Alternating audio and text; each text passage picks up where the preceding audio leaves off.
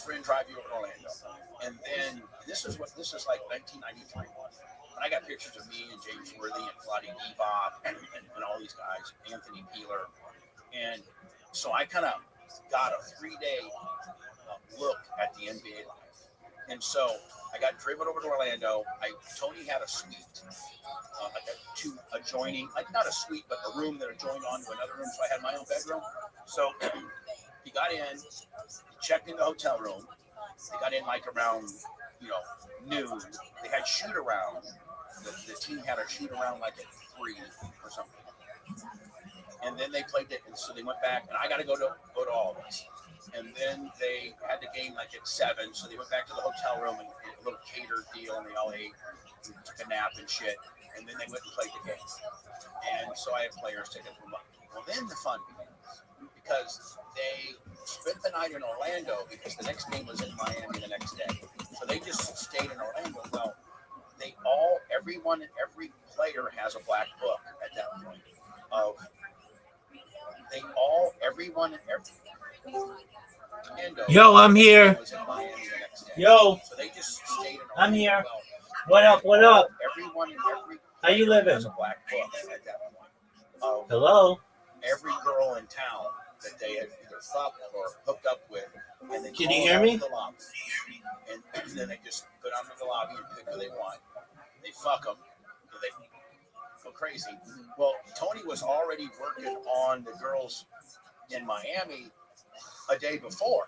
So Orlando goes. So we get on the team plane. I get a fly with them. Like there's only like 15 guys on the team, and with superb, there's probably 30 total people that travel. So they had a chartered. They chartered like they didn't have their own Lakers plane back then. They would just charter like a Delta deal. But they had a ton of. So the players could bring friends and stuff as long as you were cool. So they flew into Miami, and they just did the same thing. Had a whole list of chicks. Fuck them. And then Tony was working on the Atlanta girls and the Charlotte girls. And that's how it goes. Every night there'd be 2 or 3 different girls. And the game was just something they had to get. They had to play the game. The game was fucking. That's fucking crazy. That the game was fucking. They just did the same thing. Had a whole list of chicks. Fuck them. And then Tony was working on the Atlanta girls and the Charlotte girls, and that's how it goes. Every night there'd be 2 or 3 different. Yo, what up? And the game was just something they had to get. They had to play the game. The game was fucking crazy. Yeah, you've got to be 18 to be here. Every one of us did. Hello, guys.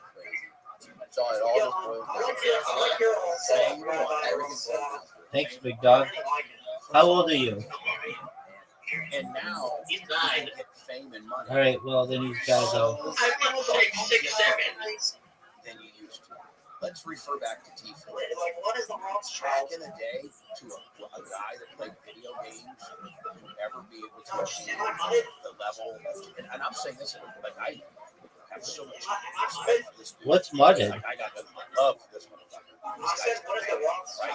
What's mudded? It's so cool now. That fame and money used to just be What is mudded? Your family had it.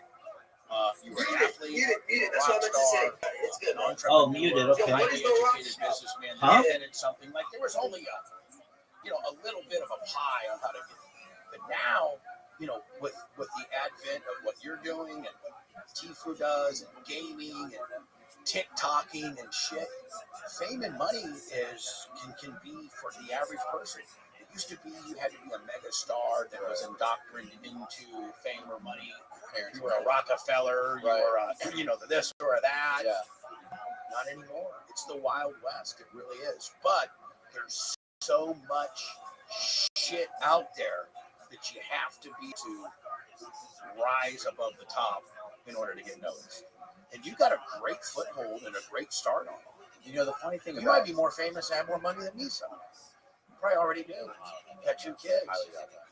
Anyway, the thing about Tifu, which is so fascinating, is that people jump on the bandwagon. I jumped up. I wasn't doing podcasts before. I started this podcast like 2.5 to 3 years ago. And I did it because it was already a thing that was starting to like gain momentum. Like maybe I should try doing this. You know, my whole view on this podcast, like I came from the documentary world, so this is like I can do a documentary a week. There's no B-roll, there's no music cut into it. So that's how I think about this. But I did kind of jump on a bandwagon. Turner Tifu, he was playing fucking video games when it was not cool, when there was no money. Right. When his brother was fucking getting rich, making all these prank videos. Right next door, living in the fucking room next to him. And Tifu wouldn't go participate in all these videos and try to ride his brother's coattails. No, he was in his room by himself playing fucking video games, not getting any pussy. Right. And then all of a sudden, the Juke Squad's out there killing it. Exactly. And then in 1 month, he fucking skyrocketed 1,000,000 times fucking higher than his brother. Yeah. Like, there's something to say about sticking to something even when it's not going good and no one else is doing it. Well, you're a prime example of that as well. I mean, you don't have 500,000 subscribers because you quit. You don't have 500,000 subscribers because you don't have any talent. You don't have 500,000 subscribers because you don't have interesting people. I mean, I got people in radio that have been in radio a long time that are big time fans of your podcast because it's good shit. I mean, off the top of my head, I can tell you, 3 or 4 of the things. I mean, the counterfeiter guy, the Matt Cox guy, the FBI guy, the guy that found the fucking Whitakers I mean, you got some great shit going. Don't stop. I mean, what happens when you hit 1 million subscribers? Who knows, man? I just keep going. You do documentaries? Yeah, that's how I started. I started doing documentaries.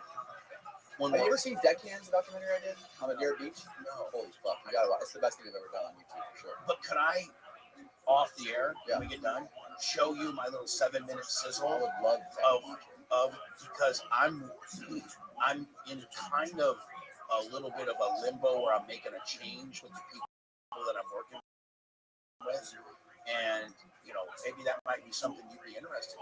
Yeah, I would love. I mean, my sizzle is 7:22, which is a little long for a sizzle, but I'd love for you to watch. Have you ever seen this commercial I did with Hogan and Wrecking Ball? Yes, was that you? I made that. Yeah, that was me and my friend Luke. Literally, it was to promote this fucking hosting company. These guys came to me, and they're like, "Hey, we're You did that? Hogan, yeah. Hogan came to me because I was working at that shopping center in Florida Beach for Brown Boxer. Right. And I worked out every day with fucking Hogan, and he came to me. And I've done commercials with him in the past. This was after the sex tape. Yeah. I should ask you about what he says. Yeah. I never really talked about it, to be honest. But I always try to lighten the subject. Right. But he's like, I did a bunch of commercials for Hogan's Beach. That's how I really met him and started working with him closely. And I was doing tons of commercials with him. And then he kind of like trusted me, and he's like, "Hey, I got these entrepreneurs who are trying to get me to promote their business. It's a hosting company. They want to call it Hostomania. Like, I want you to do the commercial for it, brother." I'm like, "Okay." Like, so come up with an idea. And that was right after the Miley Cyrus record. I'm like, "We're gonna put you naked on a was he in a thong or was he naked? He was in a thong. Right. But I'm like, we want to put you on a wrecking ball, and then it'll go viral. I'll put it on TNT. Didn't it go fucking viral? No, it went super fucking viral. It fucking worked great. You did that? I did that. Yep. Little motherfucking Danny Jones in the back of a goddamn fucking used car lot. Danny Jones. Yep. I did that. Where do you live? Where do you live? I live right next to Summit. Like right near Reddington Shores is. Yeah. Like right there. Like where Summit on Reddington Shores. And anyways, that led me into doing like all of his fucking commercials. For every little brand that he would work with, I would do the commercial. You'd be his commercial. Yeah, I'll make this commercial fucking idea guy or filmer guy, whatever you want to call it. My video, my dog. You didn't know. Right. Well, I want to see that. I mean, it is. He had this very specific strategy, but I like to make people look. I'm gonna see it. he You got started it. vlogging and voting for Trump. You want to look? I don't want to take up too much of your No, I time. know. What time is it? We just did 2.5 hours. Let's get her out. Want to do that? I'm going from here to get a chicken sandwich. I'm out here. Are you really? I mean, my hot checks tonight. That's it. Let's Have you watched? I'm watching right now. I'm watching the Dropout on Hulu about this onset. And those kids are fucking crazy. It's so weird. We're going to take the voice because it makes it more believable. She was working at one guy. Oh yeah. The She's Indian still not. She's a good sentence until September. She's living in a $135 million mansion in Silicon Valley. She just had a kid, Some rich kid. yeah. Oh, she had a kid with the guy. Yeah. Who knows what the fuck will happen to her? I know for a fact. I know that fucking guy who just tackled Dave Chappelle. He got his ass beat like Mojo Jojo. He ain't getting shit. They let him off. Are you Ozark guy? What are you into? I was Breaking Bad. I watched Breaking Bad. Breaking Bad, Game of Thrones. After those two, I gave Ozark a shot. I watched a couple episodes. I'm like, they're trying to. Like, it's not. It's too close into the realm of Breaking Bad. Yeah. Breaking Bad was too fucking good, and it kind of ruined Ozark. Yeah. Everybody loves Ozark.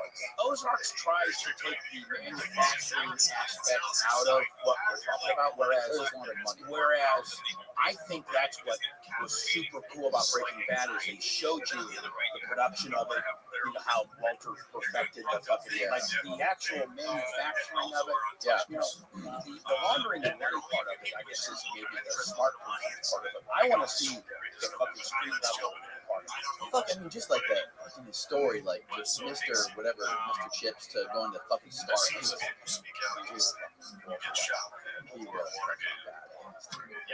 Everything about that so good. Oh yeah. No. Billy's a friend of mine. Is he really? Yes. I had him on with Screwball. Okay. And did you see the latest movie? I did. Really fucking good. Really Falcone. Yeah, all that. I didn't know that. I had my buddy BB. I probably shouldn't say his name. We kept him anonymous. I had him on here. He worked. BB. He was in prison with Billy Falcone. He actually worked with him in Miami, and he told me he used to tell me all these fucking stories. Like, you gotta find out about this guy Billy Falcone. He's been telling me forever. I'm like, Billy Falcone. Trust me, he was way bigger than fucking Griselda Blanco. Right? Yeah. And then they fucking New Cocaine Cowboys up in here and comes out all about Willie. Holy. And your boy was telling you about it. He's been telling me about it for years. Yeah. But yeah, man, that whole coke. I had George Valdez on here. He was one of the main guys in that second Cocaine Cowboys movie. He was the accountant, right? He was like the main accountant who like started the So who's cartel. been your favorite guest of all the years? My favorite guest Over all the years. Oh man, I don't know. Honestly, I had probably more fun talking to Brett Phillips on here than most people. I feel like we had a really good rapport. Had a really good conversation. He's a good place to raise. Yeah, we talked about fucking like crypto and NFTs. We went to Seminole High School, same high school I went to. He still playing the Rays? Yeah, he still plays for the Rays. Local Outfield.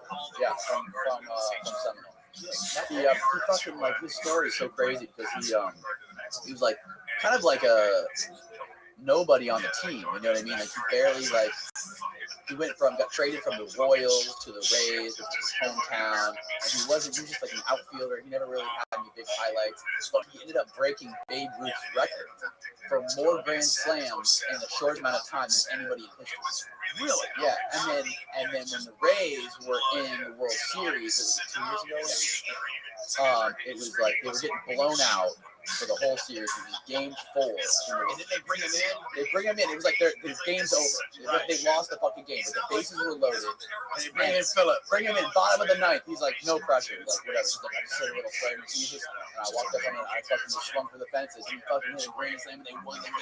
And he's like fucking Johnny Rockstar. He said he almost had a heart attack after. He said his resting heart rate was like 200 right after. Right. It was all over the news. Anyways, that was one of my favorite conversations I've ever had. Him, Mark Leda. Mark Leda's the guy who interviewed the people, the Kentucky people, or the people in Odd, Tennessee. Odd is the name of the town.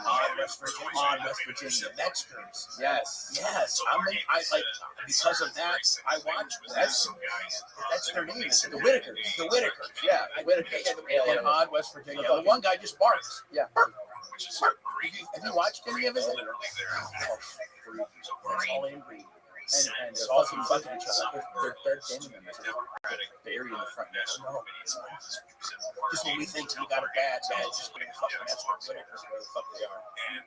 And I watched that. That's how I got on that rabbit hole. I liked Koch though. I saw Koch, in small doses. I think you go to the Max Koch card too much though. I do.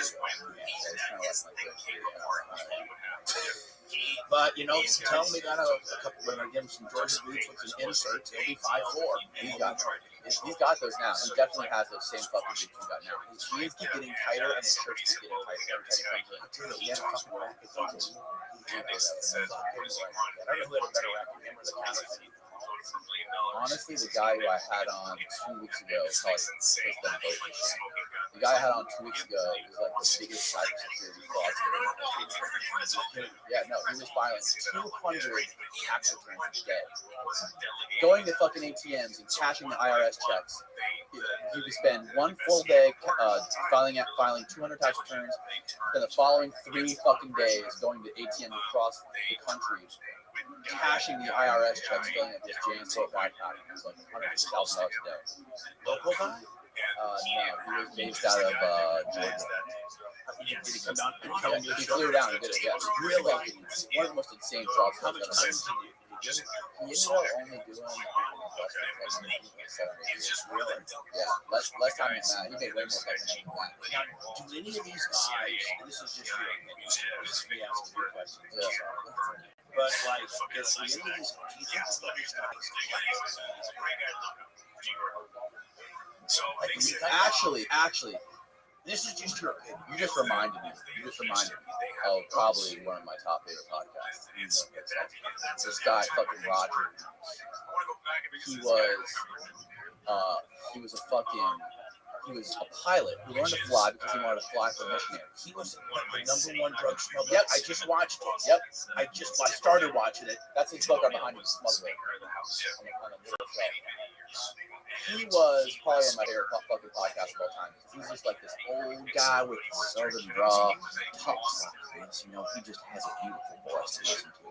And fucking Almost evangelical. he was 18 years old, flying his fucking little plane that he owned from California to Mexico once a week, making $1 million a day. Dealing with these Colombians. This guy didn't kill you. He got shot down 5 fucking times and lived. Got shot down, fucking machine gunned across his leg, got his fucking balls shot. They shot his testicles. Why would they shoot him? Because I don't remember exactly why he took off from a fucking airport. He was running from the Colombian police. That's what he was doing. Right? He did a deal. He was transporting coke for the Colombians back to California. The Colombian police were trying to shoot him down. And they actually did shoot him down. He had to run through the jungle for fucking 3 weeks. And he almost died. It's a crazy fucking I'd story. like to see a documentary. Why don't you do a documentary on him? They did a lot of abroad about him. Oh, okay. He was they ended up locking him in Australia. He escaped prison like 4 or 5 times. Bro, this guy's a fucking killer. And he's like the most docile, southern, like gentleman. Right now, he lives in Santa Barbara. His wife. So he'll come to your show, man. He is fucking amazing. This guy, this is one of the fascinating characters. Now, if you said In my opinion, just your opinion. I think he's invested in real estate, and I think he's still he's got. How about Khan? I don't know. Content. This How guy, about Counterfeit Willie? Counterfeit Willie.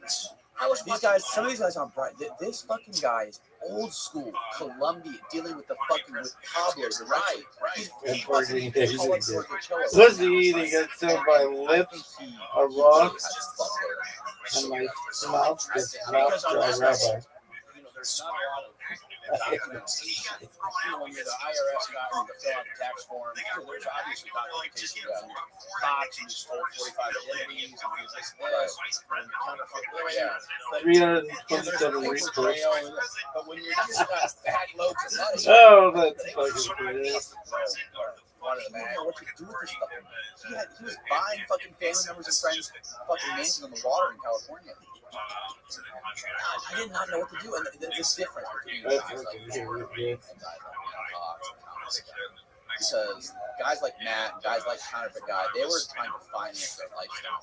Matt was trying to like finance all these fucking whores he was dating and these cars, all this shit. And he was like, he was broke. Like Roger, he was just this young kid trying to go on these adventures. He didn't need the fucking money. and then the shit he went through. I mean, like Cox and Counterfeit Willie, they didn't Fed time, you know whatever. They didn't have to go fucking abroad in prison for 8 years and escape 4 times and get shot out and live in the jungle 3 weeks. Right. I mean, like, you know, right? They were always in a fucking in a cot, at least always. Right. Right. And Roger, thinking about I've heard you keep that shit in the middle because I need it. trust me. Community. Don't be bored, I've done some shit. Okay. He's been with the fucking these wives since like high school sweethearts, and she stayed with him for his like 28-year stint through prison. She was in prison for I think close to 30 years, and she stayed with him the whole time. He emailed me. You know, it was fucking. Because sometimes I miss emails that try to be guests on the show. We miss a lot of them. And it was like one week, and like, you know, I need to start like really like paying attention to guests. I need to just really people on here. I was going through old emails.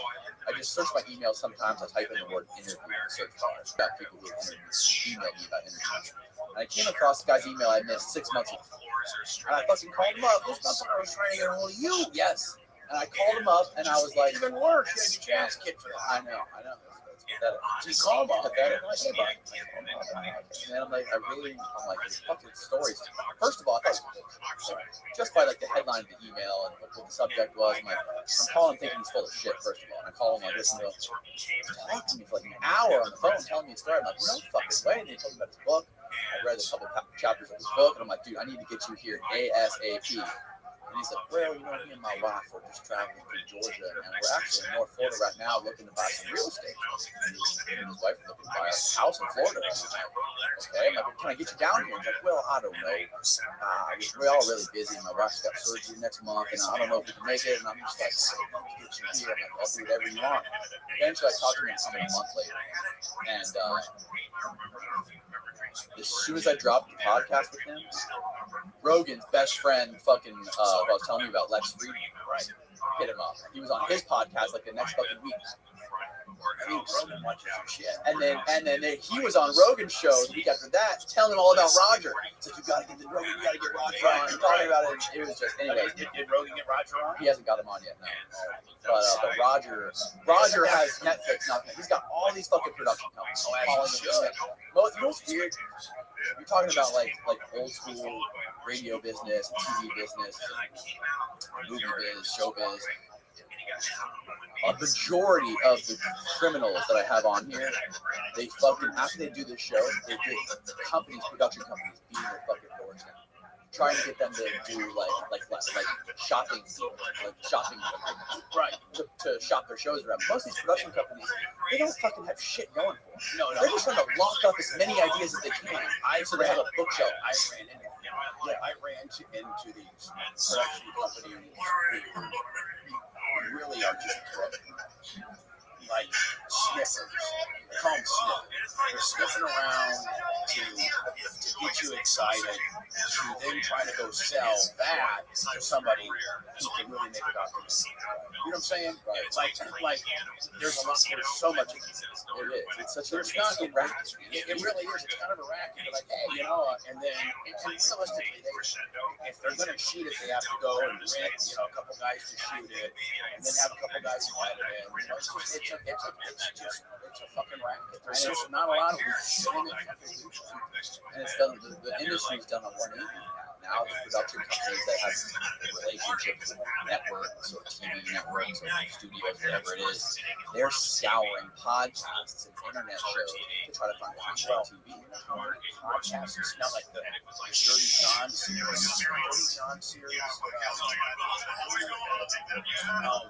Starting out as an LA Times podcast. From the podcast. You know, I don't know if you knew this, but LA Times has a newspaper. Absolutely fucking so, they went and they took their top journalists and said, we're going to build recording studios where your little cubicles are, and we want you guys to start, instead of finding stories from the newspaper, find stories that we can make into podcasts. And LA Times, really, cops like to fucking pull people over and really fucked up. So I think it was called Austin Air, right? Is it running right now? It's hot as hell. You guys have had a lot of people out there, so I'm sweating my ass off right now. But I think it's called Dirty John. Okay. Dirty John. It's called Dirty John. it's a 2 or 3 part series. Christian Slater is in it, and it's all based on true stories. Okay, and it's all of this started out as podcasts. And so a lot of documentaries and a lot of miniseries and a lot of these things are, these production companies are gravitating to these podcasts. And you're right, there's a large portion of them that are legitimate, that are turning podcasts into, video production. Right. You gotta write that down. Dirty John. Dirty John. Like if you go back, like LBJ notwithstanding, and everyone was proud of the civil rights or whatever, there was not So it's on Netflix. It's called Dirty John, and I know you like it because it even says from the LA Times podcast.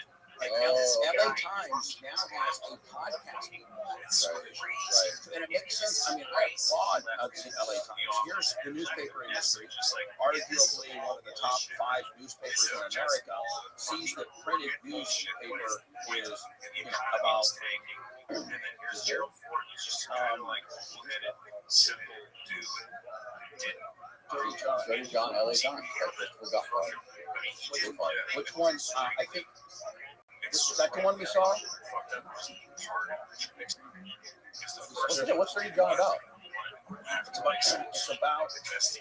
It's about the first one is about a doctor who kills people and paralyzes them. And he was a back surgeon, and he was doing back surgeries wrong because he was high on pills and all this kind of bullshit. And all of it's true.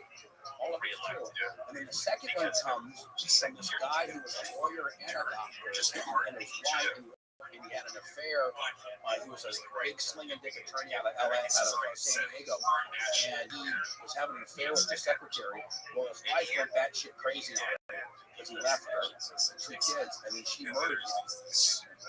And she was on trial, and the first time got a hung jury, and then the second time they tried her. But they're all based on true stories, all from an LA Times podcast.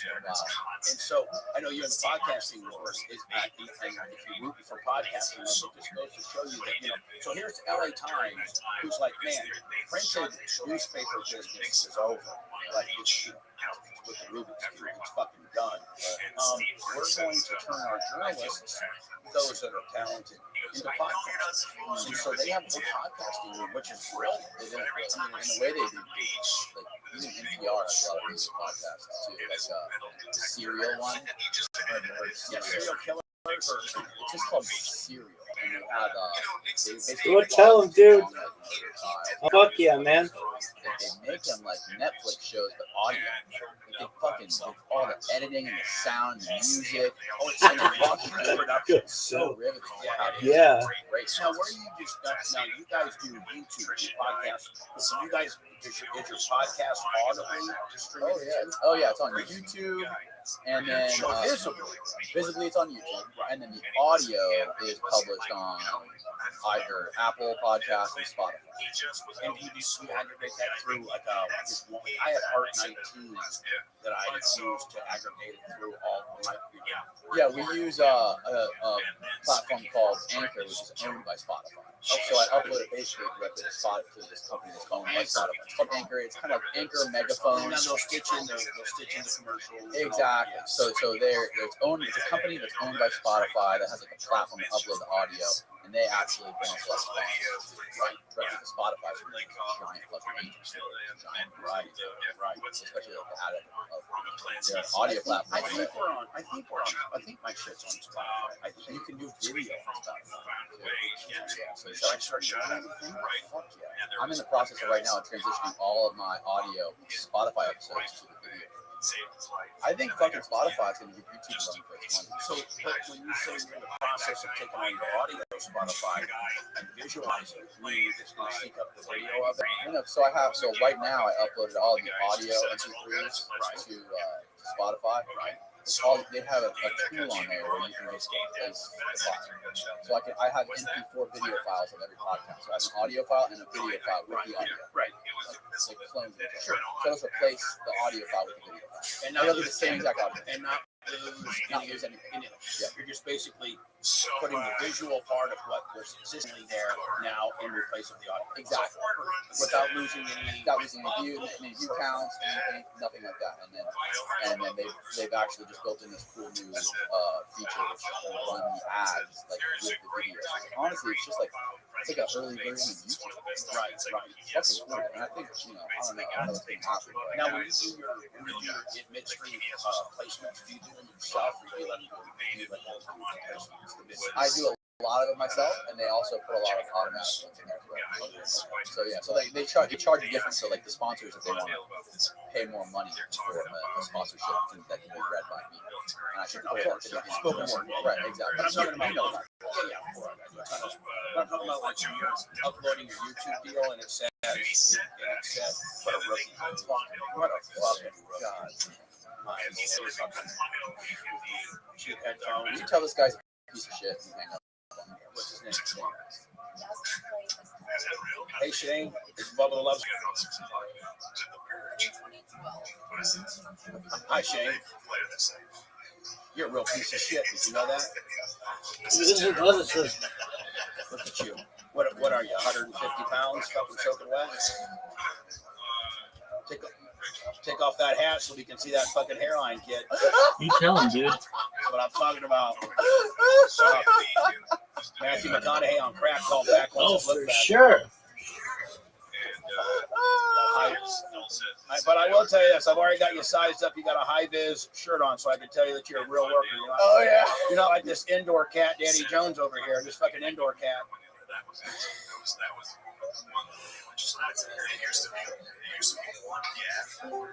I know, but I'll tell Welcome. you this. How are you? Busting your ass. This motherfucker getting paid, and you're doing pretty good. You might want to keep. You might want Yo, to. what's going on? Yo, you don't speak English. I speak Chinese. Ching I'm chong. trying to get him to do some business with me, but is he a fucking? Does that mean anything? I don't know. If it's offensive, apologies. Yeah, he's getting ready to have another kid. He doesn't even know. What does ching chong mean in Chinese? What does I told him again. Ching I'm buying him a vasectomy for chong Christmas. You better get used. mean in Hey, Chinese? Mike I learned Redemption it. on weed doing a I learned podcast. Chinese from the Time for your from bullshit, Chappelle's okay? show. See you later, buddy. Bye-bye. Meaning of ching chong. Bye, El Tato. He co-hosts with me on here sometimes, but he couldn't make it because he got fucking real job. I'd love to do This some often uses derogatory mocking terms to intimidate Chinese language sounds. I think it's got a name. What does ching mean? What does ching mean in Chinese? Ching means I can only find a few things. it doesn't have a name. For example, ching, please. And you need to fucking learn how to work fucking endorsement. And what does chong mean? You need to get crackhead Calvin on that shit right now. I mean, we probably gave those people a couple $1,000 for advertising. Probably easily. You know, Chong. we're going to probably go out and what is this called? It's a brush. It's called The search, so please search. Ching chong means please search. the world's strongest smelling salts. I bet you can probably get them on Amazon. Ching chong means to please. It's like when your girlfriend sticks her finger in your butt and you're not expecting it, right? Yep. It's not. It's like a Ric Flair move. Woo! That's what they should. They should get Ric fucking Flair to promote that shit. Oh my god. I mean, this is the world's strongest smelling salts, and I bet you could probably get them on Amazon. Oh yeah, you can. I think so. And I like Ching that. chang chong. That's what I wanted to say. Ching chang chong. No, don't take them out. I don't think she'll take them out. Well, luckily those are fucking old as fuck. That's like a 2-month-old bottle, so that thing's been run dry. You get it hard. It gets you right, but it gets you. It does. Get I didn't mean it in a mean way. When this thing's brand fucking new and it comes in the plastic bag, you can't even fucking open the plastic Ching bag. chang chong. Woo! Woo! I want to You always learn been a it. wrestling fan your whole life? Yeah, Since you were young? Yeah, Okay. and I'm the only. I actually. Rabbit power. Okay, Chinese power. So good. Yellow power. Red power. Green power. Blue power. What WWE would do Rabbit power. is because I was Black power. syndicated in all the, when they just like the NBA, when the WWE, WWF come to a territory, they'll hit they'll do Monday Night Raw in Tampa, then they'll do a house show like in Orlando, and then they would like, Friday night in Miami. So they Go tell him, dude. routed, Especially until my lips Right. are raw and mouth gets lockjaw. Rabbit. So when Hogan and I were hanging out, Hogan would tell Vince, hey, my best friend, I got trained in wrestling by a guy named Tom Stone in Milwaukee. And so I knew a little bit about wrestling. I've been trained, I've been to wrestling school because when I was in Milwaukee, I hope they find these kids. These high school shows and get these independent guys, break the Hammer Valentine for $500 to come in, and he do these high school shows. Where I was the #1 rated radio guy in Milwaukee. Did afternoon drive, and I was a little bit crazy back then. And I had freedoms to talk about what I wanted. So Tom Stone said, "I'm getting 200 or 300 people to come to these wrestling shows at high schools. If I had you on a card as the local radio personality, and I would let you in, I'd let you smash the fuck out of everybody. I'd pack it. So I'd be like, well, hell, he goes, well, 6 months, you got to come down and take each bump, hit the ropes, learn the fucking lingo, learn the philosophy, just learn various things. So I then would be like, cool. Hot 102, WLUM, Love the Loves Bunch. Don't forget this weekend, this Friday night at Waukesha High School, I'm the main event. I'm taking on the Texas Hangman. That's right. So then I got the Texas Hangman called and be like, let me tell you something, Bubba. You fat ass. I'm going to take you pillar to post, you short arm little son of a bitch. You don't have any experience. You're fat. You're stupid. And I'd be like, I'm going to, and we all that for like 2 weeks. And in the high school, all the kids would get involved. And the high school football team would sell tickets as a fundraiser, and we would fucking pack the place out, 2,000 or 3,000. Of course, I'd go in there, beat the fuck out of the guy. I'd do some juice, get some fucking hardware juice, and I'd be the fucking man. So I had some wrestling experience when I came to Tampa. Then I got friends with Hogan, and Hogan tells Vince, hey, my guy, my best friend, he knows enough about wrestling that he can do the opening matches at the cities that he's heard in. So I was heard in Jacksonville, I was heard in Orlando, I was heard in Miami, I was heard in Fort Myers, I was heard in Tampa. So when the WWE would come into town, I would be the opening match, the dark match that wasn't on TV. So they have 2 or 3 matches before TV starts. Well, I would be one of the opening matches. What WWE got from that was 3 full weeks of being on radio every night. Being like, that's right, this Saturday night I'll be at the Sun Dome taking on the Brooklyn Brawler, and so they would get all of that added value, and then I would beat the shit out of them. The best story of all is your wrestling fan. Is I was in the Sun Dome here in Tampa, which is what's called the Union Center now. Where USF is. It's called the Union Beer. Oh, yeah. Gotcha. It used to be called the Sun Dome.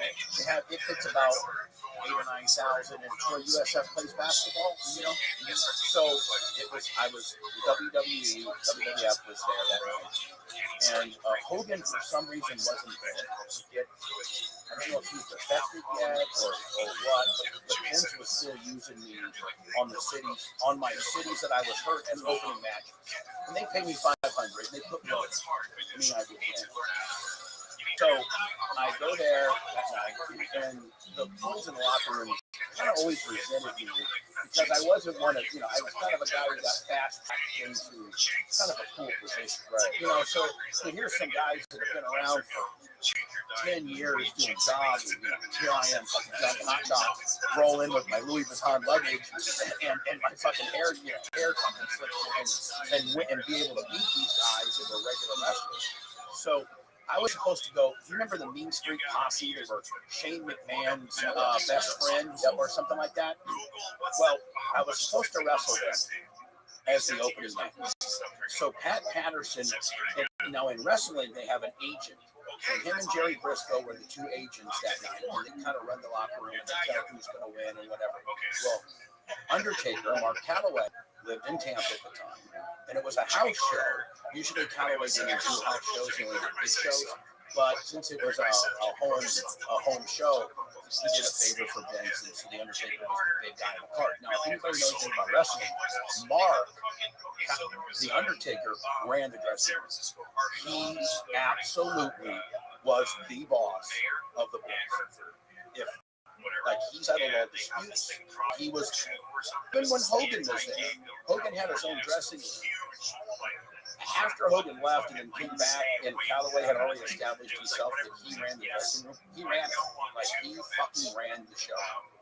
So we're in the back, and Patterson doesn't know that I'm as popular in Tampa as I am. He thinks I'm just some local fucking radio guy. This is some bullshit gimmick.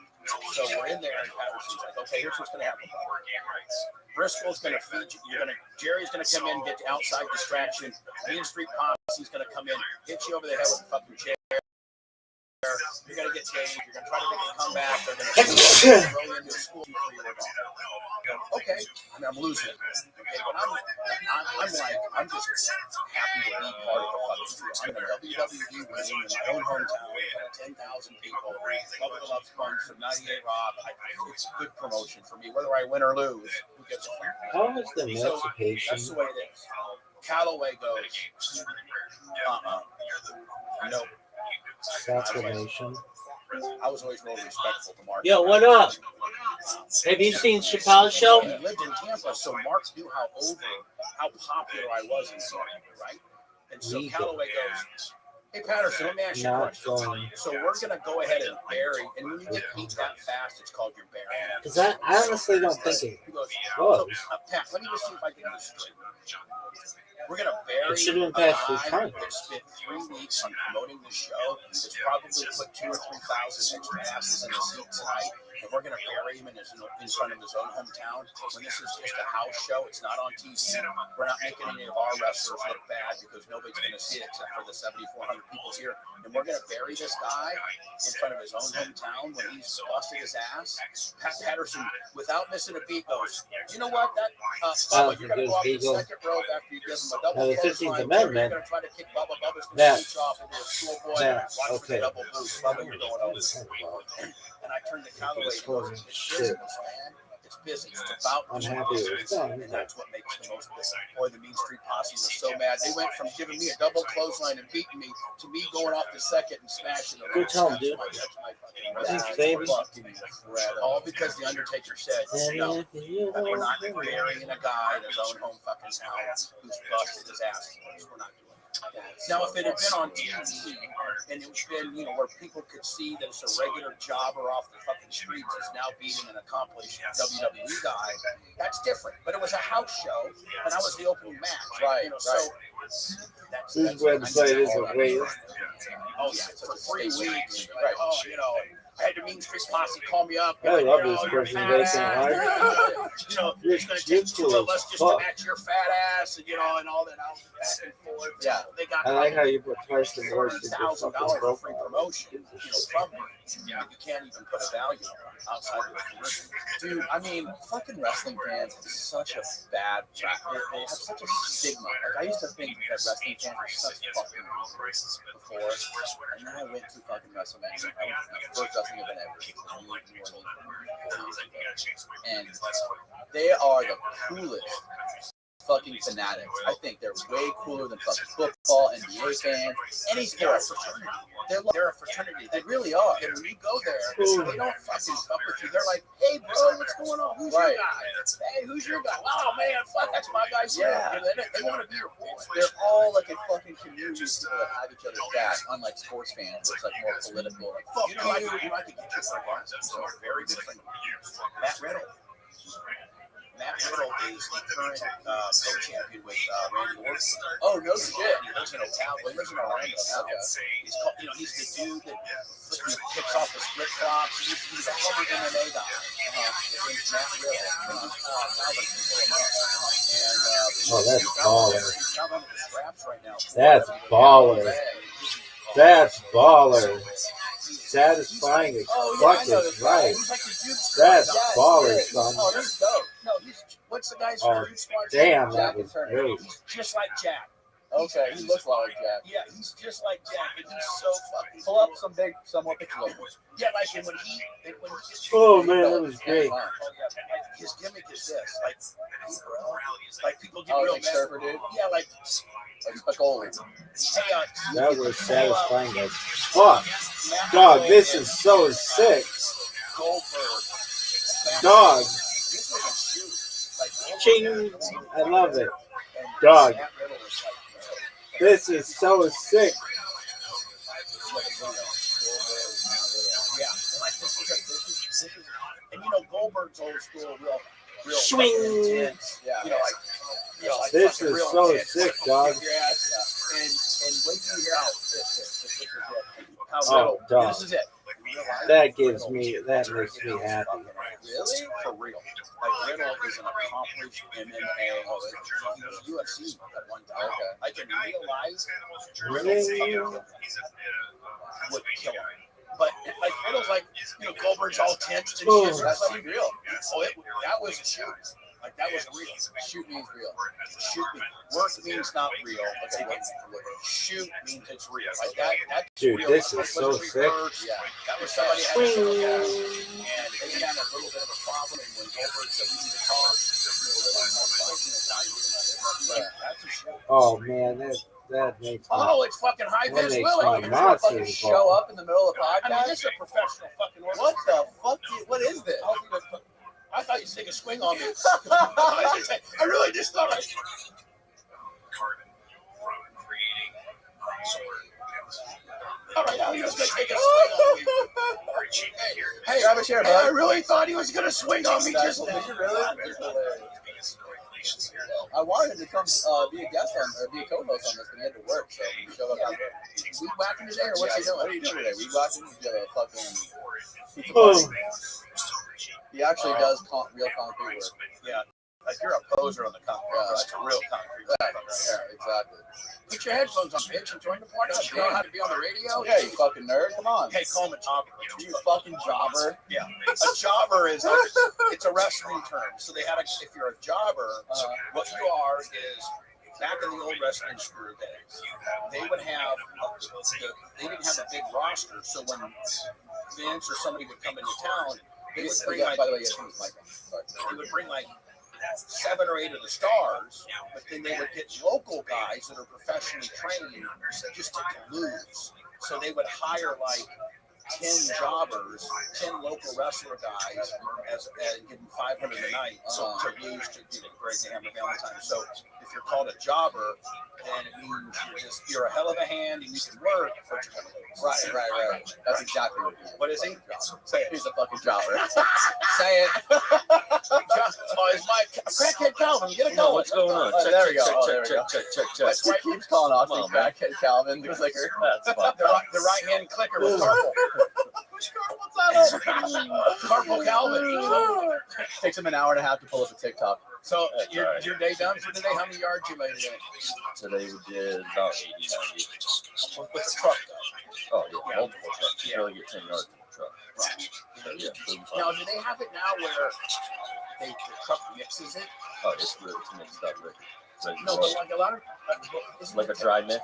Isn't there technology where they get it wet and it rolls it around when you're driving and so it stays wet? But then there's the other technology where they have all the elements and it mixes it. I know about fucking That's called a dry patch truck. Those are for usually smaller residents. Oh, okay. So if you're pouring big shit, you're doing the wet truck. Ready to roll. What's concrete going for a yard? We bid at probably about 170 a yard A yard? per yard. Is that cheap? No, it seems no, astronomical. Is it really? Used to be under 100 bucks a yard. Yeah, I remember the days where it was like 65, 70 a yard. That day's long gone. Yeah. They do like the water treatment centers, you know, the places that mix all the shit water and filter all the shit out of it. They do like a shit treatment. It was a shit job. It's a shit job. Yeah.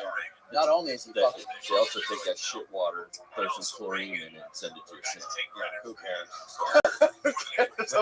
Hey, who cares when you got the motherfucking liquid death? exactly, Yeah. and we got the white That's monster. exactly why you should be drinking liquid death, because you know what? The water you're drinking from your tap used to be shit water, my friend.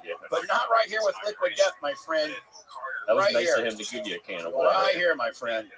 Look at that. Get a fucking close up on that now. That craziness. That's what you should be drinking. Not this shit water that fucking the jobber just poured concrete slab for. Murder your thirst, bitch. Murder your thirst, bitch. Endorsed by Bubba the Love Sponge.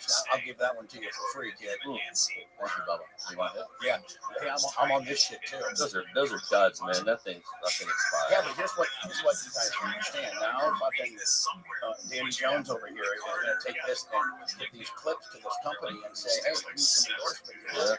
Free. We need a couple cases of that. You got the power peg huffing your salts live on We need YouTube. $1,500 a month and fucking a case, and that's what we're talking about. Yeah, So we got 500,000 subscribers, 67,000 zillion views, and we got a jobber pulling concrete. What else could you ask for? Yeah, and we're in the back of a fucking automotive shop. You got to put a man's man in here. You can't just put Let this me guy get up in in here, this man. bitch. We'll be fucking rich, motherfucker. I'll tell you right now. Me up in here. Roll my world into this, and you guys roll into my shit. Look, I'll have a plane again. I used to have a plane, yeah, I'll airplane. I can't wait to check out your fucking studio. It You looks badass. will flip the fuck out when you see it. It is the, in fact, I am so unefficient on how I could be beautiful. Like if I had a guy like you that could help dial my shit in, the space I got, and the Oh, that was baller. Tell him something. He's got a room in his studio the size of this filled with fucking tapes of fucking Sport Olympics, Oh yeah. Oh, this fucking is sick. Amphibian. Shit. Let me show you a video I just put on my YouTube channel. And I just found YOLO. it. Me and Hogan going YOLO's to gonna be huge. the You'll tell me. Lakers game. I watched Bunch that of last people night. going for it. Tiger Woods and Little Wayne. We meet Tiger Woods and Little Wayne, and we're fucking boarded. Did you see that? I watched that last night. That's the shit I got. Oh my! Austin, go on his YouTube channel. Just type in BTLS YouTube, and then it's like the latest video. Yeah, latest video. Yeah. And it is funnier and fucking. I got YOLO hundreds County of hours is dope. of that shit. And I just happened to find my girl found that one. And, you know, I was back in my merch trailer and I found this big folder full of DVDs of, you know, fucking fire ants on 25's testicles. Oh, fuck. We took a mason jar and we put honey on 25's balls, and then took the mason jar, stuffed his balls, and then duct taped it so it's airtight. And then this fucking army of fire ants goes up to his balls, and they're eating his balls and stuff. And he's like, ah! I got Oh, great. from Rabbi's stunts to diversifying now. whores to Pussy celebrities eating to until my Rogan lips are shared, raw. About all gets the people used to get back on now and back in the day. Oh, you're welcome, Dave I'm Vegas. a This is huge fan of yours. Like back in the day, he's like 3 times. Oh, great. no one. Oh, Rabbi is I gotta diversifying get you some now. army shit. I've been telling Danny to get you on the show for years. I've been trying. I've been trying. Yeah, he's full of shit. You know, he has been. I've been so busy, and then I started really kind of looking at his shit. And I'm like, motherfucker, this guy's bigger than me. I need to get on this. I need to get on this motherfucker's tip. Yeah, we need to get together. How many man. people's podcasts? This girl. Like, how many other people who have I like just YouTube did one this morning. Did you? But it was from UK. And it was Her about brown catfishing. bikini color Back in the day. That's Brazil, and she's one of the most people in the world. This was a big time production. This was like an LA type thing. So I actually, this is my second podcast. Skype one? Yeah, it was this new app. No, he flew to You know, have you heard about this new app that they use for? It's called Damn, still got a body on it. Riverside FM, and you talk to them, and they talk to you, and you might be this might be a game changer. Riverside FM, and you can see that was the production company, and then that was the meeting that I went to, and it's for the podcast. Look, like join a studio, and you hit that, and you or a QR code, but it's a way to pipe in guests. It's better than Zoom. No way. Yes, and they make you wear earbuds. You have to have earbuds, and that's it. But you might want to look into it. You might want to video on there too. yeah. Oh yeah. So There's nothing better than No, it's such a better experience. But if you can't get him in the studio, right, you gotta get him. Okay, you gotta get him. Sure. You know, and so, but I've only done. I think I did Dan and guys from Orlando. Dan and Tom and Dan or something. There's a couple radio guys. I think I did their podcast once, and I did a guy from St. Louis who was a big Howard fan. Called like STL Now or something. Okay. That's the only podcast I've done, other than my own. Hey, what's your name again? Shane the Jobber. Now hold on, before you guys go on, Dan, tell me that this is like not fucking super. This should be viral. What year is this? 2010. This should be viral. Don't you think? 100%. Okay. You got Tiger Woods before he beat the shit out of this is his ex-wife. You got Lil Wayne. You got hot bitches, and you got Hogan fucked up begging homeless people for dollars. So watch. Go ahead and watch this. Go ahead and expand it, crackheads. Here we go. What?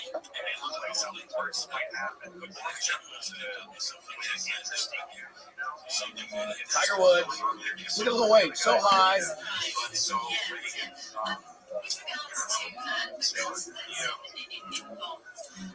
So now we're at the game.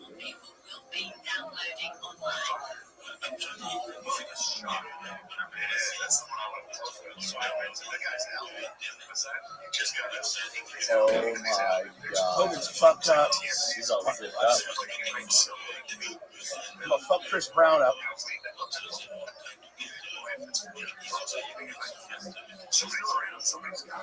Is that Jennifer? Yeah.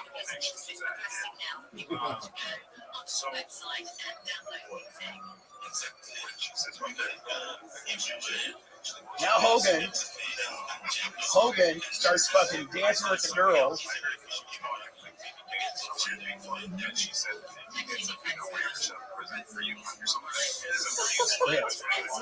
Oh my god.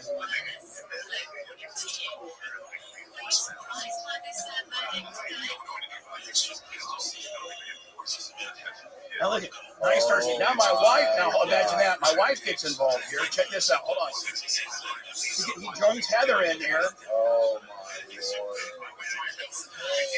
Is the fucking Jumbotron on him? Yeah, and I'm saying easy, Hogan. The entire arena's watching us. Booties.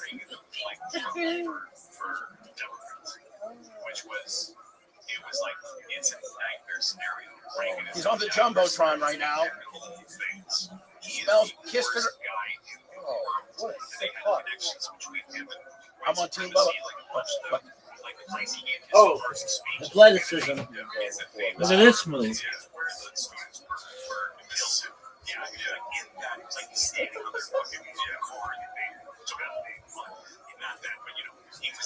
So a lot of people made connections with that shit. But people hated Ronald Reagan when he was when he won. I remember my mom licks the camera. Now it is. Now he's gored out of his fucking eyes. Now he's drinking everything. Now he starts fucking hitting the chicks in the head like he's pro wrestling. What? Now watch. Now watch. Boom. Oh, fucking throws in some fucking stiffies. Boom. Boom. Boom. Boom. Now, look, Lakers suck. He's begging for money.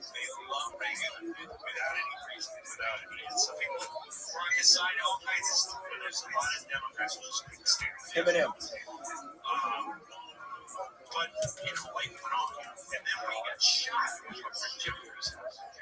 I mean, no, I got.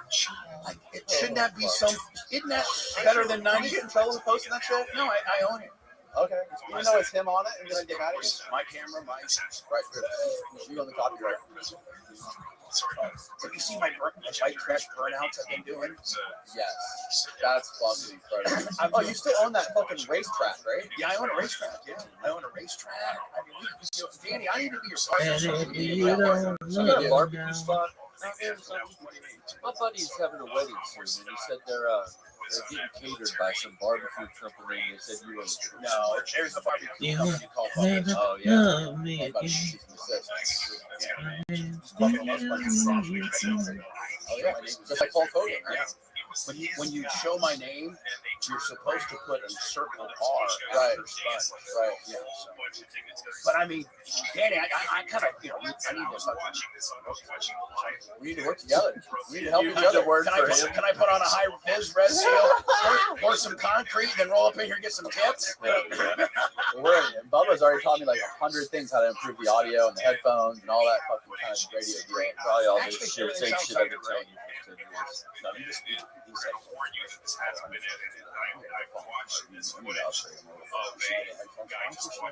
Real arms, not the janky fucking lottery deal. Yeah, but with your number, you should be getting sponsorship. Yeah. No, I'm not for a real. good salesman. I am. I know. That's where we help each other. What I can do is you can help me with my content and how Right. to get it out, and I can help you market and get some sponsorship. You should have those super cool arms that are lit, or have one central arm here, and they all parade out. Articulating Yeah. deals. Or just clean this up a little bit. Yeah. Maybe make that a little bit more user friendly. Maybe be able to pipe in the That, audio. that's what I've been wanting to do. Pipe the audio through the headphones. That's what you need. And just a few little things. Make that TV bigger. That TV needs to be the size of that wall. Yeah. It's really Sure. And, I got my damn tridents. well, hold on, wait a motherfucker. You put the tridents up a little bit, and then you go. The TV is, about what is that? Fucking 43. No, that's a fucking 52. That's a jobber 52. Jobber. You should be running a fucking, full blown 81 John. A fucking 100-inch You should be running at least an 82 Willie. Okay, all fucking day. Let's do the numbers. Come on. Yeah, I mean, you can buy those for fucking $7.99 at Walmart. Come on. Yeah. Cameras are good. Those are good cameras. These are fucking the industry standards, Yeah. much in podcasting. Right. New arms, better headphones, and a better TV. And we're fucking. I mean, shit. We're a million subs, bitch. And I get half of that. Yeah, good luck. You'll be suing him in no time. Yeah, he has a lawyer too. He'll Bubba own concrete He's next calling Hogan's lawyer. Called Clem's Concrete, bitch. Yeah. Concrete with Clem. Oh, Jesus Christ. Well, That's listen, fucking man. Any hilarious. other questions you can get? No, man. Thank you for coming Not on on here. that fucking Concrete Willie. That's my boy. Tell all these motherfuckers listening and watching where they can watch your show, your daily show, and No find way. YouTube, This all that is the stuff. same That's all guy everything. as all the other rabbis. Yeah. I have an app. Oh, fuck yes. Sage. Derek Yard. Oh, this is it's definitely the same motherfucker. So fucking funny. You got OnlyFans? No way this is the same guy. Oh, for sure. He's a marketing genius. This is gonna flip you out. This is in 1 week. This is what I did on Venmo, and just since Friday of last week. Oh, great. Wow. Oh, for sure. That's just people sending you Venmo. That's just, hey, it's Bubba. And Just lockjaw. It's like, hey, it's Bubba. And if you're not on Twitch and you're not, giving me stars on YouTube and all that deal, you can Venmo me at the Bubba Army. And there's like, oh, fuck yeah, Venmo, $25. Holy fucking Couldn't shit. imagine how hard that You are, work. you What are, is you lockjaw? truly are, Mark. Cash, Zelle, Venmo, PayPal, all Yeah, at the Bubba Army. tetanus? I got this fucking Patreon deal. It doesn't really work too well. Get the fuck off.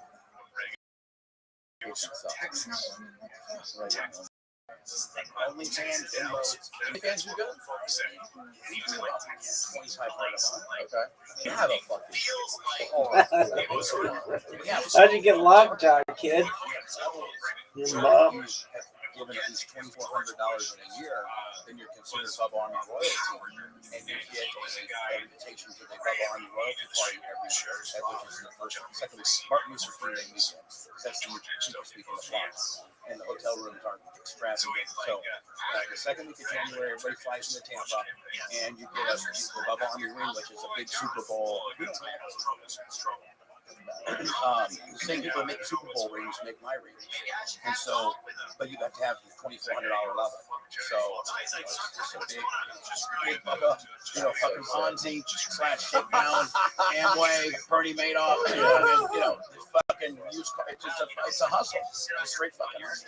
That's fucking genius. And you got the audience, but you're not hustling. I'm not hustling. That's my problem. I'm hustling. I don't have your audience. If I had your audience, I'd be doing 10 million. I need to learn from you, No, for bro. real. I believe that. I'd be doing 10. If I had your audience, I have 45,000 subscribers. And I know if I had your audience, I'd be doing 10 million. Well, I'm gonna learn. I'm gonna teach you. Now, you teach me how to get this shit out, and I'll teach you how to fucking sell it. You got a fucking deal, Bubba. Concrete Clem. Thank you for doing this, Bubba. What's his name? Concrete Clem. Concrete. Hell yeah. And fucking, I don't want to put crackhead on it. No, you don't have to get tracked. How about clicking? How about right clicking Calvin? Right clicking Calvin. Right clicking Calvin the cowboy. And I had a great time. Love you, Bubba. More importantly, I want to show you my sizzle. Oh yeah, let's watch that. It's 7 minutes. Okay. So you good with that? Go with that. We might even be able to project it up. Do you want to watch it? I watch on the podcast. No. No. We'll end it first. All right. Yeah. Goodbye, everybody. So I know I'm in a development, find someone who's really changed. I don't know. I mean, no, Stevie Wonder, Ronald Reagan.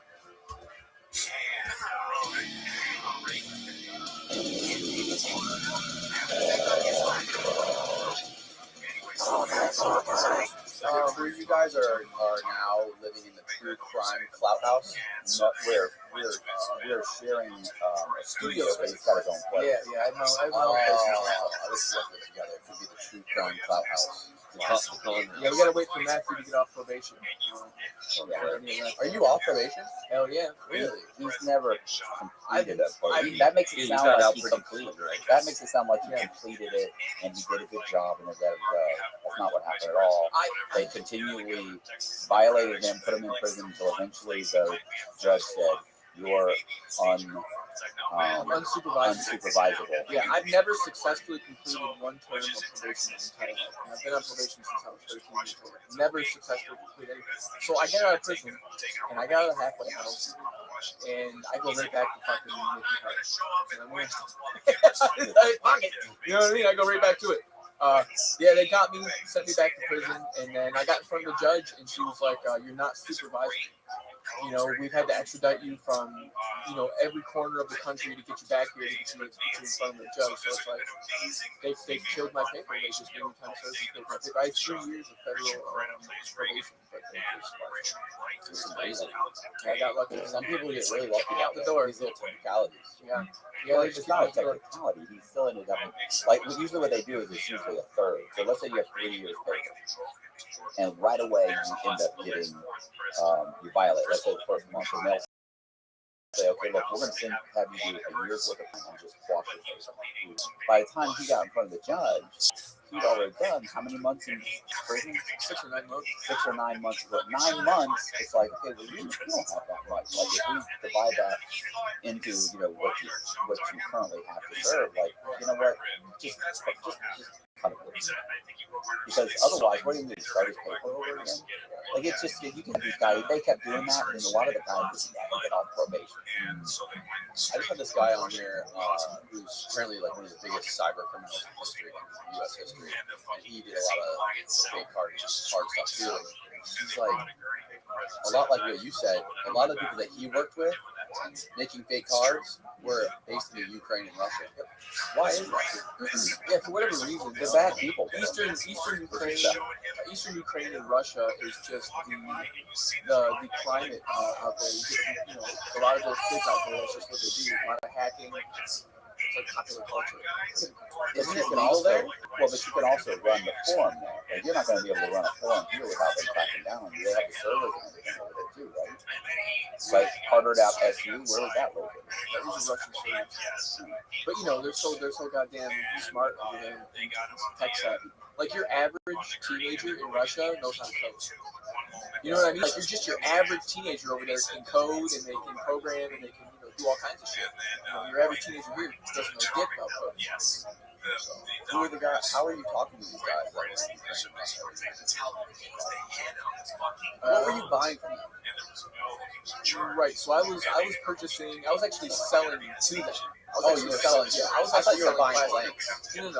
Initially, I was. Okay. Initially, I was buying the blank cards, but then I got into. I was actually selling them.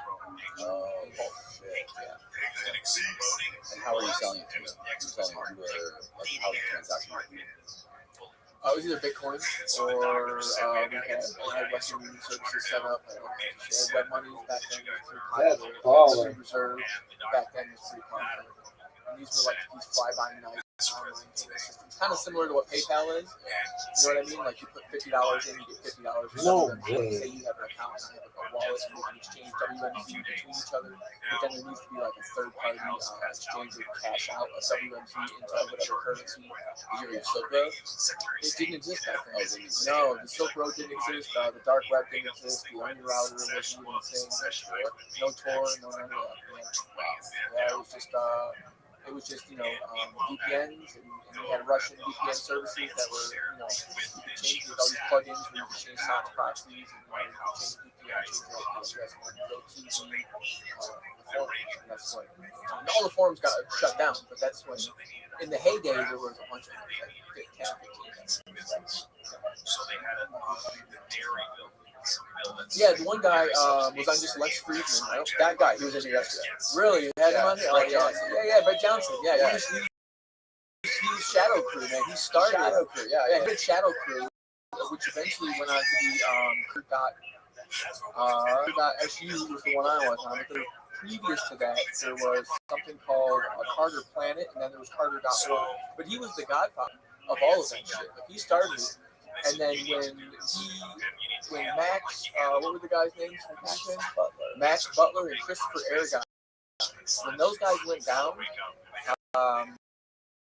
it created like a vacuum in the online space, in the marketplace, because there was nobody else making. Because the feds had taken down Shadow Crew, they had taken down Carter.org, they took down Max Butler and Christopher Aragon, they took down both of the guys that were selling all the cards in the forums and everything. And what Max Butler did is he did like a hostile takeover of all the forums.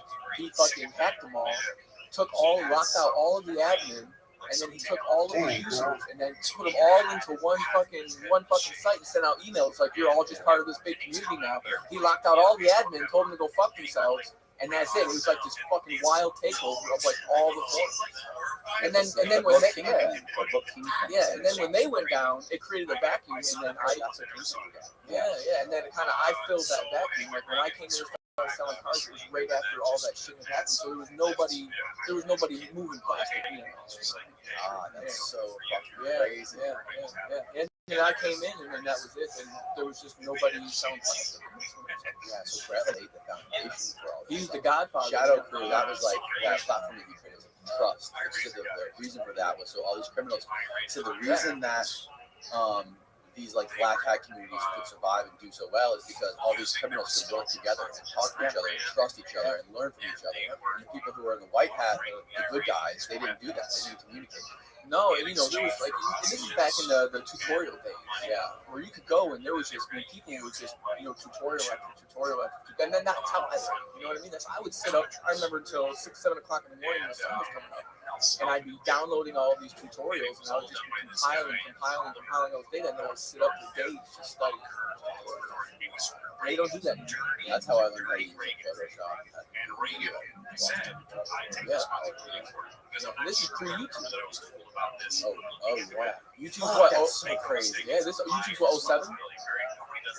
2007? I think 4 or 5, but it took a while to take off. The first iPhone came out in 2006, and it had YouTube.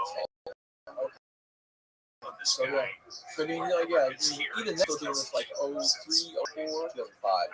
Oh, that's right when that was like my heyday. It was like 05 to 09. iPhone 2006. I think it was 07. Sure. I If think you it look was at later. iPhone 1 came out, I think it was 2006.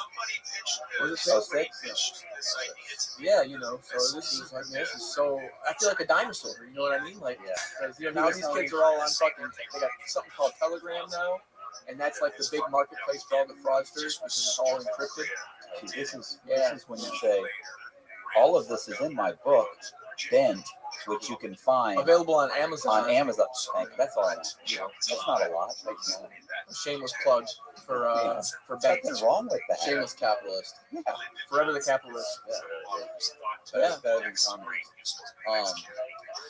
He was saying, Brett was telling me that one of the guys that he worked really closely with, the young guy, he said that at one point, because he stepped down from shout out to another guy that took his place that he really trusted.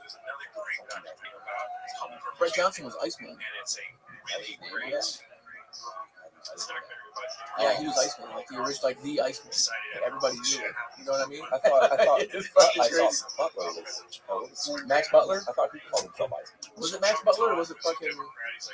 I'm getting my facts fucked up. I know I'm gonna get crucified in the comment section. Yeah, but I was gonna say. No, somebody was Iceman. Wait, no. Max Butler changed his name. You remember? He actually changed his name to something. Maybe it was Maximum. Or I don't know. Anyways, he said that one of his guys, I really read close that to book like 3 times. I love that book. Be a He said jazz one of the guys that fucking worked really closely with bitch. was with his ATM one day wearing his hoodie. And it was a Publix ATM. He was at the wrist hoodie with a backpack full of blank credit cards. Where should it be? He You, oh, Leon. 5 minutes. Yeah. Just take Baby. the top of the random What if top anybody? car. These guys Oh, yeah. get more Hey, than George, I just wanted to say I really enjoyed that Johnny Carson interview. Probably like, hey buddy, what are you doing? And that's how he got caught. He got he pushed his life sentence. laziness, man. Fucking complacency and laziness. You don't do that. You spread them out. You know, GPS the shit. Fucking figure out the ones who have the $100 bills and the high limits. I was losing my shit when I was talking to him about how he was making his money. Because he was talking about, he did a lot of identity theft. He was making money with tax return fraud. He would spend all day filing 200 tax returns. He would find a list. All these people that would die, there'd be a registry. Come on, bitch. And if you don't Come on, register those bitch. people, there Come on, bitch. finds, like, he goes online and finds Work, a list baby. of hundreds of people's social security numbers. You can go and find a California death registry. California is the only state that leaves the social security numbers. All the rest of the states don't. Oh, I'm sorry, I got it wrong. It was before that. It was the Work, sexual bitch. offenders registry. I was gonna say, like, You can how find could you do that with everything. death rates? They know that. Pussy I- eating Right. until my It was that was part of it. But before that, he had the sexual offenders registry, where you could just go on a website and you could find it. And it was everything from name to Santa social Claus security, machine. count, the whole deal. And I'm like, But that's a great. That's a very Why is this? Talks with Why them are to people find talking this. about this? you would, I mean, imagine if you were doing everything to hold that. Pussy eating Like, until my tongue is Usually raw have no and fucking- my mouth gets blocked. Half of them got caught. That's the They next. spite their sexual obedience, and they're usually fucking, pretty good with their money. credit score.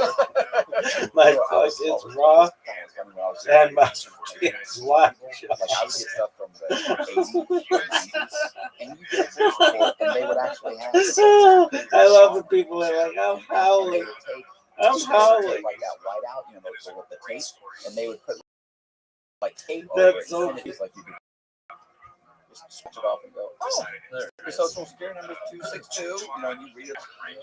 Now it's all digital to you. It's got a black strip over it. But back then they were like, oh look, I better wipe that out. Yeah. What kind of idiot does that? And I got probably 4 different people's socials that came in like that through the mail. I'm sorry, but the name is sending me so hard. I can't stop laughing, especially at the lockjaw part. But that's not as good. You look really buff. You're working out. Diet. Yeah. What's your diet? You look Tell them super what jacked. let's talk about What that is it, a diet. jet squirt connoisseur? So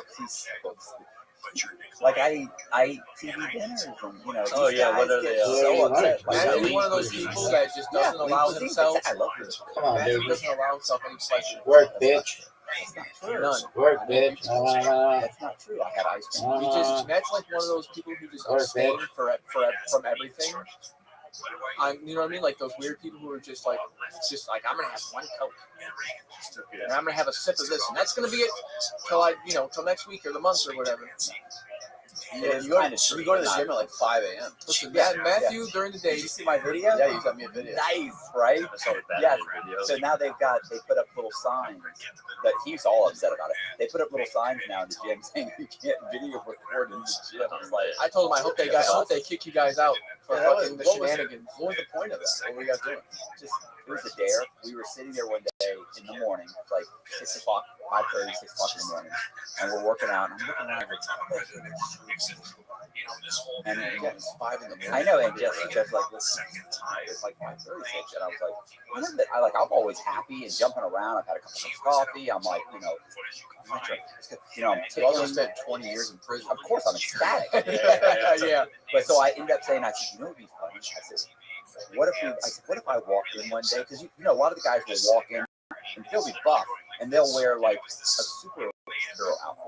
It'll say have like a Batman or Superman, or they have like it looks like it's. But that doesn't mean they want you to come in dressed as Batman. Doesn't matter. So I said, wouldn't it be cool?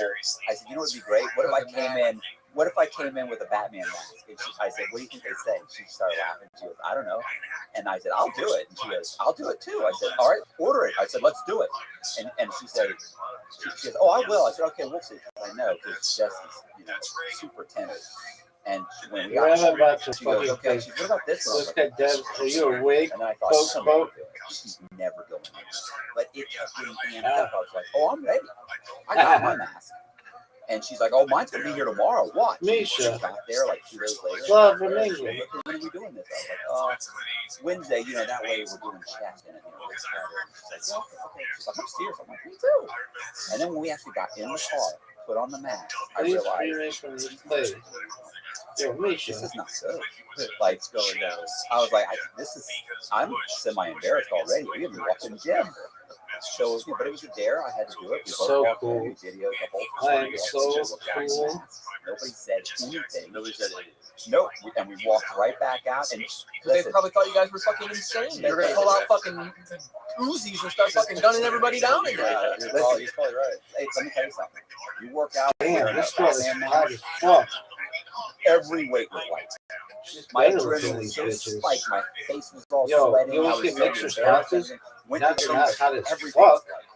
Half topic, but your face card is insane. I would have been so embarrassed. I would have been there working out. You guys were coming in. I would have had to left the gym. I would have just got in my car and went home. I can't do this. Who is this fucking guy? What in the fuck is going on here? Where am I? I was proud of Jess for doing it. Yeah. I never thought she'd do it. Like, So do you go to the gym at 5 a.m. every morning? No, I mean, you 5 or 6. You do there about 6. Do you do anything but arms? I do everything. I do chest, shoulders, tries, legs, back. I'll do that day. Yeah, I do. But you don't go every day. We go every day but Sunday. Every day. That's a heavy routine. Yeah, that is. And all he eats during the day is scoops of peanut butter and popsicles. I do scoop of peanut butter. That's it. I have 2 minutes. And he's got a jar of pickled asparagus that he munches on. I ate that. I killed that. I finished that. Pickled asparagus, so Oh, good. I like pickled asparagus. So good. That sounds nasty. You didn't try it. No, but it sounds great. It's amazing. I like it. It's amazing. Yeah. You ever seen a rock hopper penguin? So random. Austin, Google the rock hopper penguin. You gotta see this, bro. It's the funniest bird I've ever seen in my life. What were you going to ask me? You said, oh, wait, let's wait for the 5 guys. You were going to ask me something, and you go, oh, wait, let me Where's fucking penguin? Yeah, Big picture. I see that. He has red fucking devil eyes. Did you know that thing existed? I've seen those before.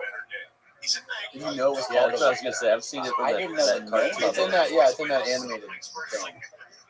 But if you, I mean, to be honest, he's cooler looking than a regular. He's got style. There's almost 500,000 of them. It's endangered. Breeds on the island, spends the rest of the time at sea. But where can you find them? South Atlantic. I want to get one. I want to get a pet rock This hopper. is exactly why they're endangered. Yeah. People went out and they capture them, bring them home, they die a week later because you didn't know how to take care of them. That thing looks like it's fucked you up. Put them on a Pixar movie. You know where they are, Austin? Can you find where they are? Poor Austin. South Atlantic. That's That's right right there. there. Yeah. South? Okay, so. Indian Ocean. Okay. Oh, I bet you are there penguins in South Africa, Austin? Look at the map. And I said, also, you should run for president. Penguins are usually generally in colder climates. Yeah, South Africa is pretty damn cold. That was my It's frozen over there. Not really Tonight warm. Show. I was the lead guest. The thing is, daughter was the second guest.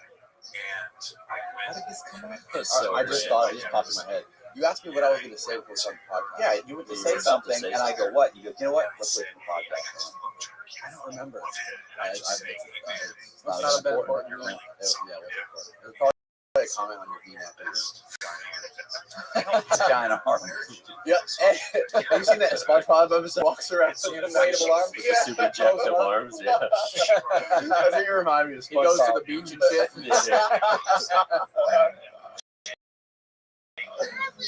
Oh, dude, hey, new group chat. You got a little like fraud. You gotta add your group chat. Yeah, I was gonna mention when I got out of that. Those guys knows about all the crazy conspiracies. How I thought you meant like every 2 days I get something how to extend your leg or special shoes. They send me stuff with special shoes that add 2.5 inches, and it's like I'm like, haha. And then like 2 days later it'll say something else. It's just crazy shit, man. It's fucking fascinating. There's this one doctor on Instagram. He specializes in limb extension. Right. How many successful surgeries? I don't know. Austin, you know his What name? would an unsuccessful? Shorter. They That they amputate the His leg. belly got shorter. No, bro, this is a common. Is this really him? no. Oh yeah, click the top links. What do they add? Like an inch? or Bone something? length. No, they can add it several inches. Stop. Hit that bullshit at the bottom. I haven't looked into this. Height. He's already got an appointment booked. I mean, that's extreme. He's got it on his vision board.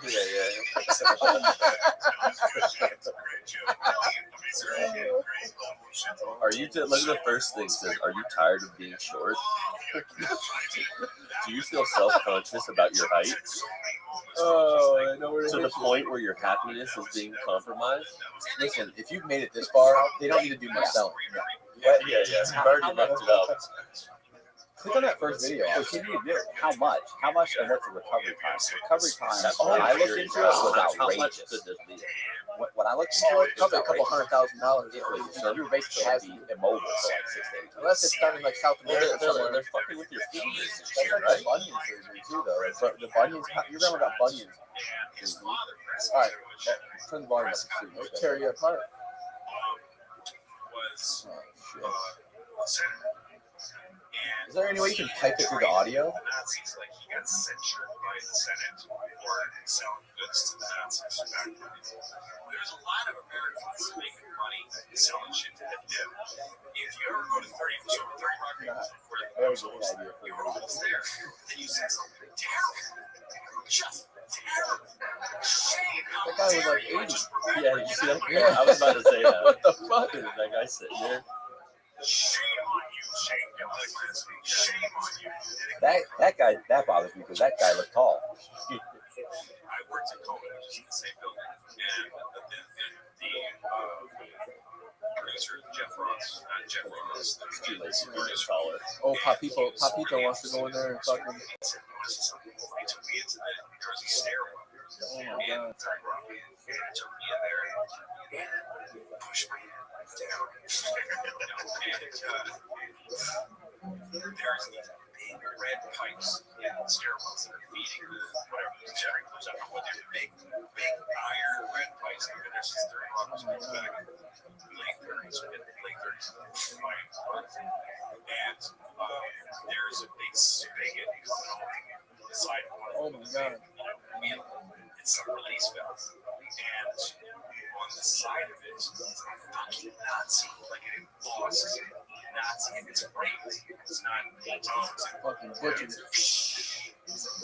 What are you talking about? They're signing up for the procedure. They tear you apart. And They are. Sometimes you have to do it. they just gotta do a brutal fucking surgery. So if you want German steel, it's like made in USA. It has Okay, you can try that. Oh wait, yeah, let's do the before and after. That was 5'6" to 5'9". How would you like that? Man? Do you need to do this for your fucking dick? You can make your cock 3 inches longer. I hear They, that's they have that say in the surgery. I heard that's their surgery is extremely fucking like dangerous. Like people die all the time getting that fucking surgery done. The rate of people that die getting the fucking penis extension surgery. All right, you can turn it off, Austin. It's wild. Really? Yeah, I read that fact. Live calm into America. I have no idea. Yeah, see, that's some shit. Austin, can you pull up some before and afters on here? Of the height thing, not the penis thing. What's more what's more absurd? You think penis enlargement or limb lengthening? Absurd. I mean, being someone who needs both, it's a toss up. Right? I admire your honesty. No, which one's more absurd? Yeah. Oh, bro, I would never. I would never fuck with my kid. I would. Like I could understand a lot of people probably They're want both to extreme. extend their penis out. But That's the time that's very to straight. get your limbs extended. She got taller. Oh, look at that. Bro, all these guys, this is outrageous. Like, Yeah. these aren't subtle height. Yeah, there's a big height difference. I want to see like their legs. Yeah, let's see the I fucking. don't. Go wear jeans.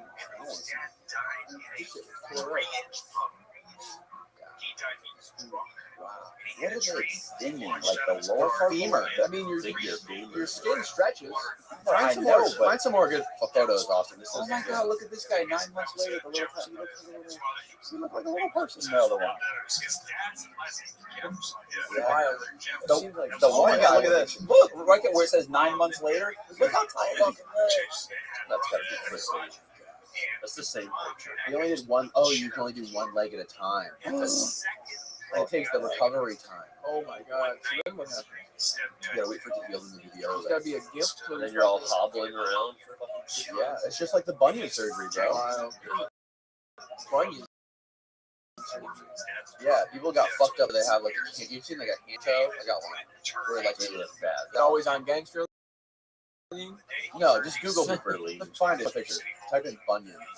This is fucking nasty. Some of them look really gross.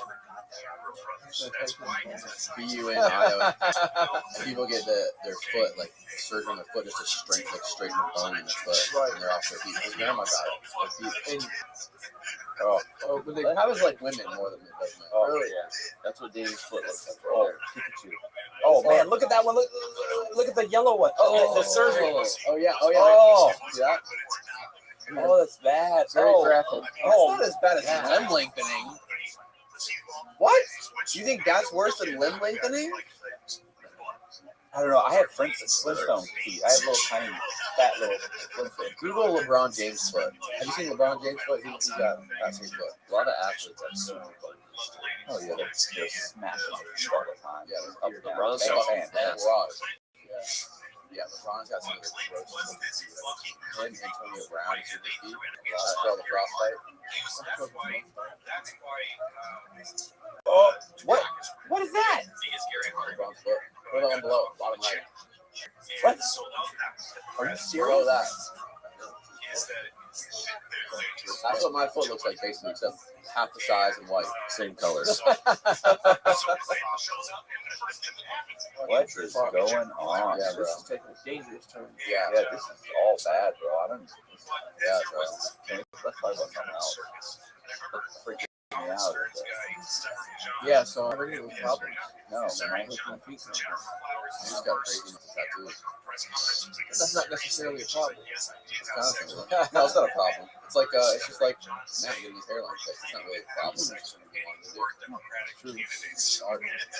It's not hurt, yeah. Yeah, that's something. It's fine art. What the fuck are these paintings behind you, man? I did those. Mine. These are Oh, you did these? I did these, Oh yeah. shit! I didn't know you painted. Yeah, I do paint. I'm an amateur painter. I'm nothing. Not I know you're good at Photoshop. season on season like Matt. Yeah, you know, I'm an artist. I've been tattooing for like 15 years and extremely proficient with Photoshop and other, photo editing software. But yeah, these are mine. I did paint these. I brought them here to maybe try and hawk today. We're gonna try and hawk them. Wait, what? Yeah. So yeah, like just reach out to me on Instagram. We can get it worked out. Nipsey Hussle. Nipsey Hussle. Yeah. He painted Nipsey Hussle and then told me the story about him. R.I.P. Nip. Matt didn't know who Nipsey Hussle No, was. I didn't know he was. Surprised. And I then like Jeff Scrooge walked in. McDuck with the Ace of Jeff Spades. walked in and asked me about it. Yeah. Nipsey Hussle. The wallpaper. Yeah, like, you know. Wallpaper behind that is actually I had a company make prop money. With me on the $100 bill. No way. Yeah. So my face on the $100 bill. You should have bought one of the ones. I was gonna bring a stack of them there, and then but You should make business cards that are like Amex cards with your face on. That would be dope. Yeah, that's a good idea. How much are those painted? What are you gonna sell those for? Nipsey is like 500. He's 33 by 48 acrylic on canvas, and he's all sealed up. He sealed them up with grand 500 plus shipping. It's all good in the hood. And then the smaller ones is like 150. Like $20 to ship them in the United States. Is Donald Duck snorting coke? Yeah, so that's actually I took silver and gold. Like silver and gold, capitalism meets pop art meets. But I think it looks like cocaine's flying off the painting. Yeah, I know. I thought that too. Oh, maybe he's sniffing cocaine up. That works. He looks happy. Yeah, but yeah. So that's what I'm doing now. I just want to paint and do YouTube. I haven't. I'm a Florida cracker, and I had to come back home. I haven't really found a tattoo shop to really get into yet. I didn't even really consider. I want a tattoo. But it's like I just want to paint on YouTube. When was the last time you did a tattoo? It's been a few weeks. I've been here like 3 weeks. So Did you do tattoos live on the podcast? hell yeah, we can. Really? Yeah. We should definitely do that. Hell yeah. Yeah, we can bring it in, set the cameras up, and Ready to get concrete tattoo? that'd be dope. I don't know about that. We should reach out to somebody I that'll don't come in charge and for that. have them come in and I'll tattoo like concrete podcast logo on it. Yeah. One of like a super fan or something like that. We'll do it live. Do it live? Yeah, super. That's good. Yeah. That's good. You could throw, We could do a live one with people like the doctor. you could do like a lottery. Yeah. Could how you can like make donations on YouTube Live? Yeah. We'll do that. And then just like bring that and you can tattoo that. I've never had a if someone paid, Would you get one? if the doctor paid you $5 grand, Doctor? $5 grand or something. I trust the doctor. Like if Danny said, "I'll pay you $5 grand," I'd be like, No, I'm Yeah. saying, what if somebody legitimately like was gonna give you "What do I have to get?" And where? They have to say something. They say whatever. Like Oh, I get whatever. I want to know where and what. what's a good example? What could it be? What if somebody said Tattoo Jess's name on you. That's not good. What if somebody Where? says tattoo Jess's name on your ass on the podcast? Why does it have to be embarrassing? On your ass. On a silly place. Speaking of Like ass that. tattoos, nobody's gonna see it. Do you remember Marty Ray? Yeah. Did you have Marty Ray on? Yeah. He does the Marty Ray project. Yeah. He had me on his podcast, and I said on his podcast that if somebody wanted to pay $5,000, I made him $10,000, and I would get Marty Ray and his partner's portraits tattooed on my ass cheeks, full color. Yeah. And they thought I was joking. They thought it was a joke, but I was fucking dead ass serious. So he didn't really promote it or anything like that. But we can still make that happen. Hell yeah. You can make it happen. Yeah, Marty Ray. So Now, what if somebody said they wanted the Twin Towers tattooed on your ass? No. the twins. No. I don't What want does How Ching much that Chong have mean? to be? It means Matt's gonna get. it has to be a lot. please. A lot. I mean, Matt's gonna at get a this point in my transplant. life, a lot is a lot Please less. rush. What? 2,500 $2,500 what? dollars? No. $5 grand? Ching Chong Chong. I was thinking 50 Can't to 100 understand you. Whoa. Go back to your I was country. thinking Wow. $5 grand.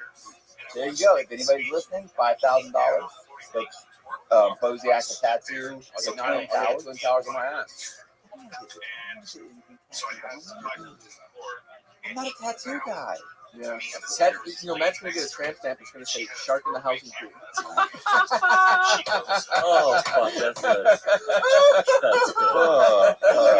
So when is this? What are we? Are we done yet? Fucking good. Oh my god. Get the Coleman logo.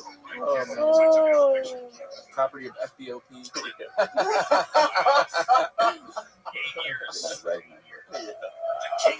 Would you do that? Would you get a portrait of the emperor?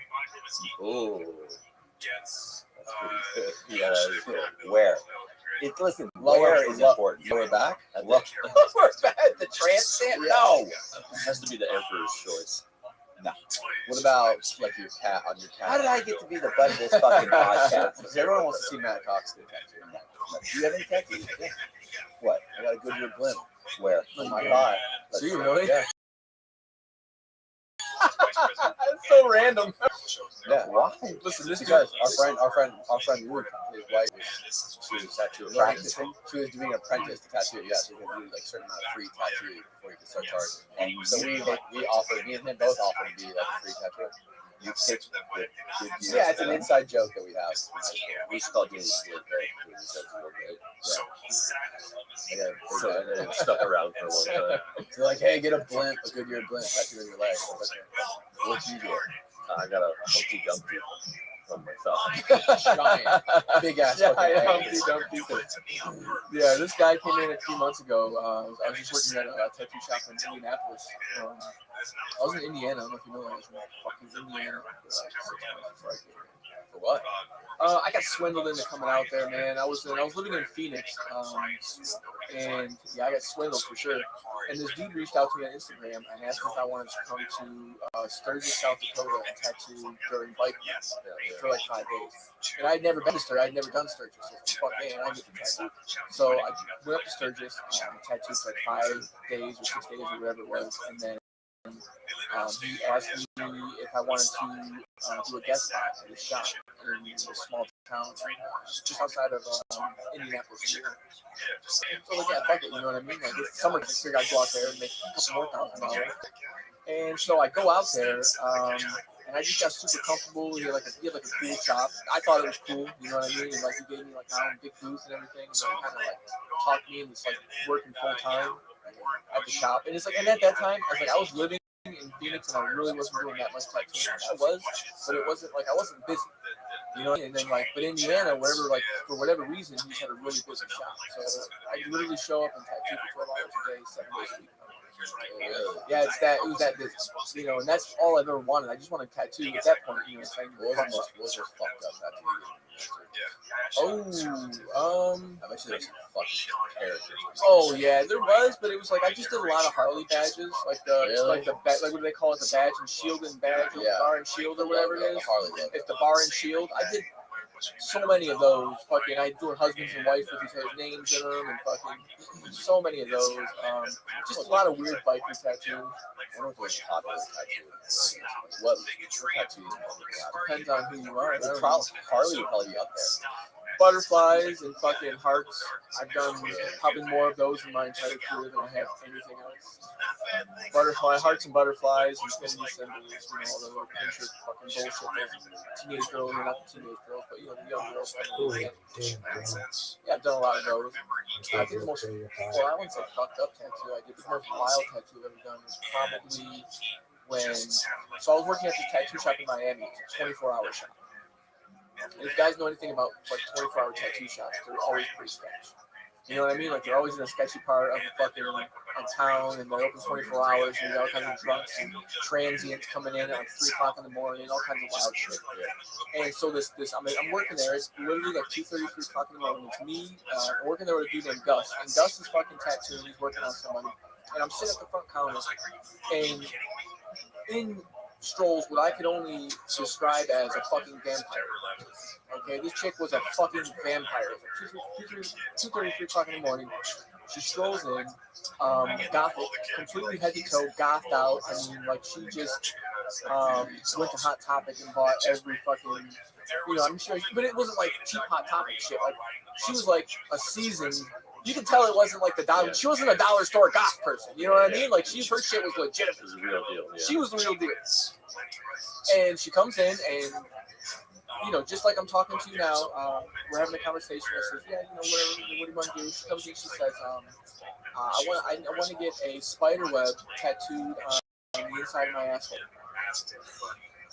Without even flinching, I said, "Come on back. Let's do it." Yeah, and she came, and then I was like, well, I started showing her pictures, like what style do you want? Fucking, how are we gonna do this thing? It's like a regular client.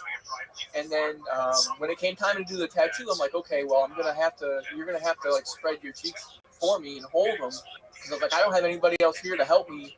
You know what I mean? Hold your cheeks open while I do this. So you did this? Yeah, she got down on her hands on the table and put her face in the pillow, and she spread her ass cheeks, and I tattooed a pretty fucking sick spider web. How deep into her asshole did you go? I went right up to the fucking brown eye. Really? Yeah, I ran. Imagine you spread her cheeks and fucking hemorrhoids coming out, and you got a fucking tattoo of her fucking hemorrhoided asshole. Well, no, yeah, it was apparent, that she gets her clown punched on the regular. You can always tell. What made that apparent? It was just like escaping hole. Oh, dude, you can tell when somebody's fucking. They do a lot of anal. I don't know how many assholes you've seen in your lifetime, but I've seen my fair share. Yeah. Okay, you can always tell because they kind of like come out a little bit like fucking. What do they call that? There's a name for that. It's called fucking whatever, prolapse or whatever. Like I don't. like you never Like an Audi asshole? Yeah, That's called a hemorrhoid. No, that's called a prolapsed fucking colon. All right, Austin. You want to give it a good there, Austin? Yeah. Do your job. I'm not Yeah. sure we need images of that. Google image that. It's really unprecedented athleticism. But yeah, just ran The name of my straight first from the fucking. comedy special, Did unprecedented you ever, like, wash athleticism. her asshole? Rabbi Rothschild. No. Why? There was like poop. Why not? No, there was no poop particles. Or, What else she is it was gonna be? pretty, What else can you name devoid it? of any hair or Poetry in fucking, motion. anything like that. There was nothing obstructing, my. Sock connoisseur, but nobody gets that. About He's not 45 going to minutes. even let Danny face him at all. No, it's about 45 minutes. Oh, that's great. 45 Great minutes, sock. yeah. And I told her, I said, you might get infected. I was like, so you can't come back here. Feel? You know what I mean? Like, complain. Yeah, because dude. Her that's- asshole Smell. fucking MRSA or something. All of the above. Yeah, so poop particles in an open wound definitely it's not the way to go. But dude, this chick had like body modifications.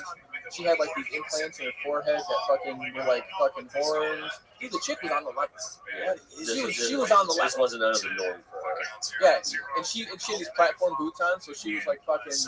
You know what I mean? Came in the door and she was just as tall as the fucking Damn, door. Of the bitch. fucking she was sick. Somebody's daughter. Pink Somebody- Blooded Princess. Listen, That's listen, nice. imagine Somebody a did- chick like that just. They did a number on it. Imagine At one point in her life, she was a 5-year-old toddler like, running on a playground with daddy. Dude, imagine a chick not prowling around fucking Miami One of in the middle of the night, actually, you bump into her at like a gas station. Fall down. You know what I mean? Going down to get some swishers and fucking run into her at the fucking. How bad does that have to hurt? It had to, yeah. I mean, that's got to be pretty intense, dude. Yeah, the inside of the fucking arsehole's got to be pretty intense, for sure. For sure. Yeah. Yeah. What was she doing when you were doing it? Was she like flinching really hard? Was she Reading a book. Took it like a champ. Was she fucking up? Was she taking like, Just watching what kind of drug body that? She kind of seemed like she was on downers, Same maybe. You had to be. Or that maybe was just her personality. You think she was on the Blue Boys? Yeah, pretty in a boring way. Listen, I tattooed a dude. On the rock. She's on the rocks. I tagged in Indianapolis, and this motherfucker in all black. I don't know what he's on. Oxodone or something. I tattooed his face and the sweat completely through it. I tattooed on both sides. The dude was covered in tattoos all over fucking face. You hear the story of Gucci Man got his ice cream. He got that the day he got out of fucking the mental institution. Picture two looks like a kind of goes for some high school so hard. He But got half he was coming straight out of the psych ward, and he was fucking heavily medicated. Yeah, 'cause that's what the day he got released from the psych ward, he got the fucking license. made the shot. Yeah, no, this I texted the money bag in this dude's fucking face, and he sent fucking. me a picture of when he was doing I it. posted it on my Instagram. Of the guy. Like, I boom, he said, this guy, I'm talking to sleep right now. And then I said, I checked it, and then he, Yeah. with his mouth open, and I had the stencil on his face. Yeah, the dude was all banged up on something. It was fucking hilarious. I've never tattooed anybody's face and they fucking snored. That was the first for me. Say And hell. I've been tattooing a long time. Yeah, it was wild. My leg didn't really look that bad. I got to top of my side. It wasn't really bad at all. Yeah. Fucking hurt. The belly dude for me was probably the worst. Yeah, it was the fucking worst, man. It was the worst pain really experienced in my life. Out of everything I had, You're touching something. I've never done a penis. I refuse. You know, that's where I draw the line. You know what I mean? Yeah, that's where I I draw don't the know. line. It's probably more sanitary than I mean, unless it was like a buddy or something like that. I don't know. No. Look at me, bro. Let's get your fucking. Let's get your schlong tattoo. I think. Listen, we're gonna have to start having like a list of things topic we cannot discuss. Yeah. You know, but I think for the right Does that price. make you uncomfortable? Matt's afraid that you might turn gay. Or what was the other one that they other than that? Oh, the penis extension. The leg thing. You're hitting on all the buttons. What's that famous quote? What's that quote about? Who had that quote? He said something about homophobia, people who hate gays. The only people who hate gays are idiots, and the people who are afraid that they're not gay. Dumb people and the people who are afraid.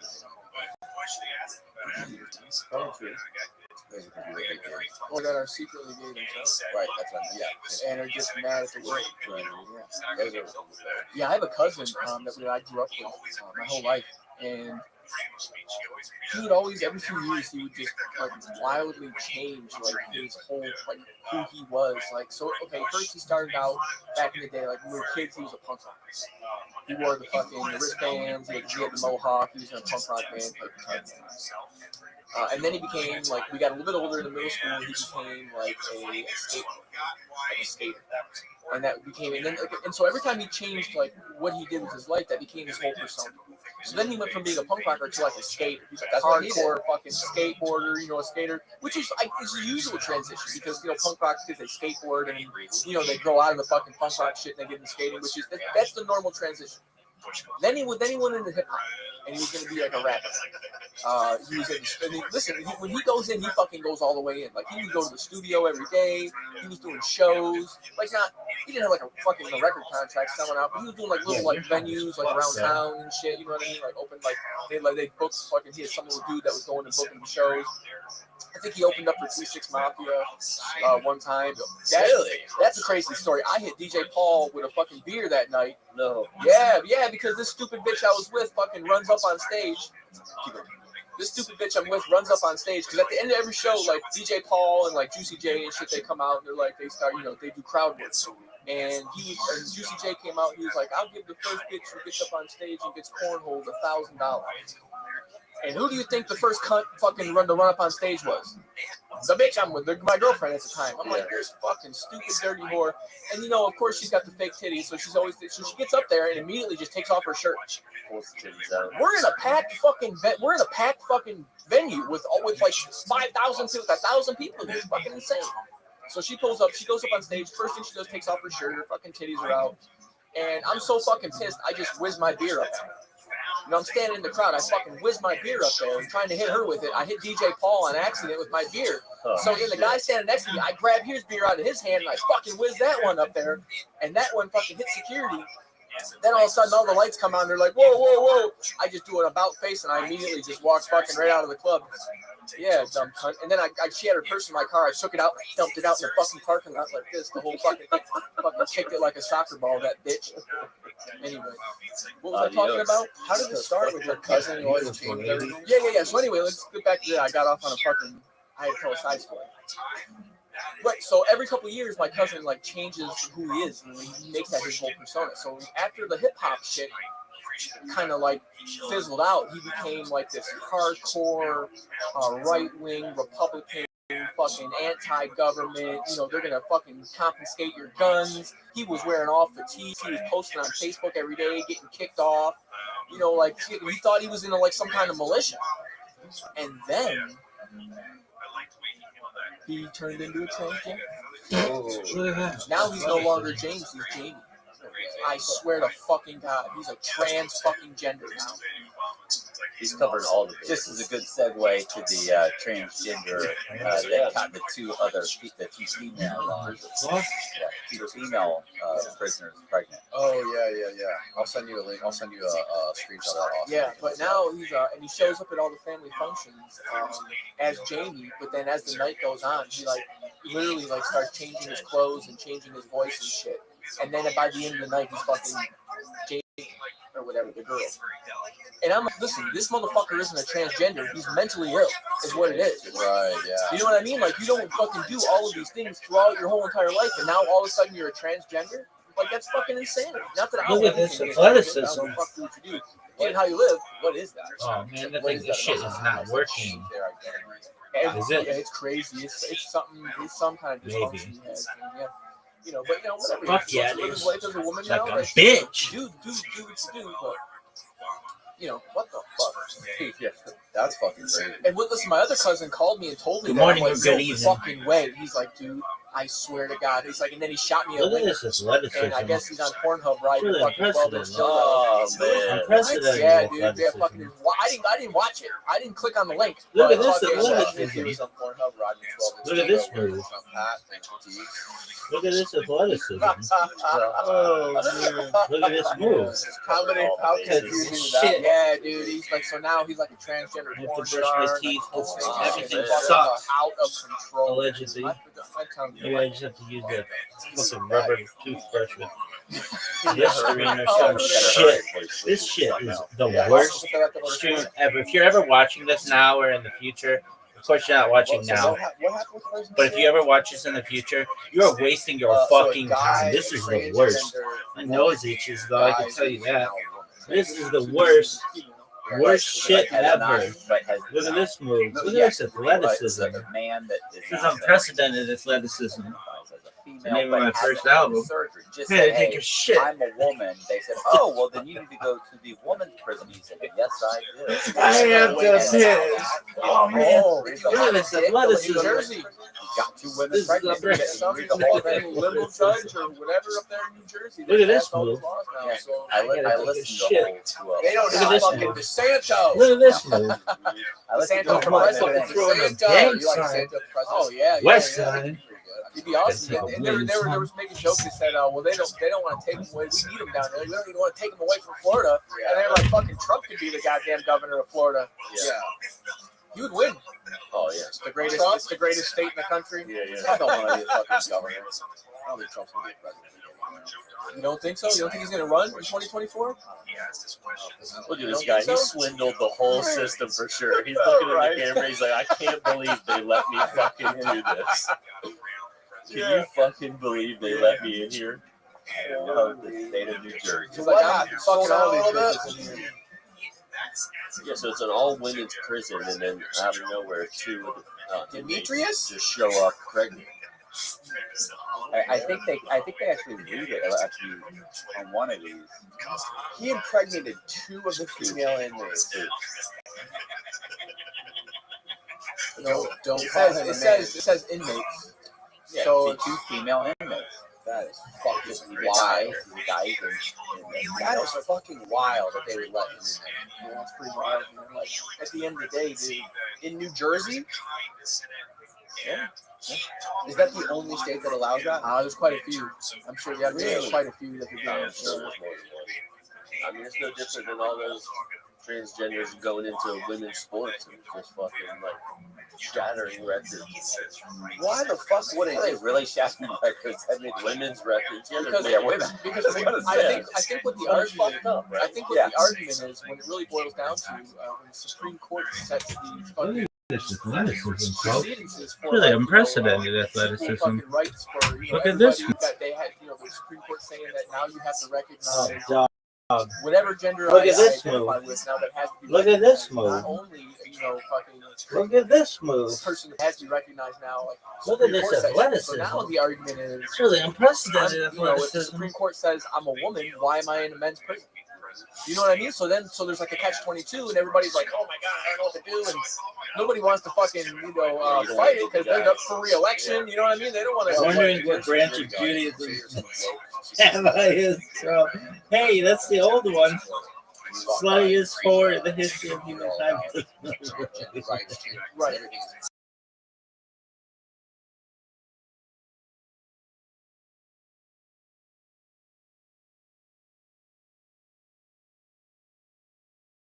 What the fuck? Bullshit. Internet goes out. Internet goes out. Yeah. Yeah, My whole first you gotta fucking separate. life is And then just they played shit, and then they looked at it for intermittent whatever. How they say. connectivity. There was a time when they used to write an incident This shit report, sucks. and then they would mail it home to your family. God. But they stopped doing that. Yeah, that was like 20 years ago. They would mail it, so your wife would know, two men, like your husband is having sex with another man. Oh. And then they stopped doing that. Imagine this guy's family gets a letter. They're like, God damn Demetrius, look what he's up to now. His father's probably proud. He's a smart man. He gamed the system. Yeah, everybody has a time difference. Yeah. Everybody does it time different. I think more men should. Look at this move. I like it. We just show them, we just show them that we're Rob Poe. we're the dominant gentleman. That guy. That's funny, man. It's just, I don't Thanks know. for the The free whole thing's just bananas to me, to be honest. shit. Thomas, that was her name, yeah. Has anyone ever interviewed her about it? I haven't gone looking for any reviews. Or any of the girls that she competed against? I haven't come across any reviews. I'm sure the other girls would probably say, What do they say? Kind of controversy about it. They're like, "What the fuck's going on here?" they've been training their whole life to dominate the sport, and then this guy just comes in and smokes them. Fucking, like, It's with not even ease. close. It's like fucking Reaper, fucking swimming faster than them. Pull up- Unless David Pull up Lucas. David Lucas. Find a clip. That was fucking a David Lucas. Yeah. David Lucas talking about LeBron James. Yeah, how about man? Yeah, he's funny as hell. Dude, Yeah, I was the first What is episode it? of this podcast. Pussy eating. Where you Really? Yeah, I was out in LA and I Oh, very didn't first you do it episode. too, Matt? Fun. That was Brothers in Person. That was still David Lucas. Yeah, he was on. He did do that, but then he did. Now he's doing. They did the Fat Peasant, which was his own, just solo. Type in David Lucas on YouTube. You'll look at his Yeah. Now he's doing like reaction shit. Yeah. Just like funny reaction. I don't think he's not really doing too much for podcast. I mean, I'm sure he would, but Yeah, no, he just, yeah, I see it on the team. It's just doing the reaction. yeah. Like, but that's good, man. It was like I couldn't understand why he wasn't really putting out a lot of content. So I'm sure somebody got in his ear and said, "Man, you just need to fucking do something." And that, you know what I mean? That's why he's just starting now, because like this is more like recent that he's been doing like all these like reactionary videos and shit. Yeah, Like, only the past few months. and Joe Rogan likes all of them. It's just Yeah, so yeah, get the boost. you're probably seeing that. Somebody's like, "Listen, you need to put something out. Yeah, you need to Joe show Rogan." Rogan's liking all your photos on Instagram and all your videos. You gotta start doing. Well, he's like, "You're on board with Rogan." Yeah, I know, For him. because he's really. I think David Lucas came up like doing Yeah, Kill Tony. Yeah. Yeah. When I was out in LA, I was in that whole comedy scene. Like I used to go to the Comedy Store all the time. It was in the Laugh Factory. Really? Yeah, fucking. I had Jack Jr. and fucking David Lucas on my podcast when I was in the Phoenix. Really? Yeah, I went out and seen him at the comedy club. And I fucking because I seen Lucas was coming. No out. way this fucker gets the shot. Surprise him. No way. That was phenomenal. It's not about it. Yeah, I had them both on the podcast. Tattooed Oh no. You tattooed? Yeah, tattooed. What kind of tattoo did you get? I don't remember what I did. I'm like, Oh, that was- Dog, that was one of the best shots I've ever seen. Lucas had a fish fry. Where's the Bert mom? Kreischer Go showed up. fuck yourself. No. Yeah, Bert Kreischer came out there. We did the fish fry. I love Bert Kreischer. Two Yeah, that's such a good Tight. story. I Yeah. heard they're making a movie out of that. They should. That's how we got famous. Rolling Stone bought his life rights and put him in an article. It's like America's fucking Look how wildest good fucking the shot partier. this year, He's baby. from Florida. He's from Tampa. Look at Florida. this That's move. where he grew up, and then he was at Florida This State. Then he was at was it Miami? Or he was in one of those major colleges. He was like the party guy on campus. And Rolling Stone did a fucking thing, and then somebody bought his life rights. And No started way. stand up. No. Yeah, Oh, he did right for himself. Yeah, I heard they were making that whole machine like get into a movie, like a real movie. Yeah. Oh, man. Right. So when he was in college, he took like a Russian class, and they just like needed one more person for the class so that the teacher could fucking have their class. Everybody could pay to get their credits. So Go, they went to bitch. Russia, like on a school trip, and like he ended up like getting involved with the Russian mob. Don't Like, suck. and they robbed everybody on the That train, shit and then they got to sucks. Russia, and they told the police to fuck off. Perfect. Told the teacher to fuck You off. gotta Go. watch the story. Yeah, and Really? like, he partied with the Russian mob the whole time he was in Russia. Oh yeah, it's fucking it's fucking Yeah, and then they call him the machine or whatever. Yeah, because he could drink. Because he's just a fucking partier, like a He's fucking just wild drinks boy all partier. night. Yeah. be like super mad at the guy Archie Spears when he's in ecstasy or something? All right, so Ari came over to film a podcast at Bert's house, for Bertcast or whatever, and he turned his back to him. He's like, "Hey, you want a shot?" And fucking put Molly in the alcohol and gave it to Bert, and then fucking didn't tell him and dosed him with Molly. And dude, he had to get on a plane in a few hours to go like do a gig, and his fucking family's there and his kids and everything. So sick. Dude, Ari's not allowed at fucking Bert's house Look how anymore. good this Fucking, shot is, yeah, though. his wife Oh, was fuck. on fucking. Isn't that a thing that guys do each other all the time? I don't know about that, but Ari's he's fucking off the chain anyway. Molly and I would Yeah, right. You'd be checking the ER fucking immediately. Yeah, right, bro. Bert's on all kinds of like blood pressure medication for his like heart. Oh, is he? I mean, he doesn't look like he looks really Oh, he's a boozer. He's a daily. He's like, I will always make sure that I can keep myself as healthy, just as healthy enough, so I can continuously drink, so I don't have to quit drinking. It's his thing. It's crazy how all those guys are superstars. Yeah. Tom Segura, fucking, Bert Kreischer, all the guys. It was just amazing, man. I remember watching the This rise. bitch, Like, I was this watching motherfucker podcasts isn't gonna and make shit, this shot. barely any Nope. subscribers, Oh, he did. millions of dollars. That was Oh, phenomenal. Listen, when you see channels Would I that even do made my nothing, shot? and then when they take off and do growth, the growth is exponential. I mean, I'm sure Not you. really. I mean, like, not for all channels, but for a lot of channels they are. I mean, as soon as it starts taking off, then it's just like 100, 100,000, 200,000, 500,000. It's just like, what the fuck is going on here? Like, I've been watching a lot of videos like on H3, like the rise and demise of the H3 podcast. You know who they are? I forget the guy's name. Yeah, His eyebrows. he's got the fucking twitch on his face. His eyebrows are like that. Yeah, his name's Ethan. Yeah, And fine. Ethan Klein, yeah, and I watched, I seen a graph of their progress, and once they hit like 100,000, 150, 200,000 subscribers, it grows. I seen the chart. It almost like Really? yeah, it just went crazy. Yeah, he did great. I mean, they had a different channel before they did a podcast. They did like basically videos just talking about different things. Yeah, it was completely different style of the podcast. They were doing like really interesting commentary on things. They had a lot of YouTube subscribers way before the podcast. Yeah, They're just like plugged into that whole like. and they started early too. Really. Yeah, they started really early, and they just started putting out content.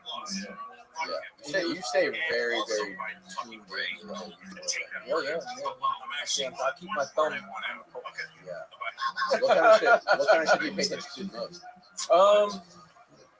As far as Conspiracy like the YouTube world, I mean, I pay attention to who's on top. I pay attention to what the latest trends are. I pay attention because there's always some kind of drama going down with like because YouTubers What's your favorite YouTuber?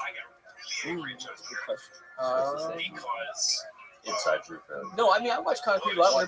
Whenever you guys put out episodes, I watch them a lot. But I think I watch Canadian Prepper a lot. Yeah, he's just this guy up in Canada who does like a lot of the doomsday videos. He's always like on top of what's going on, like politically, like what's going on in Ukraine, what policies were enacted in the United States, like all the the shit that's happening, and then he kind of throws in like, they're moving fucking, so like get prepared, fucking, when the brig goes down situation, he's always talking about that kind of shit. Listen, if you watch what he watches, you'd shoot yourself in the mouth. It'd take about 2 weeks. You'd be so depressed. Everything is the world's ending. You need to start putting canned goods away. The collapse is imminent. They're taking away the guns. They're doing this. They're moving troops. They're this. And I'm like, listen, I'm still gonna be able to go to Walmart. Like, I'm fine. It's gonna be fine. I'm telling you, man. Did you hear that? I'm like, You know the difference between conspiracy theory and the truth is, right? yeah, but he watches it anyway. It's depressing. To me, it's depressing. It's good fun. The difference between conspiracy theory and truth is 6 months. Seriously. I mean, God, it's got it. Alex Jones. Oh, my fellas. Yeah. How was your shot? Yeah, that was my fellas. Yeah. Oh, yeah. Get it going. Canadian prepper. Austin, you didn't even fucking pull up this prepper guy. Yeah, Canadian What are you prepper. doing? Austin's fucking sleeping back there. I don't know what he's doing. Austin just comes in, motherfucking casual and some flip flops. What are we doing? I want to see this guy. Yeah, Canadian Prepper, folks. Hi, folks. Canadian Prepper. That's what. But no, I watch him a lot, dude. I watch a lot of. What else do I watch? I watch this guy. I watch a lot of tech stuff, so I'm in real big into the tech channels. You know what I mean? Like MKBHD, fucking what's his name? Check out his videos. It's over that. I mean, you know, he's been on there. He's been on the channel for a long time. Dude. He puts out videos every day, every other day, and they all do numbers. We're running out of time. Save. But I mean, yeah, I mean, There he is. What's up, I Tim? like this kind of shit. I love it. I love World War Z. Did you go to the gym today? Yeah. Are you less than 15% body fat? Are you less than 15% body fat? Yeah. Are you less than 14% body fat? Yeah. That's 8.2. That's really good. Good job, dude. I have a question for you. Yeah. Are you proud of your girlfriend who is now the who's the number 5 chick on the big board of hoes? Is this men and women or just women? Man, Wow, that's a quite. Oh, just women. She's a, who's number 1? Who's the number 1 dude? Alex Evans. Who is that?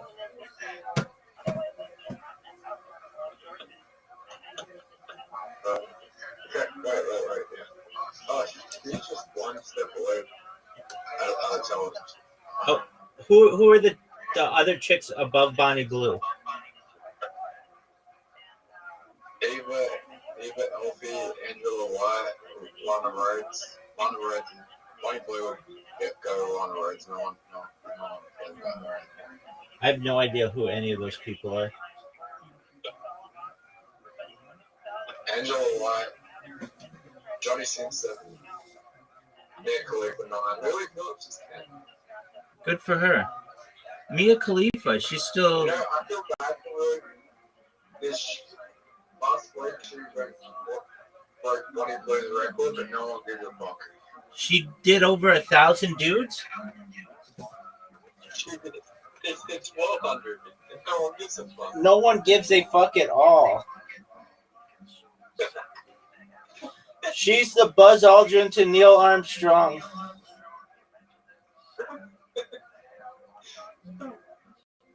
That's hilarious. She still makes yeah, but like she just wasted a whole day of her life. She could have just fucked one guy the whole day. Right. Not even the whole day. She could have She just. would have made more money if she just did like a single sex stuff or anything. Perhaps. Dog. I'm gonna beat you so fucking badly. That could be. This is 501 double out, dog. Are you aware that this is 501 double out? Zoot, you have an invitation.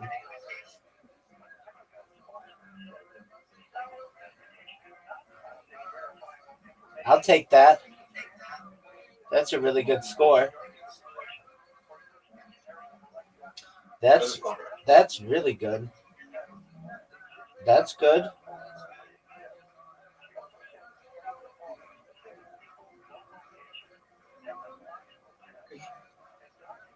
Do you know who Johnny Carson is?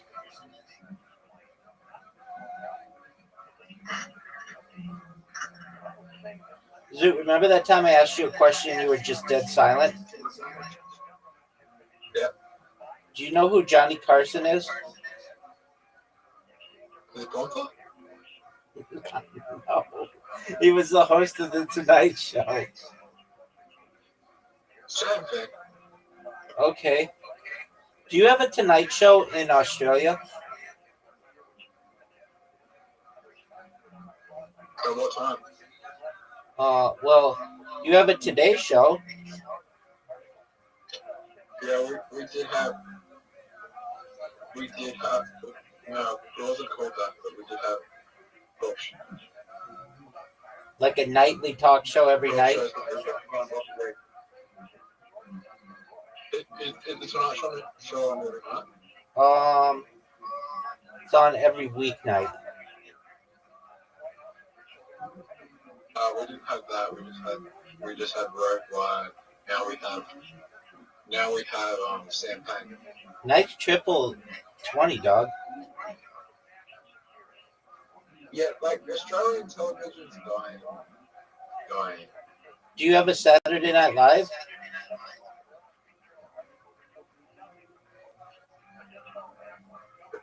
The only thing we did, it was called Hey Hey It's Saturdays. It got canceled. Oh, that's cool. Zoo, you're playing out of your fucking mind. Pretty much all Australian television has been like the only thing left is dating shows, Survivor dating shows, and news, and then sports. I'm in agreement with you on that. And then you just get everything else from England or the United States. America. Yep. So we got a lot of our shows got cancelled. So the television industry is probably dying because of Netflix, but That's a the good. film industry in Australia, the Australian film industry is about to be fucking thriving.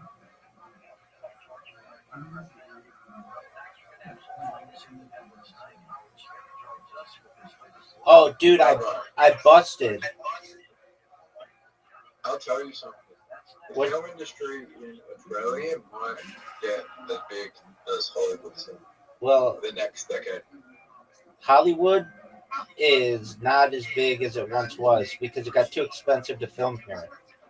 So everything has gone to smaller states like Georgia, or they'll Canada, or they'll go to even London. Just anywhere but Hollywood. It's too expensive. Do you know who Rapper is, Richard? That name sounds familiar. Who's that? There are two Australian twin brothers that live in Adelaide, Australia, where I live, and they've made two movies. Their most recent movie was called Bring It Back, and the other movie was called Talk to Me, and they're both filmed in Adelaide, Australia. That's tight. Dude, I just sucked so much dick. I mean, I sucked so much dick right there. 19.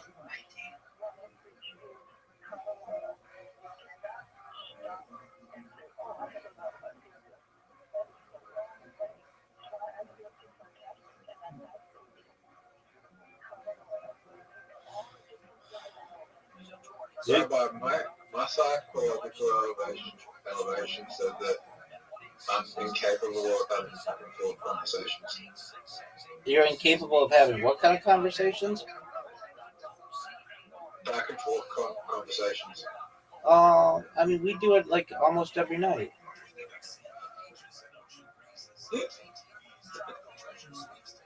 Oh my god. Zoo, what are your thoughts on me just checking out?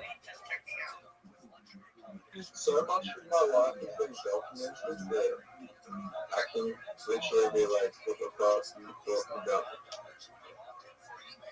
Zoo, did you know that you just lost?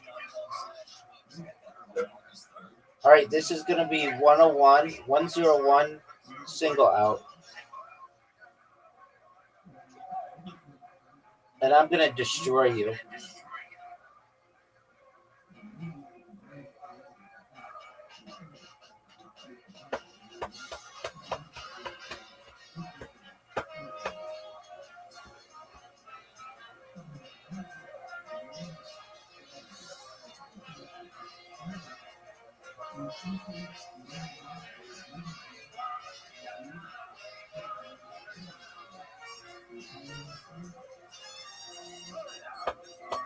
Alright.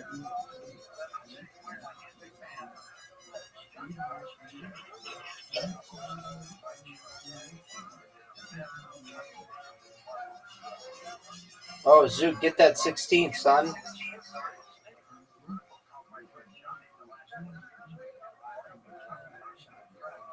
Dude, that was such bullshit that I got 18 tripled.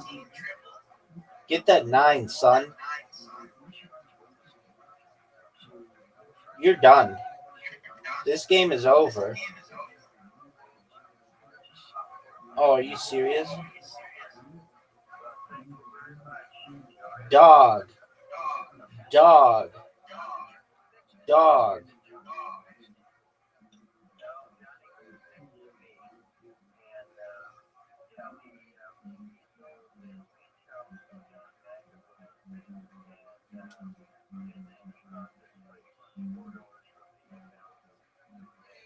Oh, Zoot, you busted. Zoot, you're not as good at this game as you once were, or maybe I'm getting better. My best friend is right now. Brandon, really, he's my best friend. But my friend, my friend that lives here is there right now. There, what are they doing? They're right now. Well, They're interstate right now, meaning like they're traveling. they're looking at the state of things I want to see in person right now.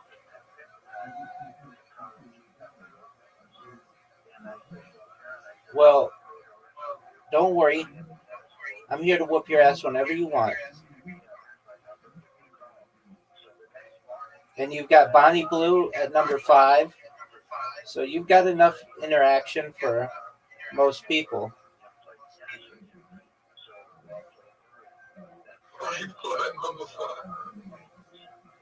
Word, Mockingbird. Dude, I am sucking so much dick. Get that 18, son. Get that other 18. Get it. Nice checkout. Nice checkout. Zoot 1. What'd you say, Big Dog? I regret not getting a photo of Bonnie Blue. All right, well, you still don't remember if she said that she wanted to drink your piss out of a condom. She was a weird human being.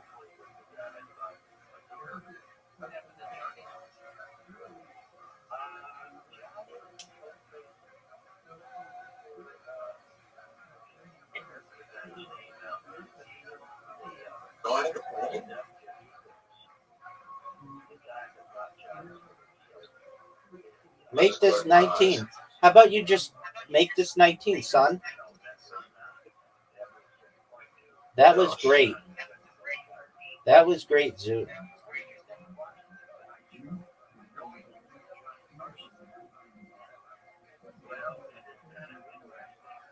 Zoot, I've got a good game for you. Actually, the game sucks. Let's see here.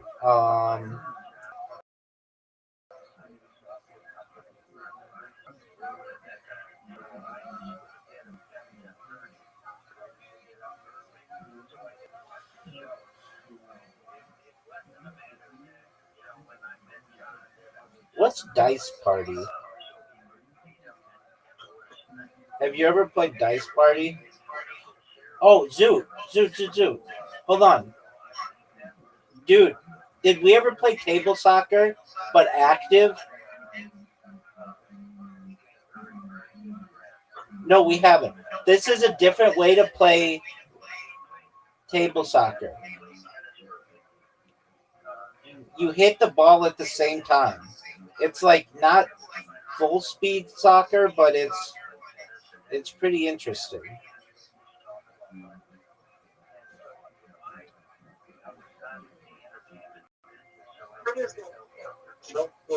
Zoot, I could have taken Australia. Yo, dog, are you gonna take Australia? You're gonna keep jerking yourself off raw. Hey, Robot, there's an opportunity here. There's a chocolate that I've got here that for some reason in the US it's $100 to buy, but I can get it in the supermarket for $3. Should we just stack it up and sell it over there for fucking free? I mean, do whatever makes you happy. You're gonna have tariffs and import issues though. All right, Zoot. So yeah, so we can hit the ball at the same time. So like we both go at the same time. So go. Choose your shot. Zoot. Choose your shot. Go, Zoot. Go. I know you think that I'm supposed to go, but we go at the same time. So just hit the ball.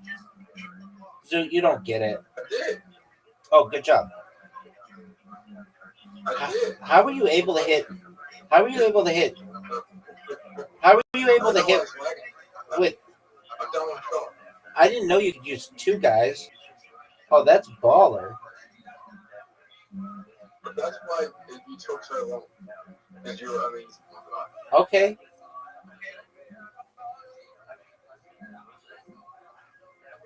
Oh, my defense is really good. My defense is really good. My attack is going to be super strong. Yeah. And you just weaken your defense so much.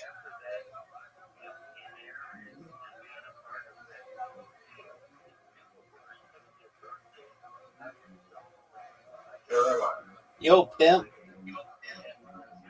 Is there opportunity to import things overseas and sell them from Australia and import them to America and sell them at premium legally?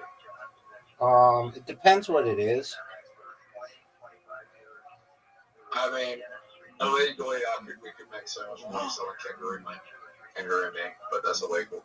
Just in California, I think you could sell it in other states.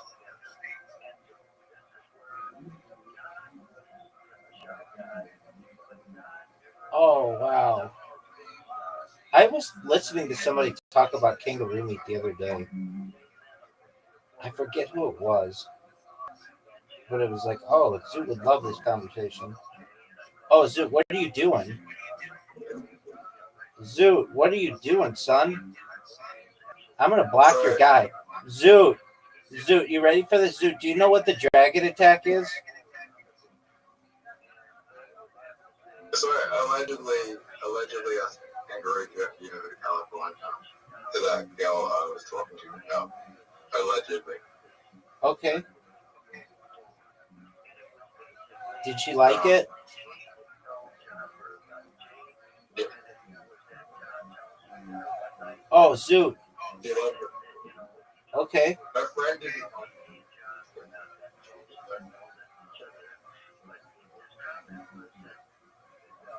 Zoot. Zoot, do you see the scoreboard?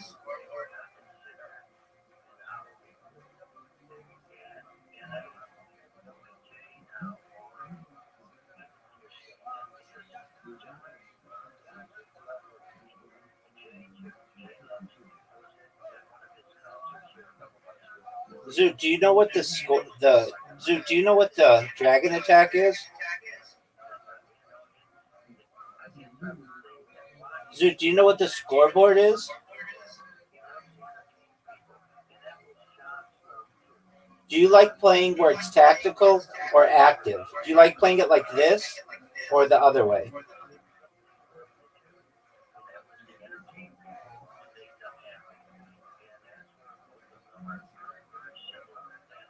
Zoot, remember that time I asked you a question? I like playing it the other way.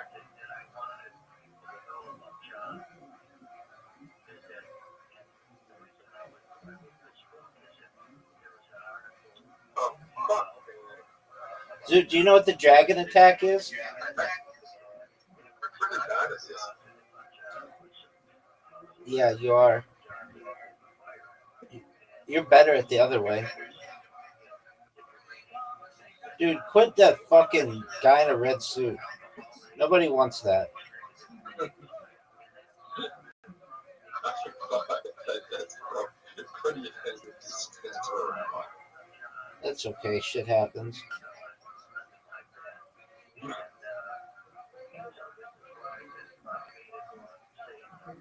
Oh, Zoot, that made your defense really good. I mean, Santa Claus is bullshit in general. But, like, you told us to last, we should have done it. But he didn't. He gets the one egg spot. You know what I mean? I agree. I think it's arguably a form of child abuse. Dude, remember that time we played and you didn't score?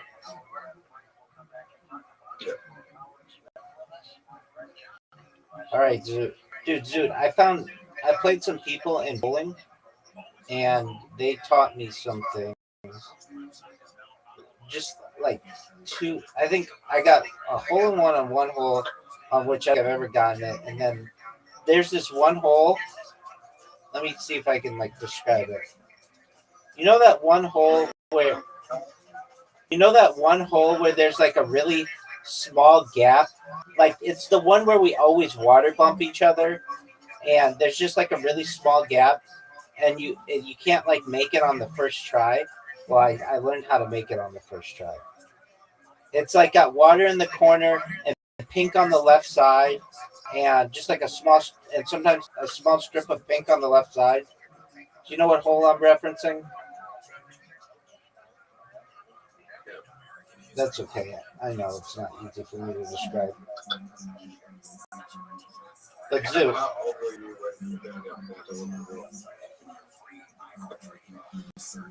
uh, I mean, that's not something that we do, so perhaps my whole life.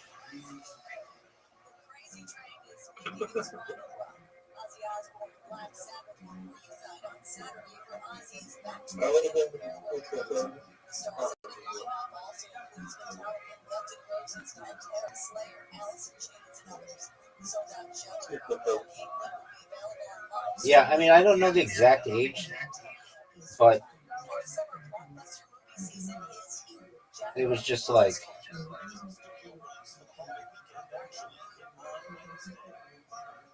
you lie to your kids? Isn't that like bad to do? Did you go to school with Christian and Catholic stuff?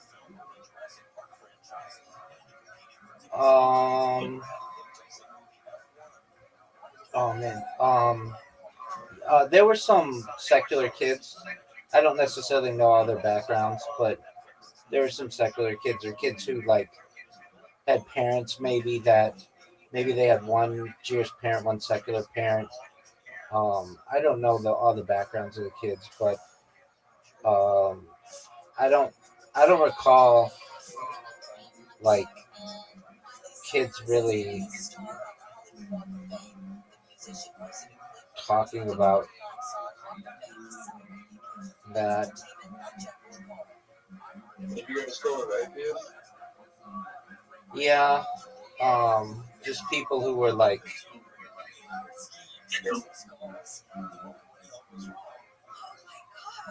more like agnostic. I think when it really came down to it, maybe they had like religious parents, but if you really press them on the issue, everybody's agnostic. So Did you go to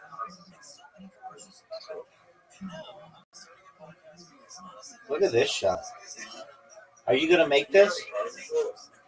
Yeah, I went to private school.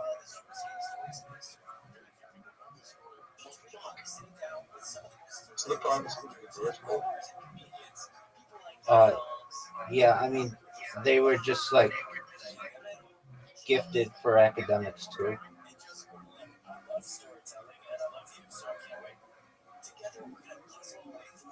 What is the academic? They were people of all backgrounds, but predominantly Jewish or secular. And like when I was like my earliest schools, um, there were like a lot of like professors' kids there from like all over the world, like an international. Do you know what an international school is? Yeah, so um, they were all private schools though. As a child, I never attended a public school, but I did have some public school encounters. And like I'm trying to think like what like maybe I play. Like I played golf, and there'd be kids who went to public school, and like my friends and I went to private school, and that was always really contentious. Like they would just be like, they thought that they felt like we were better than they were, and I think we probably acted that way because we weren't like we wanted to play by the rules. We wanted to like do everything correctly because that's what you should do in golf. And they were more just like to have a good time, which is fine. But and then I I attended some camps with public school kids. Um, well, like what? Like a golf camp, or at least there were people who attended the camp, and so I did have a little bit of public school influence. I know there was one kid who or one like growing up. There were some families I knew that went to public schools, but generally the public schools around me are really good too. So Oh, shit. Red light. We're playing one. We're playing really well. So, I could beat you here. are you sure about that? What did you think of that shot, Zoot? 8.9. Thanks, baby. Oh, Zoot, what a great shot. Those is better.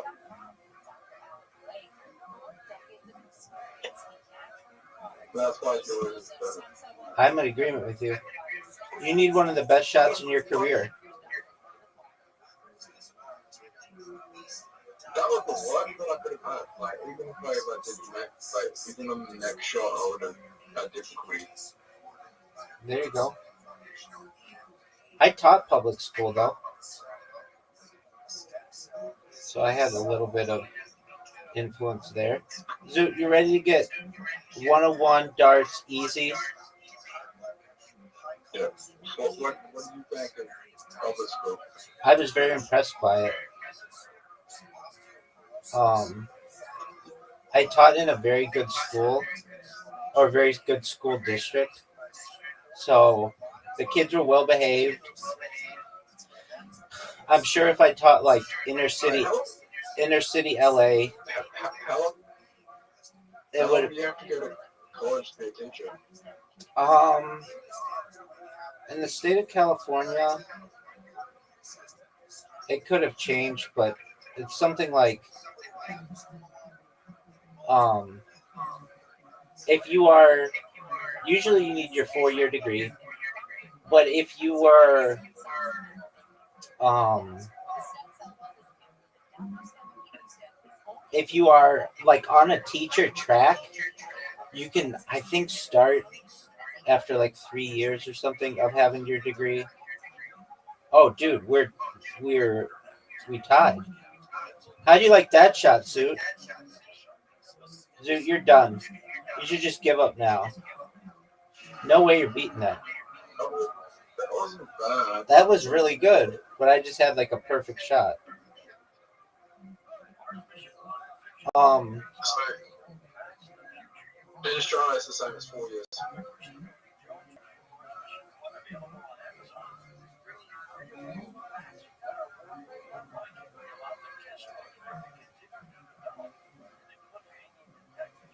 but generally, I was very impressed with the public school system, and um, I think it would have given me some opportunities, like especially in sports, or like they had just like clubs that we didn't have, and I don't know. I just think it really would have been interesting, and I would have liked to go to school with girls. I mean, of course, being a young man, um, boys and girls were separate when I went to school, but I think that would have been very distracting as well. So I get it both ways. But I taught everything from preschool to high school, and I was very impressed with the students. They, especially being like someone who perhaps um, was different than a lot of those kids. They were always really respectful and kind, and This before you were rabbi. oh yeah, this is like 15 years ago.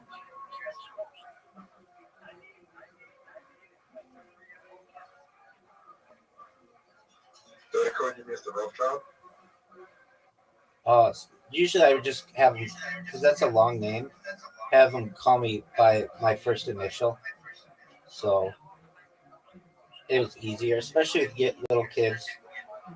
It'll take them all day to get your name down, and it just was easier to just go by a single letter. It was good experience though.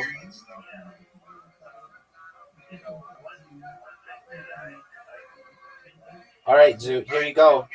That's for you, baby. That's for you. That what I That's for you, Zoot. That's for you. that might be That's at my camp and Rothschild camp in Australia. what'd you say? That my dad had a Rothschild camp in Australia. Why is that? That was a really, really bad sexual abuse on them. That's unfortunate. I don't think that should be working. As teachers, I disagree. I don't think men should be. I don't think men should be gynecologists, but I think men should be teachers, just like women should be teachers. You can learn a lot from both. And I know that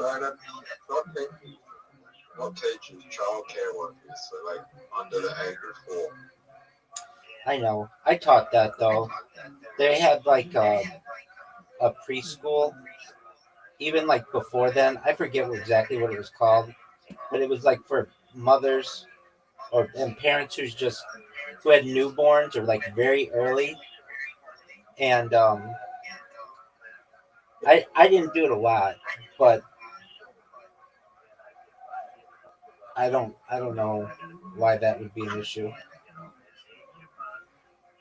Okay, would you rather send your kid to a child care on Monday, a child care on Halloween? Women, All men. women. Dude, I don't know why I was thinking it was darts, and I only had 3 balls to throw, and now I have to like have the best comeback ever.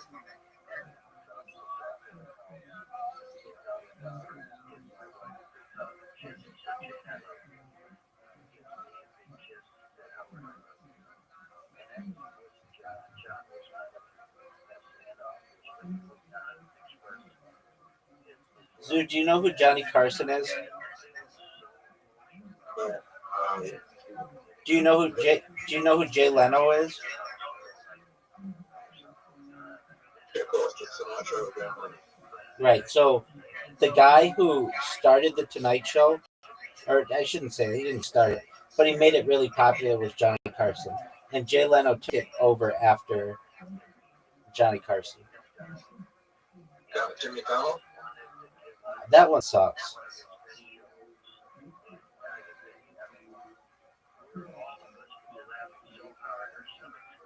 Jimmy Fallon, no?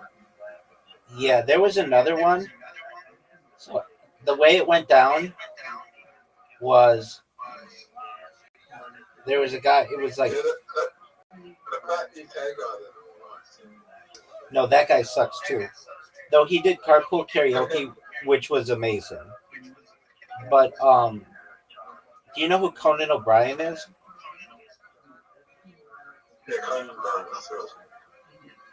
No, you weren't. You were thinking of no Conan O'Brien. He was good, but he's tall and thin.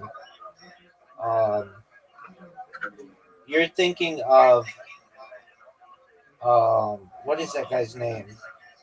He sucks. James Corden. Yeah.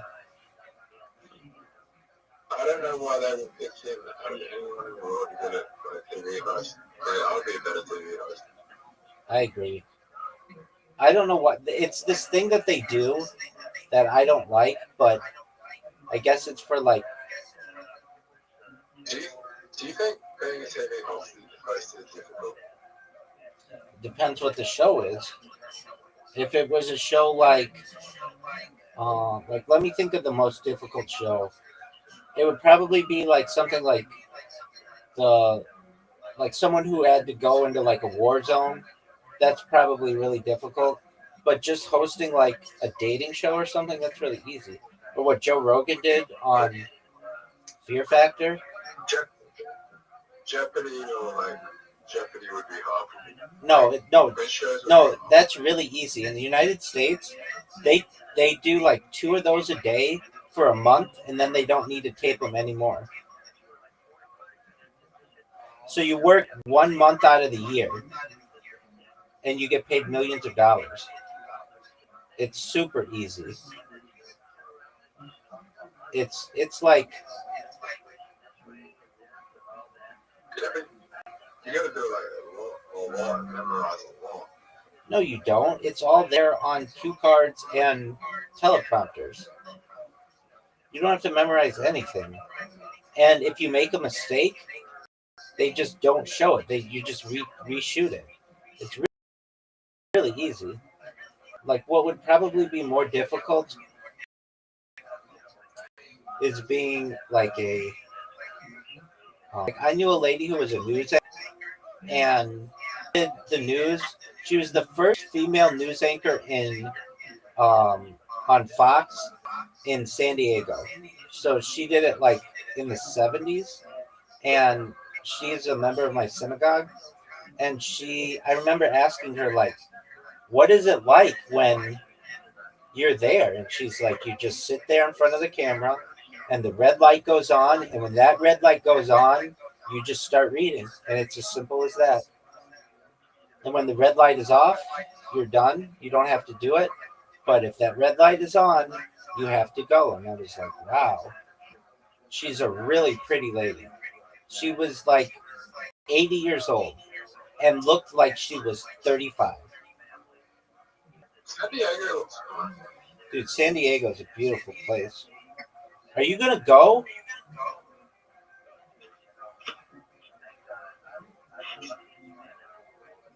San Diego arguably has the nicest weather of any city in the world. I mean, it's not too much nicer than Orange County, but arguably it has slightly better weather.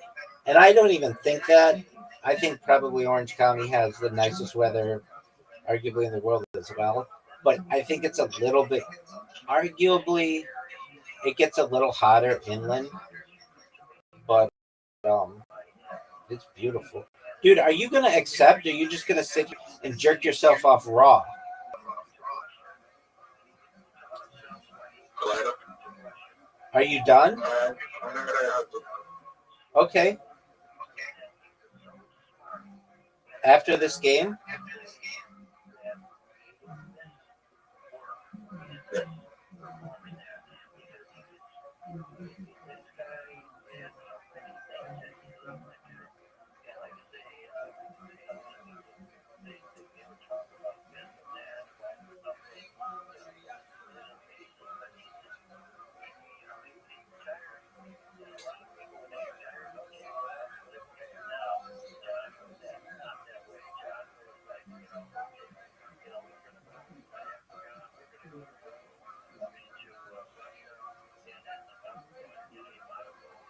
Cool.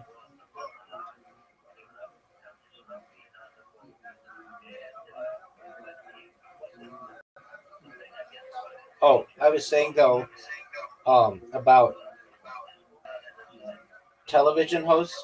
I think being a news anchor, especially today, is actually a lot of work.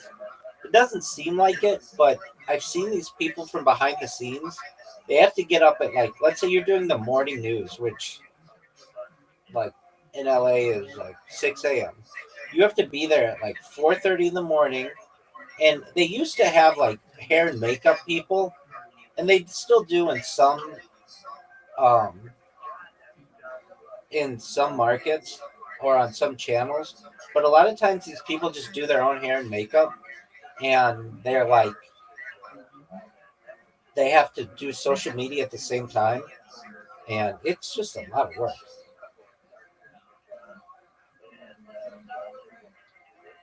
And then, well, okay, so all of that is fine, but if you screw up, if you make any mistake, it's on the internet forever. And all these people are trying not to have one of those moments where, they sneeze on camera, or they, do something like out of the ordinary that is very memorable for people, and then viral. Like, they do everything they can to avoid that. So I would rather not do live television of anything. I think I could do it, but I think if it's tape delayed, it's easier, and something that's completely syndicated is the easiest.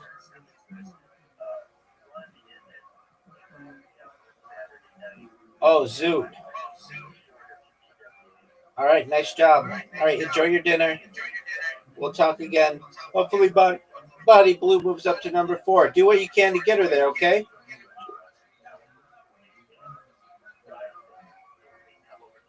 Peace out, Girl Scout.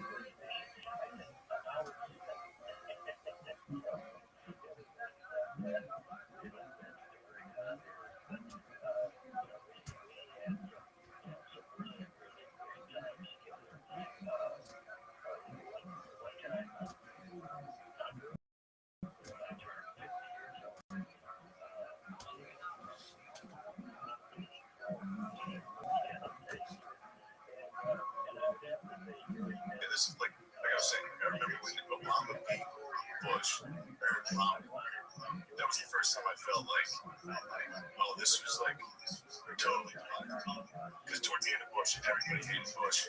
And I watch this guy a lot, man. I watch him like every day. It's over. Like, because this is all depressing. It's all. Read every title there. It's like this. Yeah, I love this guy. Oh, that's probably talking about the refugee. Yeah. So he's on top of it, man. Like anything that's going on, anytime anything happens, they start moving troops anywhere. He makes a video about it. Like, okay, now they're fucking over here, and this could likely happen because now they got fucking this many guys on the front line, and you know, this is if they do this strategy, then it could be, then it could go nuclear. But then this happens, then the nuclear option's taken off. He's like Finland and fucking what's the name, join NATO, and fucking that could cause this problem. And dude, he does a really good job of explaining everything and breaking it all down. And he's not like one of those fucking crazy people that are just like everything that he's saying is just like facts. Like he's just basically breaking everything down and giving you, you know what I mean, exactly what's happening play by play. And he doesn't do too much interjection. You know what I mean? Like a lot of it's not opinionated. Like, and I told you guys this was all gonna end. He doesn't do those things. And he delivers all this information in a very straightforward, very well-spoken, put-together way. It's promising to see that he hasn't been banned from YouTube. I like that. I mean, I'm sure all of these are going to be monetized. YouTube's been releasing a little bit of the pressure off that kind of shit lately. I feel like I haven't had an episode. They just sent knock out, on wood. I haven't had an episode demonetized in like months. And I've been doing some pretty Do you ever fight them? I mean, I always do. Let's see the last one I got. You got Elon Musk buying Twitter. I got one demonetized a month ago, and I don't even know why. I should fucking dispute that. I don't ever dispute it. I'm just like, oh, You think Elon could afford YouTube? no, he can barely afford Twitter. They're trying to squeeze him out already. They're fucking terrified of him taking over Twitter. Why do you think that is? Well, because, you know, they have an agenda, obviously. Yeah. And he's going to disrupt that, which is either going to amount to them losing dollar money sign, or them losing power, or, you know, control over whatever narrative that they're, you know what I mean, that they're trying to control. Because that's the only thing you do when you suppress people's speech. And this is what blew me away, because I'm not a big Twitter guy. I'm not a big Twitter user. I mean, I think, you know, telling people every thought that comes into your brain constantly all day is, you know, not a good way to communicate. And so I didn't know what Twitter was. I mean, I knew what it was. So on Twitter, I started messing around. I'm like, no way, there's fucking porn right here on Twitter. And I was like, in my mind, I'm chewing it over. I'm like, so they allow this, Right. but they won't allow the president of the United States to just speak his mind. That's bullshit. I'm like, there has to be some kind of agenda. That told me right then and there that there's some kind of internal fucking agenda at Twitter to whatever narrative that they feel society, you know, and Elon Musk is like, listen, Twitter is the de facto platform for public communication. It's basically the new public square.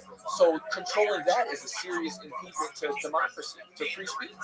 So something needs to be done about it. And that's why he got in there and like, listen, something, you know what I mean? Like, something needs to change. Do you think Elon really gives a fuck, or do you think he just wants clout? You know, I'm a true believer in Elon Musk. I don't think the guy has an evil bone in his body. I don't think he does anything out of self-serving. It's not evil to want clout. I mean, maybe he likes to be in the camera. He likes to fucking, you know, the pretty girlfriend and fucking, you know, the billionaire. Like, I get it, but it's like he's gonna do it for the clout. If he is doing it for the clout, he's also gonna make good changes and positive changes to the platform so that it betters humanity. Like, I'm a true believer in Elon Musk. Like, I'm a true believer.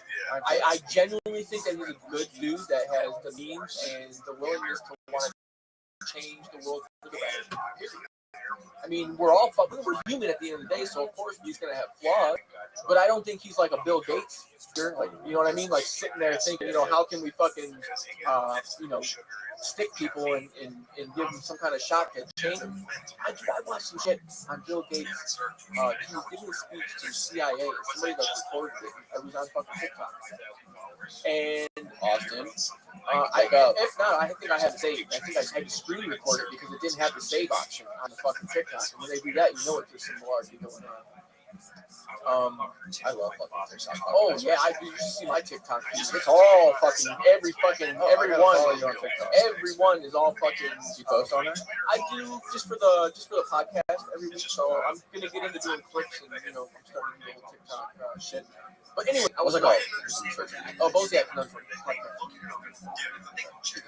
and so it's Bill Gates, and he's giving a speech to a bunch of Secret Service guys, or I don't know who they were. They may have been Secret Service, and it was some kind of government body.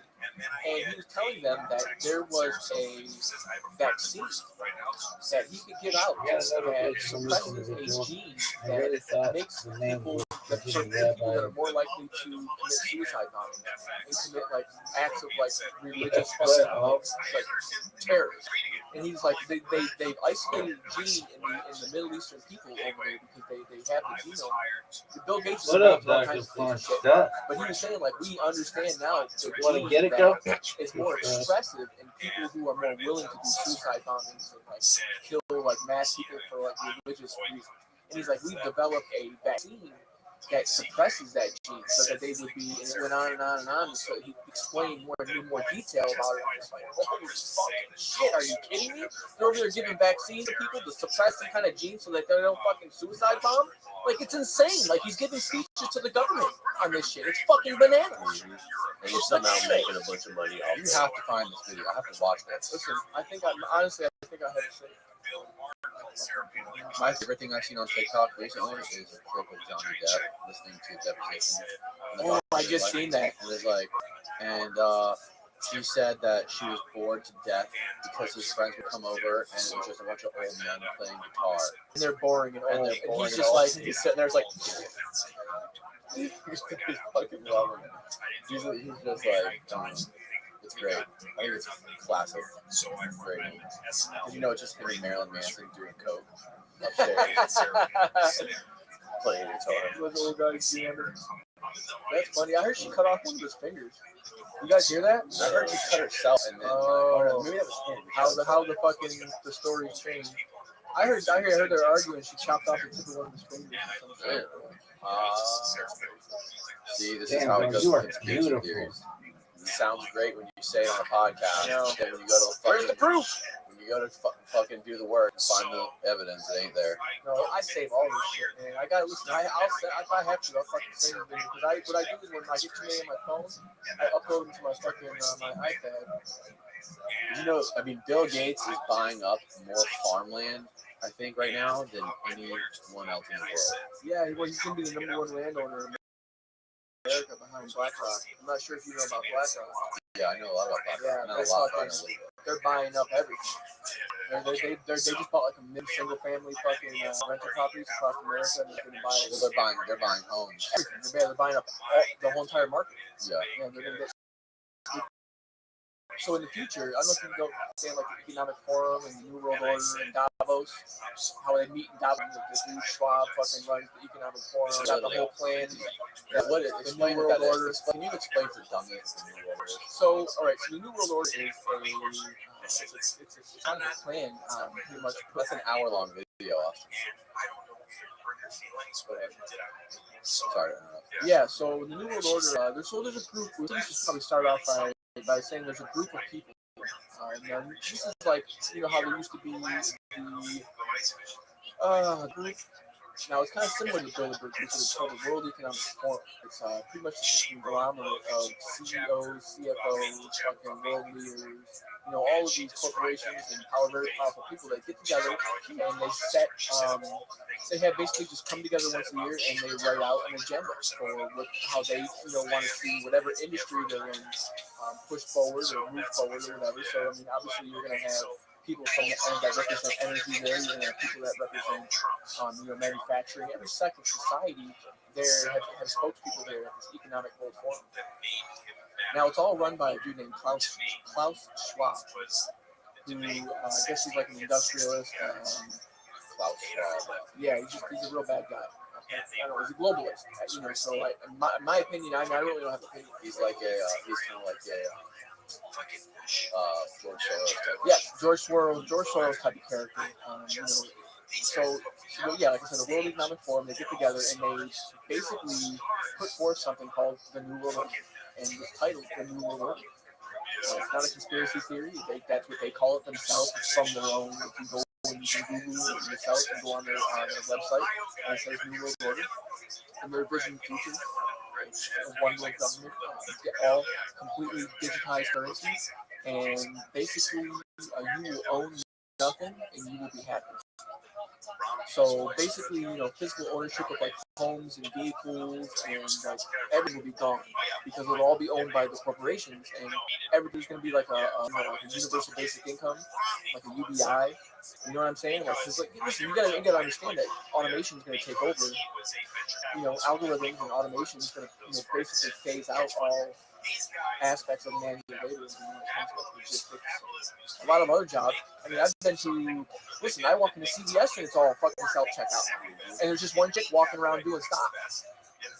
That didn't happen 5 years ago. You go in, there's 3 or 4 cash registers, and you go and there wouldn't be any self-checkout. You know, and now I'm seeing videos of gas stations that are completely with no attendance there.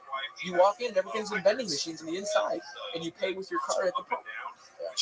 So, you know, like, this automation is going to take over. It's going to phase out, you know, large sects of society who are going to need income. The large corporations are going to come in, the Amazon, the fucking Jeff Bezos, and the fucking the Klaus Schwab, and the George Soros are going to come in, and there's a whole new fucking global cabal of people that have set up this whole new blueprint of how we're going to live our lives in the future. And these guys control everything, so I mean, that's the new world order. How does Bill tie into this? Bill Gates is a globalist, and you know he has the Bill Gates and Melinda Gates Foundation, which they control, you know, large swaths of real estate. They control. They have biolabs set up all over the world. I mean, in fact, some of the biolabs that are in Ukraine right now are funded by Bill and Melinda Gates Foundation. So you know, listen, the rabbit hole goes fucking deep as you want to fucking park.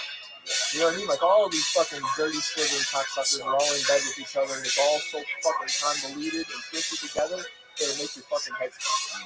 You know what I mean? CIA one. I heard that Bill Gates is buying up all the land in the U.S. because he wanted to start basically doing cheap stock of food. Like, he wants to basically take up food. Well, he who controls the food and the money controls the people. Right. And, you know, factory farming. Well, he's all about. He's just a nice guy. He's all about. That's one theory. That's one theory. Isn't Bill Gates, isn't it true that he's like all about pushing like no meat, only vegan? Oh no, I'm not. I hate him. Yeah, I don't know. I thought He's not nice anymore. No. I actually thought he was like buying cattle and was all about like controlling the factory farming. I could be wrong. But I heard that he was trying to like the CIA thing. That's a hoax. What is it? Bill Gates leaves the CIA in 2005. It was a funny hoax that played in 2005 hoax. This is disinformation. Fake news. Bill Gates is right there, and it's his voice, and they're told, what is that? They were just playing around. They were just, you know. The other big Photoshop the word hoax on. Let's see. I've seen the video. What the fuck is this website? No. That's the screenshot, though. That's the video. I swear to God, I have that video. So I have it either on my iPad or. Awesome. You gotta do something they can chop up someday. Bill Gates has enough interviews. You could chop up what he's saying. I mean, Bill Gates. I mean, he talks about vaccines all the time. I don't know how old the guy is, but You know that he's fucking. I heard somewhere. I don't know for a fact, but that he invested like somewhere in the realm of like $20 million into BioNTech 2 months before.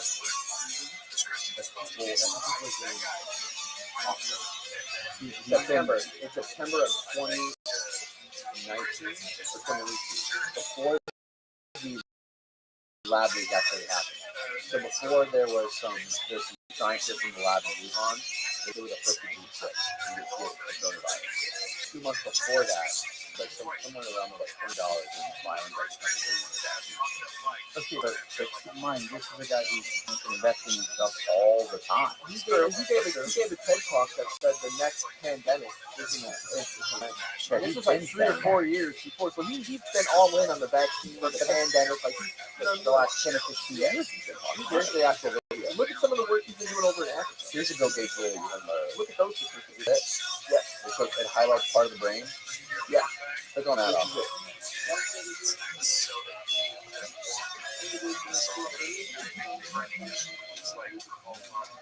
Oh wow.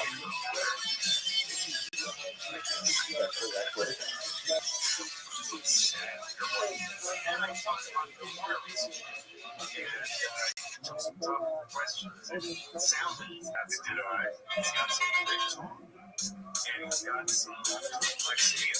I tell you guys, this is a hoax. It doesn't mean he said he Hold on. got a vaccine. Hold on a he's gonna second. fix it.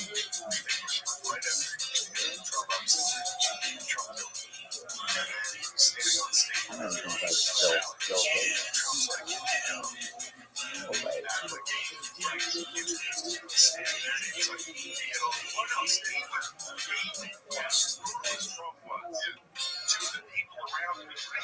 What the fuck is he saying? I don't think that was until This guy. That's 100%. no way. Yeah, 100. 100%. 1000%. Listen to his voice. You couldn't take him out of the lineup. So he talks with his hands a lot, the same gesture, the same voice. He's got the glasses. He's not saying he's off. I can't hear it.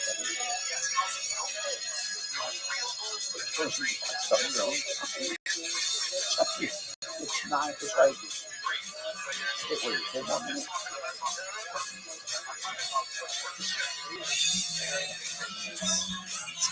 Alright, awesome.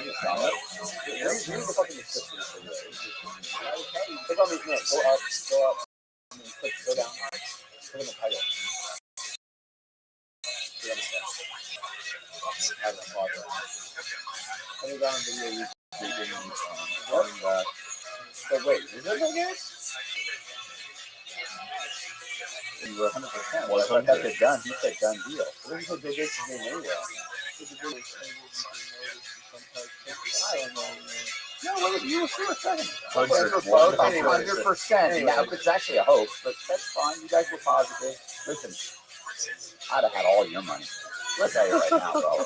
I'm a different person now. Listen, what the fuck was he even talking about, first of all? He was trying to steal it. He never said he was talking Talking about about a that. vaccine. He's talking about that. The VMAX.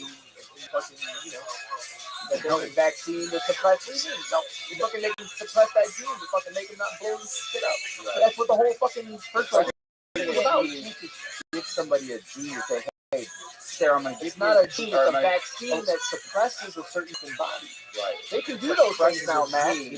You know they have that kind of technology now. Then why aren't they hitting the transgenders with it? Whoa, Okay, so I mean, if you can do that, why aren't they saying, hey, you're criminal thinking? Boom, they give you a You know why? vaccine. Guess what? Now you're not a Because criminal the anymore. Supreme Court hasn't fucking said we could yet. And we haven't They're gotten not there going to yet. do this either. And it's no way. No. Well, it's a fun hoax if it is. Oh my God. God. Find the YouTube comment. You need to be top YouTube comment. Or could we read the article that says that? What's the top comment say? That's Oh my God. We're going to YouTube. It's not real, but I think the concept was supposedly that it would suppress that gene. Whether you interpret that as killing the person so they could spread the seed does not matter. But that wasn't the idea. As far as I can, I mean, it wasn't that fucking clear what they were talking about. I think it was Bill Gates. It sounded large, it sounded large. I still think it's fucking true. I'm just sitting in my fucking religion. Most scientists. I believe it. I believe it. There's something awkward about Yeah, they're awkward, they're nerdy, they got that kind of have that Asperger thing going on a So little when you're bit. that intelligent, you're not hanging out, You're not parks and picking boogers with the rest of the fucking teenage kids. You're not charismatic. You're in a book. I think Yeah, you're in a book. Okay, he also invested. Okay, yeah, he invested $50 million in possible food. and actively finance it beyond me. I mean, you probably What see. does that say? Ginkgo, Bioworks, Biomed, as described above. Take food out. Yeah, I mean, food out of it. Claims it is a real solution to climate change and solve environmental degradation while also ironing out animal welfare concerns. You know, It's I all think, about climate change. That's why, so he's buying more fucking farmland than anyone else in the country. He's buying up so much farmland. I got into a heated discussion with Matt. Matt thinks climate change is a hoax. Matt doesn't believe. Matt doesn't believe in man-made climate. He doesn't believe in global warming. I know. It's not that I don't believe it. There is one. The Earth has throughout history has gotten cold and gotten cold. It's got hot. And I don't think that we have that much to do with it. I don't think we have. I think it doesn't really consider that much. I think it definitely is. I mean, is there some? There's some. Since the dawn of the Industrial Revolution, we've been literally digging fucking carbon up from the ground and putting it into the atmosphere in giant fucking quantities. And if you don't think that has anything to do with your fucking, I think you just told me that Bill Gates is going to vaccinate everybody to make them non-terrorists. So some of what you're saying stuff. Okay, I'm just saying. that's science. Okay, That's science too. And I don't give a fuck what they're talking about. That's the fucking. He is the problem. The problem is there's way too much information out there for any single person to comprehensively understand. So it should be one side. I'll do a point An echo chamber. You know, and everything that we look at online is tailored to only give us the information that we're looking for. Which kind of creates like I said, these echo chambers. Yeah. So if I only believe one thing. Because every time I turn around, you're listening to something that's talking about the end of the world or the economy crushing and this. And you're are you listening to this? Are you listening to this? I'm like, well, turn that off. I know, I get all fucking tuned up because Julie said they're taking over, bro. Please, can we just? I got a lean cuisine. Yeah, I have to get up a lean cuisine, and we went to. I tried to go to Starbucks the other day, and when we got in there, I ordered food, and then he just sat there and looked at all the food and went, Dude, because fuck that garbage that's in fucking Starbucks. It's finger food that's been sitting in a refrigerator for 4 months that came from a fucking factory. Listen, I had to walk over apples and some peanut butter. I mean, I had to walk over to some boiled eggs. what's the sub place I walked over to? The someplace where you think what they went out and they killed the cows right there just before you got there. You don't think it was processed food that cut up and stuck in there? It had been there for months. I'm a meat and cheese dude. You know what I mean? I promise you, your stuff had been sitting in a refrigerator for 6 months someplace just because it was warmed up and you saw them cut it up in front of you. You gotta go, Shane? Oh, fucking I watch. Excuse me. Sorry for asking. Ain't you in the club? That's 3 watches all Another hotel time. Fucking $10 Casio. I have That's a $500 Me and bill. Matt got free. I have a watch that came to me for free, and it's the only thing it does is tell time. Oh yeah, what kind of watch is that again? It's a Stanage. The guy from yeah, super cool. Yeah, he's super cool. I talk to him all the time. Have you ever had one of those Beyond Impossible things though? Those Impossible meat I have, burgers? yeah. What do you think about it? You know they have them at Dunkin' Donuts. But not that bad. I would get to work from Carl Jr. a lot. Yeah, I was out in California. Carl Jr. Yeah, it was right by where I and they're honestly, tastes like the prison food. It tastes like the fucking patties they give you in prison. It's soy. Yeah, it's what the fuck it is. Soy's really bad for you. Dude, it's not. I don't know. That's what's in prison, I heard. Because we have a friend of ours, Jake, that was in prison for a long time. He said he got man tits from all the soy he ate. Oh, the estrogen that's in the fucking soy. Yeah, there's estrogen in that shit. And I went vegan for a little while out in California. And I lost like 14 pounds in 19 days. And I'm already skinny, so it was fucking nuts. You give me man tits? I know I didn't. You know, the thing is, I can't eat tofu. Like I can't eat the fucking. No, I can't eat the tofu, and I can't eat the fucking the soy. You know what I mean? So I lost a lot of weight. But I tell you what, I never felt better in my entire life. Like the amount of When energy you were vegan? when I was vegan. Really? Yeah, I always had like my energy. Like now, it's like a roller coaster. Because of my eating, like I'll eat and like Low energy. yeah. But Like now, he doesn't drink coffee. Like everything I it's I was also doing coke every day. it's all coffee no, I never and did cocaine. sugar and everything, and all he eats is like carbs and just. You ever met a vegan who does a shitload of coke? I don't think I know any vegan. Yeah, so There's needless to somebody. say, I got off the vegan shit because it was just like I was losing much weight, man. Really? Yeah, I didn't look the way I looked, but I felt great. I felt fucking. Were you working out? Yeah, I was running every day. I was doing a lot of cardio and a little bit of weights here and there, but I have more energy when I don't.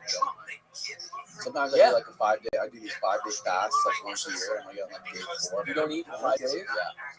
When I get to day 4 or 5, I have like. You'll fall over. That's athleticism, folks. Really unprecedented. You weigh 5-10 pounds lighter. This guy. How much weight do you lose in those 5 days? It's got to be a lot. What's your body type? You probably got endomorph. So there's 2 different body types: ectomorph, exomorph, and endomorph. Endomorph is at the high end. So it's like you gain weight really easy, but it's hard. Ectomorph is where I'm at. Like I can't. It's hard for me to eat, but it's real easy for me to lose. And then in the middle, you kind of get like the endomorph people who fucking gain and they swing their weight wildly just based on their diet with little effort. I've weighed 165 pounds for the last 10 years. And you can pretty much. I vary maybe a pound and a half to 2 pounds. And what's your diet? Do you like restrict yourself to like I'm not going to eat carbs, or do you eat whatever you want? Keto. I He is. Are you do That's not keto? a joke. Oh my god! I've tried it. I don't know. I don't do The it. keto anymore. Guido. I eat whatever I want now. I tried doing keto, but I don't do stuff. Look at this. What it says on box. I've never done it. Look but at this I know move. weights are on it, and I'm telling you what, I fucking Come every night. on. After I learned about keto, I stopped eating pasta. So I used to eat fucking pasta at least 1 night. After that, after I learned about it, I just cut out like I rarely eat spaghetti or pasta or whatever, but I eat pretty much anything else. But usually on the weekdays, I won't eat till like 11 or 12. I eat breakfast. Eating But then after pussy. that, I fucking eat like pork from like 5 Until o'clock p.m. until my tongue my kids left is raw cereal and Yeah. my mouth has Yeah, I'm a garbage lockjaw. disposal too, man. Like I fucking like 60% of my diet's carbs. Oh my Fucking god. pastas, I eat fucking bread. Oh yeah, I'll have a big bowl of soup in a bread bowl with a baguette on the side and fucking. I fucking smash. Like I said, I eat whatever I want, whenever I want. Everybody's I don't- different. Some shit works better for some people. Some shit. Yeah, I don't limit myself to portion size or anything like that. I usually eat until I fucking sick. And it doesn't really affect me, man. It doesn't, like I stay 140, 145. That's it. I can't, I'll hit 150, 155 if I start working out. I'm doing the fucking weight gain and all that shit. But even that weight was Is creatine make you gain weight? it's water. Yeah, it's water weight. I mean, it makes you more rounder. It puts water in your muscles and shit, so it helps with recovery time. And fucking, you get more rounder and fuller. So it helps. When I'm doing all that shit, then that's what. Yeah, man, it's crazy. If you ever try fasting, you have a lot of power and energy after you get. If I skip one meal, dude, I'm fucking. I don't know if I'm gonna fall out. That's because you're addicted to food. We're addicted to food. That's the one thing that we're addicted to more than anything. Food. Like you really don't need food. So your guy who fasted for like a year. He didn't eat any food. He didn't eat any food for a year. You can find him out. Was that the dude? He's got all his energy from the sun. He said he fucking laid out in the sun. He got all that fucking vitamin D. I think I read about this guy too. I'm like, yeah, he's full of shit. No, he's not full of shit. Dude, 3 days without food, 3 weeks without food, you're done. You're the Okay, look, this guy did 1 year and 17 days. So you can get all the nutrients you need. And he was fucking probably 100 pounds, and he just lived off of all that That's fucking before and fat. after. Just melt it off. Yeah, he lived off of all that for however many days it was. Right. I couldn't do that. I'd be dead in a week. So that's the difference. So when you start fasting, your body goes into this ketosis. That's what the keto. It just starts eating. So now the energy, Metabolizing its own fucking. you're burning fat. You're burning fat instead of carbohydrates. So it's just the fat melts off. That's why people who are fat when they do keto, and you get better energy, like more of a clean burning energy. And so keto's what? No carbs. Zero carbs. No, there's carbs. It's like there's like a percentage of your diet. So only like 9% of your diet can be carbs. I think 30% protein and like fat, 60% fat.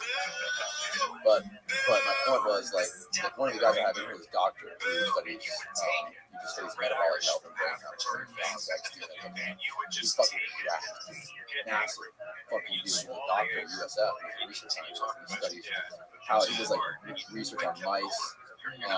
We started doing it by tests on Navy SEALs who were getting oxygen toxicity seizures from the rebreathers, from like trying to go under without the bubbles. And they were getting these seizures, and he was doing tests on them with diet, like seeing how they could avoid these seizures with different types of diets. And he found out that by restricting carbs and putting them in ketosis, they were getting rid of that. And then that's kind of like transitioned into therapy for people who had epilepsy. So people who he just started testing it on epileptic people, and then taking them off all their meds, making them 100% keto, and they were literally being cured of epilepsy. They were going from like having multiple seizures a day to no seizures for months. It's fucking crazy shit. And then, anyways, so he was telling me after like 7 days of fasting, he could deadlift something like 500 pounds.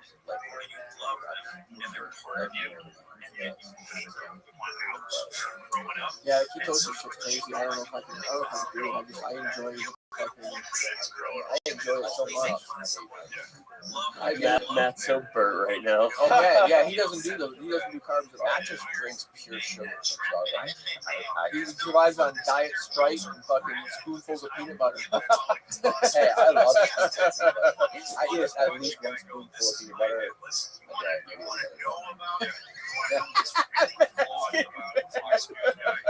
I'm not kidding. He's not having it. He's debunking conspiracies. He's come debunking on. diets. He's doing it all. Listen, I'm still convinced. I always forget about the fucking Illuminati tattoos on your head. Show me that.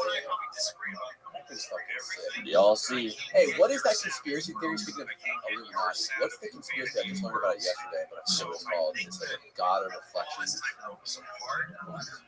There's like a name for it.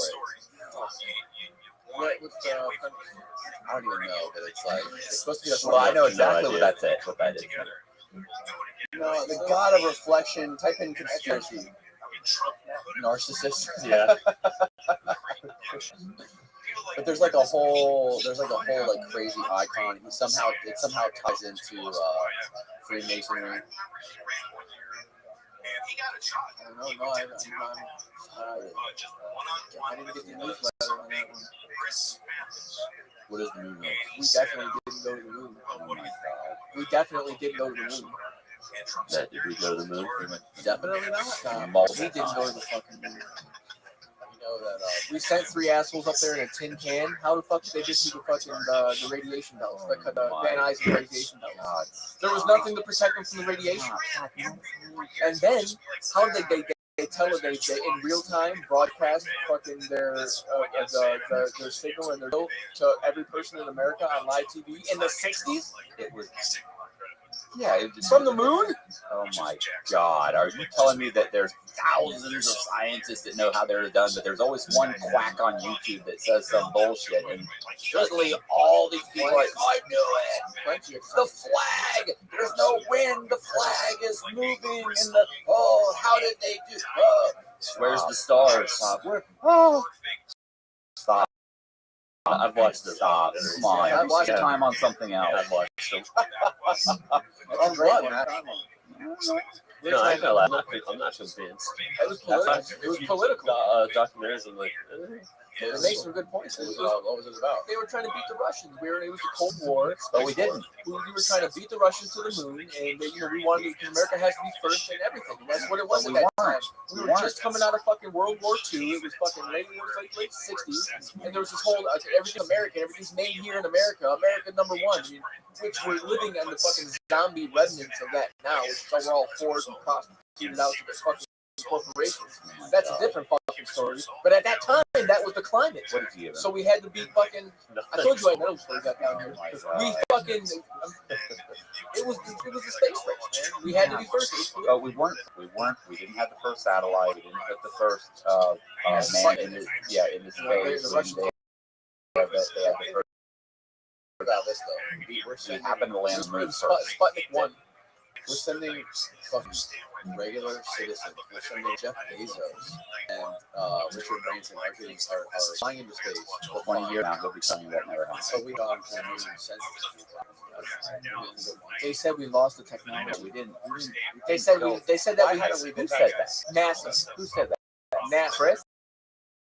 NASA said that themselves said that we no longer have the technology to get to the moon. It was lost.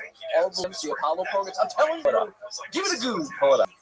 Gosh dang, Tell me where you have someone, an employee, current employee of NASA that said we couldn't go to the moon right now. we don't have the technology.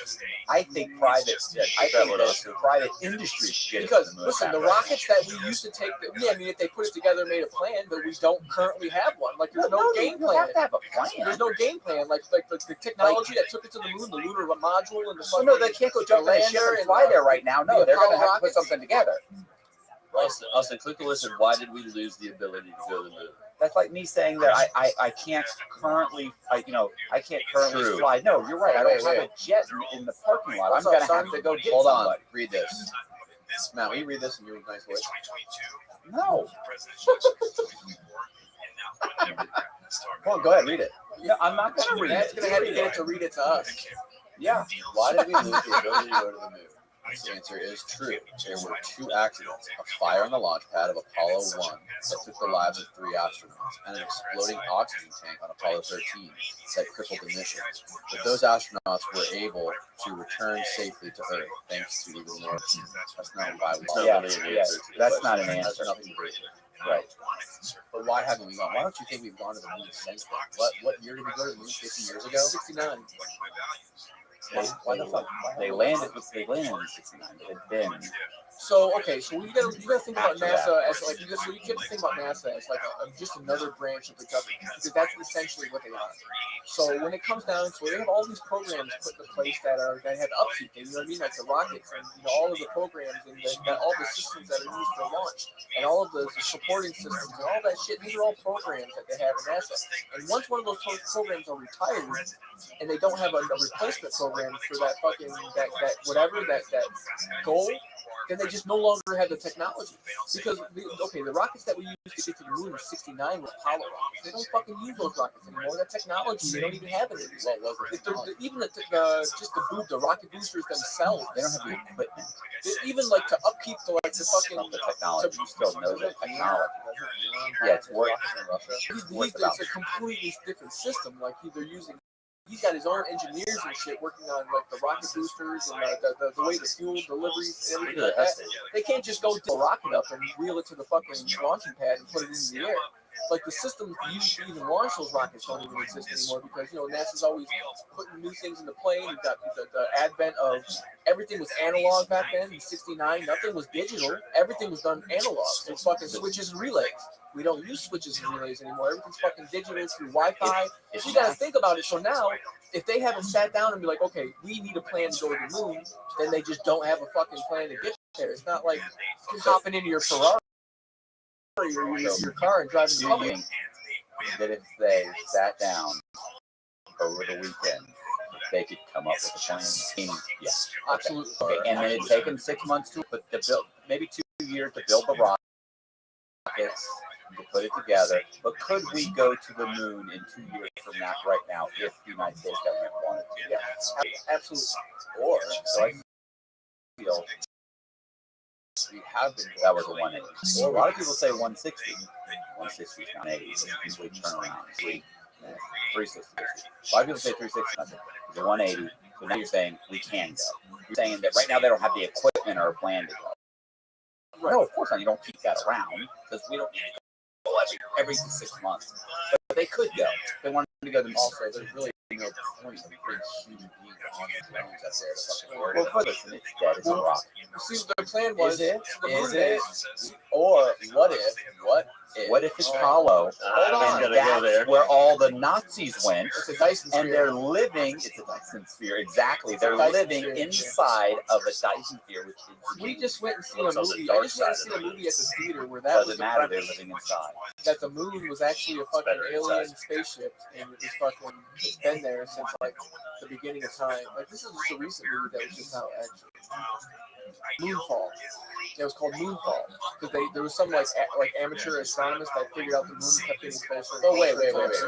What is the official narrative on how the moon got there? Isn't it? Yeah. Didn't we get hit by a giant? There's two theories. Okay. So there's What is like the accepted theory? I know the both mainstream theories. the mainstream archaeological theory is that What's the non-conspiracy theory that Matt Costner well, said? there's no neither one of these are There's conspiracies. both theories. This is both mainstream science.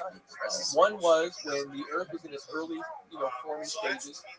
This was either a comet or an asteroid came and knocked off, either split it in half or knocked off a very large chunk of it. And because of the way the rotation of the Earth happened, they were spinning. They both created two bodies. One being a satellite of the Earth and one being the Earth itself.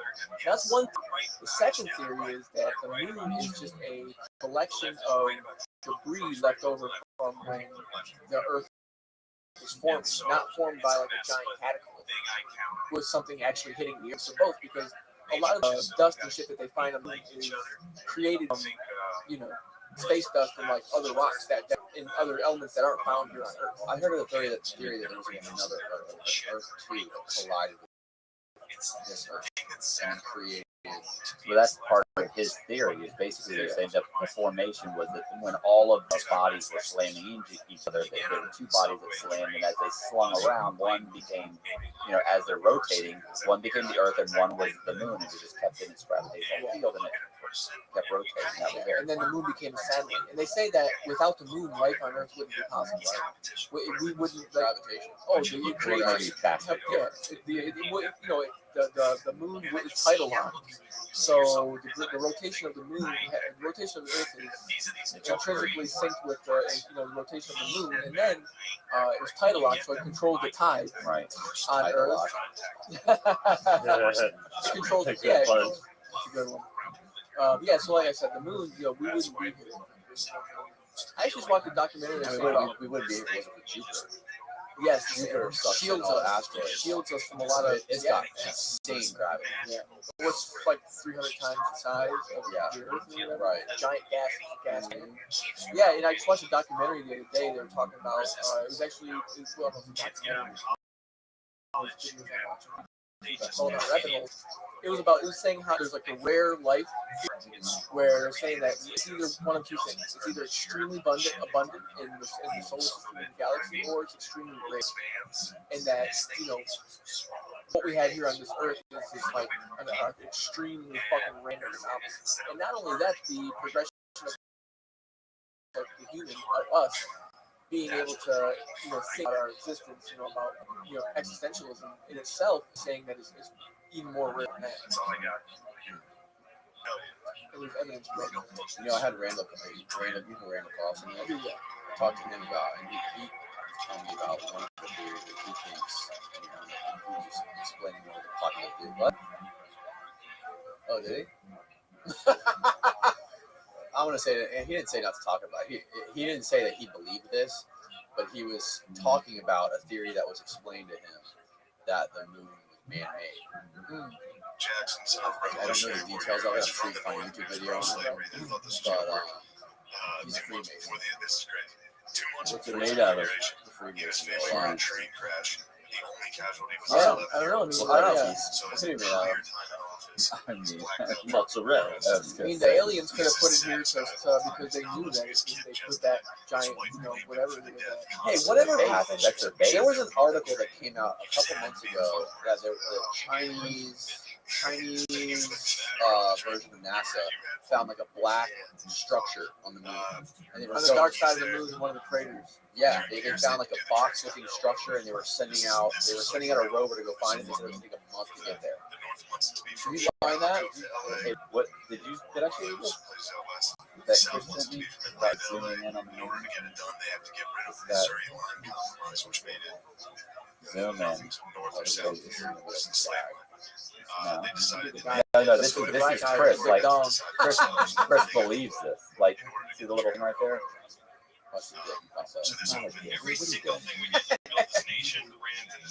These TikToks are so hard.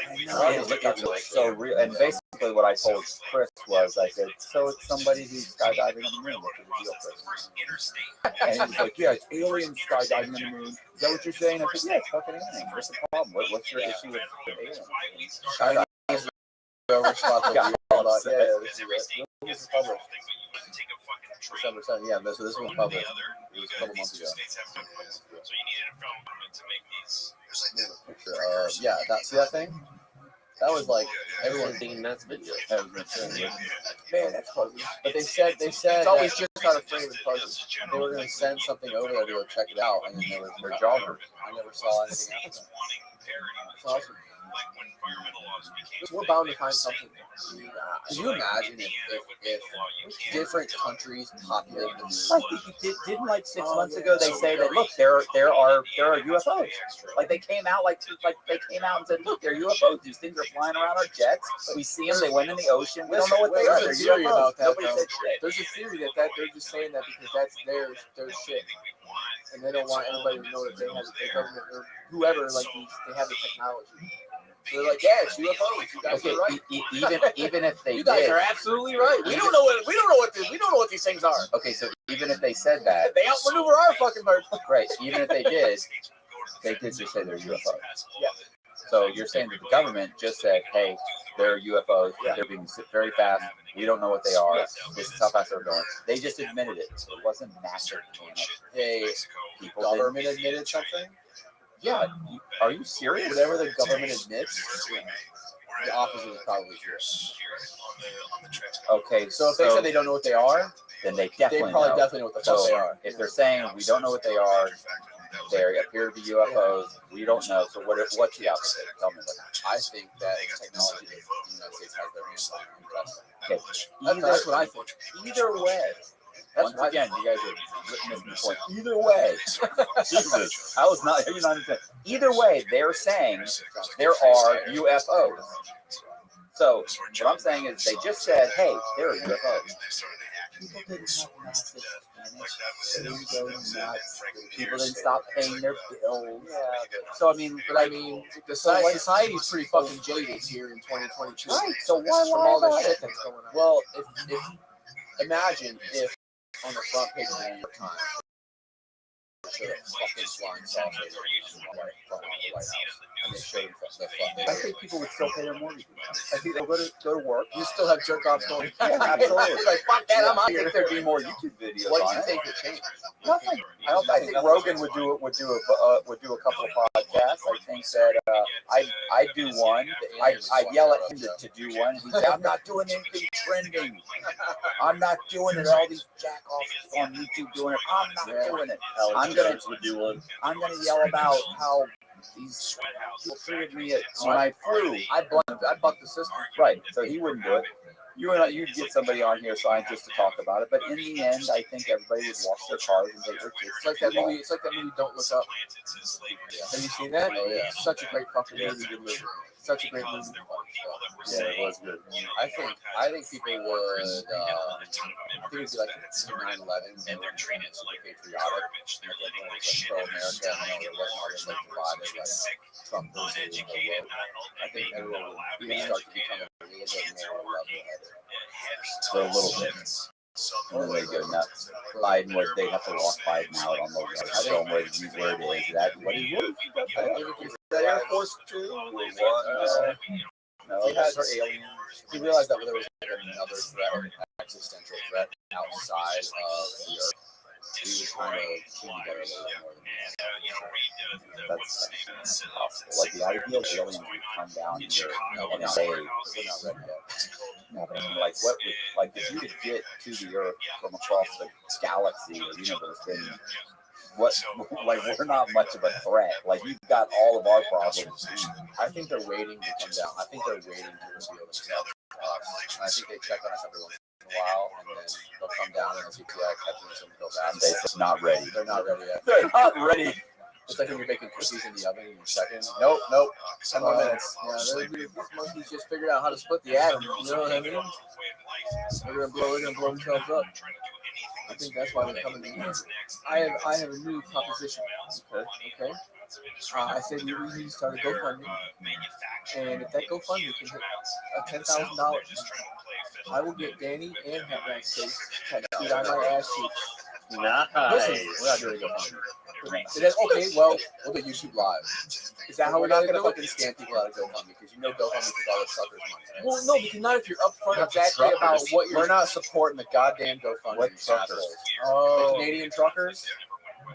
Oh, they get a piece of that, don't they? There was a whole GoFundMe set up to support the truckers, and there was, I forget how much money. I think it was close to $100,000 or even $1 million that was donated to support the Canadian truckers who were get vaccinated for fucking driving trucks. Right. So, no, we're not doing that. As in, we're not doing a tattoos, we're not doing GoFundMe. And GoFundMe didn't like the cause or whatever. I don't know what they're having. They thought that it wasn't moral, it was political, and they took the fucking money. Okay, once again, I cannot imagine that they just took $1 million. Okay, they had to get threatened by the government, okay, for fraud. And I guess it looks like they were refunded. Did they refund everybody? Yeah. What? I'd like to. $10 million in donations. $10 million.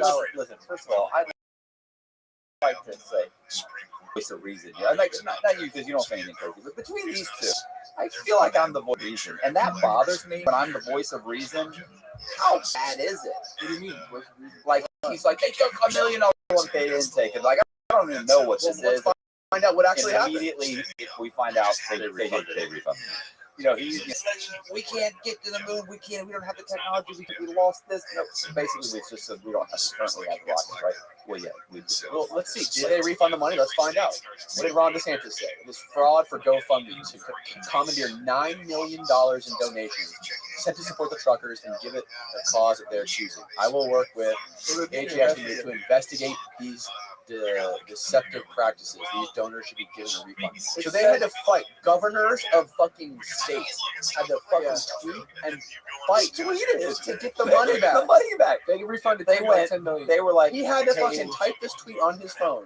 So listen. Oh my God. I mean, literally, like on a Monday, they get a tweet and they're like, "Look, we have 9 days to return the money. We're planning on returning it, and relax, calm down, and they return it." So we're not using GoFundMe. So we're not. That's why we're not. That's why you're not. Because, of course, because they have they probably have. I don't think we should use GoFundMe, Matt Cox. I don't listen.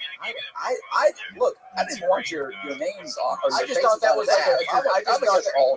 No, we're not doing names. We're doing full portraits, baby. Full color portraits. Hell yeah. Full color portraits.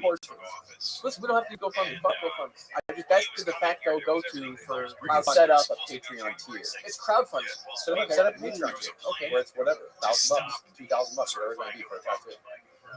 What if you don't reach it? What would you do? What happens to 9,500? Which I think is more like. I'm tattooing my ass cheeks.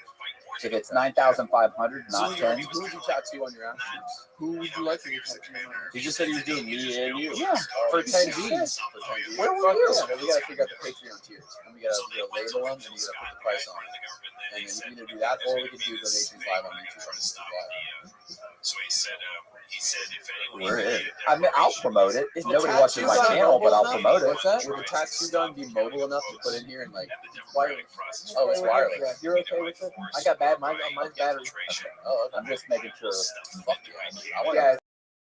It's not like a fucking. I'll get a tattoo live on the podcast. Okay.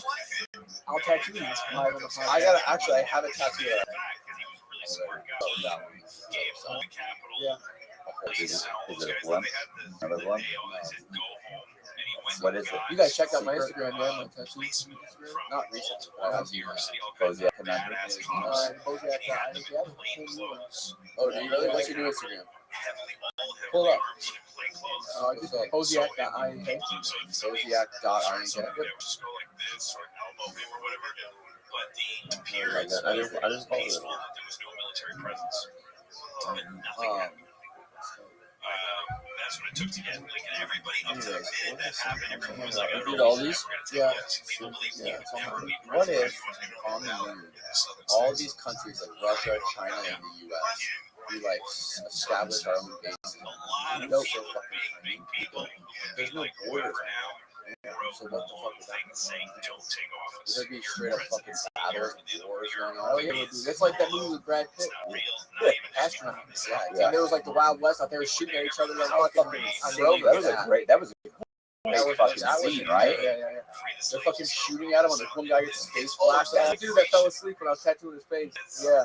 First thing out of his mouth is Oh, no what went intention Yeah. Like, of freeing the southern slaves or changing their like slave how bad laws. was his childhood? Yes, we Yeah, he will was fucking chase crazy. down and bring you back your slaves when they come up here. But yeah, man, I did. Those are dope. We're not gonna like I like them. possession, but we will do it. Like so, the first thing out of his mouth. Keep going. I'm thinking about trying to get into a shop out here in Tampa, Florida somewhere.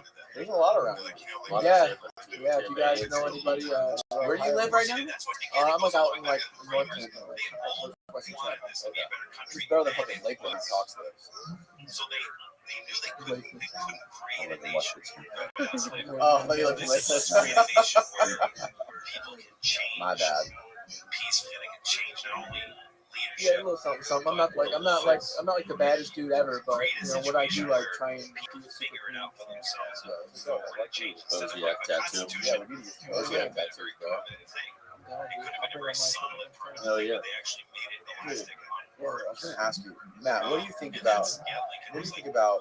You see, like, or you? What do you think about? You see shit like putting people on the moon, fucking Elon shooting these rockets into space, trying to buy shit like jet. I mean, listen, those are power moves by fucking billionaires. Those are billionaire power moves. And then okay, they're calling this, but even like fucking Mozart or Michelangelo, Salvador Dali, the Empire State Building. Kanye West. Dying to see how All of the most insane human innovations in the history of the world. What if it's all just an elaborate mating ritual? What? Listen, I have an hour now. A mating ritual? What if My it's like age, it's like a after I peacock? get tired. Like a peacock has this fucking beautiful, broad, extravagant display of that for breeding. All it is to attract a mate.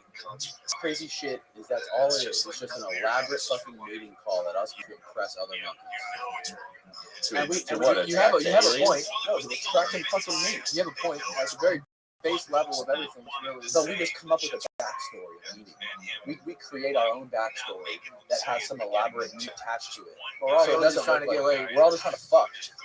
Hell It's yeah. further the species on some like you're talking about like at some primal level. Yeah. I get it. What do you think about that theory? That thinks it's funny. It's bullshit. I get it. It's bullshit. I in on some level, I'm sure that that's a huge part of it, or a part of it.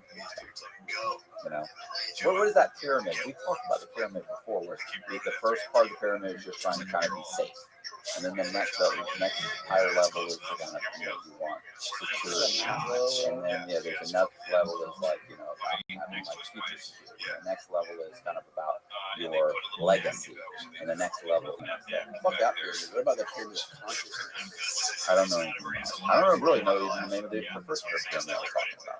I think it's Maslow's hierarchy. What is this guy That doing? makes a lot of sense. Can he pull that? What are you pulling up? What happened to the pyramid? It's like a pyramid. Like, he doesn't pull anything up. Nobody's paying attention. All these people want to go home. The guy you're paying to work the switches. What about like all these fucking bots that live on Twitter? Like, what percentage of the tweets that you read are bots? Yeah, Oh, I was just erasing I don't read crypto. tweets. Do the crypto people get into your Oh my comment god, section? bro! It's insane. Hey, I trade with John Johnson. Oh, John's wonderful. He made me hundreds of thousands of dollars. Oh, I know John. He just cashed. Yeah. And I go in there and review. Yeah, I mean, it's insane. Whether it's crypto, whether it's politics, whatever it is, if you type out a certain thing and talk about a certain thing, whether it's politics or crypto, you're gonna get all these fucking comments, the same fucking thing. Yeah. There's so many fucking bots. They on say it Twitter. comes from Russia. A lot of it comes from Russia. Well, it's a Russian farm. Was that what his name? We talked to him about. TikTok. Talks about there's like even in Saudi Arabia. Saudi Arabia is one of the biggest. What was it? The king of Saudi Arabia. The kingdom of Saudi Arabia. They were the biggest group that fought back against Elon taking over Twitter. They did not want Elon taking over Twitter because he's like all. In China, they have state-sponsored hacking, where they just fund, they buy buildings, and they just hack it full of people that are on computers 24 hours a day trying to hack into everything in America. They indicted those guys. A ton of those guys. That's the problem. That's the problem with free speech on Twitter. Where do you draw the line? Like, what was the purpose of free speech on? What was the purpose of There is no line for free speech, right? There is. But they have a community guidelines. Rules they have to follow. For who? Who are we talking about? For China? Oh, wait. Like it's supposed to be free speech, but the reason that they ban people is for reasons, right? They're trying to avoid shots. They're trying to avoid like real cause for violence on. Yeah, I was gonna say I could see violence. To me, violence would really probably be the only thing that I could say, hey, look, you just can't advocate violence. Like at that point, I'd be good. And that was their ultimate reason for banning Trump, right? They're saying that he incited the January 6th riot. Yeah, it would have to be pretty specific. You'd have to for me to say, look, listen, we gotta you can't say that. Like, it would have to be pretty specific. Yeah, that whole What he Trump said ban, was very vague. the So whole Trump ban shit is fucking wild. They the fucking shit ever of president. Dude, because that right there lets you know that the people who run these companies are part of, a particular fucking agenda and a particular fucking side, the political fucking. You know what I mean? Like, it's obvious. For like, sure, it's fucking straight fucking obvious. When something like that happens, it's like, okay, then there is an agenda and there is fucking some kind of ulterior fucking motive. You know, it's just like, that's insanity. Sheer fucking insanity. Like, that's happening. and the other, and lots of like Milo Yiannopoulos getting banned. The other person who got banned, I forget who it was. Some person tweeted a man is not a woman. They got banned. Fired immediately. This guy I know, this political commentator kid that posts a lot of shit on YouTube, Kyle Kalinske, he posted replying to some sort of political tweet from somebody like mocking the dude, and then posted that gif of the head exploding. You know the gif from that movie? It's a gif of like this guy with a clay head, and his head just explodes, and it's like clearly like clay fake or like special effects, and they fucking blocked it and suspended his Twitter profile, saying that it was like depicting acts of violence or whatever. But you can find a million other tweets using that same fucking gif. Yeah. But it's because this guy's like a left-leaning commentator or whatever. They enforce the rules when and how they want to, on who they choose to. Period. It's all part of it. It's all part of suspicious. Like, but then there's board trying to block Elon from buying it. It's suspicious because what is he going to find? Is there something that he can find that he would expose that goes deep?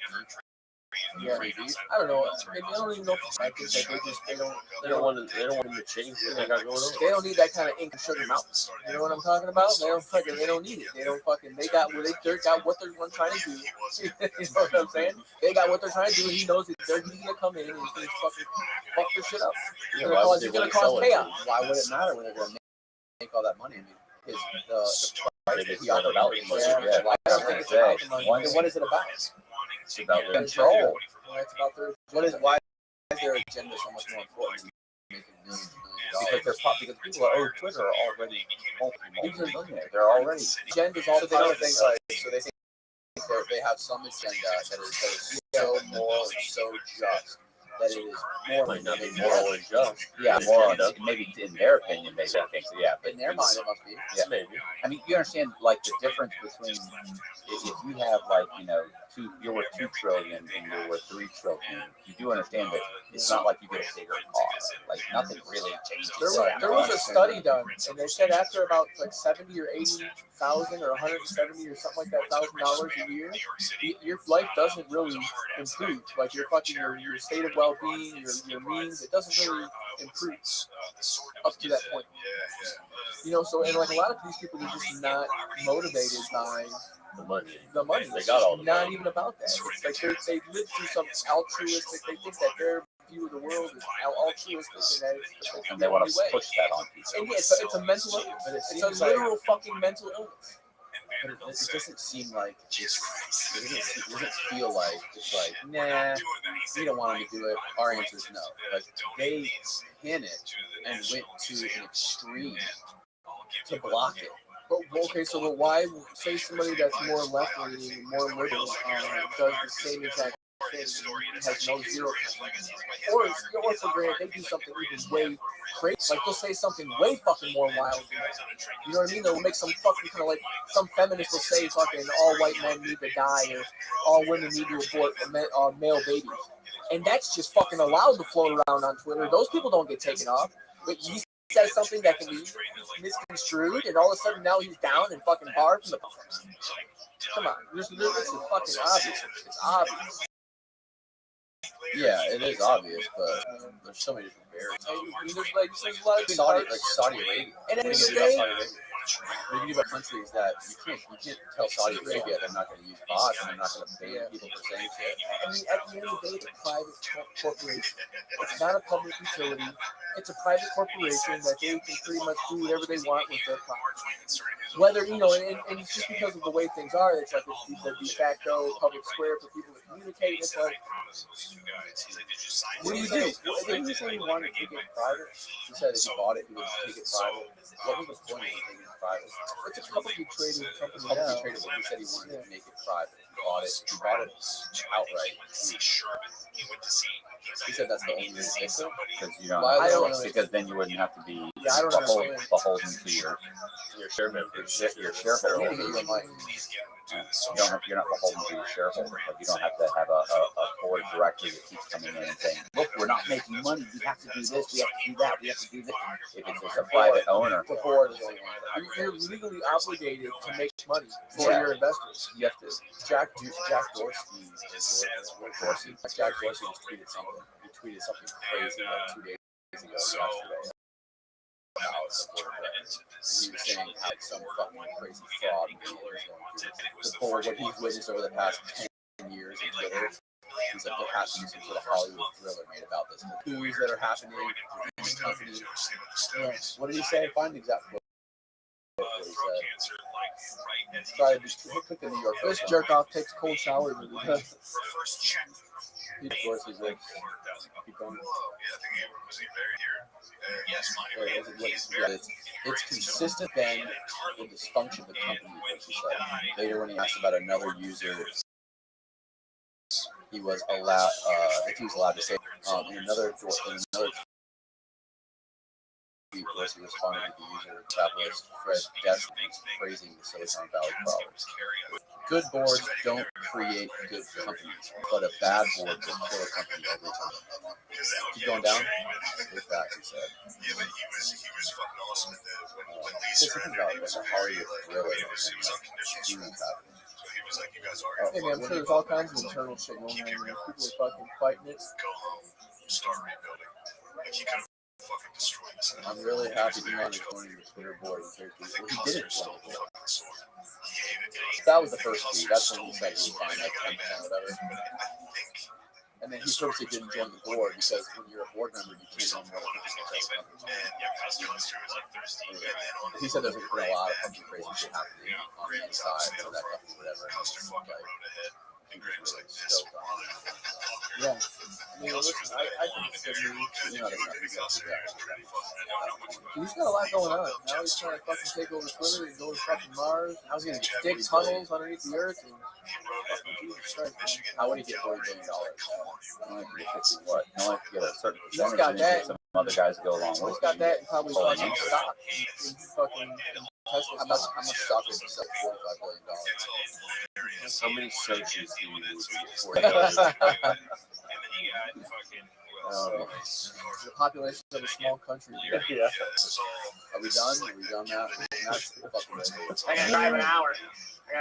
Should we end Is there any conspiracy theories you do kind of believe a little bit? I don't. No. Things that I believe aren't conspiracy theories, they're just true. Matt doesn't spend any time. Is there any It's not interesting just things out there? You know, because honestly, it's like I have, What's the most important thing in your life? I mean, What's the most important thing in your life? to be happy. What makes you happy? I mean, spending time with my girlfriend makes me happy. Painting makes me happy. Writing happy. Why painting? I like doing my podcast. You know, I like hanging out with people that I like hanging out with. Number one is your girlfriend. Yeah. Number two is painting and writing. Yeah. Why the painting and writing? Do you realize like working out is kind of on the top 10? I'm not talking about working out. Hate working out. I'm talking about like the reading and writing. Why do you like the painting and writing? It's creative. It's like, you know, it's like the expression. Yeah. You just like to zone You out. you ever mow your own I love yard? mowing my yard. Right. That's one of my favorite things to do. No, is it really? I love watching the TikToks. You send me some clips. I watch them on Instagram and on TikTok. It's like guys who make these perfect fucking lawns. I didn't know any of this, by the way. I didn't know any of it. But what I always tell people when they're like, whenever people say like, you know, Lawn porn. do you like lawn porn? Whenever people say like, do you like painting? And they're like, why do you paint? Like, because I love when you when you're completely done and you step back and you look at it, you're like, wow, like I did that. Like, look at that. I feel this great feeling, a feeling of fulfillment. And so like that finish something, you're like, wow, I can't believe I did that. And whenever people are like, well, I don't know what you mean, I would say, do you mow your own yard? And then they go, yeah, I do. How do you feel when you're completely done? Stop the mower, turn around and look. How do you feel? They're like, it's like a fucking Michelangelo. Right. It's great. It's a great feeling. Like that's really for someone who doesn't paint or write, they don't understand that. But they are, they're like, or even in a room, they're like, That yeah, feeling of I know what you mean. I know what you mean. Because you don't get that doing some taxes. Yeah, I don't think that would if you work in the warehouse, you know. But I don't get that when I edit like a video. I was gonna say maybe. I was gonna say maybe. I was thinking maybe that would work, but no, it doesn't. It's fucking torture editing. Yeah, it's long and arduous, and then when you're done, it's like you never really feel good. Like no, you're staring at this fucking screen, sitting in a chair. But when you edit, when you're mowing a lawn, you're fucking out in the sun. It's you're clearly done. You're getting exercise. You have your headphones in, listen to a fucking audiobook. You learn, you get exercise, you get the vitamin D, and you're fucking creating beautiful lawns. Yeah, it sounds stupid. So fulfilling. So not only is Zen, but it's extremely productive. What about washing your car? You kind of get that washing. See, I think some people. I bet you some people get that washing their car. Some people are like, I hate lawn. I don't get that mowing the yard. But most people, if you're lucky, you have something like that in your life. I do it every week. I would do it twice a week. When I was really obsessed with my car. Yeah. But see, I don't really like my car. You know, if I was driving a Lamborghini, I'd probably feel, hey, watch that fucker. You know what I'm saying? But now it's like, you know, today. Driving a Lamborghini, you don't give a fuck. Yeah. Yeah, no, it's True. I would watch. Get me a Lamborghini. Watch Yeah. Let's find out. Because when we were painting, and I threw that painting up on the hood of my car, I was like, it's great not giving a shit about your car. Like I wanted the sun to bake the painting, and make it dry right away. I took it out and popped it on my car back in the garage. But yeah, I like painting. I like writing. I like painting. Especially writing. And it's all about the feeling that you get, all about like that Zen sort of accomplishment feeling. That's all about, or is it money involved? No, because I don't really make a bunch of money. I don't make much money doing like no one thing pays my bills. Like I make some money on books, bills. I don't even push my book sales. You know, I make some money on painting. I make some money on doing like commercials and you know, pods and things, you know, being in it. So I make a little here, and luckily by the end of the month, I'm able to pay my bills. So and of course that's helping me try and put together some documentaries and work on different projects, and I'm hoping those projects end up being something and making something. But right now, I'm super happy. When you're writing, is it a similar process to the painting? Is it mindless, or do you have to like sit there and like? No, it's way different because I'll sit there for 2 hours and write 3 sentences. And other times I'll sit down and I'll write 2 pages in an hour. So it's just always just How structured is it? Like how much work is it? You sit there and be like, maybe this sentence should be here. Maybe I should use this word instead. You sit there and think like, listen, I hit the thesaurus. I hit the synonym. Back with the thesaurus. Okay, what about this? Then I go and And this is writing. If you're working on a project, is this just like writing? No, I write almost every day. Like I did for months and months and What months. is your daily writing? Just different stories that I'm working on. Okay, so stories you're working on. You don't just simply just write out thoughts. No. Plus, shit like journaling or like diary, like write like journaling. No, it's always stories. It's always someone's story. Pete and I, my buddy Pete, we've been working on something for over since I left prison, like 2 years. We've been working on a story about this guy who's shit about. And the Chinese guys that were robbing all these chip manufacturers and sending the chips back to China back in the 90s. But we've been working on that. I'm working on one about me being in prison, about a book I wrote. And then I'm working on Jesse's story right now. She's got a great story to talk about. So I'm ordering documents and that sort of thing. So I'm always kind of working. I get up early, work for a couple hours. Sometimes I write 3 sentences. Sometimes it's a page. I do a little bit every day, and then one day I'll turn around and I'll go, "This is the story. I'll let a few people read it, and I'll go, Do you feel more creative? More motivated to do your work after you go to gym early? No, I feel more motivated.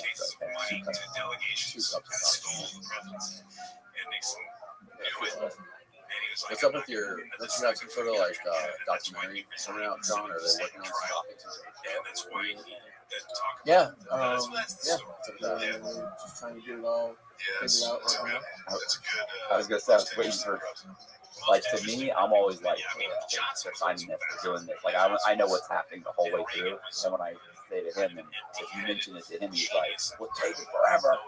Well, what's that? I'm like, it takes time. So I know what what happened. happened. I get it. It's just one of those things where it's like, you get to a certain point and then there's negotiations, and then they get to another certain point and then there's negotiations, and then there's more negotiations.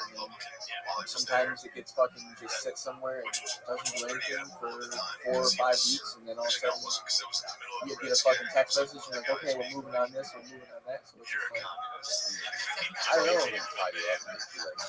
No, it's definitely happening. The wheels are turning. Things are happening. So stuff's getting shine. Can we watch the trailer or the sizzle they made? Really? You've seen it. Like you've seen it. I like no. The guy that's doing it, he's doing it. Do you understand that? Anything? Fuck him. No. Yeah. Anything he posts, like they are all over him. Through my social media, if I post something that's even kind of like considered sketchy, or racist, or fucking anything they can the director gives him a call. They don't call him anymore. They're done calling him because he argued. They call me. Good. He's got to call me. I don't know. You got to take that post. That's like, what post they actually did? And they never mean anything. Like the head. What was the head?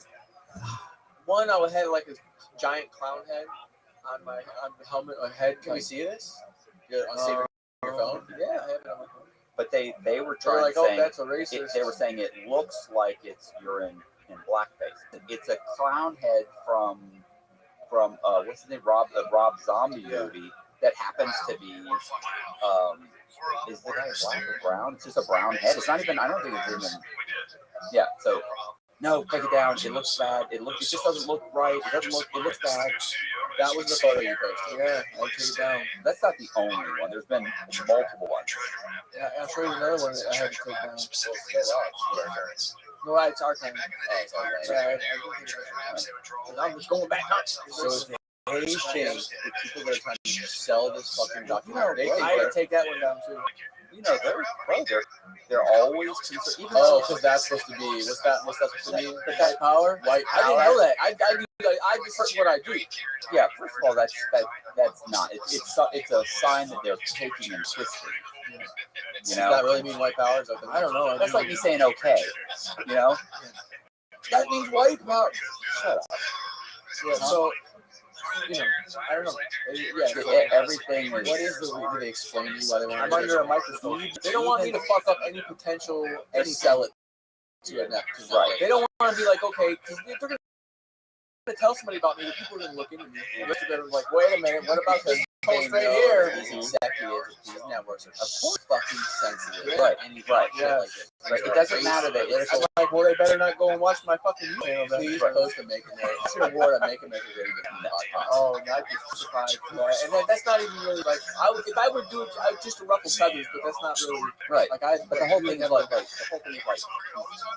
he's not a racist person. These aren't racist things. They're like, yeah, but they could be construed as it's like, oh my god, are you serious, Yeah. dude? I It's didn't not. know how much that fucking suck having your whole livelihood based on these fucking their political ideology. yeah, so that's how I'm living right now. Oh, you should- I can't and you really should go hear nuts how I want to. On our group chat, I can't. I go fucking out. Go nuts. you understand our group chat? Like I say stuff like I'm gonna say one of the mundane ones. Like they'll say, you know, hey, we're waiting for so and so to respond. We get sent them an email. We're waiting for the response, and I say, hey, listen, do you have this guy's address? Because I'll get a couple of Mexicans to go throw him in the trunk of their car, drive around for a couple of hours, duct tape him to a chair. The group chat was like 8 people that are working on this film. Right, duct tape him to a chair, and then we'll have a conversation just to soften him up. Do you remember the one? And so wait. He's laughing. Oh, that's funny. We're going. It's like I'm gonna say that, boom, dead silent for like 15 minutes, and then all of a sudden I just get I'll get I'll get like the emoji with just the big eyes, like that. What about the one where he's like terrified? He's like, okay, so they sent us a picture of this dude, and like we're pitching to this dude, and we're trying to get this guy signed on board. So I just jump on, I do a quick Google search of the guy. Apparently, he has some kind of wild fucking sex charges against him. Or something. No. It was that he had been sued by an assist. What is it? An intern, a female intern had sued him for sexual assault. Yeah. And I'm like, so I pulled up the news article. This was just somebody they were pitching. They were talking to. Yeah, they were talking to him, and they're like, we're trying to get him involved. So then I sent the news article in the thing. And then just the guy, right? Yeah, it's just the guy, and the fucking when he came out and said something about. I came back and then they were like, well, maybe we should reconsider talking. And I guess it's not. I guess we're not going to approach him. That doesn't sound like something you want to deal with. And I go, well, wait a second. What does she look like? I said, let's not jump to conclusions here, bro. I said, this may have been a perfectly reasonable sexual harassment. I said, sometimes it's just good behavior. So I'm going back and forth. Listen, we're talking about, that's like a phone call, like, say, like that, and they come back to me 5 years later, and I'm like, it's a joke. But then again, we have nothing to lose. They work on huge projects with like these massive, fucking multi-conglomerate billion-dollar companies, like big time budgets and shit. So I can people are getting fucked up over tweets from 5 years ago. So I can only somebody publishes the whole chain of fucking chats that's going off. They're not stupid enough to comment. We're terrified. Oh yeah, I'm a loose cannon. They're fucking terrified of me just thinking this whole goddamn thing. Can you please just call him? Just call him. Oh my god, dude. Yeah, they think I'm gonna torpedo the whole thing before it even gets legged. So they're just trying to fucking. That's why I don't really post or like. I go crazy on my podcast sometimes when I probably shouldn't about a lot of shit, but my social media I kind of don't really. I don't want to shoot myself in the foot.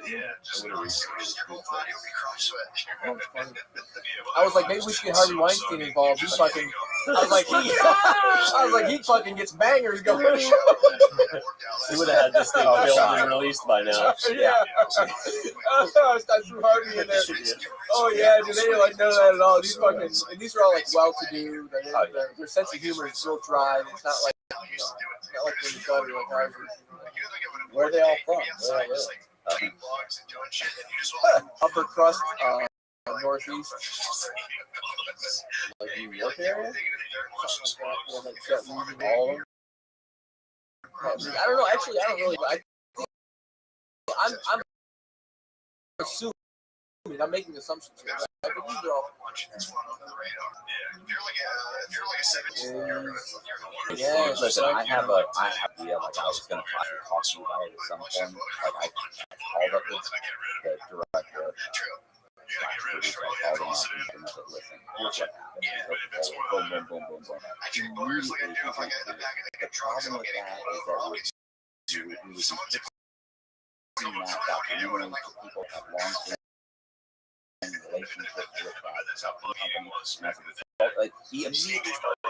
I'm like, yeah, but it's an amazing story. And it is. I'm like, I'm really involved in this. I can get everybody lined up. Like, and I understand that. The problem is getting the money to do this, and then asking to place it on a platform that they buy from that production company, and they will have issues with that. Like it becomes super political, and I'm like, yeah, but it's all true. It's irrelevant. I'm like, yeah, but this is what happened. And he's like, it doesn't matter that it's an amazing story, and it's all 100% true. It could damage their relationship with this company and this company. It's like, Yeah, it's just this giant everybody's in bed, right? Bureaucracy, Right. It is. It's like the fucking government. So I mean, I immediately started thinking, well, who do I know? Like, I basically need to get somebody that would go against the grain. But Danny's as disgusted as I am. He was disgusted years earlier. Yeah. You know? Oh my god. Maybe he'll film it for you. We're in a group chat with a group of friends, and I was really. She said something really funny there. They were talking about Kyrie Irving. You know how like Kyrie Irving's like that. He's vaccinated, so like obviously there's fucking two opposing views of Kyrie. Everyone's like, oh, freedom, crazy fucking people. I love Tucker loves Kyrie Irving, and all the super woke people who love vaccines. I think Kyrie's in fucking. And we're in a group chat with somebody, and she's like, they're big LeBron fans, and Kyrie and LeBron. They're obviously going at it. They're not like super close anymore because Kyrie talks shit about LeBron. They're both on opposite ends of the spectrum when it comes to that. Yeah, Kyrie and LeBron is just like left and right. And one of the people who chat was like, the only reason I would like Kyrie is if he went back and played with LeBron and shut up and didn't say a word. Never opened out. And Shane responded, he goes, so he should shut up and dribble. There was it was a silence after that. Dude, it was fucking great. I didn't do it justice. Yeah, I do it. One of those things, yeah, Make sure you check it out. Just need or for like Vogue. If you were like a vagabond or a piece of shit, like M for murder, like all that shit. Yeah, and vaccination. Rapists. Shit, what do they give you? Yeah. Anyways, we'll make a documentary now. It's like little A rapist. What about our other episode? Well,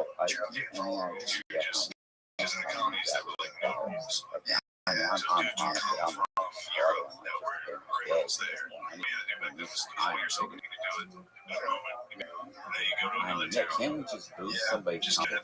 Plus, you know how much research it takes? I mean, it's outrageous the amount. Or get me that guy. Listen, I don't even know how much that guy really did. I think he may just be ad-libbing some of the stuff. But you're talking about we have to get footage of the people.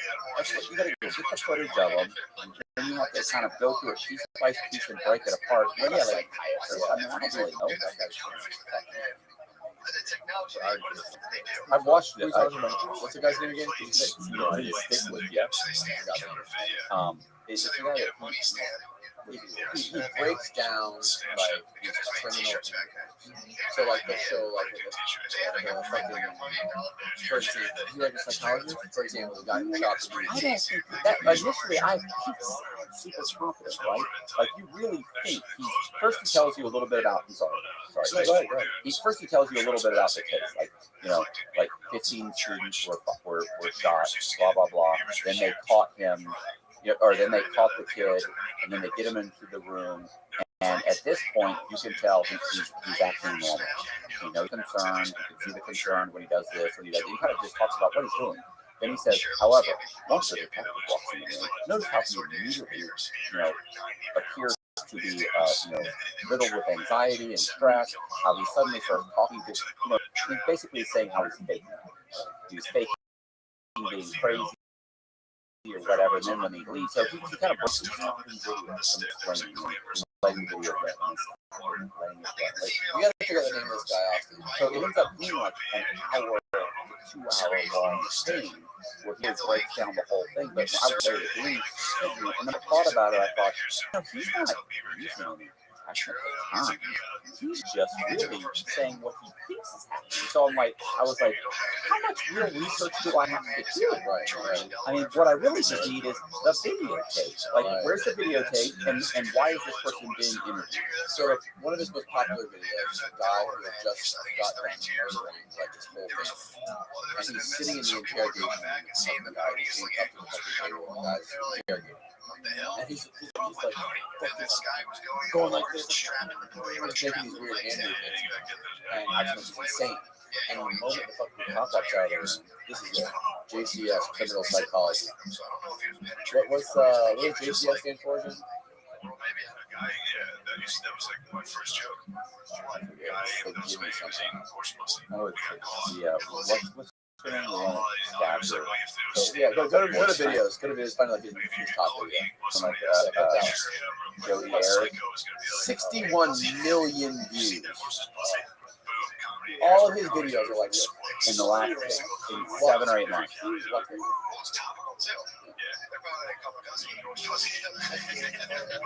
Look at him. These 4 dudes get captured by these Indians. They take them and they make them run the gauntlet. So that was one thing they would do when they would capture prisoners. A lot of these tribes would make you run a gauntlet like right away. So the whole town would come to the bank of this river with these dudes they captured on canoes. And one of them, by the way, Stark, in the Revolutionary War would come up with the term "live free or die." Pretty sick. And he was like, I mean, this is how small the world this was back then. Oh yeah, true. Oh man, you missed it. God damn it, dude, you're fired. What do you doze off?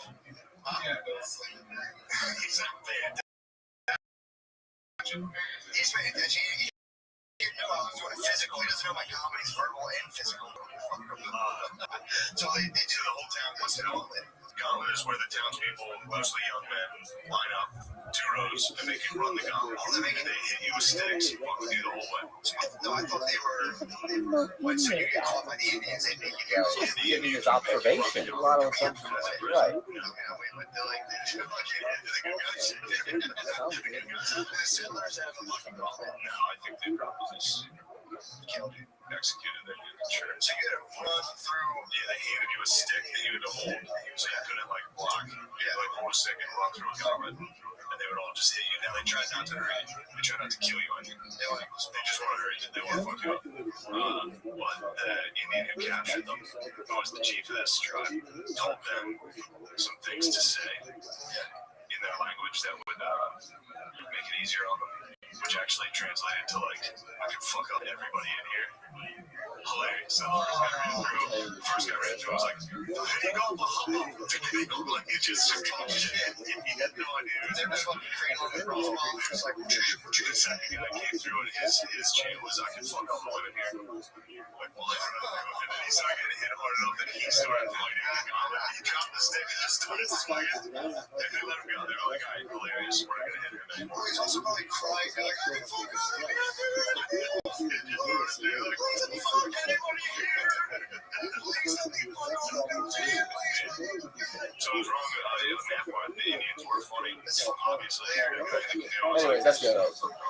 So it breaks down the psychology of all these fucking crazy people that like commit heinous crimes and murders. And they're fucking insane.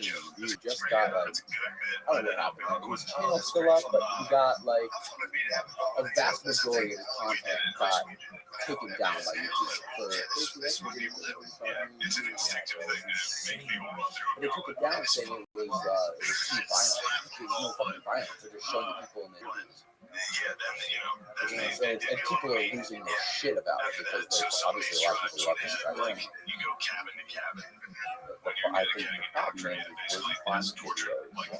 How do you know, right? And I'm not a psychiatrist, but I get the content. If it's like white collar crime, that's right, perfect for someone to do it. But where do you get those videos? Like, Yeah, it's not going to be easy. Well, but, I understand, but at this point in my financial, wealth, you can't afford it. That's always crying about being broke. yeah, I am. Meanwhile, I was making $700 a month on Patreon. Congratulations, buddy. That's great. Cha-ching. That's fucking amazing, man. Listen, bro, I'm proud of you. I got my my different tiers. When I had Brett Johnson in here, I'm giving away things. when I had Brett Johnson in here, he was telling me, so this is not Cox guy.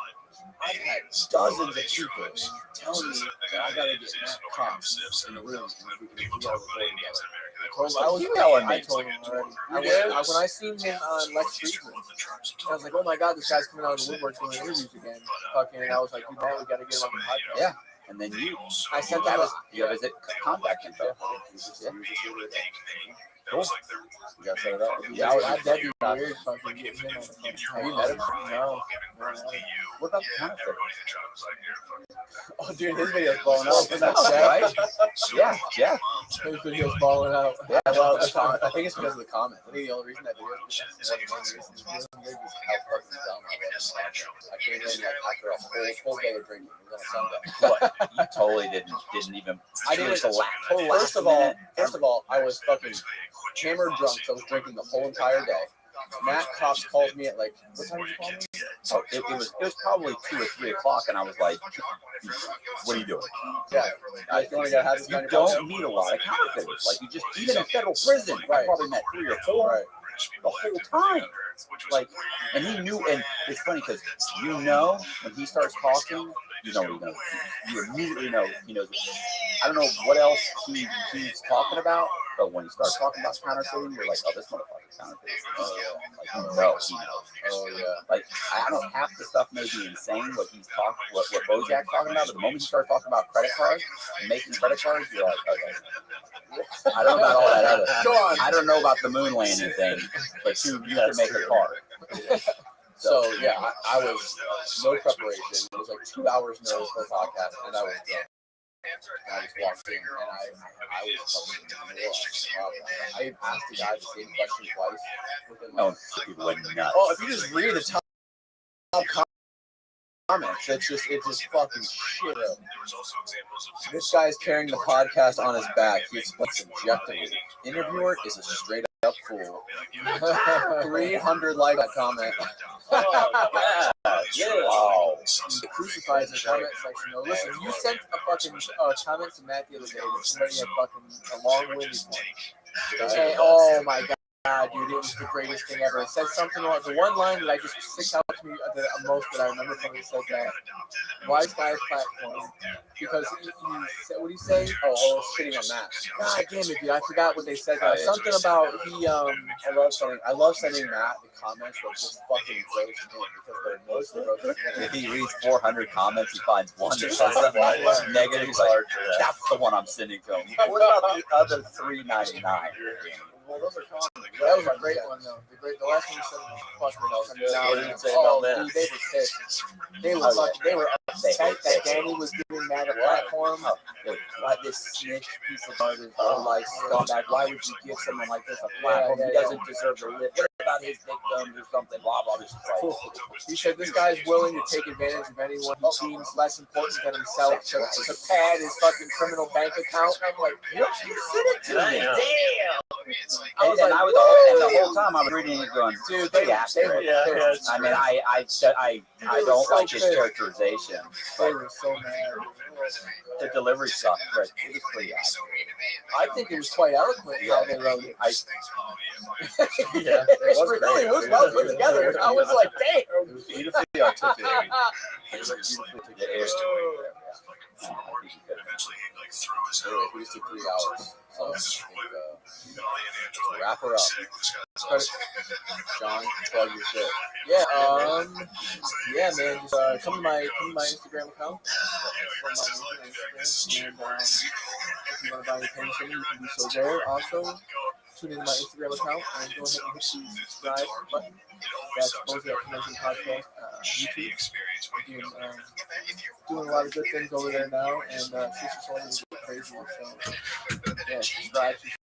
My channel's growing. Like, my motherfucker right now. My views are crazy. I mean, you just sweat it out. And you're just like, By the Swiss 40 days. Yeah, let us know in the comments if you guys are down to see Matt or John do some tattoos live. Yeah, and you know, I'm still down for the extra tattoos. See if we can hit that 10K, we can hit that 10,000 mark. I think that would be great. Matt's comment. Hey, Oh, yeah. just the title of it is great. This is great. Please stop giving the mega douche Matthew Cox a platform. 5 stars. I love Concrete Podcast. I love Danny. He chooses fascinating subjects and speakers. He leads fascinating conversations. But for the love of God and all that is holy, please stop giving mega douche Cox a platform. I don't care how extroverted, animated, and able to carry a story the guy is. He's a jailhouse snitch and a self-serving human being that literally took advantage of people he deemed less important than himself in order to steal their identities. Pad his illegal bank accounts and evade the FBI. Then he has the sack to talk about it openly to anybody listening. The guy's a sociopath and doesn't deserve a do-over or a public platform to peddle his tales of illegally gotten clout shamelessly. He deserves nothing less than to be a deplatformed and shunned into obscurity for the rest of his miserable jailhouse siege existence. That is all. Clip that! God, Hard. damn. I am clipping that and putting that all over social media. Awesome. That was awesome. Well done. If you are watching this right now, well done. I mean, What's that guy?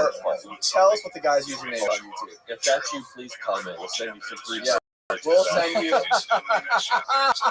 this guy. Please leave a comment on this podcast with your email address, and we'll get you. what is his name? It's last week.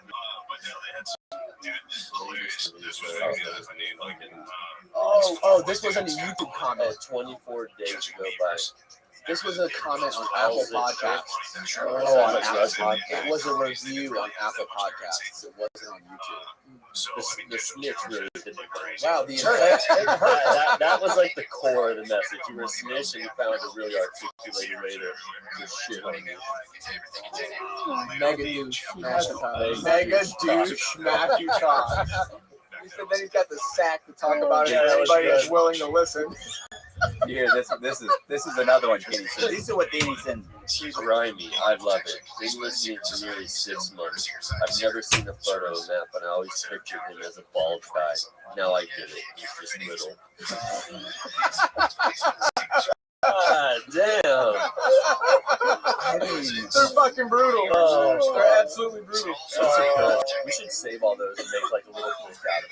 Oh, sure, make like a table, After like cocktail book. 10 years of comments and just fucking classics. All the best ones. Yeah. That would be beautiful. You could sell them.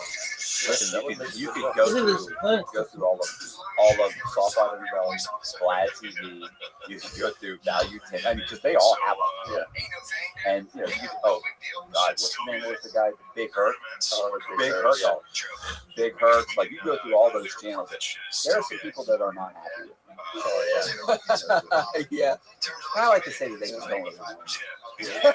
Probably. I just got to get to know him. He's a great guy. Just like the show. I wonder why they got picture of you as bald. Yeah. He said, I never saw a picture of Matt, but I always thought he was bald. Then the last part when I read it, I just fucking died. And the worst thing, I was laughing and I thought, well, How snitch existence. they were pissed. Yeah, the snitch really probably really had a yeah. Belford just did Vlad, and he talks about it. Ask him about him. About you? No, about cooperating. Belford. And he goes all into it.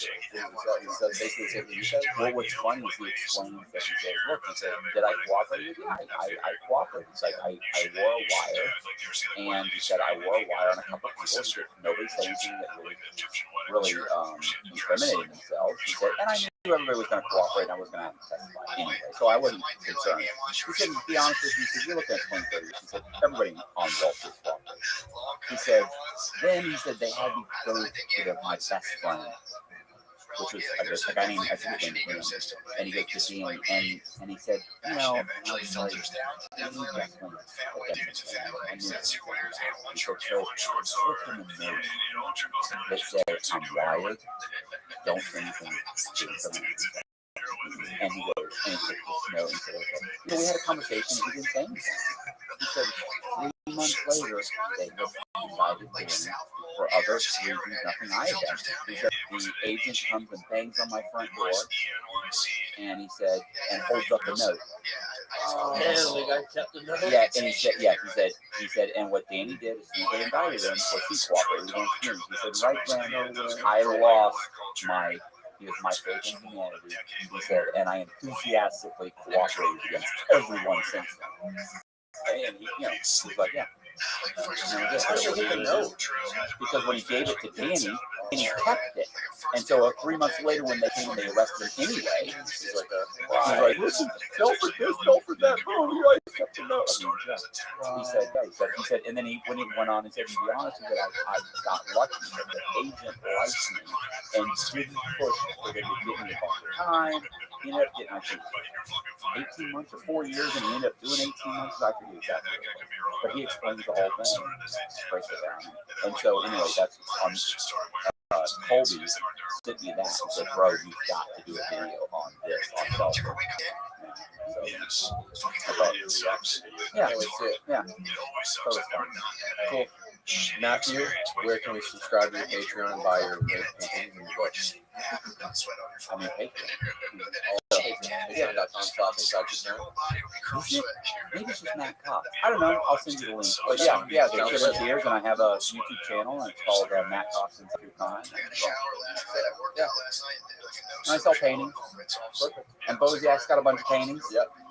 Yeah, Nipsey, DM, Boziak.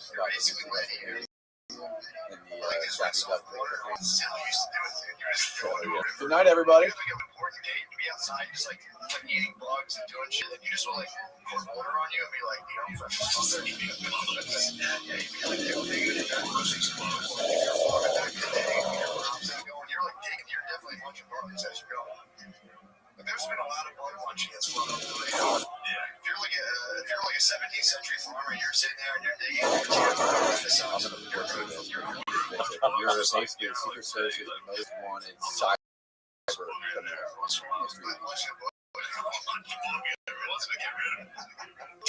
It's my understanding that I was, if you want to call it hacker, the first cyber criminal that made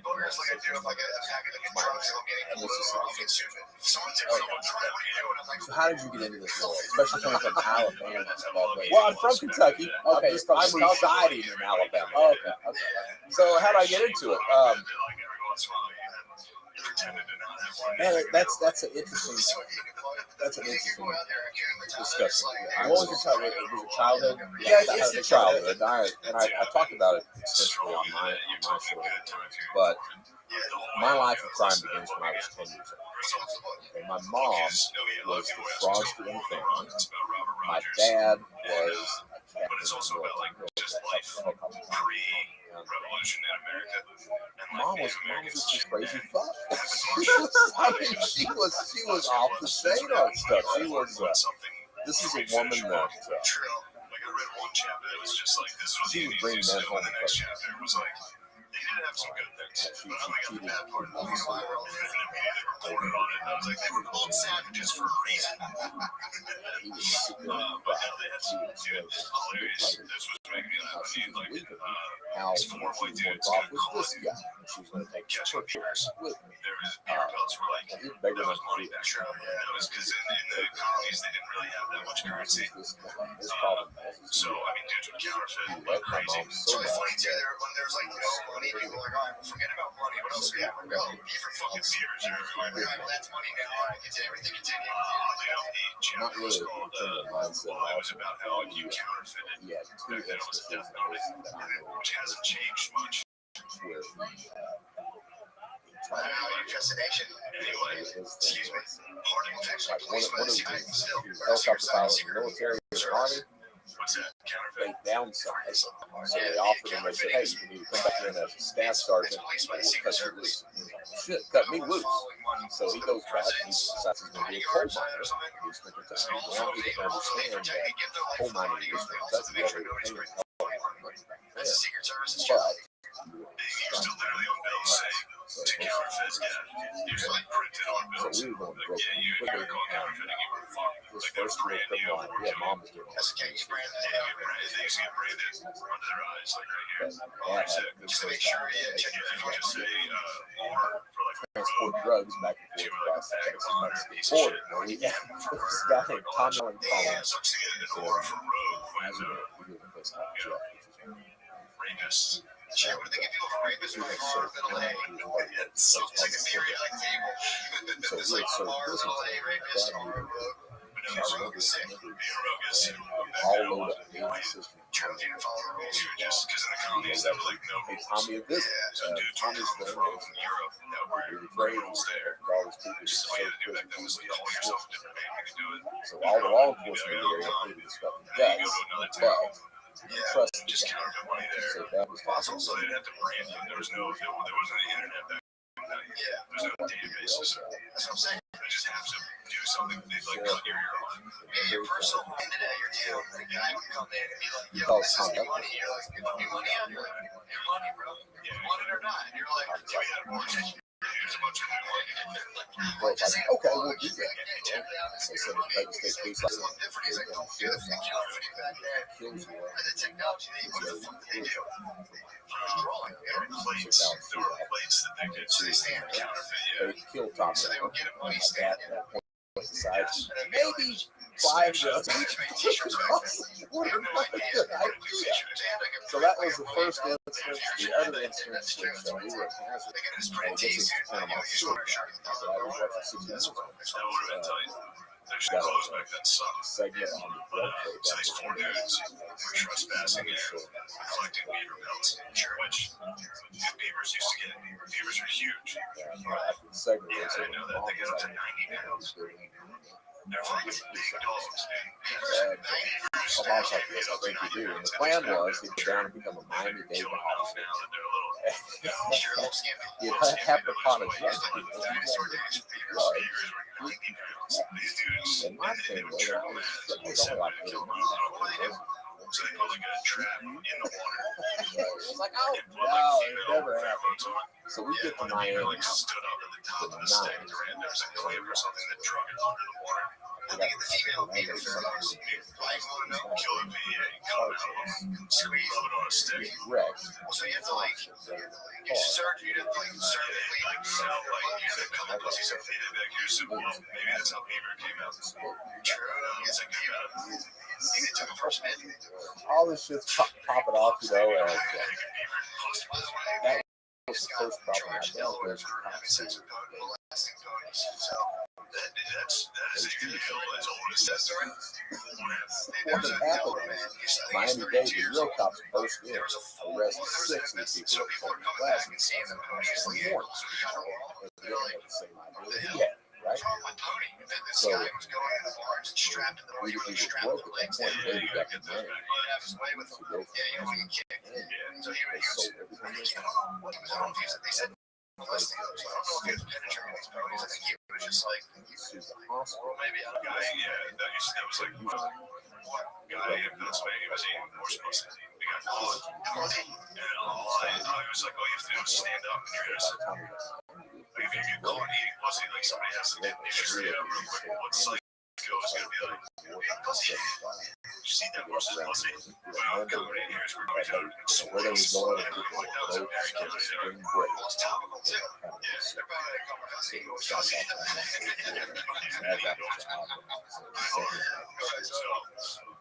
These four dudes get captured by these Indians. They take them She got it. and they make them run the She would gauntlet. only work So that was one thing they would do when they would capture prisoners. A lot of these tribes would make them run a gauntlet like right away. So the whole town would come to the bank of this river with these two dudes they captured on the news.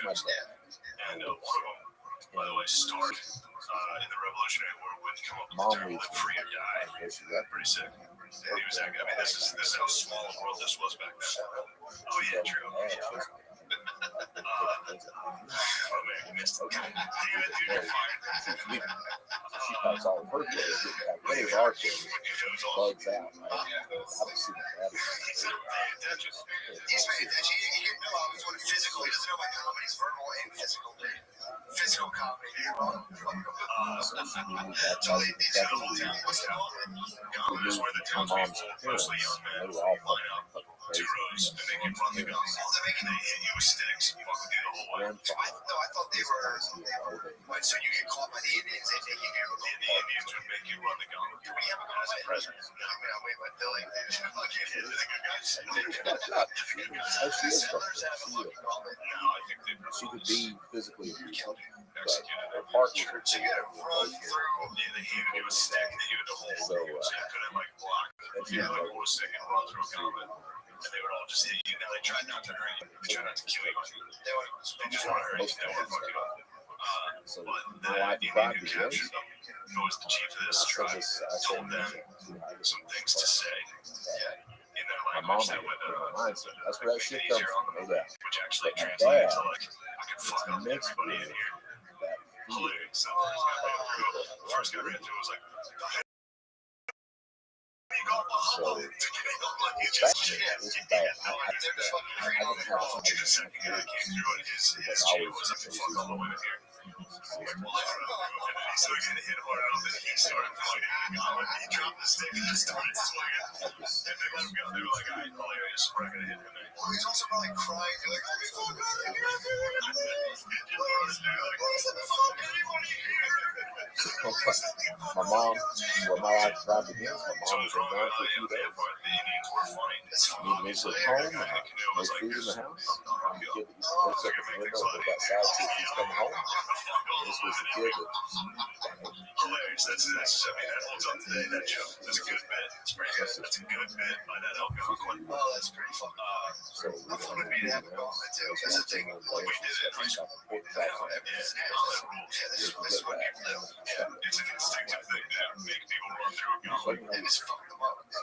Slap them all the way. Yeah, then shit, that's the best idea ever. Let's do that.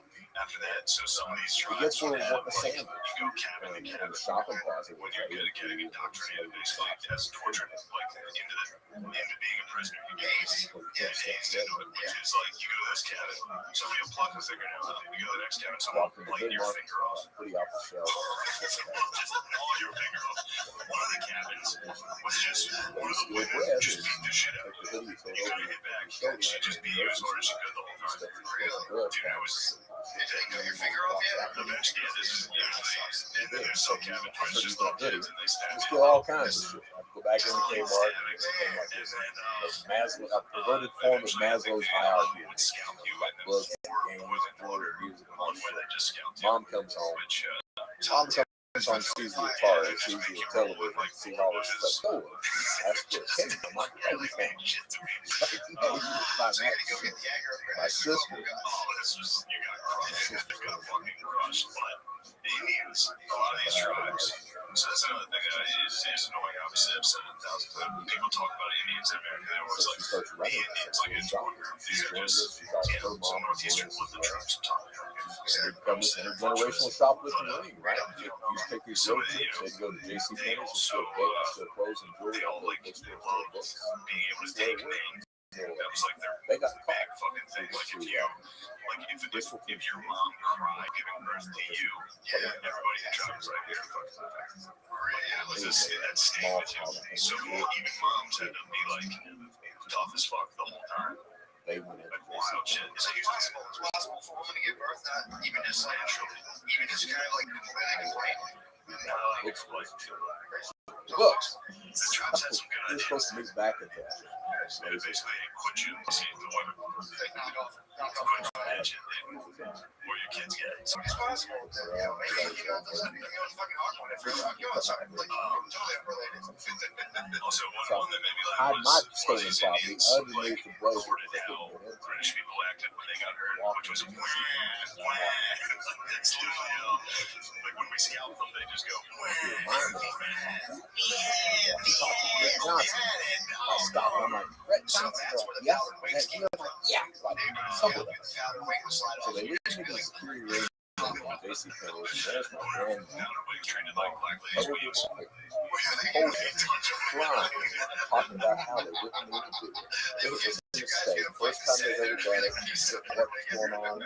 Sorry, we're sorry. That was been fun stuff. So at the end, after a guy bit your finger off, I mean, it's dominatrix you, and then That's where my needle you. What happened? It would just be like, oh, it's like a roller coaster. Like, here's our version of you being a pussy. That's pretty much it. But there was also examples of dudes getting tortured and like laughing and making fun of Indians. At which point, a lot of the Indians would kind of like let them live. Well, it's interesting. Now, Another thing that would adopt, they adopted a lot because a lot of these tribes are like sustenance farming and shit like that, where they didn't have a lot of manpower, especially at this point with the cost there. So they would just take you. So You're one of us now. Like your finger off first. You're like your finger off. You'd be like, I even say. There was one guy that got adopted, and it was like literally from that. Oh, dude, he got adopted by a dude slowly just because he obviously couldn't speak the fucking language. So he sat down and a whole dude in the cabin started plucking his hair out. Like he likened it to like a bird. Like a turkey, like just ripping the feathers out. This dude started ripping all his hair out and left it down in the front. And he didn't realize at the time that he was giving him their haircut. That's how they cut hair. My grandfather was Barbershop tribe was rough. It was again the number 4.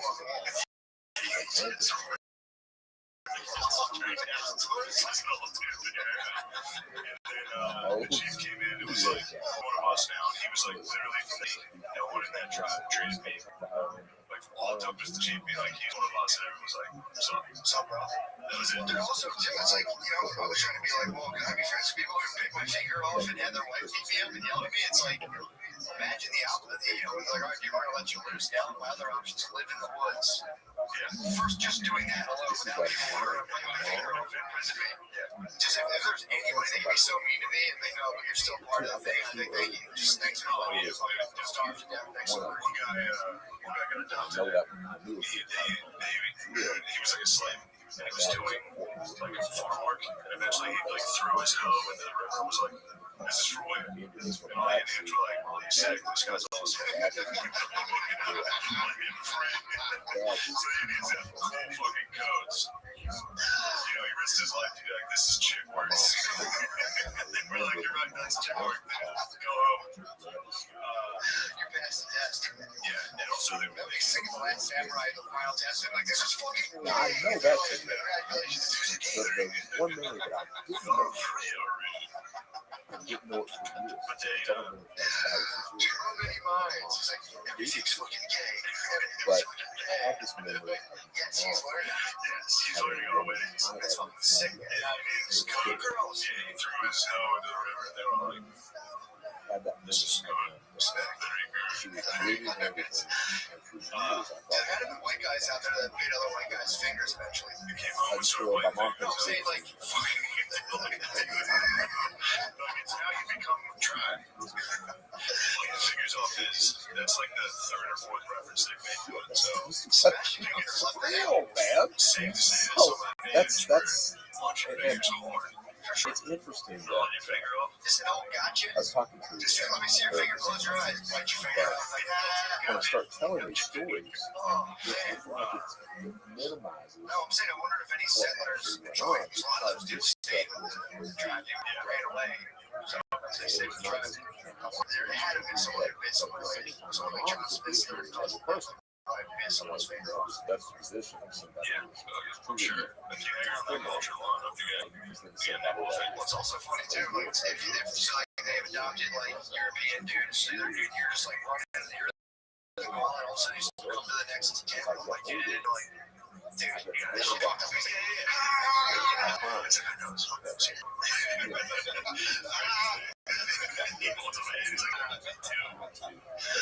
But yeah, then they also Robert Rogers, who the book's about, wrote down that he was like, there's also literally zero wealth disparity. Like everybody is the exact like you're not allowed to do anything if your neighbor's poor. You can't feel help.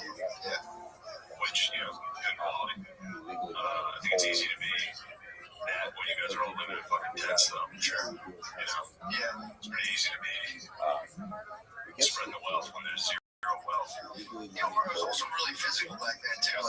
Like my mom, boys and fiacres. You have 6 goats, and I had 2. And like, she always here, dude, that's fucking good, right? Whatever. but Here, bro, have a fucking pill. Yeah, so they didn't have good shit. They used to also do a thing where they would, whoever had the most stuff would burn all their shit. They had I forgot what it was, but they'd have a thing where like the dude at the top was ceremonially would just like give rid of all the shit. It's like Bill Gates giving the Jews. That's pretty much what we did. Yeah, they would back then the Native Americans would give away like a large proceeding or something like that secretly developed a little shot based on their genetics. Dude, nobody wants that shot, by the way. Really? A lot of people like talk about not fucking one person is like, I'll take my chances on that. People are like, not very bright. It's a hard ass worker. But she talks about the business for herself. She does, but it's kind of like half line. You're like, okay, that makes sense. It's not that. No, it's just like, it's just like a genetic thing. It's like, yeah. I don't think I've ever once, until obviously recently, I don't think I've ever once like even asked what a vaccine was. Yeah, I think I've always just like if I don't think I've ever got a flu shot. It's good stuff. I guess the good stuff. Literally, you're so good. Like, yeah, we have to give you 3 shots. Fuck. All right. Never asked what it is. Yeah. Yeah, man. Well, that's the Bill Gates was saying, like, hey, man, look, we're not. This is just genetic stuff. Don't worry about the fucking good genetics. Virus to go through the gauntlet. This is fucking just gauntlet's tight. Dude, how about we might have the gauntlet? There's Minnesota's going defunding their police entirely. That fucking governor, the mayor of Minneapolis, Minneapolis, you're a fucking dork for defunding the whole place. No, just him in general. I didn't see him. Oh, I saw the guy. Yeah. I don't know. Maybe he's a good person. Oh yeah, that's much cool. about see him. Figure in Eastern Kentucky. They were like, what do you so no, are you going to defund the police? You've got coal, you've got some down, you've got some. And then now he's like, I thought about it. You guys were right, so I'm actually doing it. It's also funny too because it's like, he's the mayor, so he's there representing everyone. They're like, what are you guys doing for defund the police? And you're like, they hired this overactor. Dude, apparently, so I thought that's the thing too. A lot of these issues get filtered. Like, what's your shit on there? Watch it first. I read it and I was like, I can't get rid of the police. We need the police every time I get a door. I'm like, get these guys the fuck out of here. So I'm like, all the way filtering it to like, I'm doing my thing. I'm like, yeah, the people that hated my school are winning somehow. And I was like, wait a second. So I read the whole thing and I'm like, it might not be a bad idea to have like, what they're saying is try to do it where like you would have a local. Everything's on the local. So of course there's ways that can go on track so far. It's like you need exactly look at the rest of the world. But it's like also if there's like these they're saying like the police have to go and take care of these like weird they're aggressively pursuing like minor violations where they're like, hey, there's a law that says you can't stand right there. Like, well, I want to stand right here, fuck you, dude. And then you're fighting over this weird violation where it's like if that was people who lived there, it's like the older dudes who live there, we would be like, excuse me, What we're living happened? there, you just be like, hey, everybody, there's food and everything.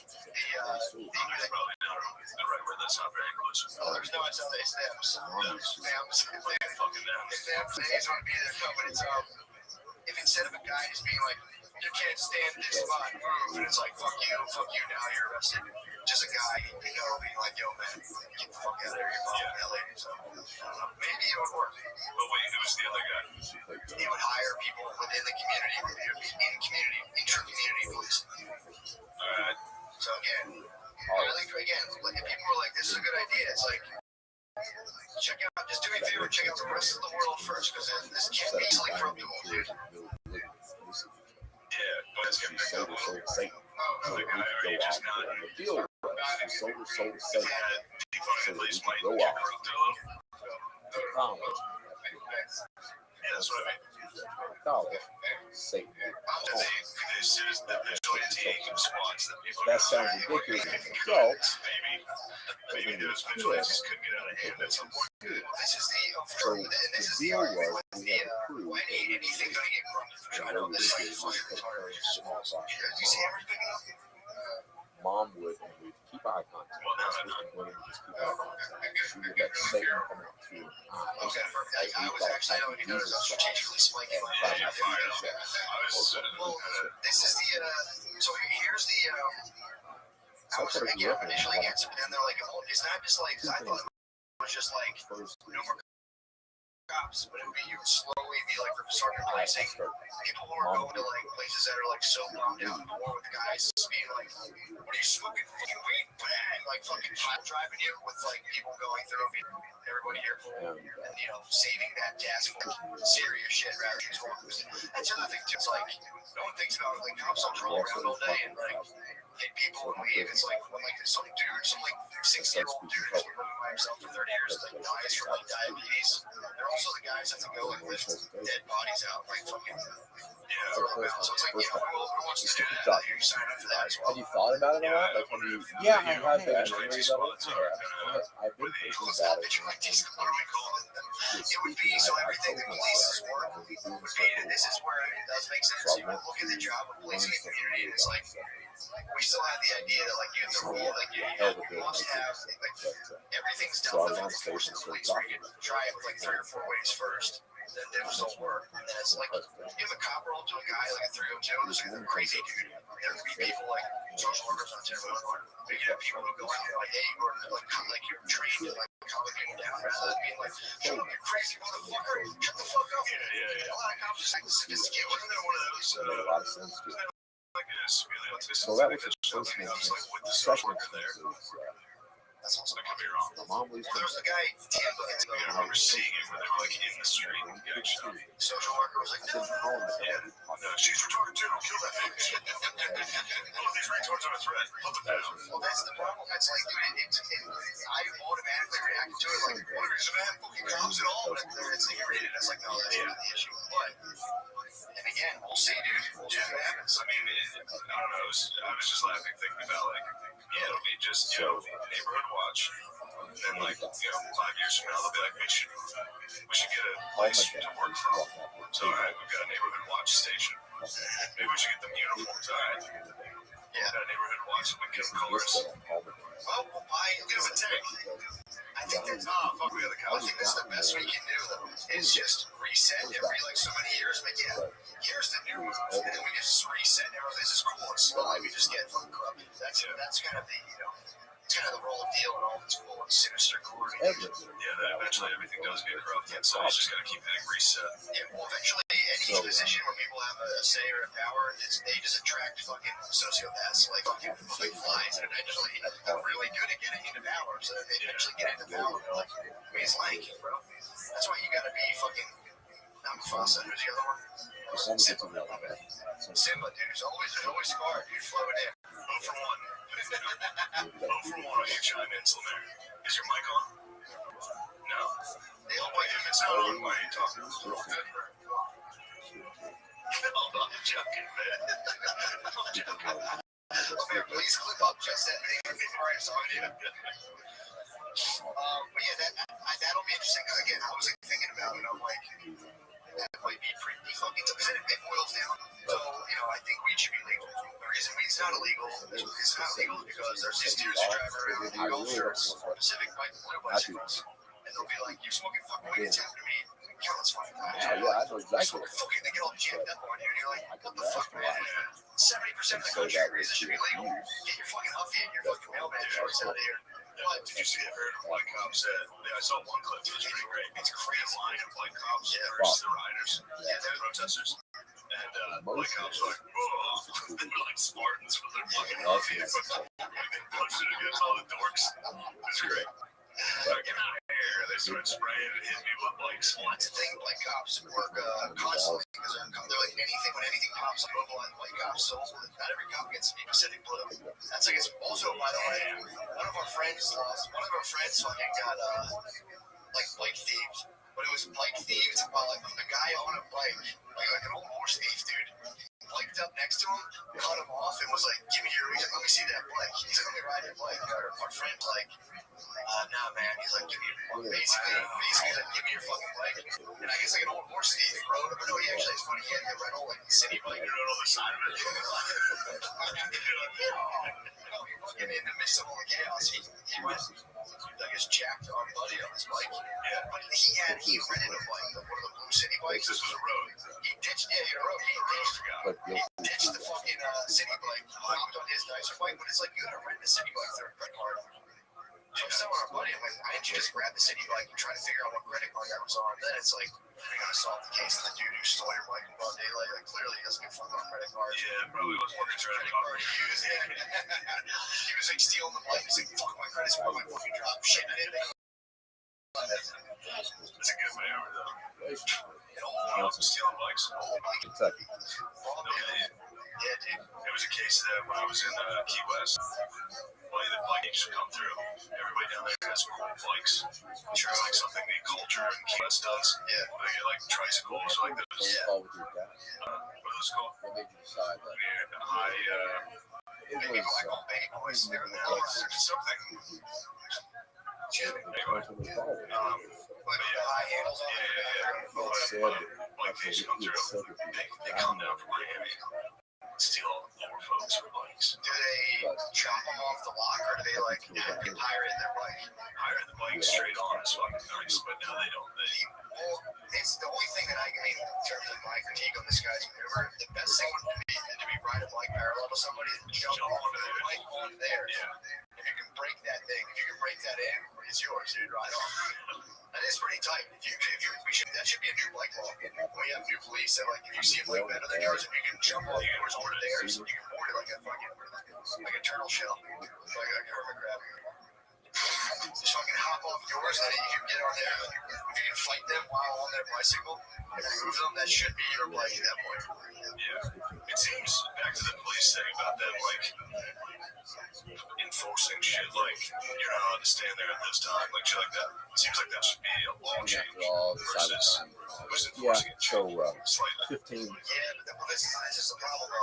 These people complain that the residents themselves being like, I don't want a bunch of kids standing outside of my house making a bunch of noise and shit. I think about it. So that's the thing. But So it's like, yeah, if being that, able no, in to that talk case, about it. if some dude from your community is like, yo, you guys So are bothering us, let's get the fuck out of here. how you feel. Rather than some dude being like, what's up, guys? Intimidation. It's like, blah, blah, blah, blah. It just, I say start to do the podcast on stage in front of people and I'll start talking about it. He's got fucking 6 kids who know exactly who he is and where he lives. So what happens is it seems that yeah, it's true. There's some problems with enforcing laws locally like that. No, I agree. Like, yeah, people know. Possible positives. Again, I'm not sold. There's positives. I was like, and then the whole reason, obviously, I'm selfish. All I'm thinking about is like, you told me that big guys like being weird about people smoking weed anymore. That's my thought. Right? I was kind of like, wait, can I smoke weed outside now? Yeah, I watched now, but still. a high-speed chase for like a half hour yesterday. It's fucking great. I guess they just do that in LA a lot, like California. You can just watch high-speed chases. Keep an eye out for them on Twitter. I watched one yesterday. It was in California, This this woman dude who's this boy, she was tells me telling that both of his front with tires his blew boy. off. He was riding on the wheels. She's like, I looked up Like, and it was 20 you. And minutes. she looks Going up and 70. she's like, And finally, so they like you work exploded. at Beverly Street.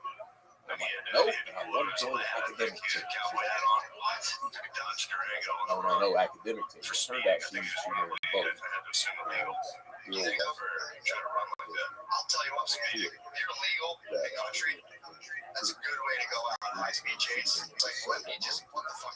This you guy's not always, gonna be anyway. Let me especially just like fucking see what I got here. Let's see if I can get out of yeah, here. He was headed back towards and I was Mexico. always Was he? Yeah, he's headed that way. But is it warm with it or is he's it headed about? back Nah, I'm down. kind of an I'm like, icky. you gotta I really go am. back. I'm a homebody. Go back. I don't want to go out to the street. I'm still an introvert.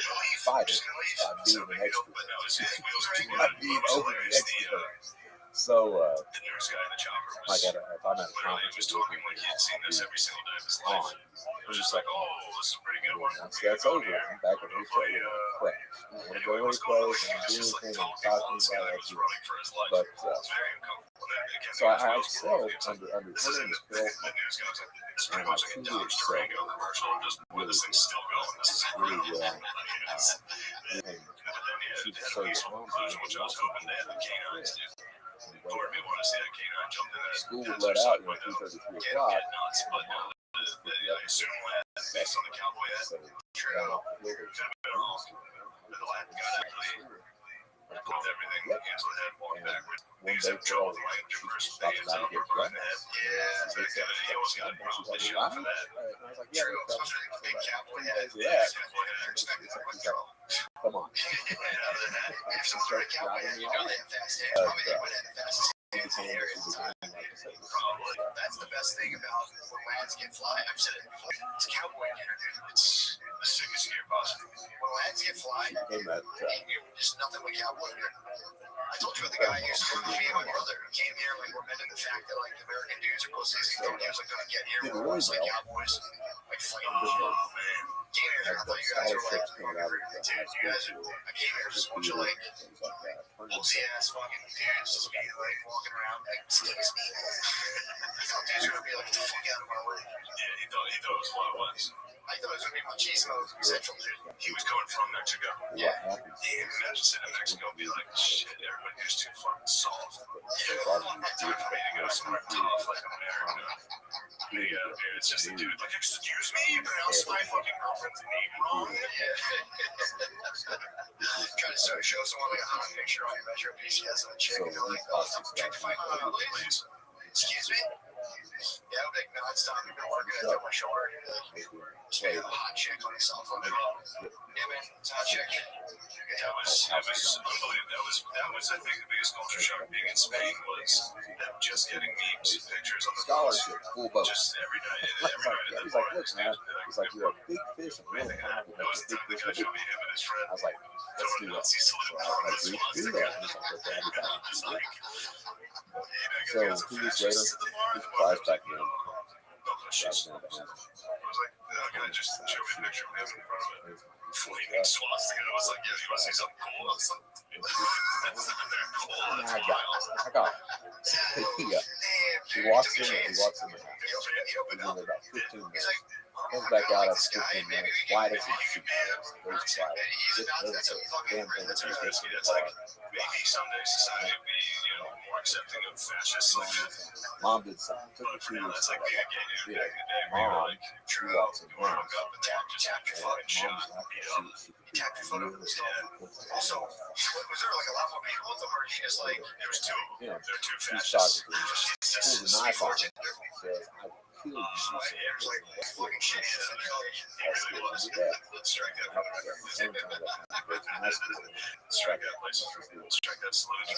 So, I did the same deal. My elbow was caught. Tasmanians were Once you straighten your arm, that's the strike. True. Oh, sure. go working And on then it's it. coming down. You It's don't ready to go. know. You're ready to unleash your full summons. There's a lot of people that It does suck. If it was, this was they dope. think the children My friend O'Leary was hanging out with O'Leary at a bar in the camps we were putting out. Just nice. Yeah, nice to be back. He was talking about how he heard it on another podcast. So it's probably I know you guys our pretty friend thing. You just guys didn't feel hear it, but like so he's like, fear. It's Trump's never interesting you say that. like you've weird thing, you know, like like actually Denise, other than her shop just like a quick smile. Denise doesn't do It's always like like, yeah, it's always because and then I was like this because Charles like this. she's still got, I don't think he's ever shown like real emotion or knows how to. but I think she doesn't definitely get see a long lot enough. of definitely see Me, Charlie I laughing. do, Yeah, see all of them like having a human moment laughing. I was talking to my wife, I talked to my niece about that. Honestly, I genuinely don't remember seeing him laugh, which makes me Got laugh that, a lot. what I call that Eastern It's crazy. Yeah, I'm trying to think of tomato. he's like Kanye with that like smile on that act straight. Yeah. Seen Kanye laugh a bunch of times though. Yeah, I wonder. Yeah, definitely only ever see you like that. He goes like, he'll like do like a quick smile thing. He does literally that face. Yeah, it's a quick side smile. That's it. I was expecting that. Possibly, dude. Which I know, which does something like would be part of his plan. Like you can't let laughing is gay. That's also people probably haven't laughed in a very long time. So what happened? I don't think there's too many billionaires that have. Although Trump is, don't get me wrong, if I was Trump, I probably wouldn't be having my life right now. Yeah, I probably wouldn't be laughing too much. I don't think your way to $1 billion bucks that much though. You know, so yeah, I mean, you probably laugh. I don't know, dude, because like, you think once you had $500 billion, you So she breaks up with me. On the rebound, I meet this other girl, and I married her in 6 months. And had nothing in common with her at all. I see her every day. I'm wondering now, there's just people I know, people like, I don't like music, or it's like, you just don't listen to it, they're like, I like it. That's crazy. That's like, probably all the preachers are. Usually the preachers are sexual deviants. No, she was just a wholesome person. I used to know a guy who would like when something funny happened, he would hilarious. Her dad was He just would state that it was hilarious. Yeah, that's so the first time I met him, I sit down on the sofa. He comes in, he's a coal miner and a minister too. He comes in, goes, looks at me, and looks at me, he's like, bait my dog. Yeah. He's like, so, are you a servant of, are you a servant of God, or are you a servant of Satan? And I was like, what? He's like, can't be whatever you want. And I was like, yes, sir, I think I'm a servant of God. Sorry. Jesus. Well, I have problems with that sort of thing. It's crazy how I thought he was okay. And he told me, he's like, no, and I was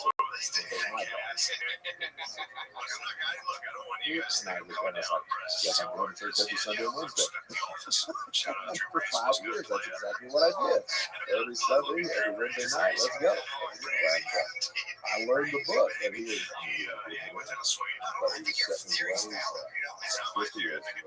it was recently brought to my attention that Trump has never been filmed laughing, which as soon as I can't even imagine him laughing. That was not me. They said 5 years. I think someone's gonna hit you with some footage of this. Someone's gonna find the UFO Well, sighting of Trump. take a mom. Trump left stuff to come up. Even though I remember him on Stern, he wasn't really like, even when he was funny, he would do something funny and not laugh. We were Do you think he was always living in out to his military dick sucked? house. So you think he was doing his dick sucked when he was My getting his dick mom sucked right after, becomes so he just kind of always in rushing his dick she's sucked. safe. He's a joke, and he's like, "Are you saying you heard that? Get my dick sucked?" True. There are things better than laughing. I'm gonna wake up with that Jeffrey right now for that's what's going on. Yeah, chill back. She comes up, she That's also true, man. No one's throwing his feet to the fire from Joe Epstein. Oh, that's just insane, Joe. That's because the right seems to be leading the charge on the Epstein stuff. It's like, if you knew, again, he had a fucking on any bill, like the billionaire class, the guy who's having an underage sex. Like, even if you be like, oh, dude, this is, you think you'd be like, oh, if they didn't, why not? Even they didn't. Billionaires that fuck 17-year-olds is probably pretty prevalent to the point where it's like, well, I think they're busting Jeff. Shit. So, and like I said, as an adult, yeah, if you know the thing he has, it's like, oh yeah, he has that. What's the thing this billionaire has? Oh, he has it. Enclosure of giraffes that we go shoot in the fucking head when we're in his house. All this weird shit. Yeah, no, the reason I asked you about your your personality, because what I've noticed is that people who have fucked up childhood, when they grow up, they end up being the most interesting people I've ever met. Well, it's not been told my story great, but I tell you, it's a hell of a lot better to Obviously, too, like if you're in that, like once you start selling coke, someone's gonna ask for some heroin. So like if you're the man getting 13-year-old bro, hate to break it to you, also the guy getting 6-year-old, 7-year-olds, or the dude who does how you break into that car. So like say you and me have a nice, healthy 17-year-old brain. Sure. Just a American 17-year-old sex ring. We're supporting young sex workers. It's like you break into that by being like, yeah, man, there's nothing wrong with this. This isn't pedophilia. But like, God, there's no weird when dudes like motherfucker like that. there's no redeeming features. Yeah, You're not it's a weird, right? Yeah, but that's kind of weird. idea that I mean, I thought about it. I don't know if it's that weird. from everybody. Do you want to get some? Do you want George? Like, Myself. my cousin does that. It's he's why. It's why. My wife, I married He Susan, got a fucking target off. faked a car accident to get He likes to get married. it's crazy. She didn't know that I faked a car accident. She didn't know I was a criminal. I kept all that shit hidden from her when I started getting down into cyber. I think said they're to making her, it like, like these are Good Lord, what do you do with that? allowed to Dude, it's I also never really had an honest globally, conversation. like there's definitely selling kids in a sex The way slave she all over finds the out world. took her 3 years. You're like, The way she probably finds out significantly more than anywhere in the U.S. is probably pretty good about it compared to. Imagine you're meeting the other leaders in parts of the world. I like the shit out of eBay. I had to do fraud outside of eBay. I could do security Think how fraud crazy the billionaires must think that is. Yeah, then you go to like Thailand, just like, what did you say? Like, yeah, we can't fucking But know. this was pre-cyber. This is Pre-cyber. eBay was your first. eBay was your first real I mean, dude, it's like I was talking to a guy today who was interviewed us on the news and was like, using sex slaves and once they're done, physically chopping them up for parts. And it's like, so I guess like the organs and shit. I didn't read the full thing, but it's like there's parts of the world where it's just like, oh, they're just like, oh, we're for sure gonna fuck this thing and then chop it up. Like, once it's we're gonna fuck it. Got me some way to make money on it. Chop it Didn't up. know how, but I got a lot of my initial inspiration from Bill Wright. For sure. So he was hosting Inside Edition back when Inside Edition was the first cybercrime about being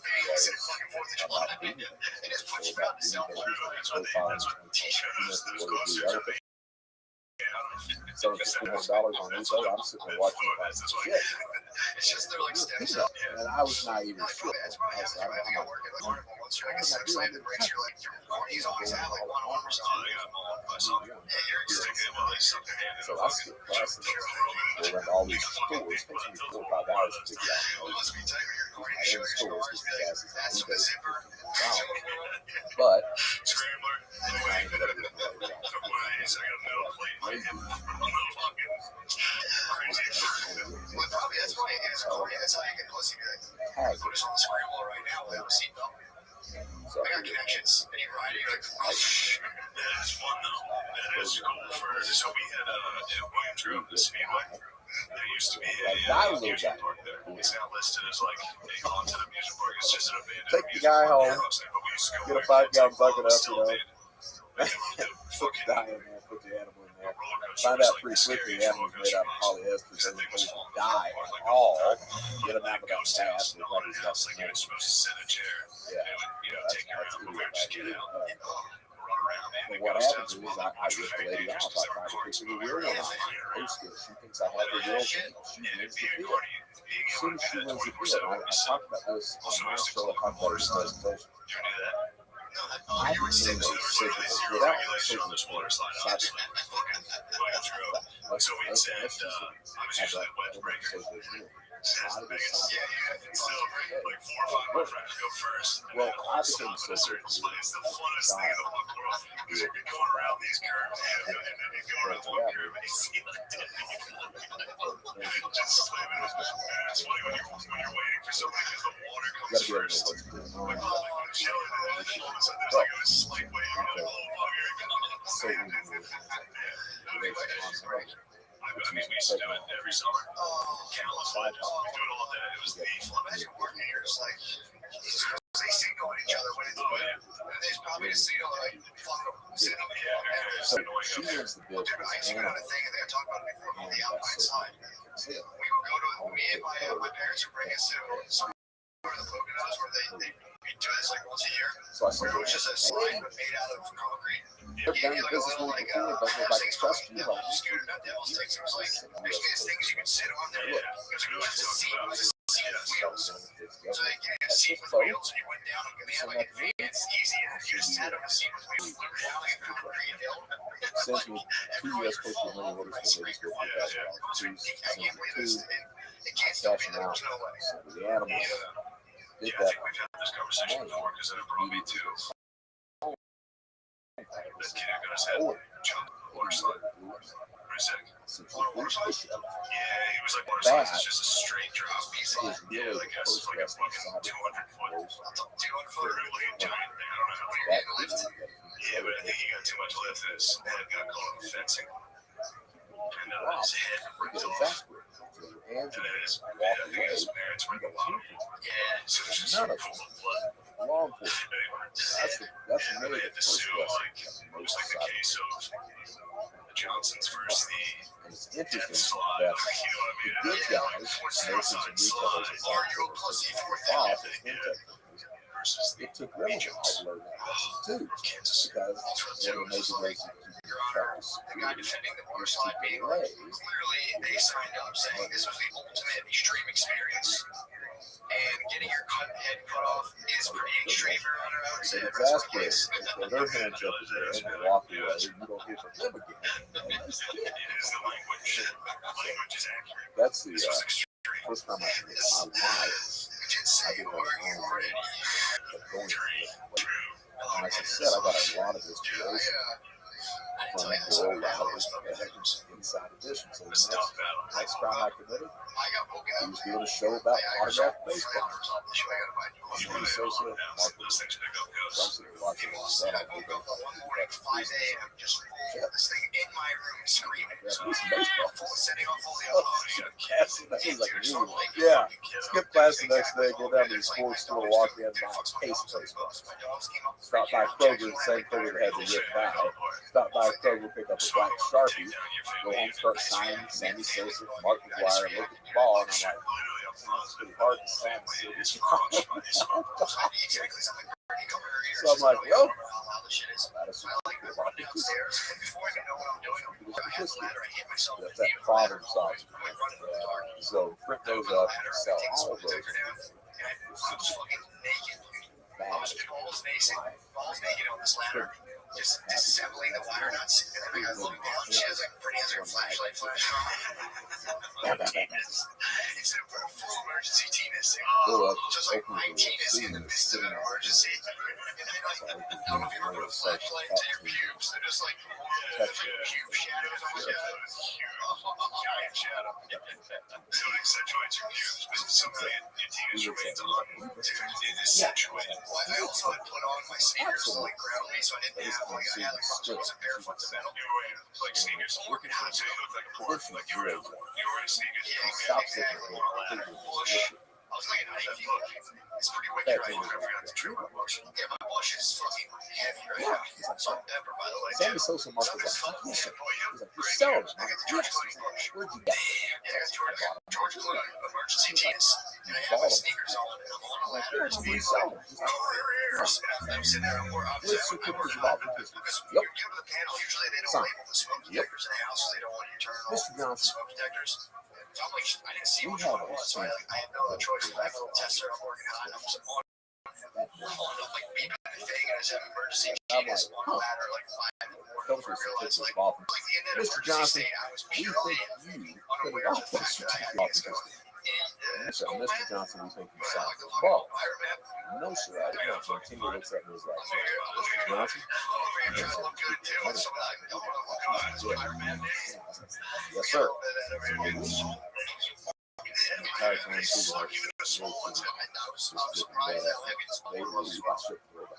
Let's over it. conversation. We're gonna find out we have a year left. What? My parents He's like, son of a bitch. That's why you gotta have This was made in China by somebody who just figured out pirates. So that's what you found out. Yeah, this was actually Samian ruins at the bottom of the side. So the next 6 years will be Looking at your bed. Little bed. Yeah, but this was sent during the China test of the coronavirus.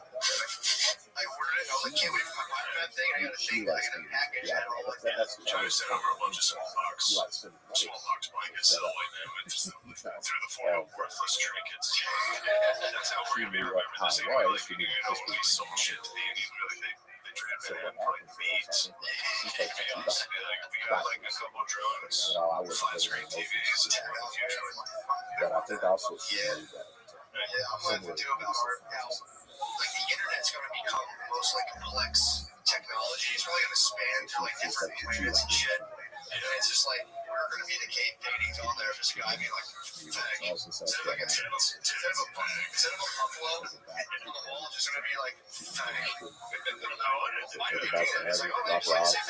it's funny how one of the found cave paintings that were like that. They never reported on that. It's just like, yeah, it's just them. It's just them. I'm gay for a while. They just kept carving fag into the rocks and running away. I mean, it had to be no better than a fucking like foreign body. So in terms of like content.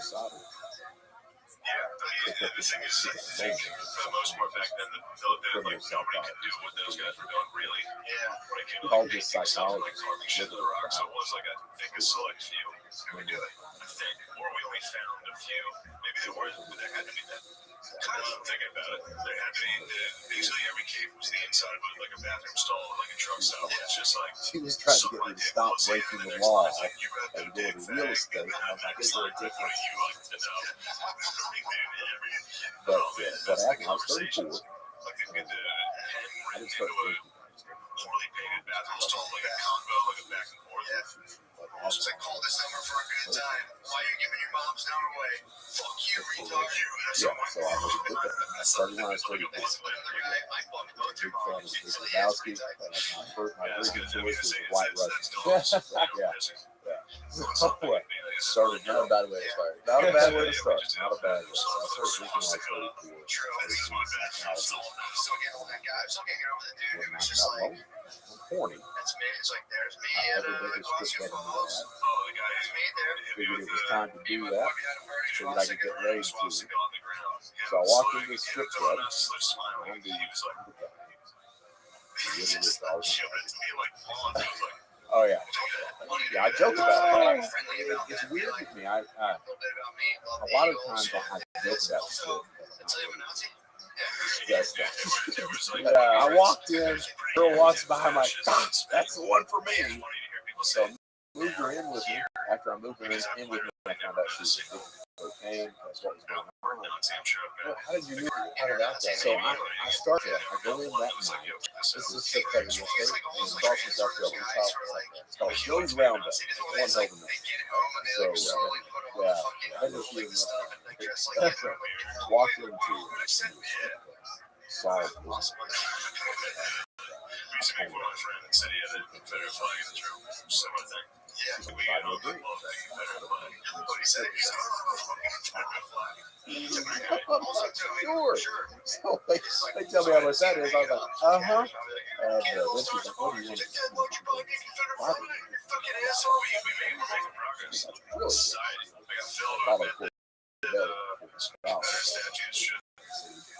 Do that. I'd feel Battlefield. laid. He's like, tearing down statues. Who decides that? I'm like, well, you know, if you're a black person that lives in like New Orleans, there's a Confederate general on every block. Yeah.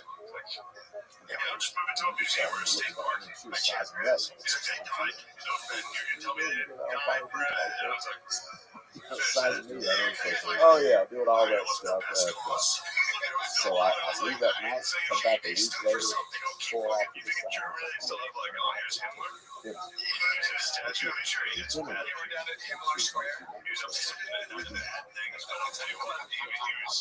died honorably.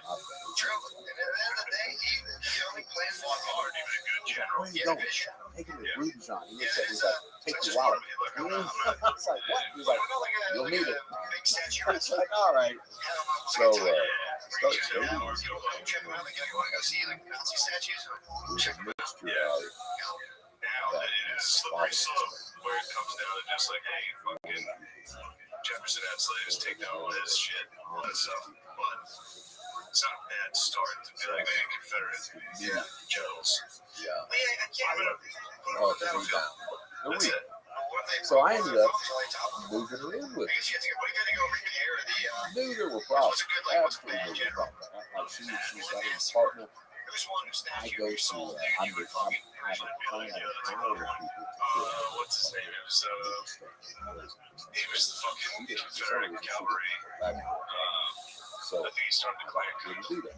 See his head, but Lemire, Jamie, can you look that up? Obviously, I know you don't fucking know. I didn't ask a fucking Dragon Ball Z character.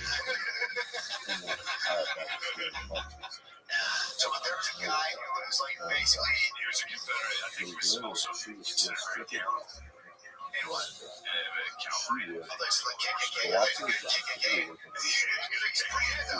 He's actually really good at beating the shit at first. Also, I mean, don't get me wrong, they always really had it out with black people, but they really fucking hate Catholics too. Just saying, we had that too. You don't hear us. How would they catch you? They would see it during like an Under Armour tucked in, like an Under Armour t-shirt tucked in, and they're just fucking Catholic. I was like, yeah, something like that. weeks of that, you're like, That's how something's going on. Notre Dame. So we brought up Notre Dame football, they'd be like, straight She had called me one morning, I was like, wow, you don't even let you go there. My family's Catholic. Dude, did you ever get into Corporate Mafia? No. So in Kentucky, there was these guys, they're Catholic. Forrest, Benjamin Buford Forrest. General Forrest. I think I heard about this. Forrest Gump in the movie. sometimes cut straw, General Forrest. residue all the straw, and we'll Big Bang Forrest Gump. So technically, Tom was up. Yeah. I could be wrong on this. Yeah, I gotta continue looking this up. Well, there's definitely a ton of Southerners who are like, there's definitely an act of like, defiance and strength there, but maybe you have to as generals and have their civil war for sure. South Carolina. So, before it started, that's what you were named after, right? Mayor Property Lane. Mary Lane. What's your middle name? I was gonna start with an A. You guys don't have an Irish name, so she's not only But that's a joke. so all this shit. Why'd you walk that back? What you fucking did? Were you worried about the current climate? No, it was actually it was a better joke. It was a kid about a kid. Josh Bell Josh. That's what it's all about. That's made up that whole, Josh Bell Josh. Show my meanwhile, when we do it with it, they don't get it. We Josh about like Josh. Yeah, somehow that's lost on everyone. We're like, I don't like gay people. They're like, are you serious now? It's like, no, we're making fun of it. No, I showed my niece. My niece is in the house, so the house is my family's house. It's fucking chaos. Full sitcom. It is absolutely like the best sitcom ever. We've got every race covered.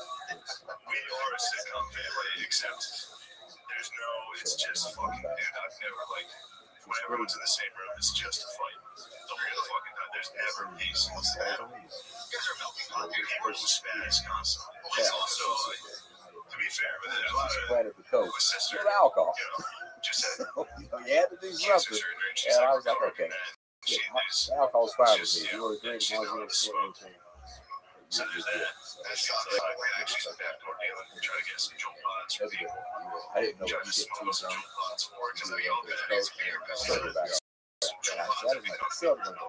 50 really? Bill found it. Like, Yeah, that's I told my wife, I said, when I get those 75,000 cash now, I'll be mad.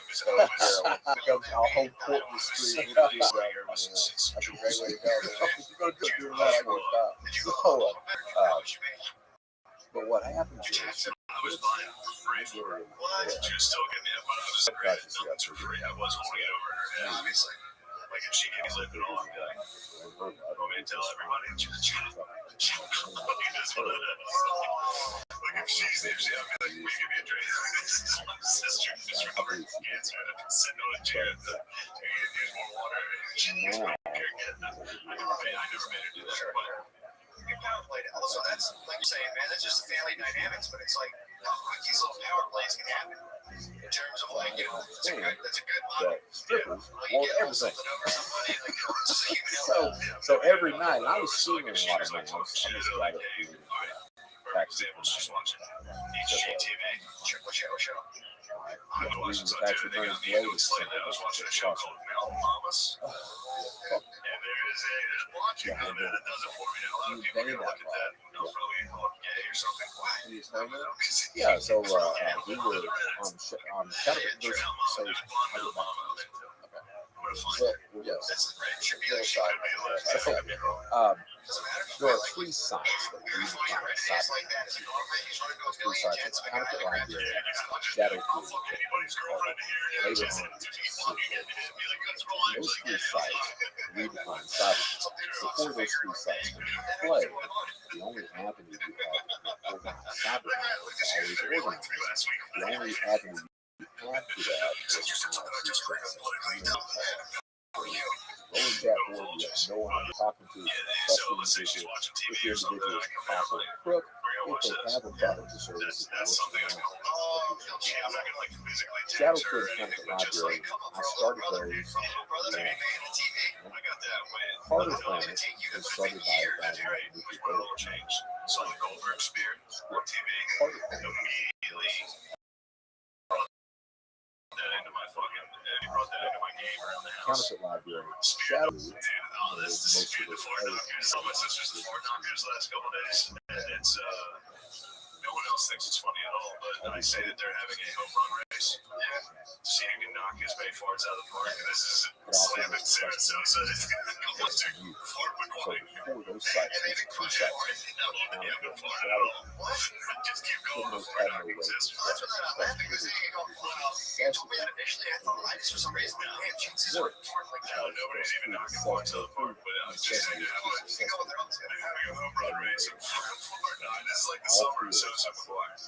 Slamming Sarasota. So you have to be able to trust people who are going to So how'd you capture the TV? Because obviously your dad, in terms of changing it like that. Phil still has that. Phil still has his chair. Like I'll be sitting in his chair all going, you know. Geographic area. Sports. I had someone who doesn't really watch sports and really ever until you get pressure cooked on. Someone comes down, they're like, yo, you know the game on? I'm like, I supposed to have the game. What's going on? Yeah. It's like, you gotta have the game on. Put it on. So like a sports watcher can easily, if you're a family party, I'll be like, why is the game on?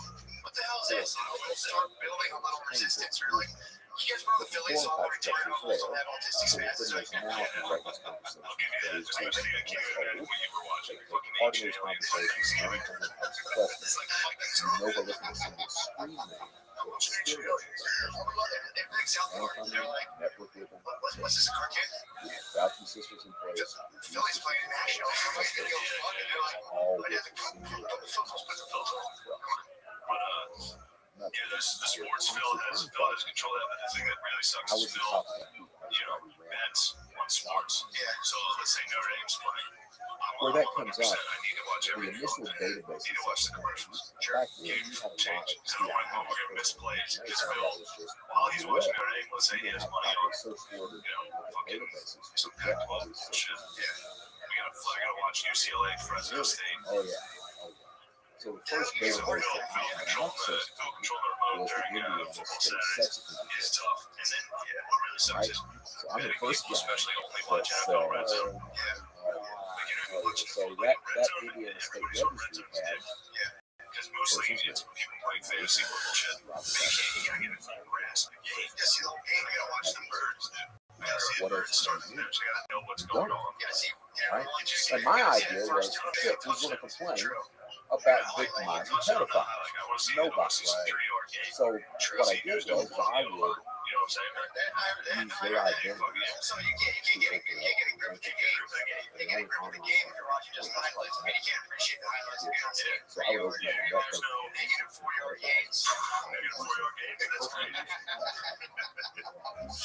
Now we're talking sports. I mean, you want to talk about I'm so excited for sports to come back.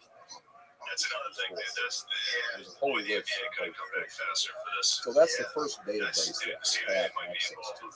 We mine that out so much that we'll be all starts to do the PII of this. You sign in one day and all of a sudden, hey, socials aren't there. It's like 4 years ago. This was 97, 98. So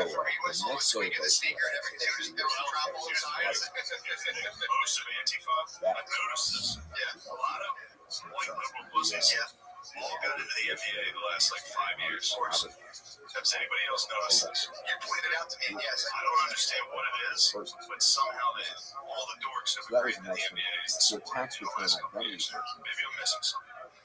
I got You're right. You pointed it out to me, and I was like, California. I love the NBA. I've always liked it, but it's weird to see people who literally never like sports. The only thing they talk about now is the NBA. True. Anyway. See what so I think I would take down 85 and J.D. King James. So the idea that these people would James has spoken. He's pretty strong into this, but I don't know what you've done. You're saying you want the stuff to go back to normal? And like police violence videos. You're saying you wanted this stuff to go back to normal? Yeah, of course I'm saying. Back for law and order. You missed the harmony and you're like, we'll bring everyone together. It's like in the Philippines with Pacquiao fights. Crime drops 40% that these days it's 40. Just because he's white. Back then you had $2. That's not like a real theory. So the first question is how does the federal That's true. and the answer is prior to 1998, family had to file a social security if the family had never filed a social security the federal government to distract the masses. That's it. You gotta stay at Caesar level at the time. Next question Instead of swaying masses with the protests all love the NBA. Everybody involved. Antifa and BLM. Love the NBA. True. Break out some tough NBA games. We eliminate at least the people that are half-hearted in this. Yes. People that are for Instagram or stay at home watch the game. There's a lot of people who can at least check in at the protest. Why look at it?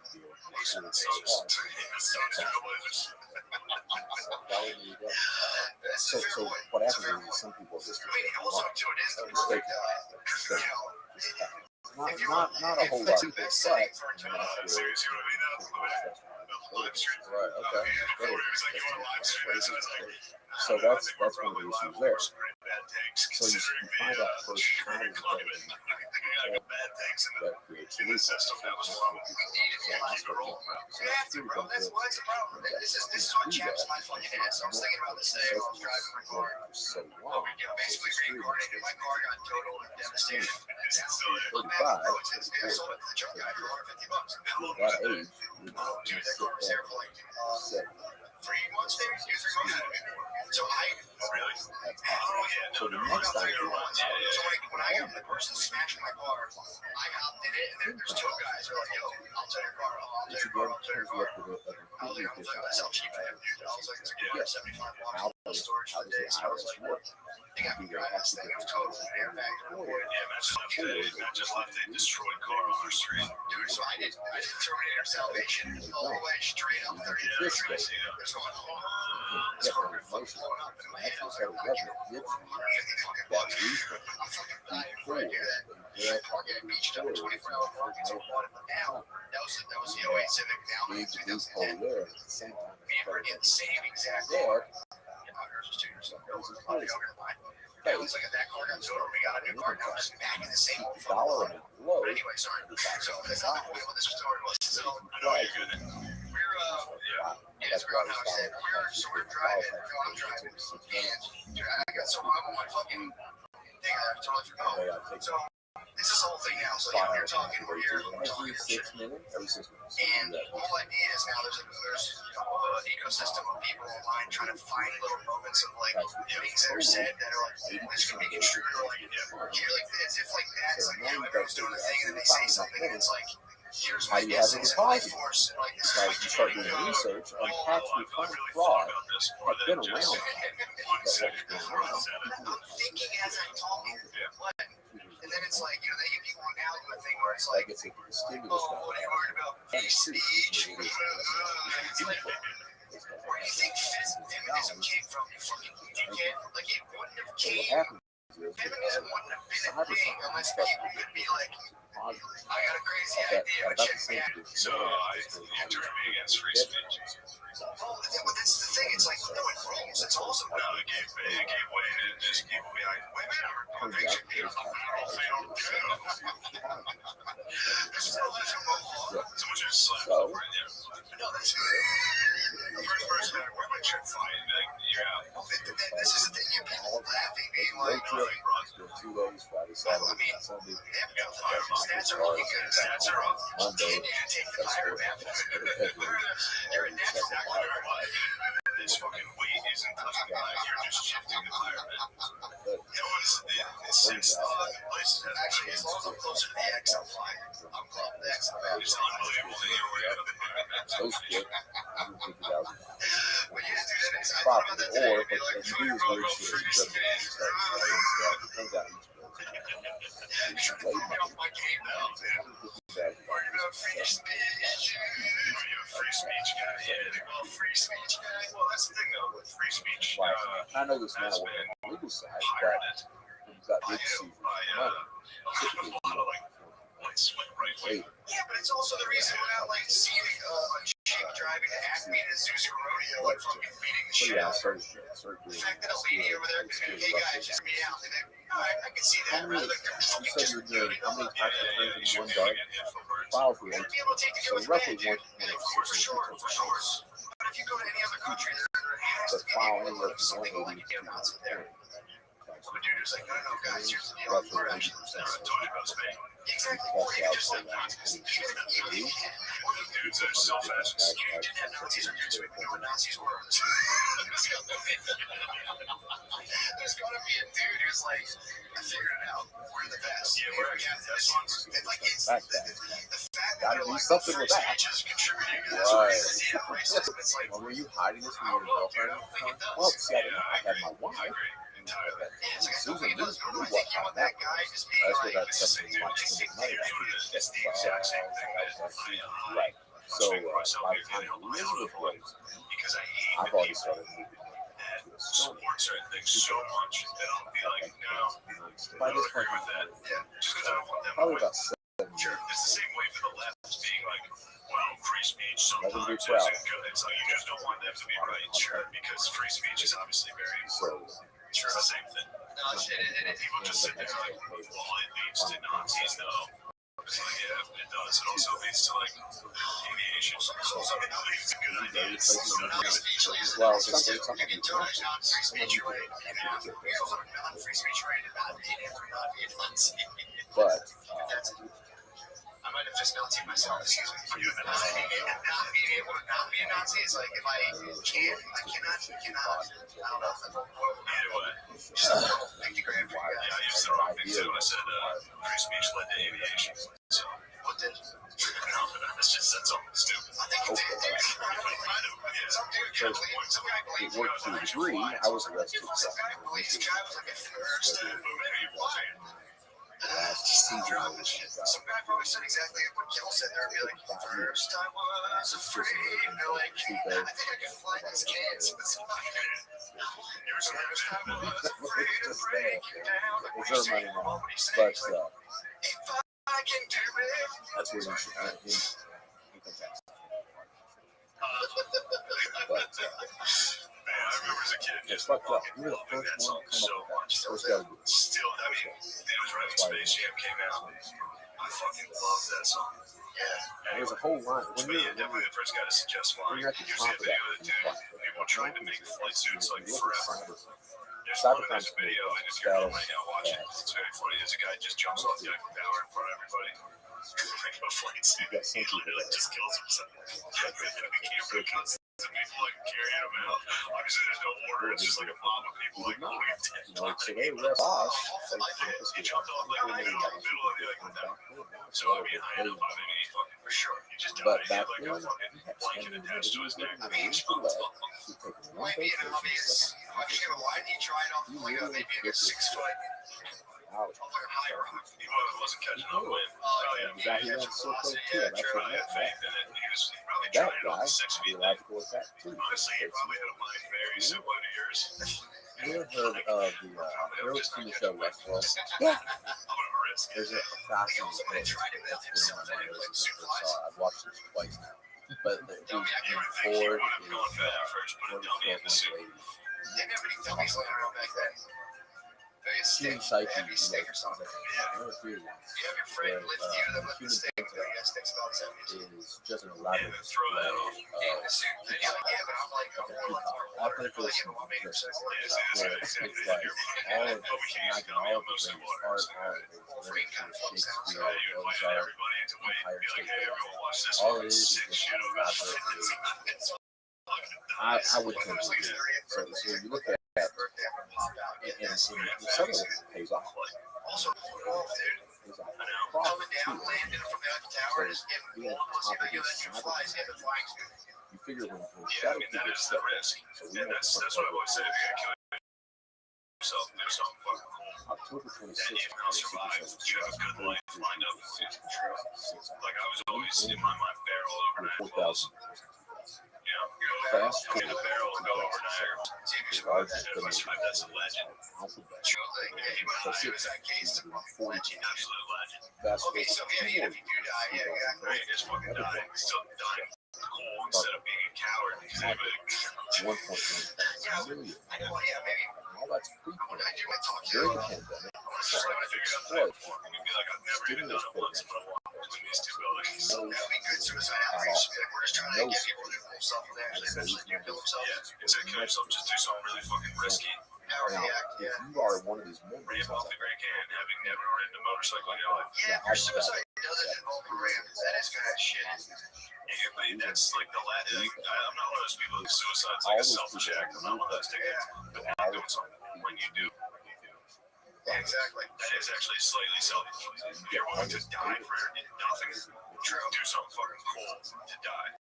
Yeah, oh yeah. Stop ignoring sense of pain. Yeah, that's what I mean. It would be sick. Like, I'm so sorry, your fault. I just need to know how much air I can get. Yeah.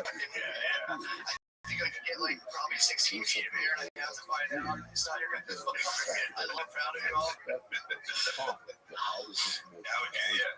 How would I kill myself? I've already said I kill myself before. Well, for me, motorcycle, and I just have 2 buckets of paint, red and blue. You know, blue and white, and mine's the White House too. Nope, again, no political statement. Just like, how did I die? It's kind of cool. Yeah, that's cool. Well, you'll rock song. Just like that. That's cool. like I said, It sucks. You can't pull it off. that's the You list can't get it up right now. It'd be tough to get it like in there. Well, I might as well build a ramp at this point. It's already a suicide mission. If I just see you build here, if you went down to see that Black Lives Matter mural, I had a lot of feedback. that's fucking sick. It's like a whole street. If you rode your I've had some people that said, "Oh, she loves you." I've had a whole shitload of people that said, "Oh, she was narcissistic," and you're a sucker. I'm talking about YouTube comments. I am. I read all those freaking YouTube comments. I do. I comment on them and everything else like that. But, you know, it's. I think that, and I knew this. I went to when I was in prison. I was very fortunate that I faced my way into the drugs. So you can build me a quarter pipe. If you're being solid here, I build this thing. and one of the things they taught people in the priest was that someone who's You addicted could ramp into the White House. How much you think that dirt bikers in the White House? One in a trillion chance you hit on. Just happens. You know, choose the coke. Oh, you sure, do anything die. that's just one off. If your addiction's crime or gambling, Like accident. Like you lived. all your relationships, so I really embrace that. I think, you know, looking back on It's like Cheney's hunting accident. She got caught fucking air. for example, she could not be White House. I got on my would. Shotgun under the tires. It's a street bike, dirt bike, so I'm taking you both. I just wanted sick, except for Tyrannus. Damn, man. Yeah, I wonder.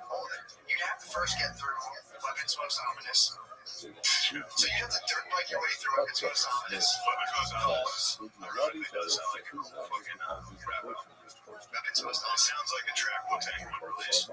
Actually, it sounds like a RZA line. What kind of weapons do you think they had for like the ominous weapons? Guns. Almost 100% guns.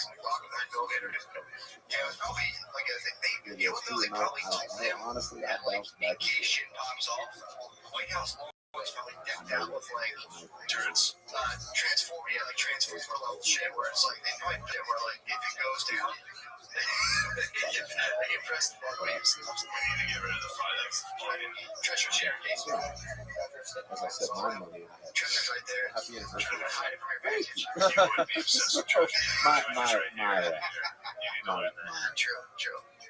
My Right, that's why I love the map. I do it something. So Shadow Key makes the front cover. This treasure map stinks. It's fucking great, dude. No, we need something better. I still want everyone to see the board table, dude. So the Shadow, I had We didn't see the board. You like table, dude. Table's nice. We got good studio going. What is this flag gonna stop this? Yeah, break on it. How do you hire it? That's I didn't know how you hired a flag. As a member, Is there a local flag smith? We gotta take this to the dry cleaner and be like,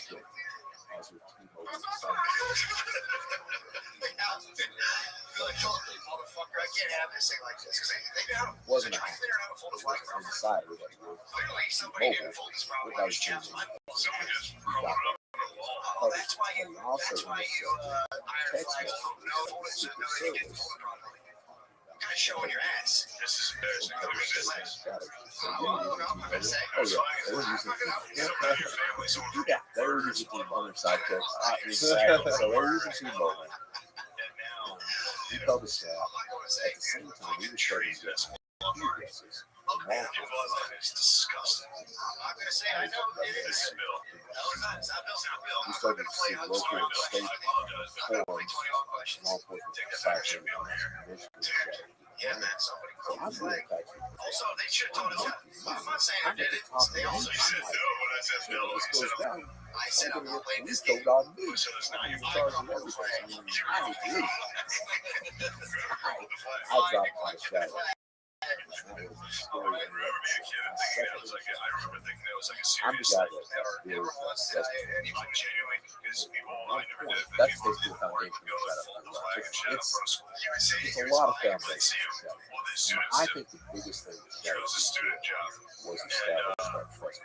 Right. I remember thinking it was like But there's also this the kind of flag eBay can't touch the ground. marketplace. Like killing praying mantis. Yeah, killing praying mantis. I know the laws I follow are definitely killing praying mantis. Don't let the flag touch. You ever see a weak fool that fucking get nervous? This guy's about to get sued. Cops are coming. That's really what Criminals fucking cops will be here any second. good guys.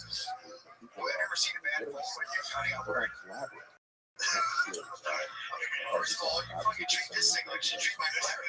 Look, hear me on this. You know, there should be a Twilight Zone episode where white people are the victims of a systemic culture of racism, where black cops show up to white neighborhoods to enforce crimes, petty crimes that white people commit, like killing praying mantis. I mean, dude, it's 2055.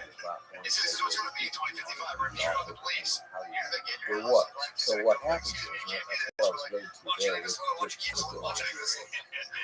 they're just like I'm white the guy people that left 60 every years. single Like, business why don't you guys leave us alone? All we're trying to do is do our culture. Only You're like, Nazis and stuff. you have Well, a man, private service use. that's just gonna make it. Looking for kings in Germany. I was trusted that this review.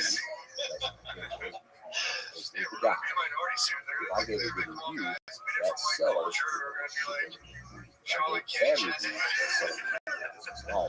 yeah, we used to know some And my stuff, review but, is you know, yeah, it's just like lesbians breaking into your house. Social workers, you're gonna have social workers are describe what social workers are to me. And they are truly the last people I believe we need mediating any true. Especially if we're gonna be sending social workers into inner cities. You know who we're sending in. The social workers are all gonna be white teenagers. They won't go. That's the thing. So they won't go. They'll be like, they'll go there and be like, I'm actually just gonna work for my dad. How many police do you think are gonna get ready? Like, common social workers gonna go try to bust off the fucking. So I started at fun The families are committing crimes just so social workers come over to my house. Yeah, well, you're bad boy. Yeah, so.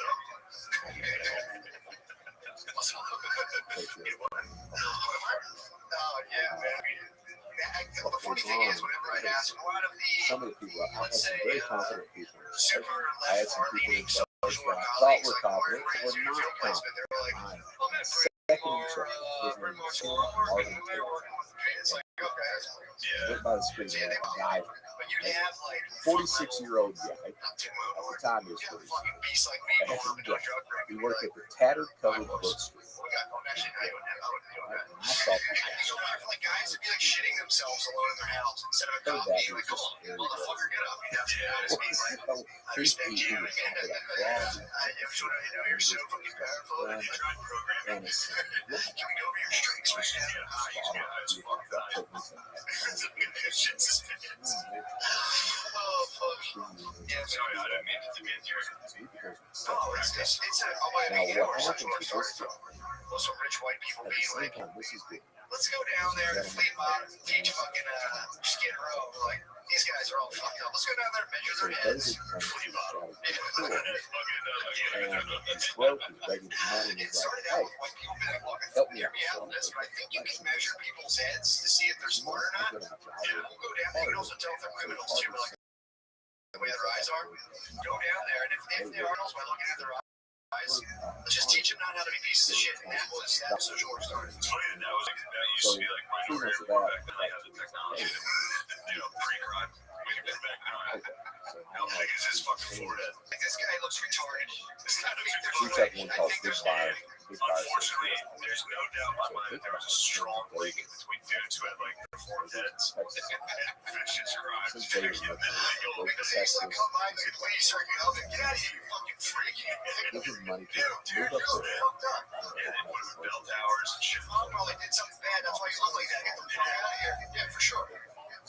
If you were a freak, you would hide. People would throw rocks at little kids and just instinctively be like, fuck, man, throw rocks. The parents would throw rocks at the freak again. Here's one more spoon of soup. You fucking had that freak. That's my boy. Remember, I used to throw rocks at freaks back in my day. The guy finally jumped off my mountain, but anyway, you're ready to watch your girl that killed himself. So, big fireplaces in the work. The president ordered that post document in 2009. I saw the freak down in the lake taking a bath. He was the biggest fucking ass. I saw his nuts. They were in his nuts. He's been telling this story for years. $2,000 Senate largest There's a fucking arrowhead. I found it fucking. Skipped it right across the water. emails me this one ICP. We're going to make a lot of money. MacGyver, Tim, finds out about it, messages me on ICP. I want to go listen. I can't trust the fact that some guy You'd be who's making got to be going out to be like, all right, write down the official record what happened. It was 4 years. You're like, oh yeah, you see that time I like jumped over all the way up to Seattle.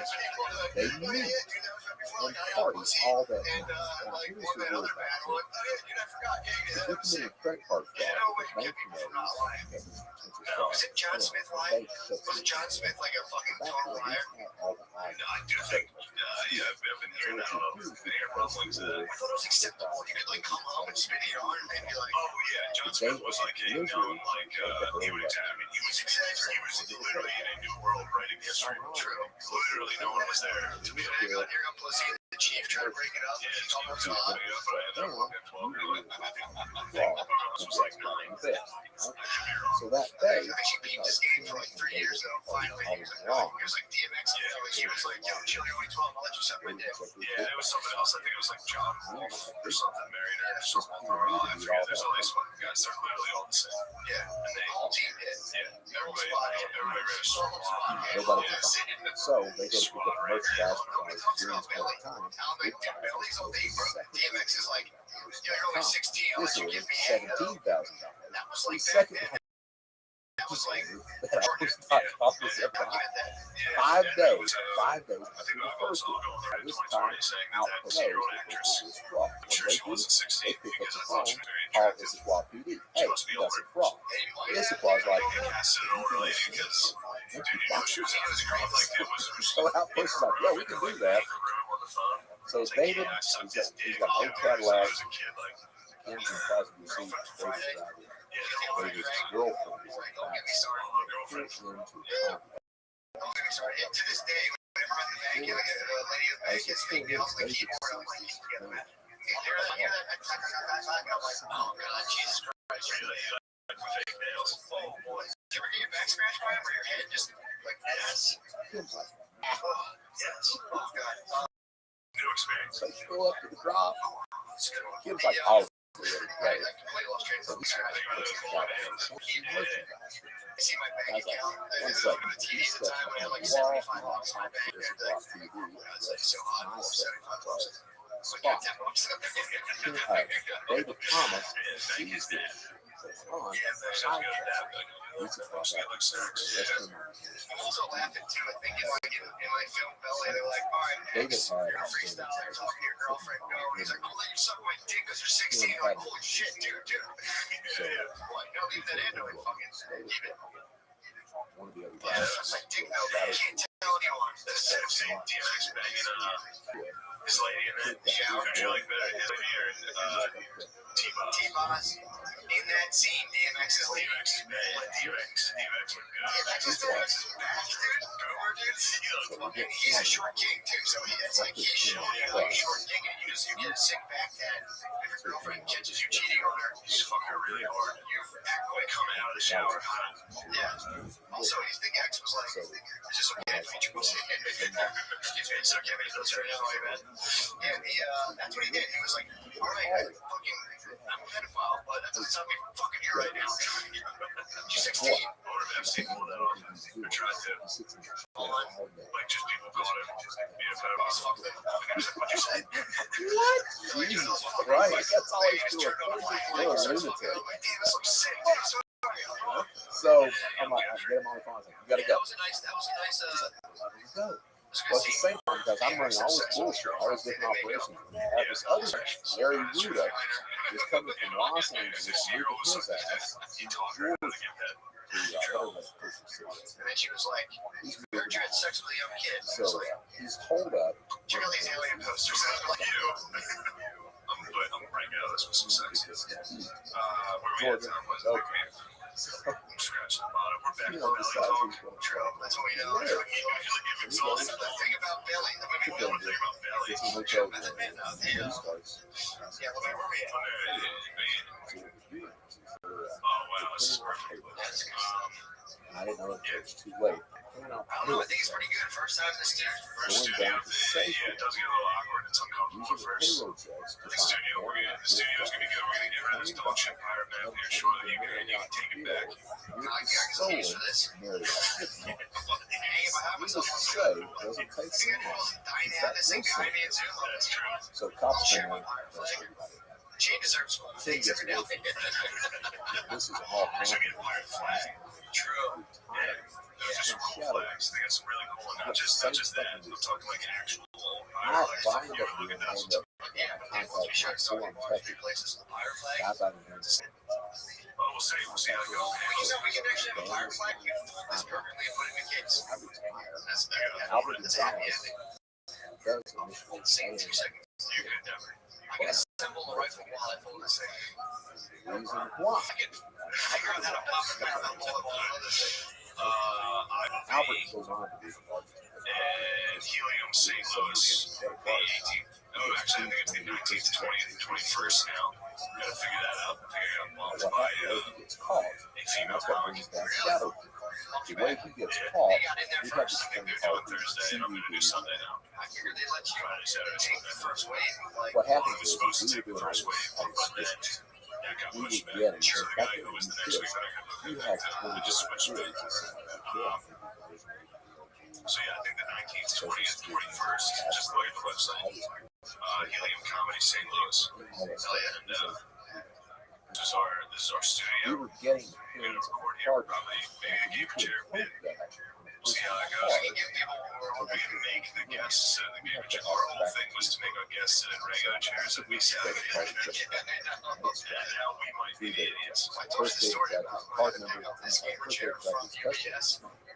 Oh my god, dude, I fucking went into UPS. So I got an email and it didn't kick me. I usually go to UPS and that's where I was picking up. And it was like, it's still brief from coronavirus. So UPS has weird hours where it shuts down for like an hour and it opens back up. And it's like at 2:30 or 3 it opens back up. So I'm in a line with like 4 or 5 other people. While we're waiting to get in there, like 30 people get in line. So we finally all get in there. What you And then really so found I'm sitting there and I'm like, was that Mark, no, it's here. And I'm like, I need this. I urgently needed our chairs. So I'm like, no. And then like, all of a sudden like, it says it and it just has like Respawn gamer chat. It has like this, it has like these fire graphics on it. Dude, and I'm fucking, I'm like, fuck. It's in the box. It's like a picture of the box. And like, everyone's got like, I'm like, fuck. everyone was doing Mom, is there a gamer chair? Yeah, so can I get a gamer chair? And Mom looked at me like, you fucking dork. I was like, it's heavy, so I was like, straight deal. I'm like, went down on my gamer chair. I was like, and I looked at the kid like, yeah, dude, fuck you. Yeah, gamer chairs are tight. I'm not gonna let anybody criticize our studio. I just, gamer chairs are tight. That is 100% gonna pull back here. It really is. It's gonna be great.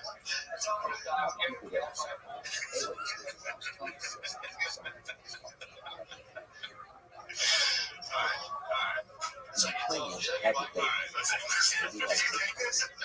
but they were physically in a location where they couldn't put any cards in the so much fraud in Russia and Europe that every card was so they had to get money instead of partners shadow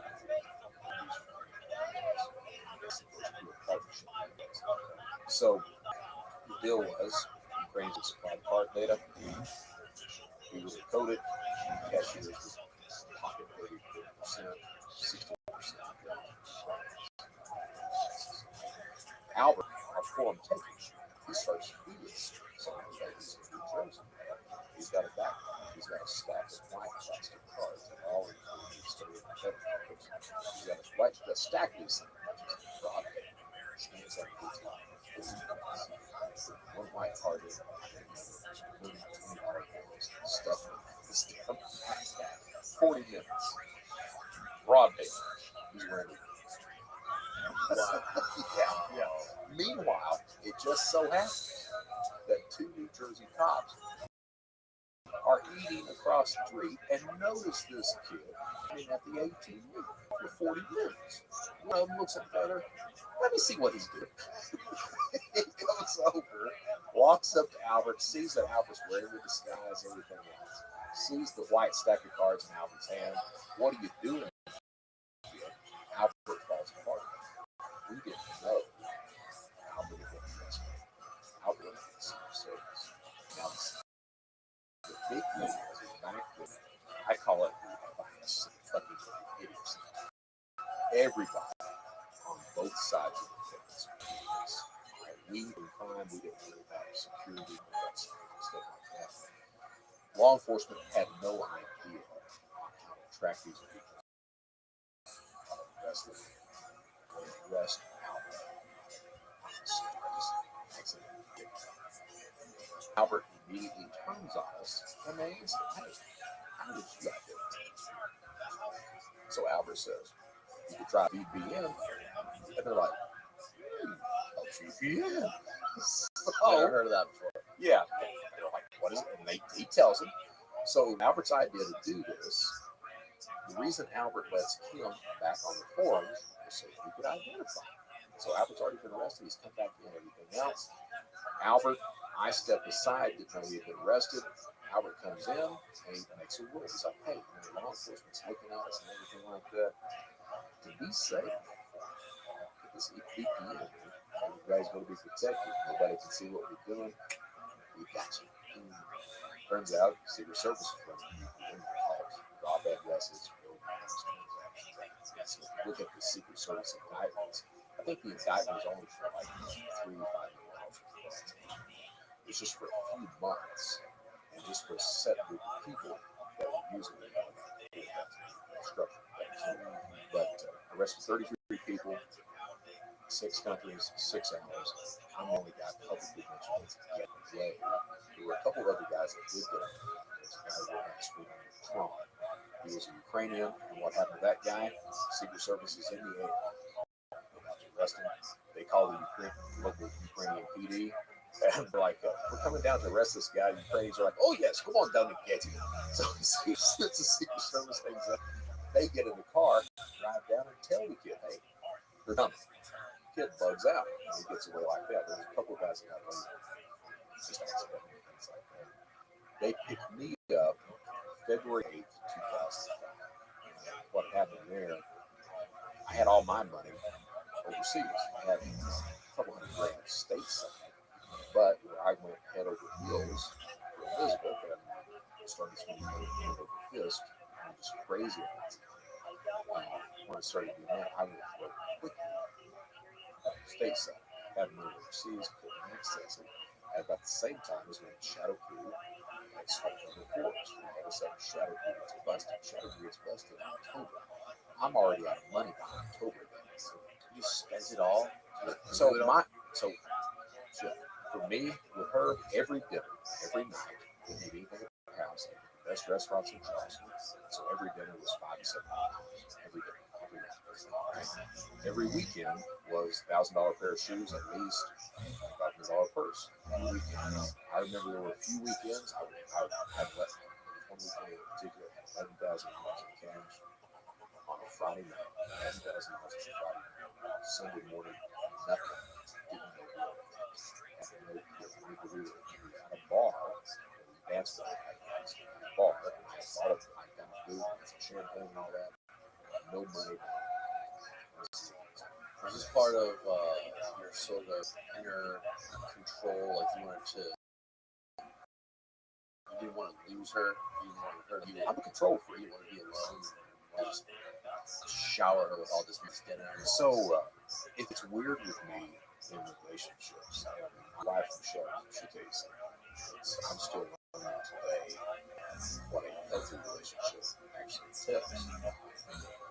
Historically, with me, if I wasn't dating someone, married or something, people I thought was criminal, but I would have people I would not with until I started dates. Immediately, just her. That's it. Nobody else. Don't talk to anybody else. Don't call anybody else. Elizabeth took that to the extreme because she had these problems. Savior, put the cap and mask on, and I adopted that as my promise. I got to make sure she's fixed. I didn't realize that she can't do something about it yourself. But I went head over heels. It was this thing of whatever she wants. So I go through all my stateside cash. I get it in my head. I just keep going. I figured the best thing I can do is get married. Maybe if I get engaged, show some love her. So she wants Tiffany engagement ring. Of course she does. I don't have the money to buy this engagement. By this time, Shadow Crew's was everything else. How are you going to get it? So I start running. I used to preach to people running checks. I start running checks. Counterfeit cashier's checks. I would find somebody on eBay that had a coin collection, something like that, convince them to send it to the COD. I'd hear the delivery guy check. I had a coin dealer in Charleston. Buy it. But so I did the same thing with Drake. Proposed to her. She wants Tiffany wedding bands. Well, the problem is that when you're running checks, if you're going to do that, it's like counterfeit currency. If you're running counterfeit money, you don't shit where you eat. take a road trip. That's where you're not connected to any specific geographic. Same thing with chicks. Shit where you eat. Well, because of Elizabeth, I couldn't travel. So I was stuck in the Charleston area running checks. Pretty easy to start pinpointing. So I had UPS delivering these rings. It was a COD order. I guess they flagged the order for I was in. And I figured out this son of a bitch right here. So I told delivery, got it. I was leaving this one day. Shit, I was left last night.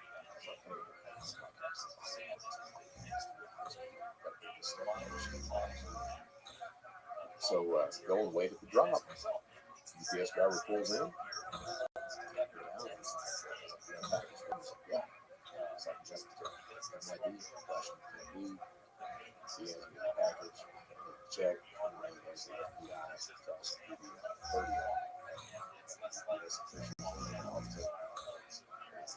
That's what got me. Within 45 minutes, the Secret Service comes in, takes over the investigation. They do exactly what they did. So they let me sit in the county jail for about a week. 2 agents fly in from New Jersey. That's where all this stuff originates from. This was an outrage and the rest of it. So the headquarters outside of it was called New Jersey. So 2 agents fly in from New Jersey. We get out of the cell. They look at me like, "You got your laptop?" I was like, "Yeah." They're like, "You got anything on it?" I'm like, "Yeah." "Well, you're going to be charged for whatever's on it." I'm like, "I figure." And then one of them looks at me, he's like, "Can you do anything for us?" Well, I was arrested February 8th, 2005. I was supposed to be married to Elizabeth February 26th. So I looked at me and was like, "Look, get me out. You'll be pleased."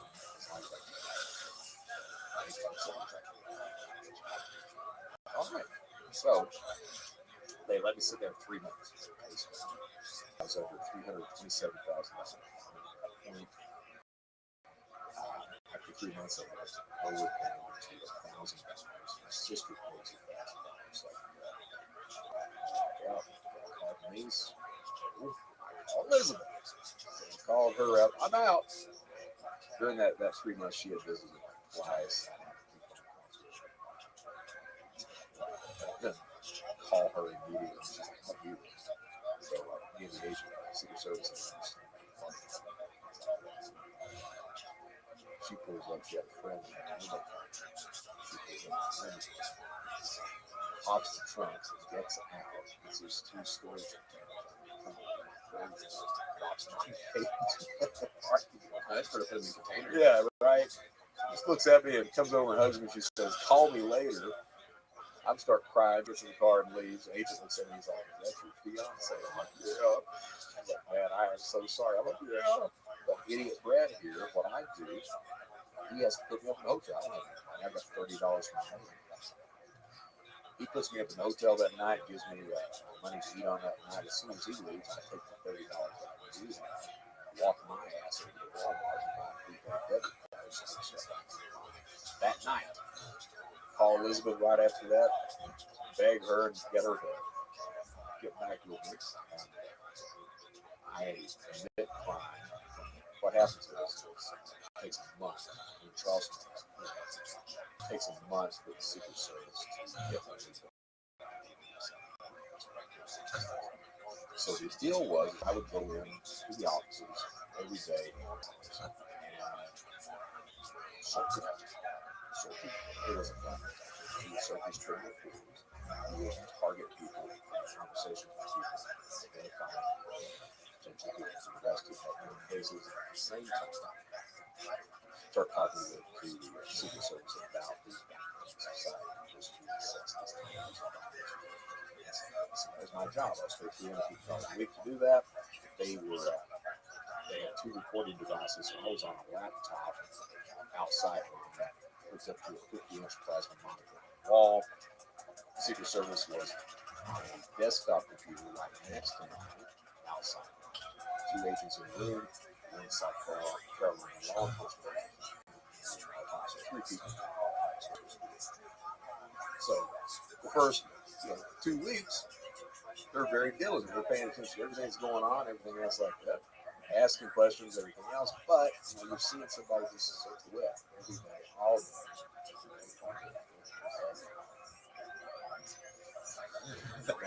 So you're just like my freaking brains are rattle out.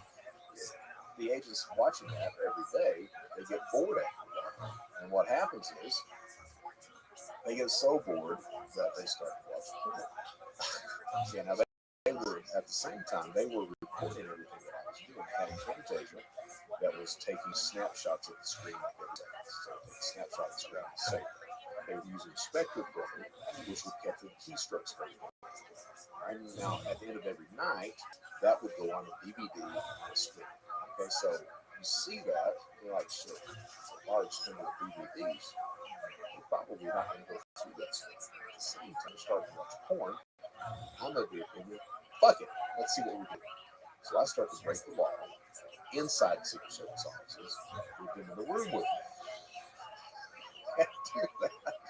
Yeah, not the brightest guy, dude. The brightest guy. Well, I mean, these aren't the brightest dudes. You sitting Secret Service agents sitting there watching porn.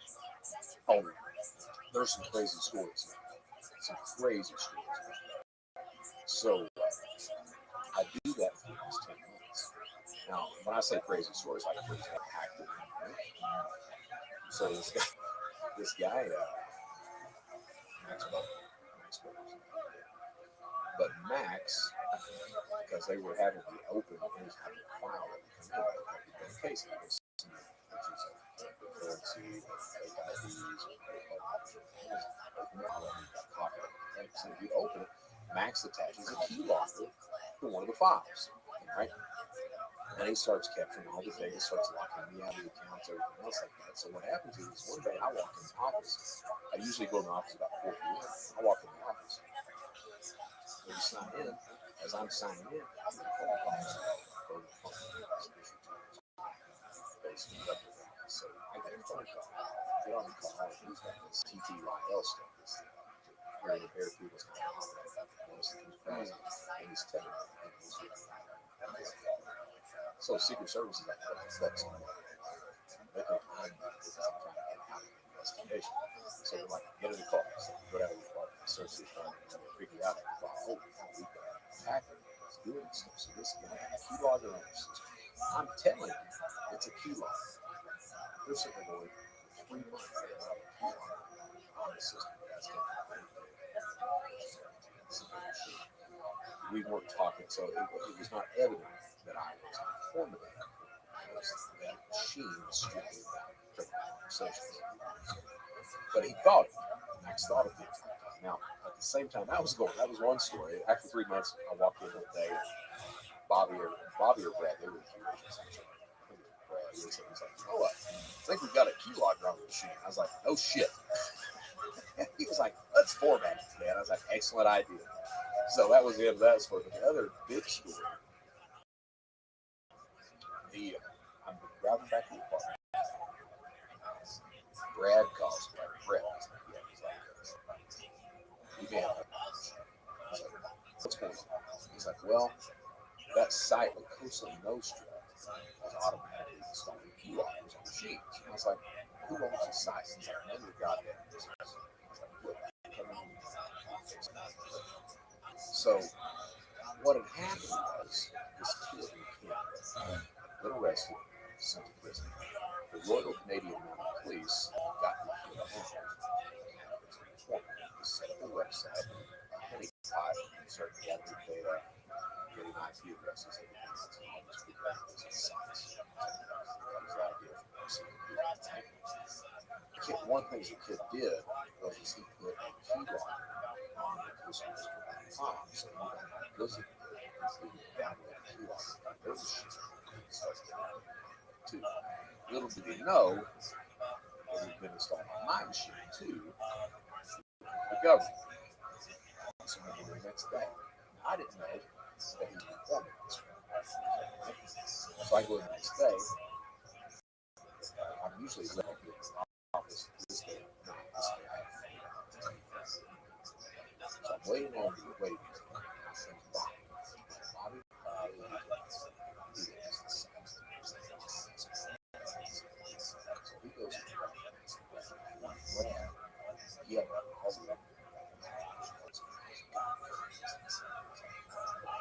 so they take me back down.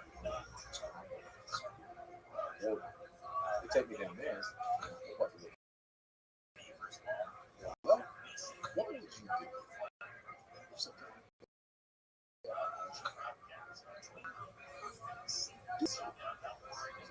So I call up in this kid. I start reaching out my contacts, everything else. Find out who owns his site. Finds out that the kid is in jail. Find out the kid was mysteriously released from jail. Charges still pending and everything else. Oh, that's how I started talking. 48 hours later, site shut down. Kid's back in prison. Washington calls Columbia. What's your fucking monkey doing? Yeah, we're coming down. So Brad, back down. You want to stay out of prison? Yes, I'd like to. Well, if you want to stay out of prison, the best thing you can do is say you didn't know anything was going on. If you just did it on your part. I was like, okay. So Washington flies in, tells her the monkey has done something. So Washington flies in. They thought they were going to ask me some questions.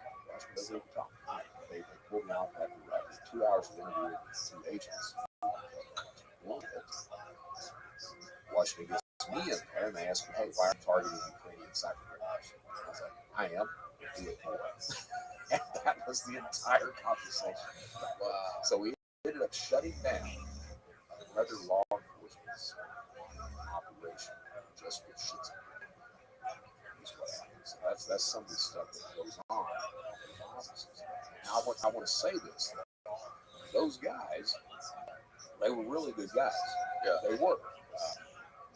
They weren't used to dealing with people like I used to be, but they were good guys and we tried to give them a chance to do that.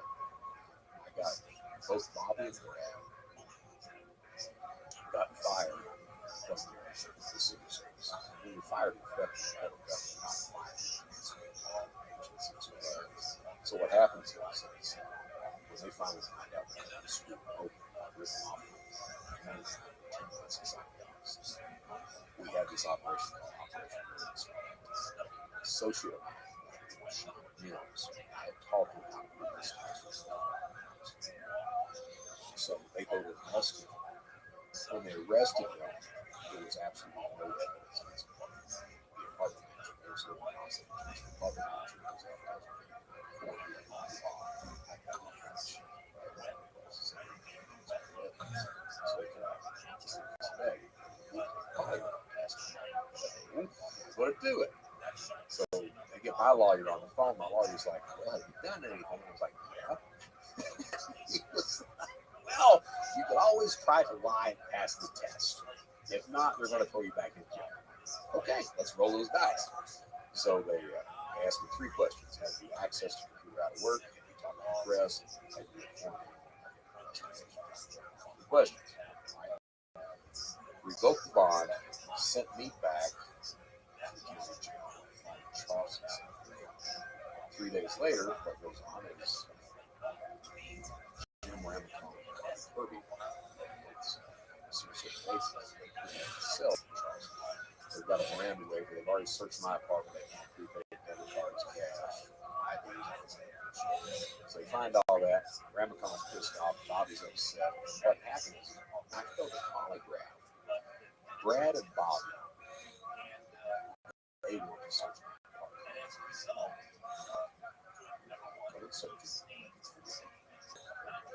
So, as they walk in the apartment, I get distracted.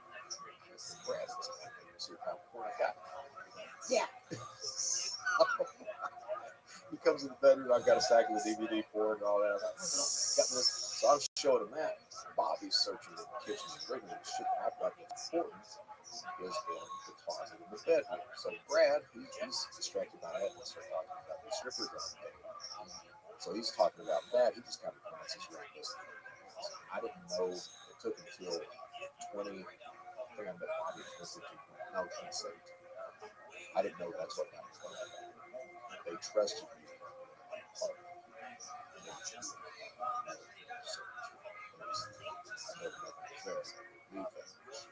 So what happens is later on, they find it in that search. Later on, some more agents thorough search. All kinds of shit. And because of that, they dismissed from Secret Service. I don't know what Brad's working on. Bobby got a job with the DA.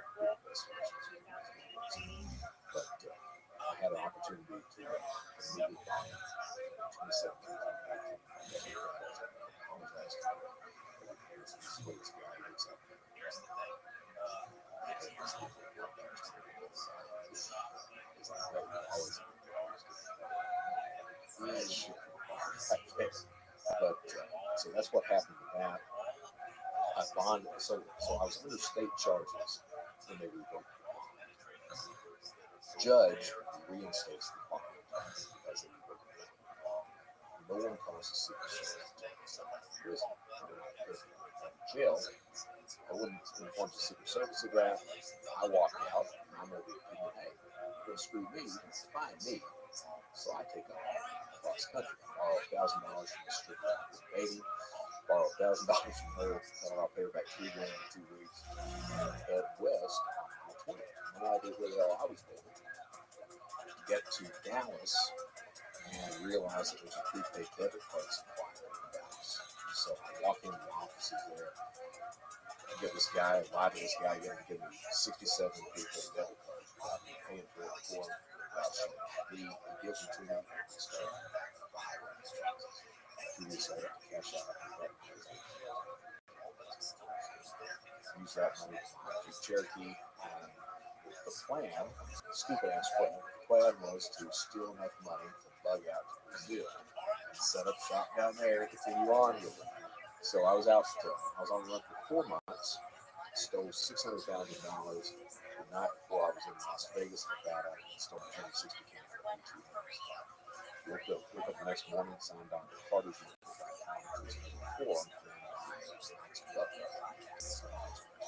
signed on to Carter's Market.com, and there's my name. It's the first time that my name is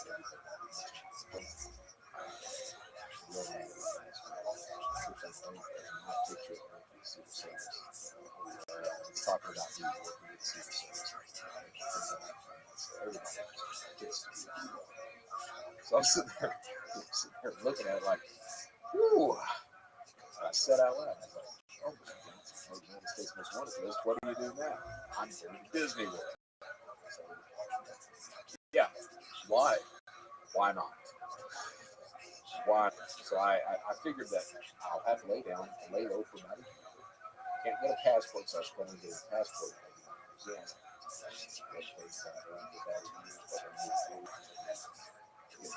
Ticket, really fast, Disney Universal, building parks every day. Just want to stay there? Yeah, idiot, right? Sounds like hell. Oh yeah. Nowadays, I was in Orlando like 3 weeks ago for a conference. I'm like, Jesus, I hate this place. Oh my God, it's hell. So it's like never again. But then it was like, oh yeah, we'll go to the parks, it'll be all right. So go down. I paid for a timeshare for 9 months in advance. But it wasn't furnished, so I go out and buy furnished, which I had 9 months in advance. Lasted about 6 months. That's what I wanted to ask you earlier when you said you were taking all that money, $100,000 a week. Did you ever think, thought ever crossed your mind, like, maybe I should just take all this and buy some crypto and just get out of this? No. Slowly transition myself to go legit. And I'll tell you the reason for that. Not that we thing is, you forget what your value is. So money is coming so fast that it's still more money. My budget, I didn't have to come up with a budget before. My budget back then was just still cash. Forget what your currency is. This is what it's just I had Rolexes all that crap.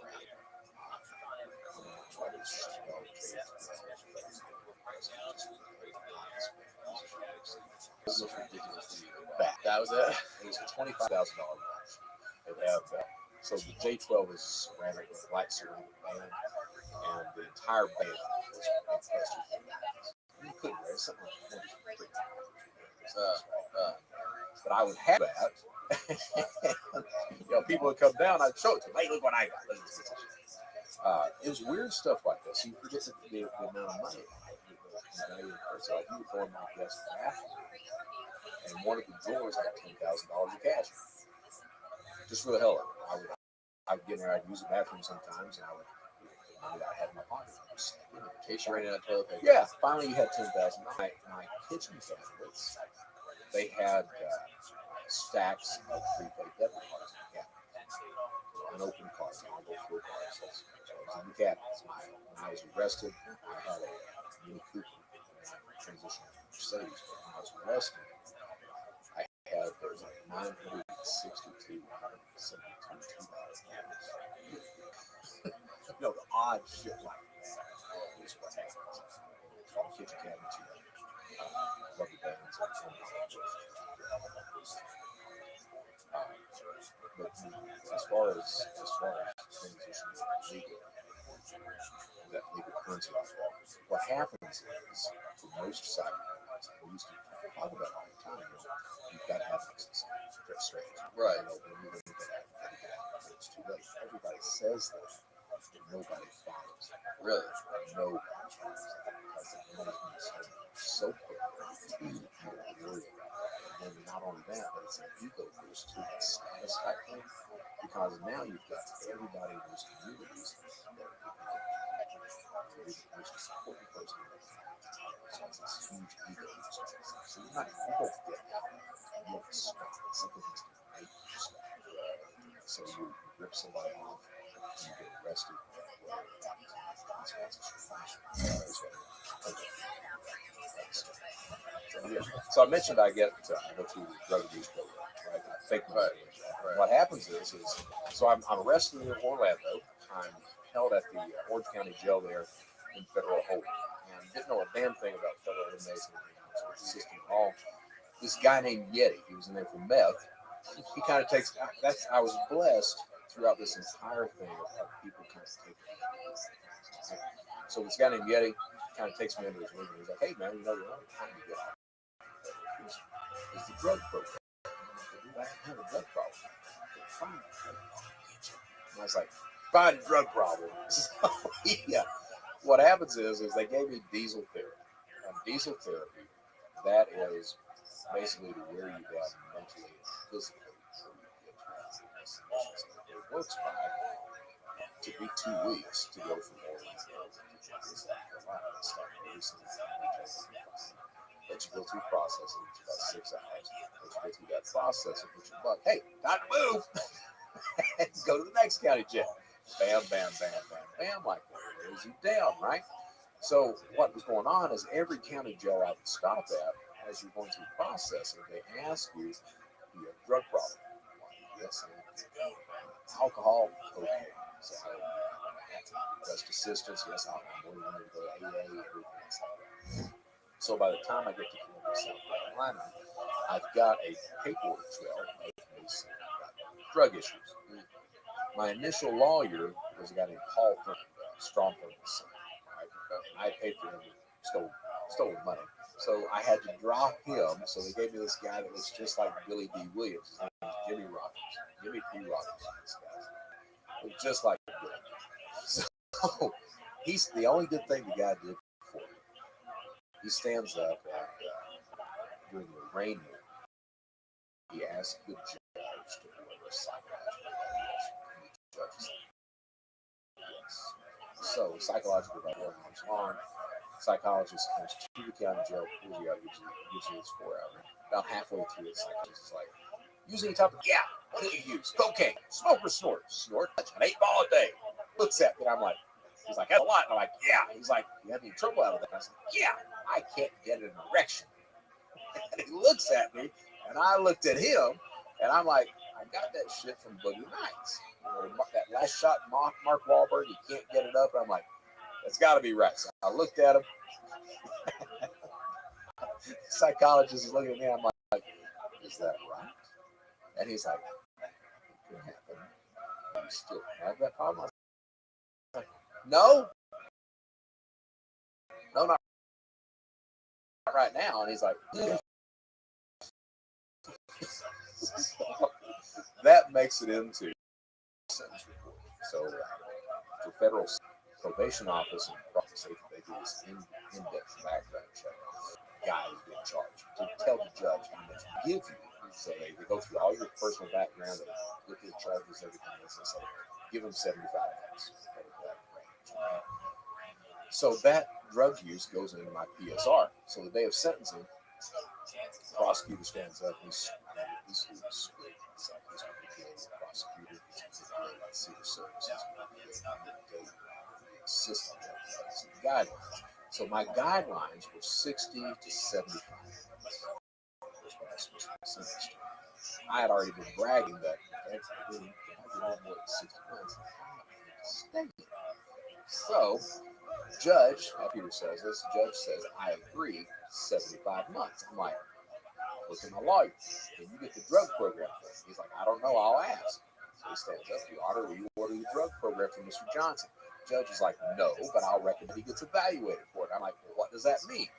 Lawyer's like, you're probably not going to get it. I'm like, okay, how soon can you get me to the camp? He's like, well, if you don't appeal, I can get you to the camp pretty quick. I was like, my exact words were, fuck the appeal, get me to the camp, I'll take it from there. He looks at me like I'm the biggest fucking idiot. So we don't appeal. I'd had family and friends look up, because you can have a prison recommended in the federal system. So I'd had them look up, because a lot of camps back then did not have fences around. So I wanted to camp with the fence because I was relieved. They settled on Ashland, Kentucky. Wasn't supposed to have a fence around. So 2 weeks later, 14-foot fence, razor wire on the top, pull that bed on. Shit, that's not good. So I go in, as a process,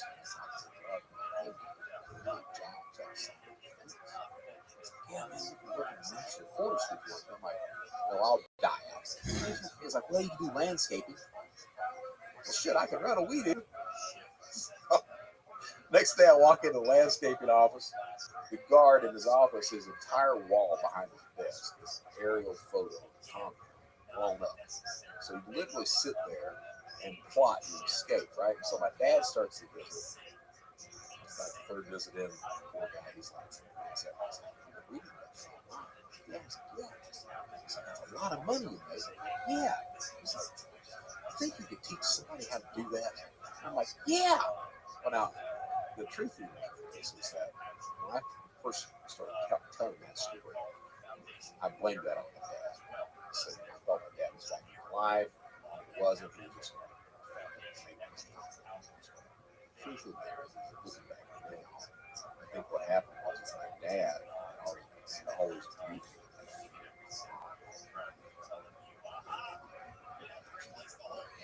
So I manipulated escape. Turn, I told him, $4,000 cash.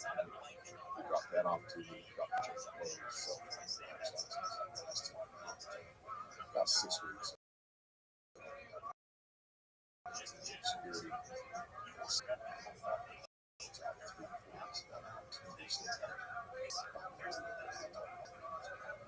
That's why on sentencing with that, what happened was I ended up saving time on my prison sentence. Oh yeah. So what goes on? The escape happened so soon after the initial sentencing. They use the exact same pre-sentence drug stuff. Right?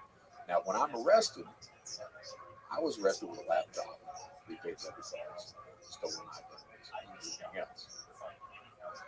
The U.S. Marshals come into the hotel room and seize that stuff without a warrant. So they weren't allowed to use it.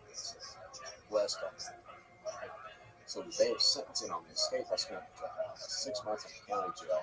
The day of sentencing on the escape, prosecutor stands up, Secret Service is there, prosecutor stands up. Honor, we appreciate it. You would consider yeah. This time, judge looks at him and says, no, we're going to charge you with it. We're charging you. Mr. Johnson, I have no idea why you did these things, but you know, it's like, why you keep your mouth shut? You're saving yourself a serious charge. And I'm like, yes, Your Honor.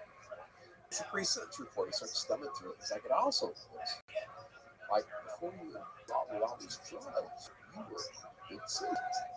Yes, you are. So, what I'm going to do is I'm going to give you 15 months on this. But I'm going to give you so I got 15 months on this. The drug program gives you a year off immediately, and it gives you 6 months halfway house for 18 months. So I got out of prison 3 months earlier. Would have just a weird ass story on that. What was the total time you ended up doing? 90 months sentence I ended up serving in prison. 8 months in solitary. So I spent 6 months in the county jail for Mexico State. Once I was sentenced, I was sent directly to the Scientific Hospital that actually attacked me.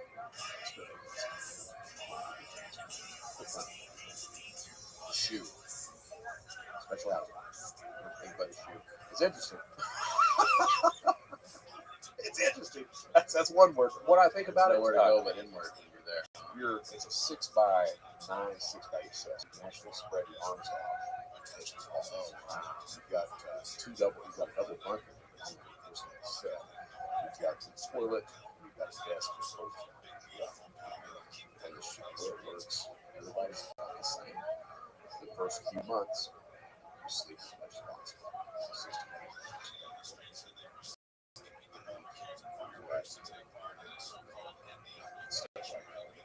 first few months,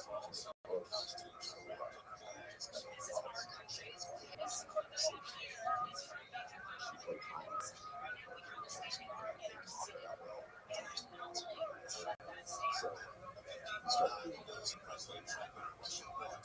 It's time. Shoes are an actual prison. So if you do to stay cold, or stay cool, you'd strip down your boxers, you would wet the sheet that was on the bed, you'd run it with water, lay it on the carpet, provide some comfort on that. So you do that. After a few months, you get the King James Bible.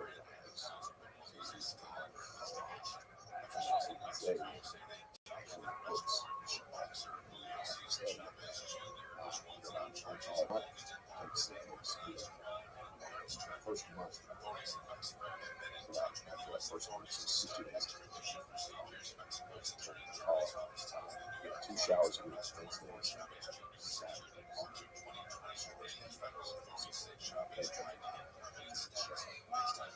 You're supposed to get, the law says, you're supposed to get out of your cell an hour a day. So they've got a special yard for you and everything. That's not the way prison actually works. The way prison actually works, you're lucky to get out in a week. So most of the time, it's a cell. You get to a point where you see shit. You see knife start to fabricate. You see blood. I still have, but it has an effect. It has a strong effect. It got so bad that what happens is I get sent to a real prison. Texas, which is a discipline. So all these fuck ups go to big schools. So anybody that's violent that doesn't classify for the So 1 through 3 riots while I was there. So like 2 people murdered, 4 suicides. That place was so what happens is go to Big Spring, your race meets you as you come through the process. So who met me was Treasure, brother. So Big Spring is a converted Air Force company. I'm walking up the unit. Out pops this treasurer, and then Nick Sanford. He looks at me. He's like, "How many more white guys are we coming?" I was like, "Shit, I don't know, 4 or 5." Next question. What are you interested in? My answer: computer crime with a big ass smile. Wrong thing to say. Wrong thing to say, because back then you didn't have credit card thieves and shit. Back then, when you said computer crime, you were a pedophile. You were child pornography.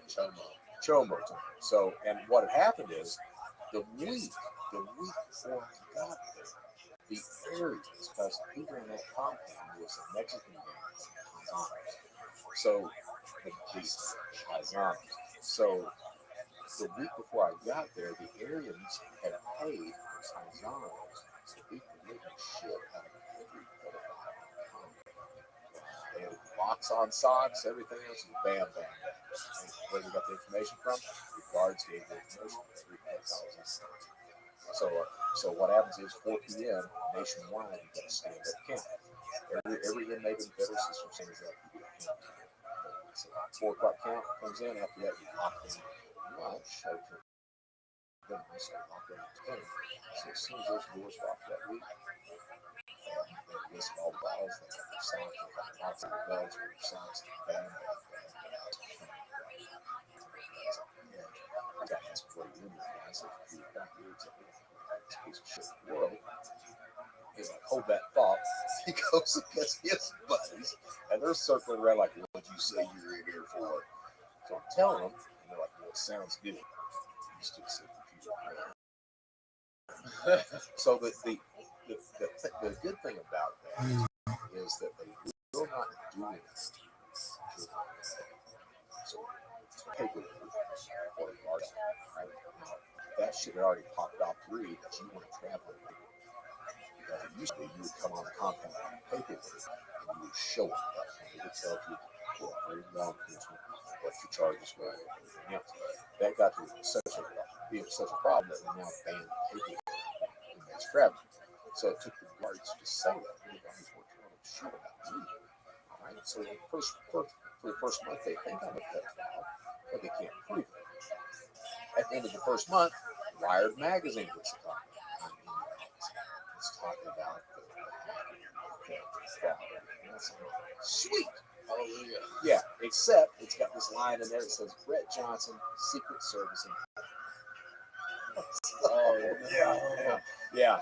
So that was at 4 o'clock. They had out mail right after the count. That magazine hits. I'm clicking to it. I'm like, okay, I'm good until I see that line. But we go to dinner after that. At dinner, we already hear conversations. That's the warden shuts down everything, calls me in the office. He's got SIS there. He's got all cancers there. He looks at it. He's like, you can treat me beautiful. I'm like, yeah. He's like, let you know that fucking kill you. I know. He was like, when did you give it in? I was like, during transport out of Oklahoma City and Atlanta and all that. He's like, they will kill you. So they're doing the locker search, trying to confiscate all the magazines. He looks at me, he's like, do you feel safe? I was like, if you tell me you don't feel safe, what happens to you? They throw you in the shoe for 8 more months until they transfer you out. So I'm like, I'm not going back there. Yes, I feel completely safe. He looks at me like, you're an idiot. He says, hey, look, if anybody says anything at all, that he tells you. Understood. So I go back. I think everything's fine. Next day I walk in the unit. There's Nick Sanders on his butt. He's got the mouth wide open. Walk up to you. Hey, man, what are you doing? Anything interesting? Let's get out of here. Let me show you. So I take an action. All we knew. Do we have a problem? He's like, did you snitch on anybody that's here tonight? No. He's like, until someone hits this compound that you told me, we don't have an issue. Good. He's like, we do if you do something for us. So in federal prison system, you have to have a job. Doesn't matter what you do, you gotta have a job. I got a job in education teaching a lit class. Every area signs on to this lit class. It's taught Wednesdays, 6 to 8 p.m. We teach books. We didn't. We taught fraud every Wednesday, 6 to 8:30. Anything you guys want to know? Help me help you. I'm here for you guys. That was job 1. The second job, and I've talked about this before, but there's 2 groups, there's 2 types of inmates that you can see and really pointing out as you're studying. Right.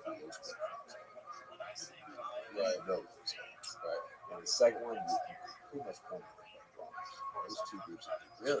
Oh, what are the big propositions? It's like they're individuals. They're just know their place, man. It's like that guy. Cocky. It's not really even cocky. It's just like they're this guy that's just this loner type individual that's got this kind of aura around him, and they know their place. And it's just, hey, not for anybody, they don't do anything else. They're just their own person.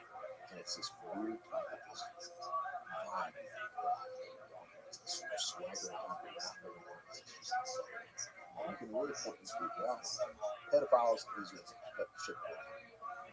My job was to go up to the white pedophiles and have a talk with them. Hey, I don't know what you do.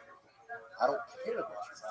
But if you got some sort of fucked up charge, you need to tip. So see those guys over there? If you tell me you don't, and when they start to talk to you, the thing that you do, they will kill you. So what are you going to do? And most of them at that point would be, I just want to do my job. So at that point, okay, look, here's the way this is actually going to work. You can't talk to these guys. You can't go to them. Around. You may have somebody come up and try to victimize you, extort you, or something like that. Not much you can do about that shitty. That's the way your existence is. Could you be beaten? Yeah, it doesn't really happen. It's not at that level. At higher levels like max, you can. Now, you were in a low, you said? Disciplinary medium low. Medium. So it's weird. So you've got minimum, low, medium, max. You've got these disciplinary levels. I did a low. I know mainly the white collar lines. Yeah, white collar is, well, white collar, depending on the time that you're sentenced to. If you're sentenced to more than 10, you can't go to the camp. You have to be under 10 to put that camp in. So depending on the time, you could end up a max, like Ross, over prison.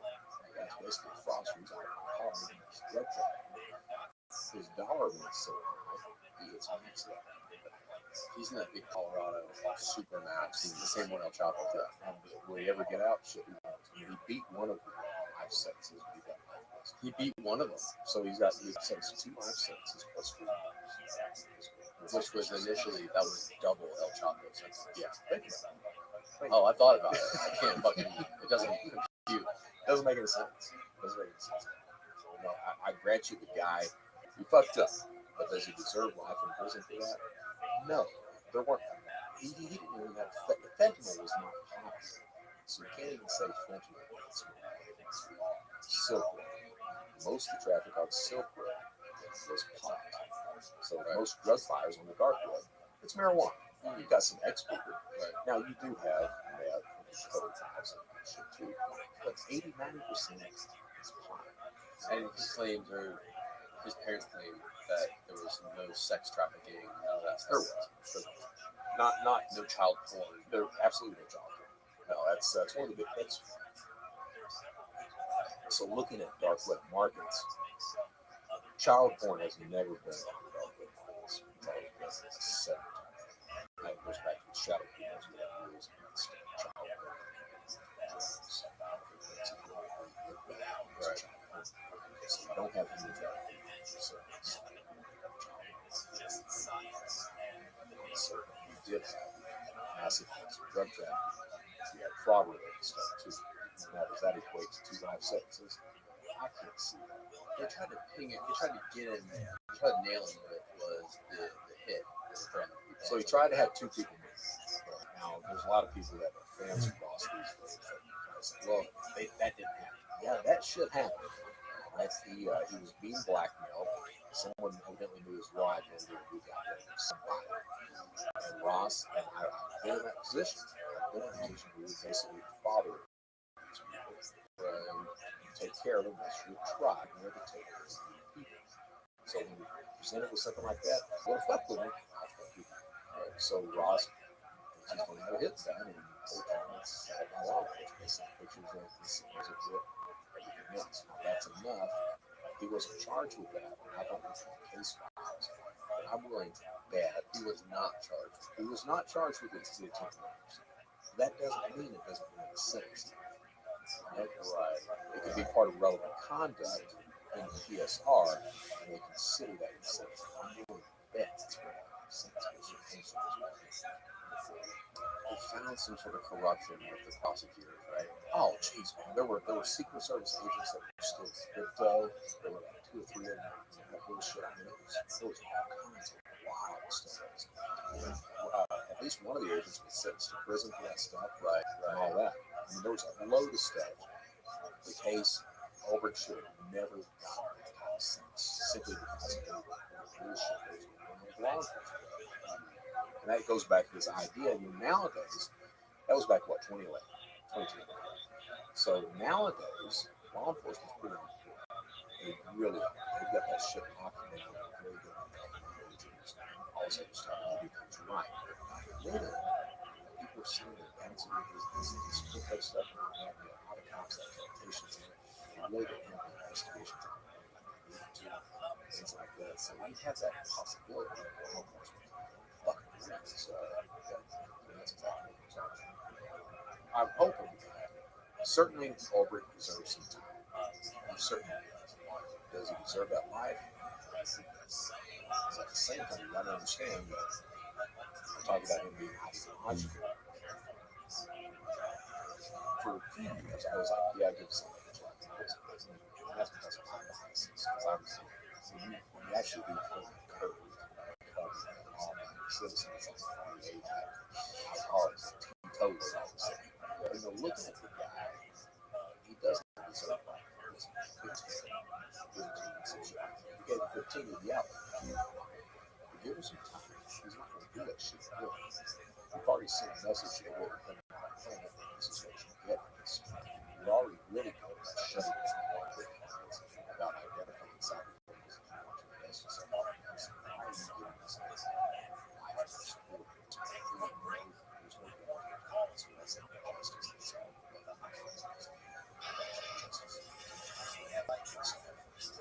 but yeah, it's when you think about Ross, Bitcoin today, 39,000. Down. But you know, you hear a lot of talk about the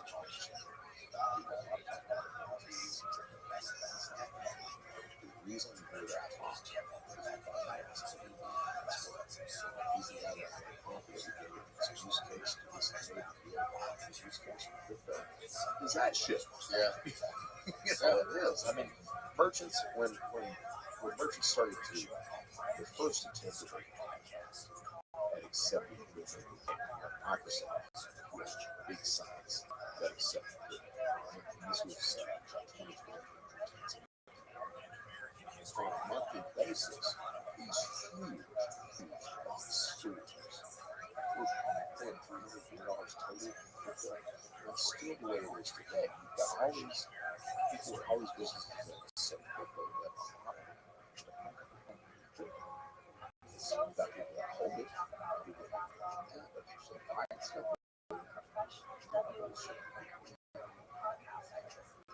Now, it's 7.5 total.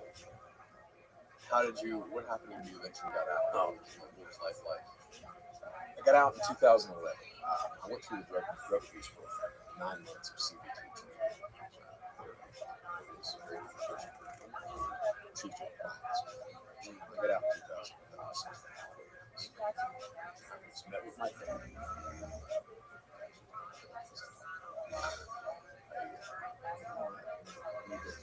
No need to fudge on that. Yeah, so he had been doing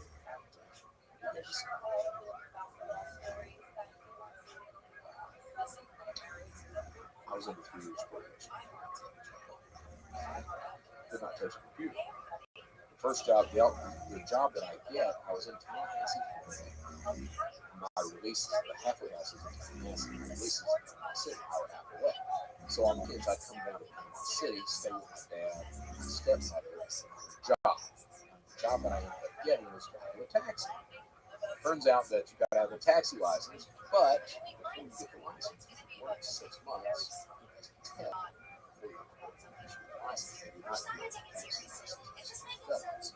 So I go in and apply for this job. Turns out the guy that I was talking to had been in years before. He looks at me like, he said,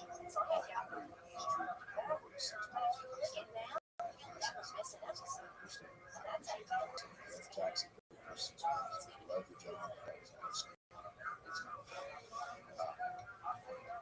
After I had been living with my dad, get it out of prison, you don't want people to tell you what's involved. And my stepmom, she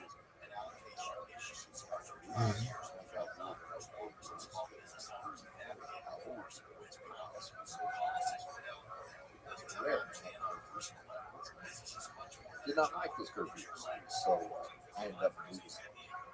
worst looking at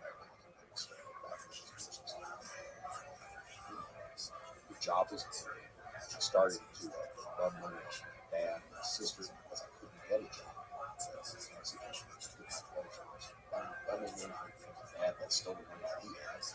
Using all that, and this guy's like, We were talking about before we started. You know, before. yeah. So Try to get a job with them. yeah, so They're a fishing company. they're a fishing simulation. Simulation. They raise awareness on fishing. Simulation.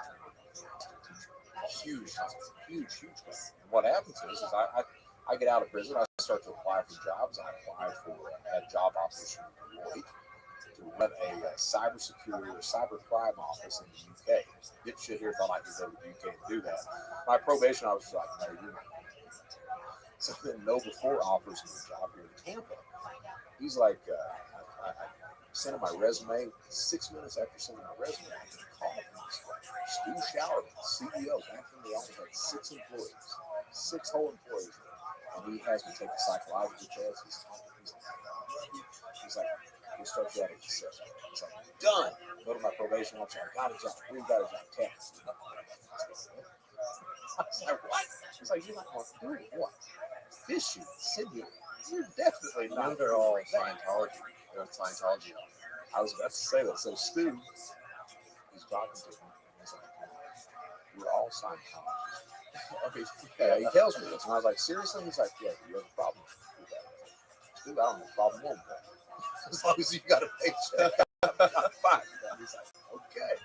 So I couldn't take that job. It gets from a couple of payment processors that offered me jobs. So you go into POS terminals, you replace those. So simulation. Probation officer like, you want to sell those. I'm like, okay. So I guess where I'm trying to apply for fast food. Well, that cash register is a computer. Can't touch that. Okay. What about a waiter's position? No, that's a computer and credit cards, idiot. So I couldn't take that. So I was bumming money from my dad and my sister. I was on food stamps so I could eat. I had a roommate that took care of half the rent for me. They tell you when you leave prison, they're like, hey, man, find you a job, find you something you care about, you won't be sitting. I couldn't get a job. And what I had a cat. And got to the point I had enough money to feed my cat. Didn't have enough money to buy toilet paper. So I go to the dollar store on the beach, buy the cat some food on the way out. T.I. Slater toilet paper. First job. They make it as difficult as It was possible bad. for people to get out of prison. Everyone I've talked to has done a lot of time in prison. They always talk about how difficult it is to get back on your feet. The problem is that we released from prison the exact same time.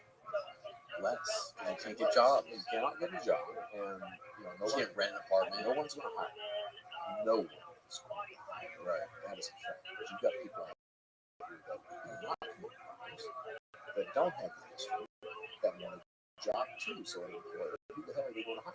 You? That's done everything right. Yeah, it's almost like that. Our country would rather have people incarcerated than free and have a flourishing society. It's bad. And the problem is that unless with me, and I've certainly got people too, unless you have people that help you, you're not it's a minefield. You can't do it by yourself. You can't. You may. I served time in multiple prisons, knew hundreds of inmates personally. I was a social butterfly in prison too, so I encountered thousands of inmates. All those people that I know, 99%, they were just doing their time, and they really had hopes and dreams. They did not come together to break the law. They wanted to get healthy relationships with good jobs. But most of those guys go right back to it because they're not given those opportunities. They don't have somebody beyond taking a little meat and wing and giving you references and advice and shit like that. They don't have these people that give them jobs. They don't have this history and talk to us about it. You don't have those opportunities. Because of that, what do you do? You've got to eat. You've got to put food on the table. You may call it cognitive dissonance if you want to, but the truth of the matter is that, hey, you're in a country where you've got to survive. You can't get a job doing this.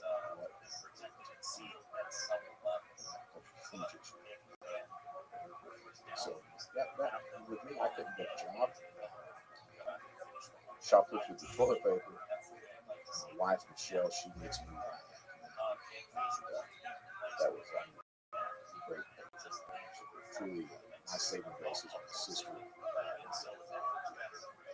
Disowned me. And she comes back and Michelle, she finds me.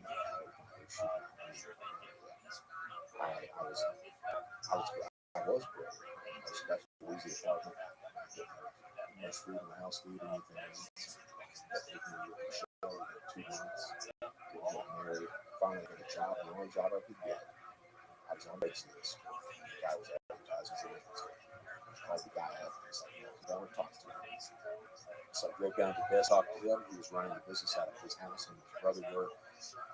He starts talking to me. He has me start up the weed eater and shit like that. About 20 minutes into the conversation, he looks at me. He's like, "Can I ask you a question?" I was like, "Yeah." He's like, "Are you on the run or something?" I'm like, "No, why do you ask?" He's like, "I just don't see a person that would do this." So I told him my history. His name was Dustin Duranis. I told him my history. And he looks at me. He's like, so I get back home. That was a Friday. I get back home. Sunday evening, he calls me. He's like, "Man, I give you a job. You actually work." I was like, "You'll He's like, "Short, long, man." So we down here, my job was pushing my line 10 hours a day, 5 days a week. Pretty hard every day. Come home overnight, literally pass out, wake up the next morning, take a shower, do it again.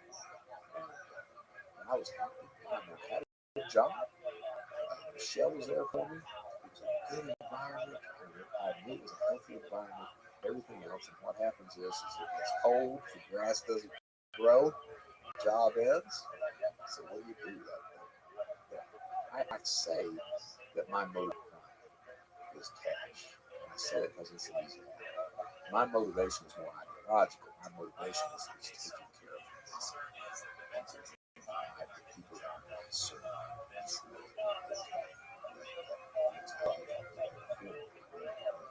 So the job ends, and I gotta show her I'm worth it. I gotta show her she's a woman worth it. I prove I'm worth it in a relationship. So I get it in my head, well, if nothing else, I can bring food with me. So on the dark web, they stole credit cards, start ordering food. Well, the boys are there. I've got 2 stepsons. They're there, and I'm like, well, instead of some money, bring clothes. Let's do that. So all this shit, I got arrested on a food order. So let's pick up some steaks, because if you're going to steal shit, steal shit. So I mean, they don't need to steal bologna if you can steal steaks and crab legs. So I mean, go to pick up an order, and the cops had a control shove it in the house. Prison.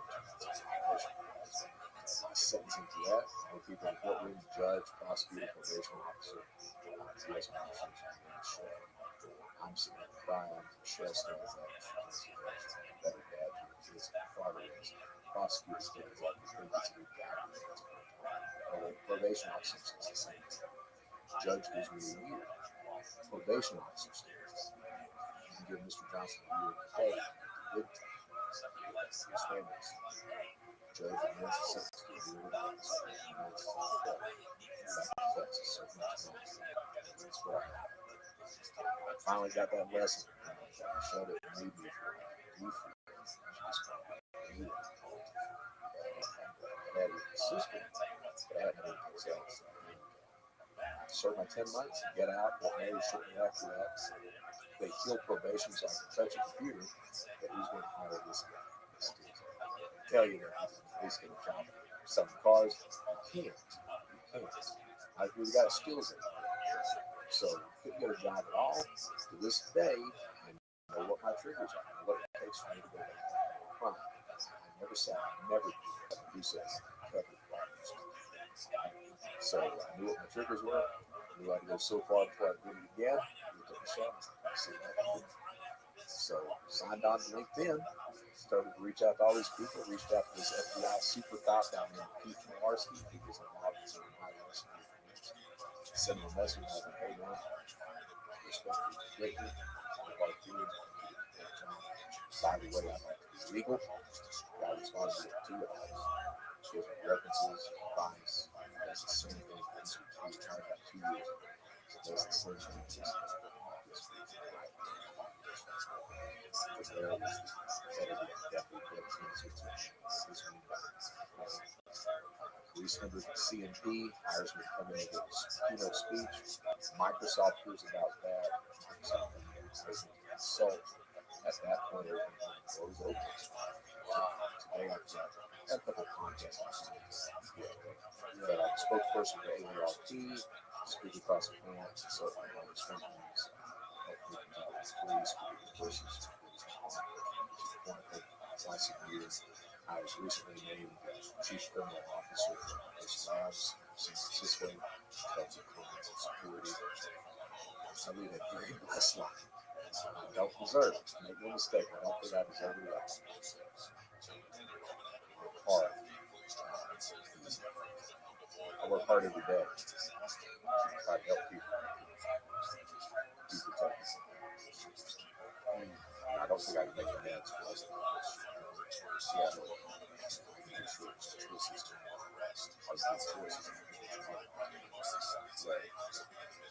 one thing I wanted to ask you about was this Stuxnet.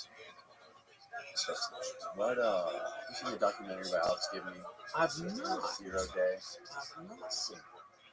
Now Stuxnet, they just dropped the thumbs. Well, it was a basically admitted that it was a virus that was created by the Iranian, by the Israelis and the United States to take down or just sabotage the Iranian nuclear program. Right, exactly. The rods that they had in them. By controlling them to spin faster or spin slower, make them explode, fuck up. Very dangerous. Yeah. To say the least. And there was they talked about how they had to get across a network gap, an air gap. And so how do you do that? They said they had double agents in Iran that they would be able to go in, someone repairing laptops or doing maintenance on laptops in there. All they would have to do is put the thumb drive in the computer, and the fucking virus had a mind of its own. Right, knew exactly what to do. So think about what we're talking about. Without social engineering, cyber things that you just explained is a social engineering. You've got to focus. But you can't install useless. It becomes even easier at some points. You can lock the phone side in the pocket. I work with an infrastructure company up in Ohio. Did a test with that stuff. They'll drive in a parking lot and see it, and pick it up. They will. Sit and you will plug it in. They will. And if there's any mention of salaries on the thumb drive, like a file that says salary on it, always open. So that's a social engineering. There's a story about if you walk up to an office building, just and you can. It's a social engineering. It's understanding that human psychology.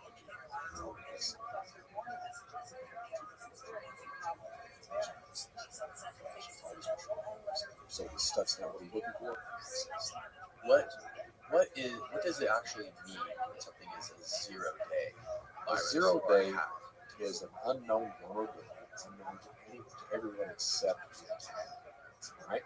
So if I'm attacking, say, Amazon, and I've got a 0 day vulnerability or a 0 day attack, Amazon doesn't know about it. The security community doesn't know. Who knows about it? Maybe not very certain. Or the person that called this one. But the victim doesn't. But 0 day attack Meaning that there's no sort of symptoms of anything being out of place, or it's interesting you mention that, right? There's always symptoms of something in place. So 90% of every single attack uses a known exploits. Okay, so it's not 0 day attacks that's the problem. The problem is the known exploits. We can preaching for years. Not me, because I was a bad guy. But people have been preaching about for years what needs to be done. They've not been listened to. That creates a problem. Think of the two largest cyber attacks in history. You've got SolarWinds. SolarWinds is going to be what's the other one? Not Petty. I haven't heard of that. So not Petty is they're both nation state attacks. They're both Russian state. Not Petty is attacking Ukraine. SolarWinds is attacking the United States. So not Petty, the Sandworm Group. There's a good book on it. I think it's called Sandworm. But it's a very good book that details this too. So the Russian Sandworm Group, the top hacking group on the planet, they go and launch an attack against they take over basically. How do they take it over? They take over its update server by faking a Microsoft certificate. They then release this thing that looks like it's ransomware, but it's not. There's a ransomware attack called Petty a year prior, and it uses some of the code from Petty to make it's not. It's a program that's simply sent to destroy hardware. It's not ransomware, it's just going to destroy systems. So that attack uses internal glue and internal robots, both known experts, which were patched a year prior. They were patched. It uses mimikatz to harvest credentials out of RAM, as Microsoft systems, even after you've logged out, those credentials are still in RAM. Mimikatz will get that out of it. So it uses that. It looks for outward-facing SMBs. We've known about that for years. We've told people to shut that shit down. They have access, right? You would think the new systems out there millions. Another knowledge. It chains all those together to cause over $50 billion damage. On record, that's still the largest cyber attack in history. It gets outside of Ukraine because it looks for SMBs.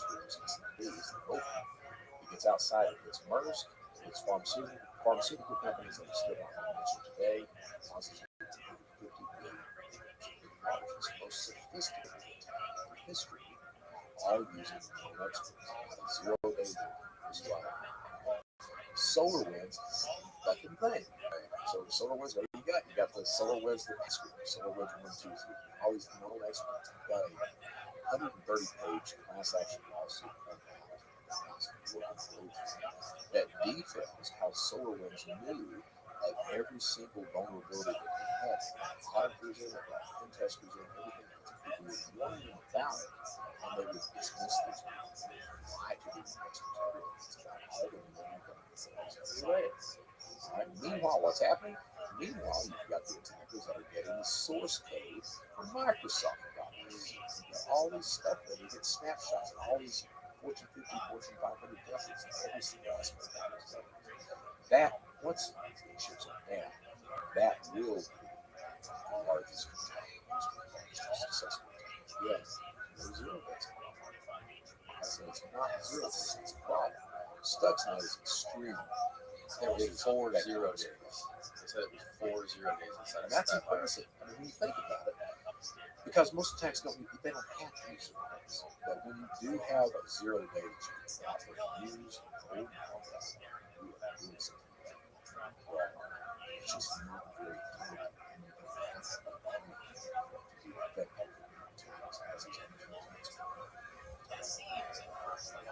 Why is Russia and Ukraine always in the conversation when you're talking about this kind of shit?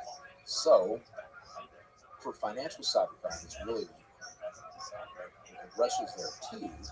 But Vladimir, it's weird, man. Vladimir Putin was talking about how Ukraine is our nations. Right. Now, the weird thing about that is if you're a Ukrainian cyber criminal, you kind of buy into that shit. All right, because Vladimir's like, hey, man, we harbor you, we protect you, sometimes we hire you, shit like that. Even though you've still got that Ukrainian nationality yourself, you kind of feed into that. At the same time, the Ukrainians have been very good about harboring and protecting their own cyber criminals. They will give up some of those people, but Dmitry, he was never arrested. The only reason Roman Vega was arrested was because he was in Cyprus. So they harbor a lot of cyber criminals. You are allowed to commit crime in those areas as long as you don't shit where you don't have against your people that are Western capitalist countries instead, you're not going to get in trouble. So you take all those Russian cyber criminals that are over there, as long as they stay in Russia, there's nothing that's going to happen. Nothing. They're not going to be extradited. The only way they get caught, and you see this happening every now and then, one of these idiots that's stolen a few $1 million, he decides he wants to vacation on a beach somewhere, gets on a friggin' plane, flies out, and the feds arrest him immediately when he lands. You cannot leave. Right? But as long as you're happy in that area, millionaires, Lambo, cars, all that shit is going on. Yeah. It's the same thing. Ukraine has gotten extraditing some of these people. Some of the attackers have built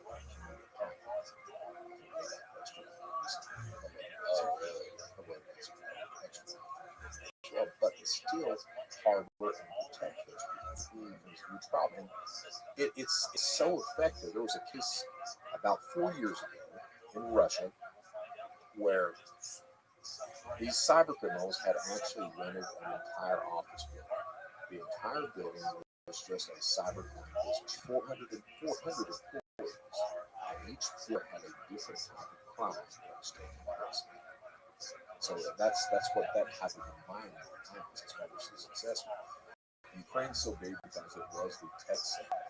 So you had a lot of guys that were balls that were highly trained, could not get a job. The guys that I knew, they didn't really want to commit a crime until and what you see this, I forgot the guy's name. Wired did a story on this. One of the guys got caught. He tells the feds this, and the feds start to advertise for him. All these cyber criminals started to apply for these jobs. They were doing credit card fraud, but they didn't want to do that. They just want to do a job. Nowadays, it's different.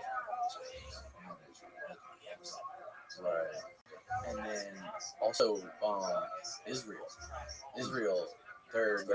They started or they created the Pegasus, right? Are you pretty familiar with Pegasus? I can't speak. I don't know a lot about it either, but I know it's basically it's a hack or some sort of program that you can purchase from Israel for like phone stuff, for like $500,000 to 0 day into somebody's phone, right? And basically turn it into your phone, which is really nifty. which is fucking crazy. The Saudi prince Mohammed bin Salman did it to Jeff Bezos. So, and you think about that, right? You think about, in our country we have Snowden that warns about the house, but he warned about it. And we're talking about a free country where that's happening. You take Saudi, you take some citizens that have a tool.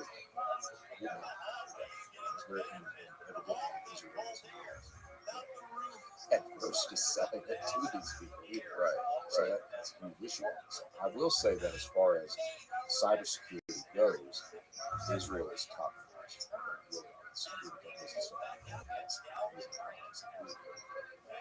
Well, they said in the documentary about Stuxnet, one of the reasons that the U.S. decided to collaborate on Stuxnet with them is because they didn't want them trying to start an all-out war with Iran.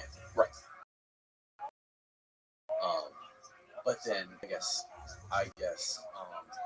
the Israelis, they got impatient and they like winged it and installed with all these clues that tied it back to them, which made it become so apparent to everybody where it came from. And that's a lot of the problem with advertising. You see a lot of people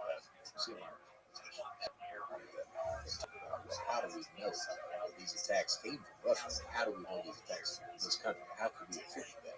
Well, the problem is that there are telltale signs, forensics, the way the countries are set up, the cyber crimes that they use, all that stuff leads in where you can say, this guy did it. This group because that's the way this group is operating. So you can't attribute pretty effectively who it is. And this was right. I mean, before you launch that shit, you may want to cover your tracks. Right. Better than you have. Yeah. Because somebody's going to get pissed off. Yeah, and that was during Obama. Right. Showed it basically him talking to to the press or whatever. He was just basically straight up like, if you find whoever leaks this kind of shit, we're gonna prosecute you to the full extent. Yeah, they're gonna put you out. Yeah. But you know, you've got people that do that leaking all the time. You're talking, I've got to show on. I had a request to do yeah, Snow. That's a hell of a topic. You take Snow. He stole so much data that if it were printed out, it would fill a dump truck. Now he tried to say, I was aware of what I stole. You're not. You have to do it.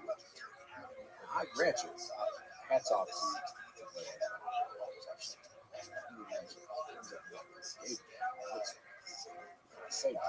We as Americans, we give up all of our information for a free game sometimes. That's it. My problem with Snow is that he decided to get out of Russia. Right. And look at him now. We've got this Ukrainian war going on. Right. Yeah. No internet, nothing. It's like, you can. At least Manning had the guts to stick around. You should prove it. I respect Manning far enough to do that. I respect Manning far enough to both did good things, but I think so.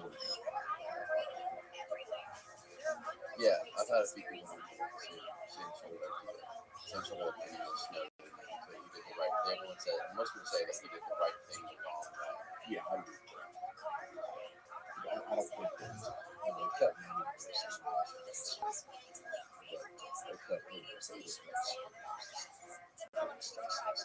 well, you know that there was an uncovered CIA plot to assassinate Assange. Yeah, that's a fact.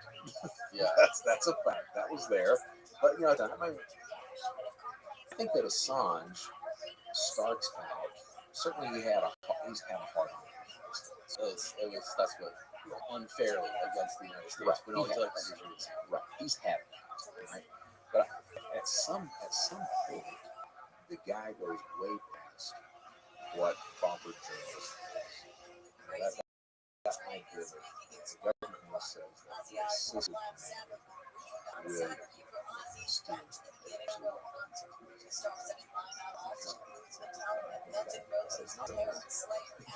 That's conspiracy to commit a crime.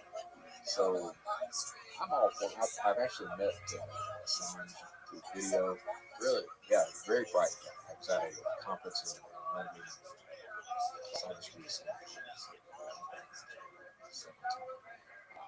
We were all on a panel together. He was at the Ecuadorian embassy, zooming in. Wow. And extremely quick. This guy goes off and he starts talking about he's relating to the way that countries have their leaders. Talking about the differences between countries. Conversation. And truly, impressive as hell when he's talking about that. Then he goes off on a tangent and talks about how he's been locked up for so many years in the Ecuadorian embassy. And I'm sitting there going, dude, you're not really locked up. You're choosing to stay in there. And he's talking about how it was like a prison cell. Well, I'd already seen pictures of his apartment. I'm like, if I can just sell everything. Yeah. You know, so I didn't really, I think he's extremely bright. I think he's got some cognitive dissonance in there. I think that he had such a hard on for the United States that he stopped. Yeah. Yeah, I mean, at the same time, you know, the United States, they don't have to be accountable for ever, or anything like that. Never. You remember, you've heard of the Christie Foundation? No. So there was I think it was down in Guatemala, the CIA paid to have some journalists Christie Foundation sues the CIA pretty much, and actually this is report that the CIA did that. So that was early mid-80s that happened. So I mean, you've got all these issues. I was talking to Mike about the other day. Or people trust the government. That shit's been long over. Oh, yeah. You've got the McCarthy of the 50s. You've got the 60s bullshit. You've got the stuff that happened in the 70s with Vietnam.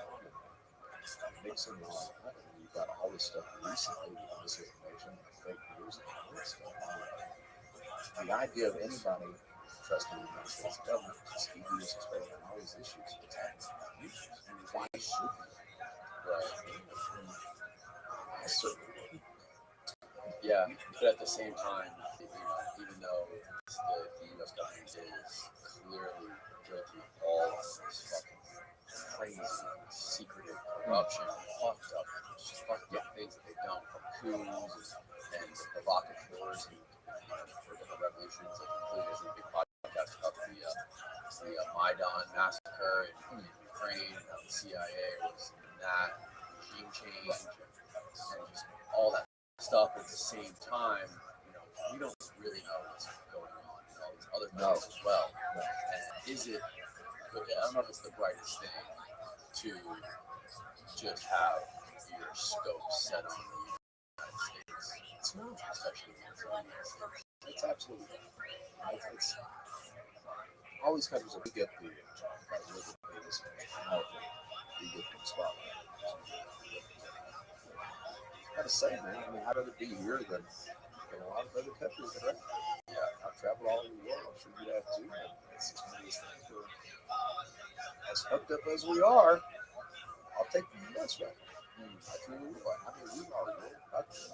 You got people that were schismed across the board. I saw this thing I watched CNN.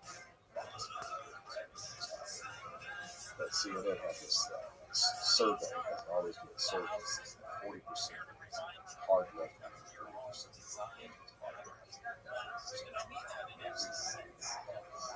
we're here 10%.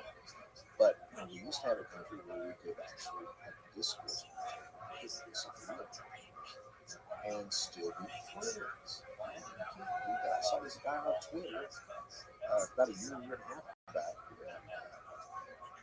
He was pissed off at his dad because his dad was in trouble. Because of that, he wasn't calling his dad. It's fucking politics, man. That's your family. It's got to come. Who cares if you don't get along with the guy? If you don't agree with him on that. So you're talking to advising these things. Say you can't your opinion on anything. If you do, like I've got my show. If I talk politics, I'll have the audience.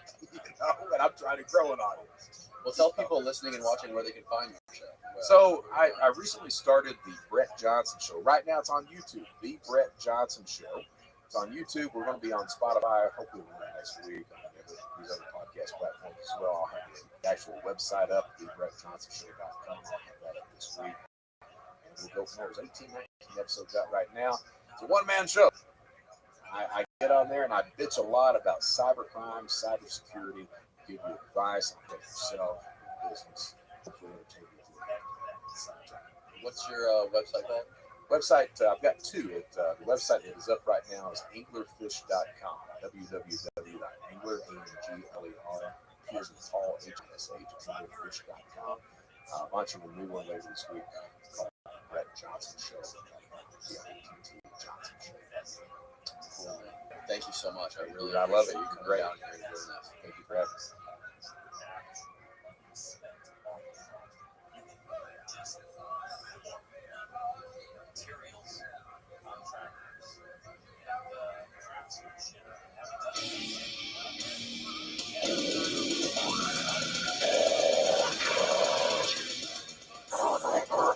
Your podcast is dope. The first time I learned about you, someone DM'd me and said, you got to check out Trendifier on YouTube and TikTok. I saw your TikTok, and it was like I was going down the rabbit hole, all your videos for like an hour after I appreciate that. And it's funny. The world works in weird ways because I think you followed me on Twitter, which was the funniest thing. Yeah. I don't tell anyone about my Twitter. It's the one social media like I don't talk about it on the show. No one has me there, and you found me there. And I noticed it, and I'm like, wait a second. I had just been told about your podcast about a month before. My friend Mark asked me to check it out, and I was like, this guy's fine. Like, this is a great podcast. Like, how the fuck do I not know this? Like, I pride myself on trying to know some of the great long form podcasts. And so then I started, I think I watched the Roger Reeves one, is that his name? The pilot. And then I went back, I watched the Bustamante ones, and it was so good. But I was like, that's really weird that, you know, we didn't know about each other, and then we knew about each other, and then someone said to, like, connect. Community connected us, bro. Very, very cool. So thank you to whoever did that. Hell yeah. How did you get started doing your podcast? What made you want to do that? I think it's fucking great. I love seeing you guys. Thank you. And I'm looking forward to you having Jim in here. I think that would be great. But yeah, so that's a little bit of a convoluted story. I was on Wall Street. So I came out of college and I worked in the private bank at Merrill Lynch. And so my boss, who was there, you know, he managed the wealth of very, very rich people. So I think like the average net worth was like 80 million, something like that, 78 million. And we also did work with like companies, so like public companies, we would do 10b5-1 plans. Sometimes we do something really simple like a 401k, because it just gave you an excuse to know everyone there. But I did that for a few years, and the way that business works is you come out of college, if you're lucky enough to get into a great situation like that, and I was, because my boss got tight before I got there, you know, you grind like a dog, and then eventually you get the offer if you make it, and then you make money. And so I did that, and I loved my team and everything. I really enjoyed working with them, but you don't know anything about the world coming out of college, you know. And I didn't, in fairness to myself, I didn't assume that. I wasn't like, oh, I know how things work. It was never like that. But there was a part of you that's like, I might know one or two things. Then you get out, you're like, I don't know a goddamn thing. So I started to realize, like, kind of subconsciously at first, and then consciously, that like I wasn't into the work. I just didn't like banking. Picture me like super. Wolf of Wall Street. Yeah, like exactly. Like that's not what it is. Number one, it's not sexy like that, if that's what you want to call it. And it's also, you know, it's a school business.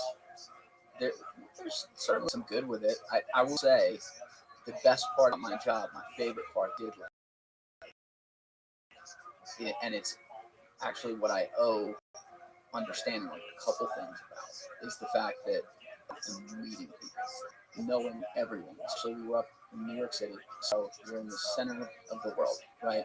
And my job was to go out and make friends with people of all walks of life who were in different industries, doing different things. So I had to learn, like, oh, this guy talks to that guy because they do this thing, and then this type of business works. What are they working on over here?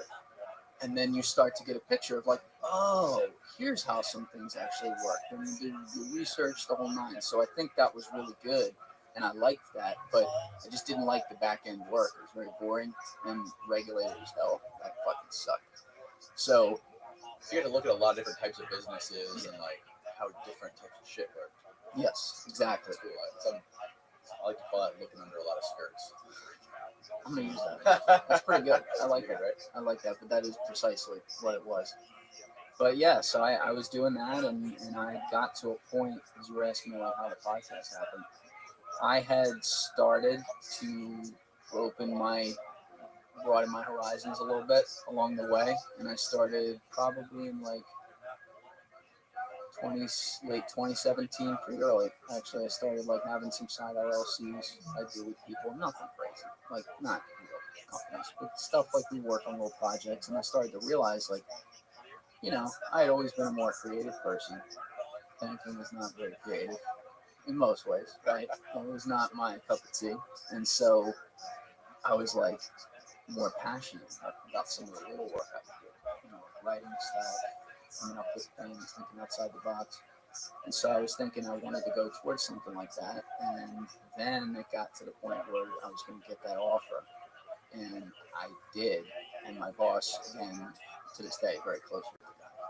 You know, I was like, holy shit. If I say yes to this, I'm committing for the next 5 years. You know?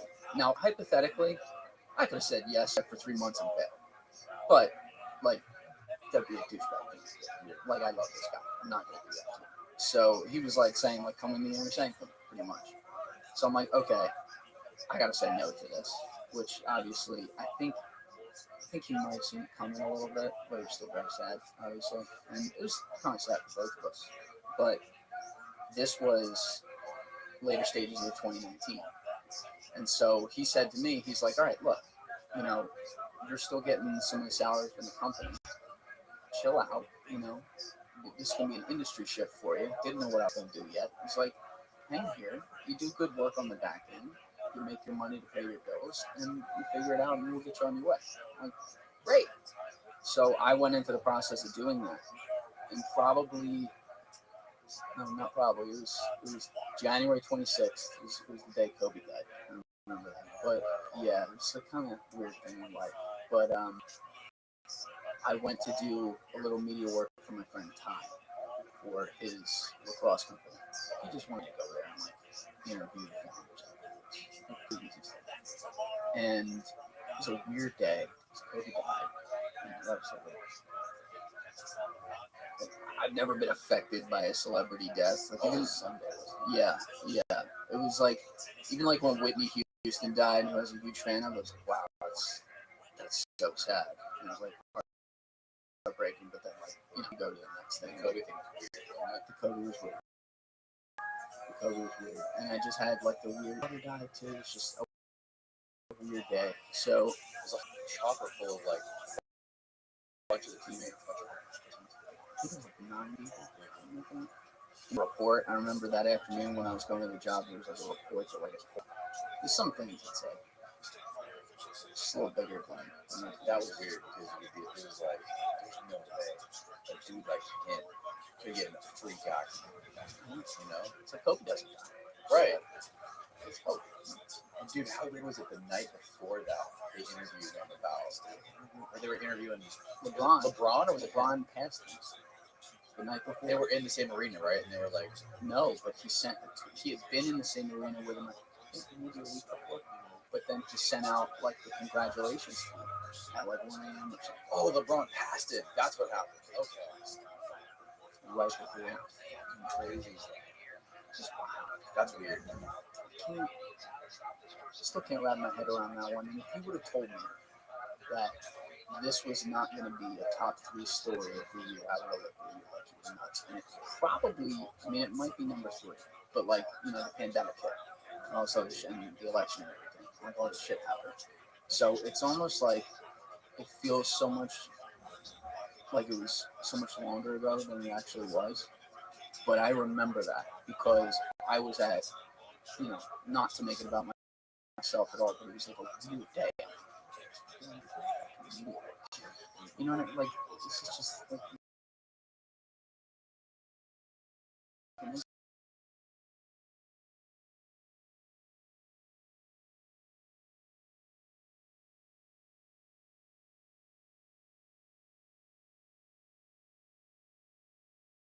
Hours. So we did it. And we put the cameras up and like that. And we just did like a little half hour worth of content. We're talking about his past and stuff like that. And they turned at the end, you know, they all cut and they turned the lights on in the place. And I didn't realize, but there were like 35, I don't know, 25, 35 people, something like that, still there. And they were all just like, this is kind of boring. Like, I don't know what the big deal is, but some people came up to me after and they were like coming up in my face. And I'm like, I don't know what. And I had heard this before from some people. Like, never thought it was nothing. Like, so why were they telling you to podcast? Because Ty had asked me, again, I didn't think anything of this, but he had asked me, like, for what we were going to do. He's like, hey, I want you to ask about some of the shit that I did in college, too. Because like, I knew about that. It wasn't really a big deal. But, like, some stuff that, like, was kind of surprising that you have this and the content, like, he works with high school kids and stuff. They'd be very open, like, with parents about some of the dumb decisions he made in the past. So I was just like, okay, like, if you want to do that, cool. And so I knew the subject matter because I knew the story and everything, and we were going back and forth about it. And I guess I just like pressed them on it, like in a healthy way. And people were, I guess, a lot of the people sitting there had never heard this, and they were very surprised that this was some bullshit, just filming a quick interview. And then they were surprised to be like a little bit entertained by it and like how deep it got. Again, we didn't think anything of it, but they did. That was the point.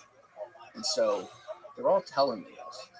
And this is happening while it just all came together because it's happening while I'm on the job trail getting my ass handed to me because I was a banker, right? And now I'm applying. My resume might look decent, but like I'm applying for a job to be like a creative somewhere. And some of these recruiters, I mean, when I tell you I was going for the bottom tier jobs, I was going for the bottom. I was going for jobs that paid 35 grand a year in New York City.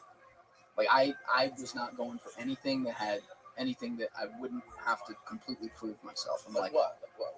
I can't even remember, man. I think I looked at like something as simple as like content manager, like ad agencies and stuff. yes, all in marketing. Because I'm like, well, I'll dip my toe in the pool over there and figure it out, right?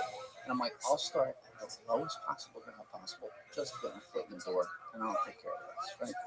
So I did have some great experiences with some recruiters who were really cool. Who just like, I reached out to some random senior people, just cold called them and eventually took my call, and they liked that because I wasn't unrealistic. But nonetheless, getting in front of some of these opportunities, and I just had like some negative situations where people wanted to get me the time. You expect that when you're getting like every single stop, you feel like your life's a failure. It's a natural human thing. So this is all happening. And then this thing happens, and people are coming up and telling me this thing. And it's this weird day where Kobe died, and like your head's all over the place. And so I had to drive home late at night, like an hour and a half, and I just drove home in silence. And I'm very glad I didn't actually think about this. All I did was I was like, fuck, I could die in this car tomorrow. Like, I don't know what's going on here, but if I ever did a podcast, I'd do it right. Let me just start researching equipment and see what happens. And that was it. Like, there was no like writing down a plan or like how it's going. There was none of that. And I just started. I made it a weekend hobby. I got a beach photo. I didn't know. The one in New York. The one in Fairfield, New Jersey, is the one I would go to. It's a big one. And when we had done media work, we always had a producer there. He'd stick some mic on me, give me the thumbs up, and that was it. That's the extent of what I knew. I knew things by eye, but I didn't know how to do any of it. So I kind of learned all this stuff, and throughout February, I made a lot of progress on the job trail, and I had like a couple of really good opportunities potentially coming up. And then the pandemic starts to possibly hit. So I hit the order button on like all my main equipment. I think March 4th, something like that. Then that next week happens, where like the whole world starts to shut down. And mind you, I'm still working in the markets at the time, so I'm on the phone all day with clients, freaking out, money, I forget completely how to work these things. So then the first day of quarantine, Friday, March 13th, I will never forget that. I get the notification, and it's like, all of your equipment has arrived downstairs. And I'm like, oh, because now every job opportunity is driving. Like, the whole world stopped. And I'm like, I bring it up, I look at the couch, and I'm like, what the fuck? This is the dumbest shit. This is a sick joke on me right now. So then I don't know, maybe it was like a second, maybe it was 10 seconds, I don't know, but I stared at it. And then I'm like,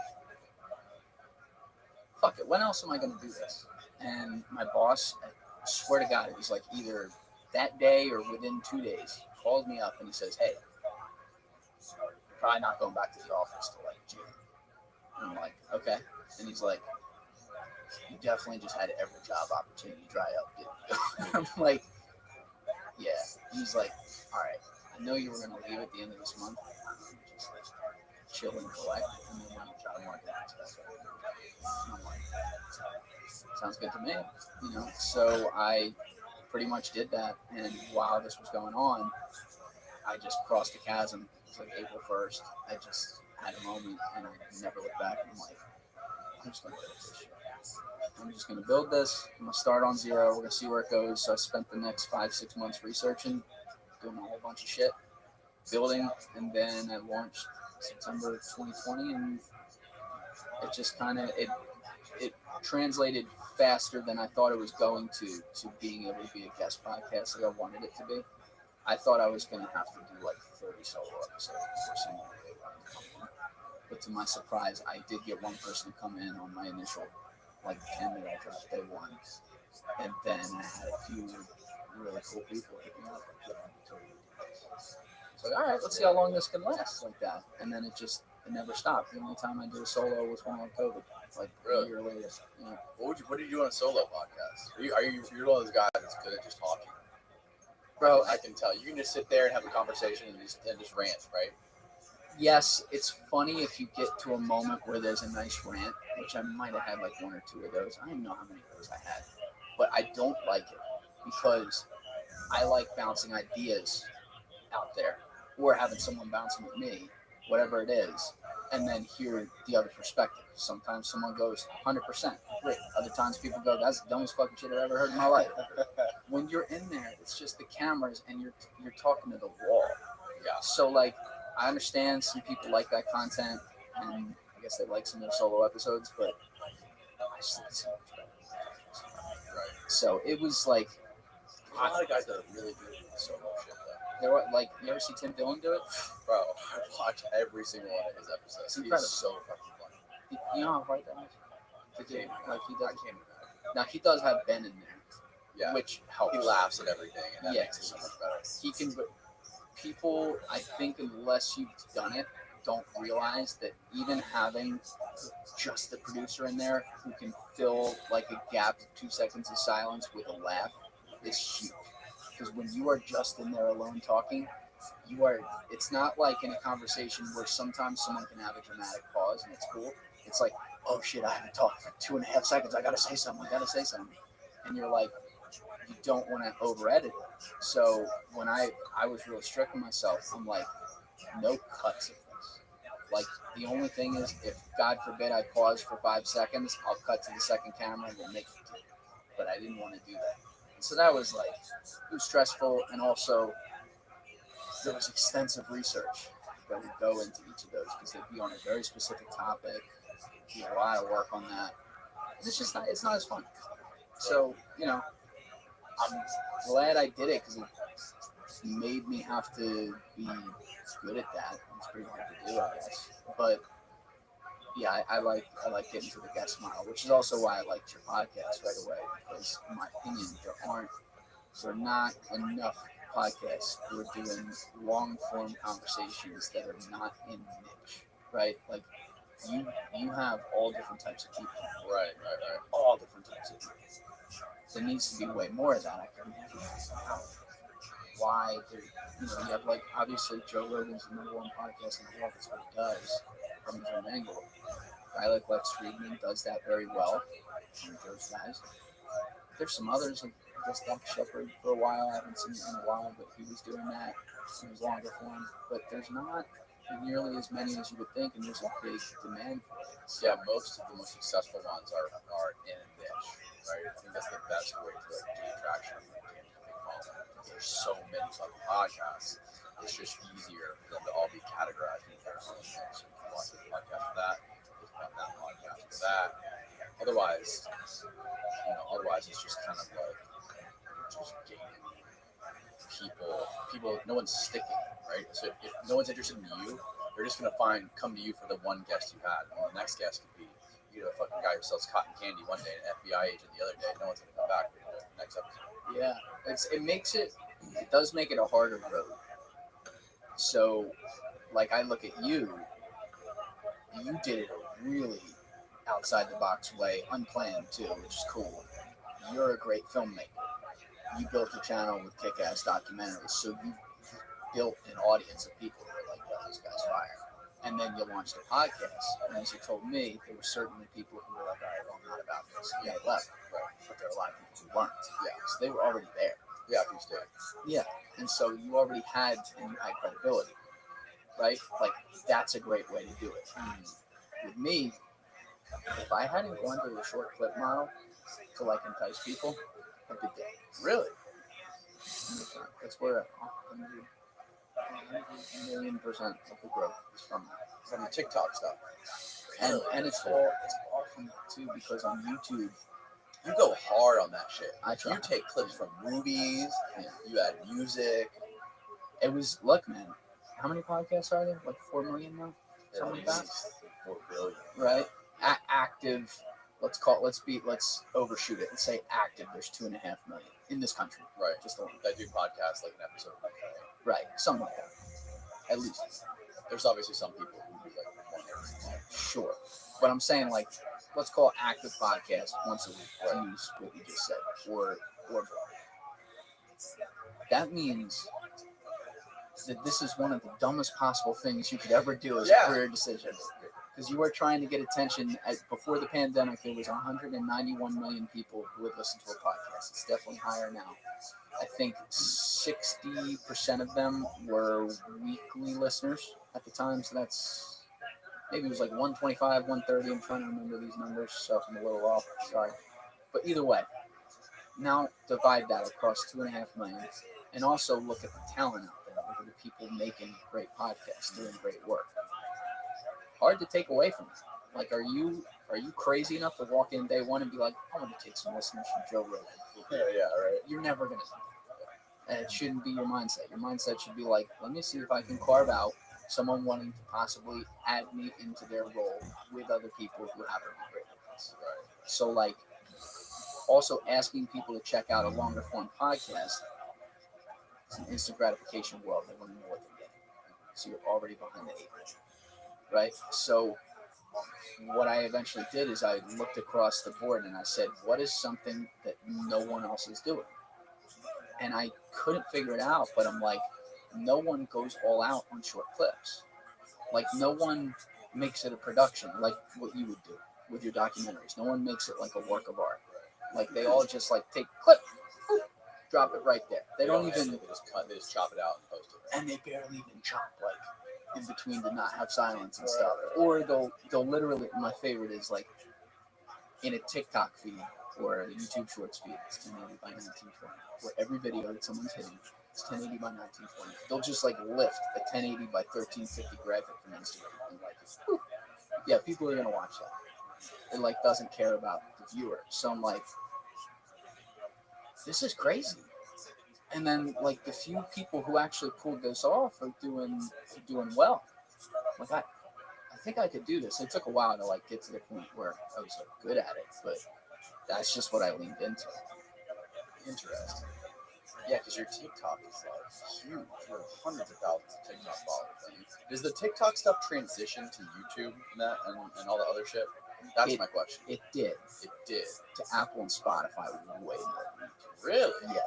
Yes. So I knew that there was, I think about this a lot because some of it still doesn't make sense to me. There's a lot I don't know. But I did know that pre-pandemic, I want to say it was like maybe 25-30% of podcast consumers consumed video. So they consumed on YouTube. Right? Probably higher now because more people have home offices. They throw it on the screen over there, right? And I could never figure that out because I'm like, I didn't know that. Like, to this day. Like, now when I sit in the studio, yeah, I'll throw it on, but so I guess technically I am. Very rare. Like, there has to be a really poignant moment. Like when you had the, what was the girl's name who had the baby in jail? Oh, yeah, Jessica King. Yeah. So, like, I remember I was doing work, I had that on the third screen over there in the studio, and then she got to a moment where she talked about when they were going to take the baby away from her in the hospital. That I get. Because, like, you can hear it. And she, you know, she's like trying to not get emotional. So, like, that's nice to be able to do that. Yeah. But I was a podcast. Subscribed to like 137 podcasts. Like, I'm a podcast head, and I never did that. So I'm like, well, these people got to be out there. You know, they're doing it. So I could never figure out how to translate it to YouTube. And with TikTok, what would happen was I wanted people to see that this was like a legit production. So I put the link to YouTube only. So I didn't want to make them have to click twice. Like in the profile or in the my actual profile. post? Okay. You can't put it in the profile. So my profile, I would put it. And I didn't want them to have to click to a Beacons page and then find another link. I'm like, I'm just going to give them YouTube. It says on the corner of my video, Apple, Spotify, YouTube. So I'll let them figure it out. What I found is pretty much like fans, people who became fans would come in there, and grateful for this, by the way, and they hit subscribe on YouTube, but that's not where they go to Apple and Spotify. So I started charting on Apple. I don't know about Spotify, but started charting in the US on Apple, and I still was at the time, I think I was at 6,000 subscribers on YouTube, and no one watched it. Like 50 views an episode, something like that. And then I'm like, you know what? This is fine because we're building in one place. We'll figure it out over here eventually. And what ended up happening is YouTube Shorts started to work. And then that's where I built literally, like, before they started to work, which was about December 1st. I think I had like 15,500 subscribers, and my whole subscriber base has come from the shorts. Wow. Which is also, it's. I think it's all good. That's what Jessica Kent was talking about too. She was talking about the shorts. Yeah, I remember she talked about that. Yeah, and she said that was like that gave good discoverability there. I think she was posting like 4 days a week or something. But like, you could say it's good and it's bad. I think it's all good because it gets me exposure. Yeah. And like, I work for these clips. They're usually about 28 to 47 seconds, somewhere in there. You know, some of them take 25 hours to do. Like, I go all out. And so, like, I know now I've seen enough data. Like, I know what the bar needs to be at to earn people's time and to earn the right for them to not skip this video. And it works. And so the downside is that for now, YouTube is like, I was in a YouTube Shorts pod too. Like, the company came in one of those where they like, we meet like once every other week or something, exchange ideas. It's one of the leaders of the Shorts team, and YouTube runs the team. She's great. But one of the things that YouTube hasn't figured out yet is how to classify shorts within their algorithm. Because, and I don't get above my favorite, but my understanding is that the way the algorithm works is it wants content that's all in the same length. So hence why you have like Logan Paul has impulsive, but then he has impulsive clips, right? A lot of these channels, they do one and the other.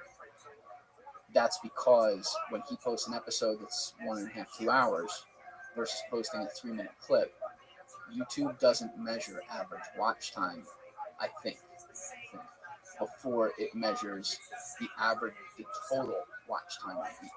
So if I watch 100% of a 3-minute clip on YouTube, that's great, right? If the audience is watching an average of 100%, you have a perfect clip. Right? That's 3 minutes. Now I post an 1.5 hour episode.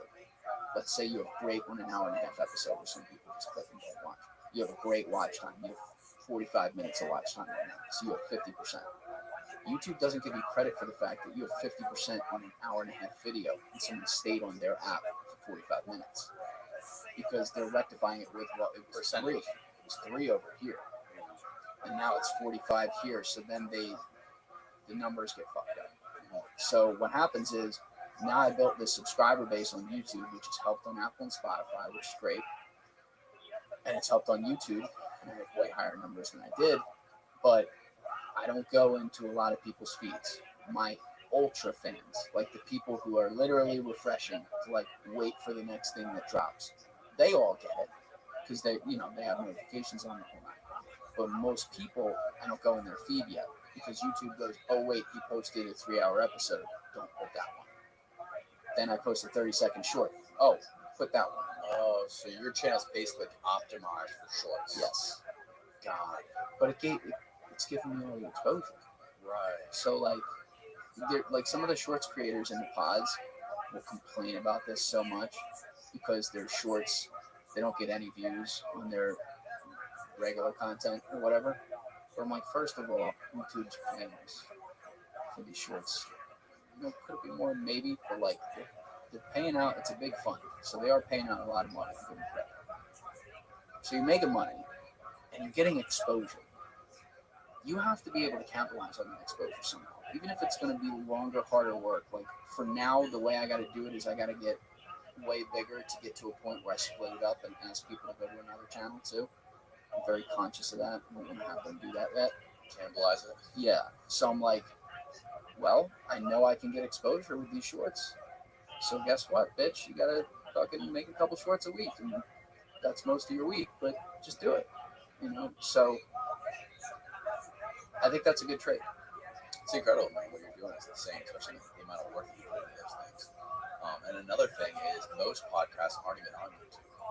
A lot of big podcasts. That's one thing that was hard for me was discovering podcasts that weren't on YouTube. I still don't know how to find them. You were one of those guys. You were one of the YouTube heads for podcasts. Yeah, I mean, I was YouTube before podcasts, so like all I cared about was getting my shit to get viewed on YouTube. Yeah. I don't know. Are you one of those guys that's like super analytical? Like, do you go into like the numbers and watch like how far they watch? And, like, okay, right there they stopped. I gotta figure out what I did wrong right there. Maybe like adjust that a little bit. Oh fuck. You're super analytical. In my life, I'm not good at screenshotting shit, but on YouTube and TikTok, I'm good at screenshotting shit. So I go in, I have a drill. Like, I try to live by this with certain things. I'd rather be looking at it than looking for it. So I remember there were some early shorts videos that started to go that were at a similar time period where they started to go.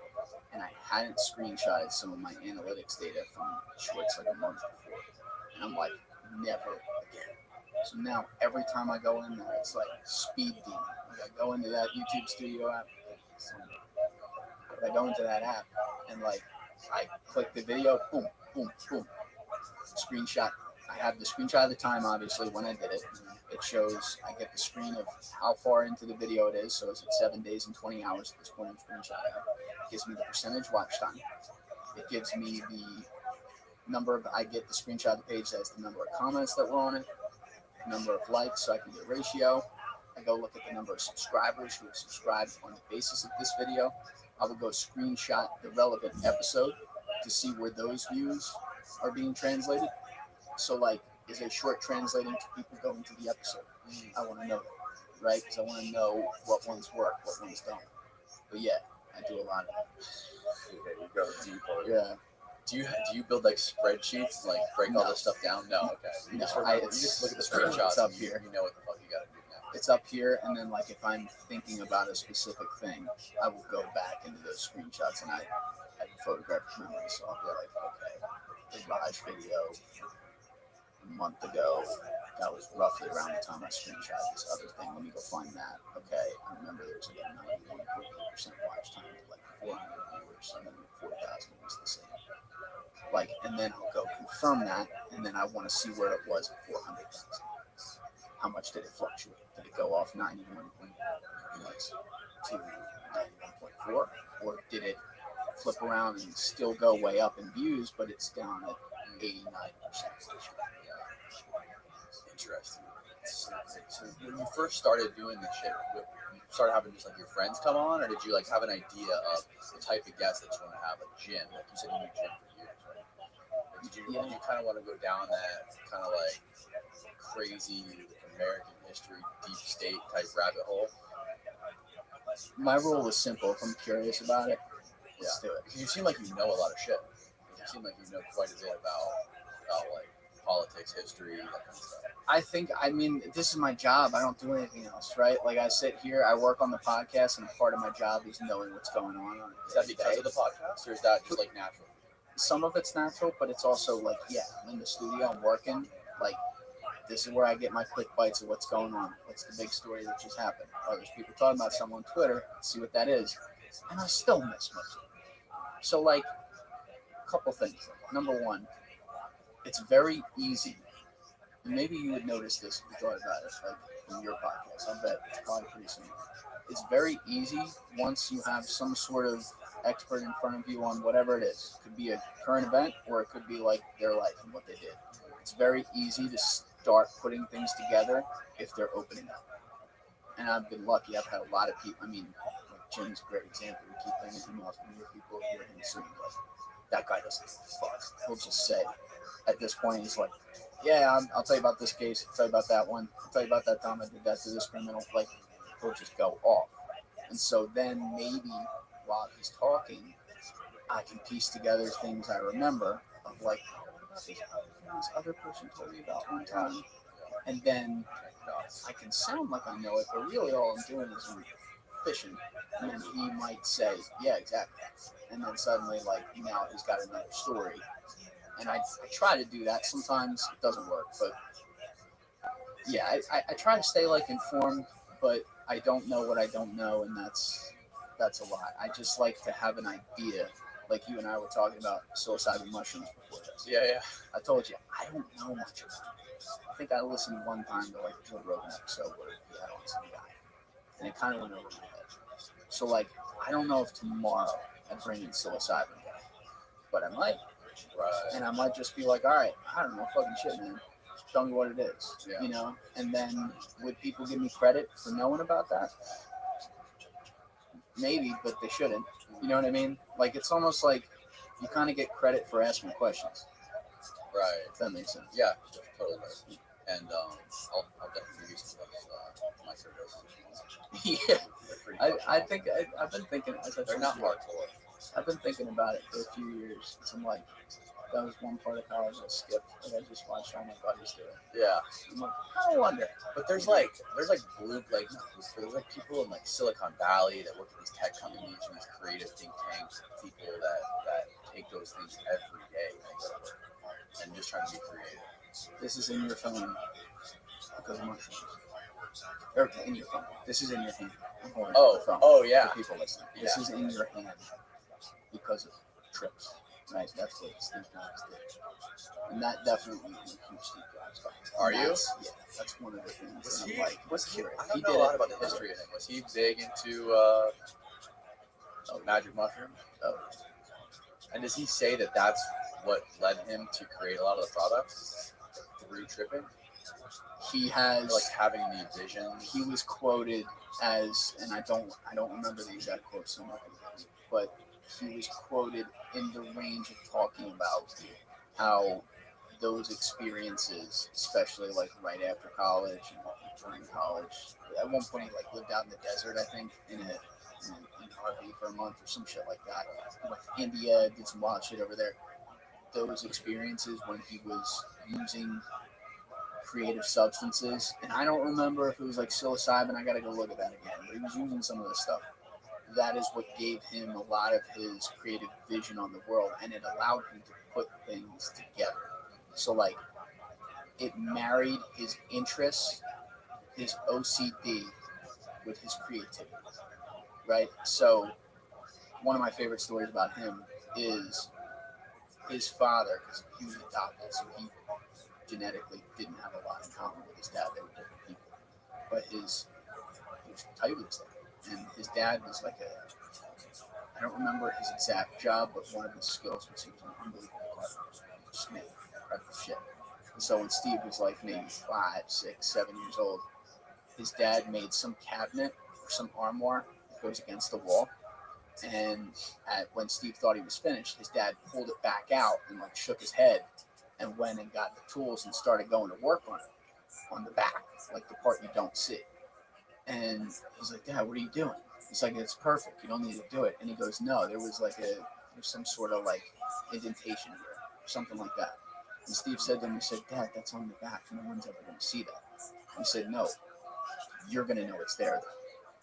And if you know it's there, that's a horrible pattern, and it'll never be right. So that's why when you look at Apple, one of the foundational things that Steve Jobs did turning them around was the iMacs, which he made, and it drove the engineers nuts because they don't think like this at all. But he and Johnny Ive made the engineers design the inside, like they designed it, but he made them work within the designs that he came up with for what the inside looks like, including the parts that even after their transparent design happens, no one would ever see. So if you're like a tech guy and you take apart your Apple, it looks like a work of art inside. No one knows it, but it does because it translates to the rest of the product. It is even before they created that see-through plastic thing. Remember the Yes. round one with the round iMac and Yes, see through? that's exactly what I'm talking about. And you could see some of it there. I don't think you could see all of it. But part of it was even before that model, I believe. So he came back to the company in '97. But part of doing the whole transparent design there was quite literally an example of transparency. Look at the work inside. This isn't like a fucking Windows tossed together job because no disrespect to engineers, they make the whole thing go, right? And that's important to remember. But generalizing here, engineers don't really think about design. They go look at Discord. Case in point, right? Like simplicity and engineers don't go together. Yeah. So you have to. The reason Apple was so great is because Steve married brilliance of engineering with the teams he put together because he wasn't an engineer himself, with the simplicity of the final user. So when you went onto your iPod for the first time, he wanted nothing more than 2 clicks away. And so that's how I think of it. Like that shit changed my life, thinking about that and reading the books about Johnny Ive and stuff and how these guys would look at stuff. Simplicity is it's the most important thing. And that was what I was saying about your documentaries too, your style. I noticed that right away when I was watching those for the first time. You're very it's easy to take in, and you're doing it where it feels like you're doing a lot, and you are because you're filming all this stuff. But with the final product, it's actually right there in front of you. It doesn't try too hard. It's not zooming in every 2 seconds on somebody. It's not like trying to get some crazy shot left and right. It's like, nope, the drone goes right over the setting, kind of like they did in True Detective. Boom, boom, boom. Dude, I love that fucking show. God damn, I can tell. You take it all in, and now you feel like you're there. I feel like I'm in Madeira Beach with all these. I was calling it decades, yeah, with all these deckhands, and then boom, we're right in front of Shane going, fuck yeah, man. It's like you did all that, and the viewer, they don't know why they love that, but that's why they love it, because it's right there. I stole a lot of that style from Breaking Bad. Great. Yeah, that's where I got most inspiration for like that filmmaking shit. Documentaries that I've done in the past, all of it from Breaking Bad. That makes so much sense now. I did not put that together. Now I'm putting it together. Like all those shots where he'll have the product, like up, whatever it is in front of you, like up close, like they'll be taking the keys out of the locker. The shot of like the key. That's funny. The best thing about Breaking Bad is like the way they shot that was they would mix so many like super tight shots and immediately cut them with super wide angle shots. So like they would go crazy by going back and forth between super like tight zoomed in shots to super wide shots. And I never gone the way that it's weird. You gotta be like a cinematographer. I love that type nerd to understand this kind of shit. I love that shit. But the way that you kind of use lenses can like have a dramatic effect on how people process the documentary, and that's what I learned a lot. I learned a lot about that by Breaking Bad. What are your other main inspirations? Kind of put them on the spot. So. I like True Detective. The first season of True Detective is one of my favorite shows ever. It might be the best season of TV. Really, really was. With Matthew McConaughey and Woody Harrelson. That was fucking. You shut the fuck up. Yeah. You say the dumbest shit sometimes. I'm trying to think like what else is really good besides Breaking Bad, True Detective.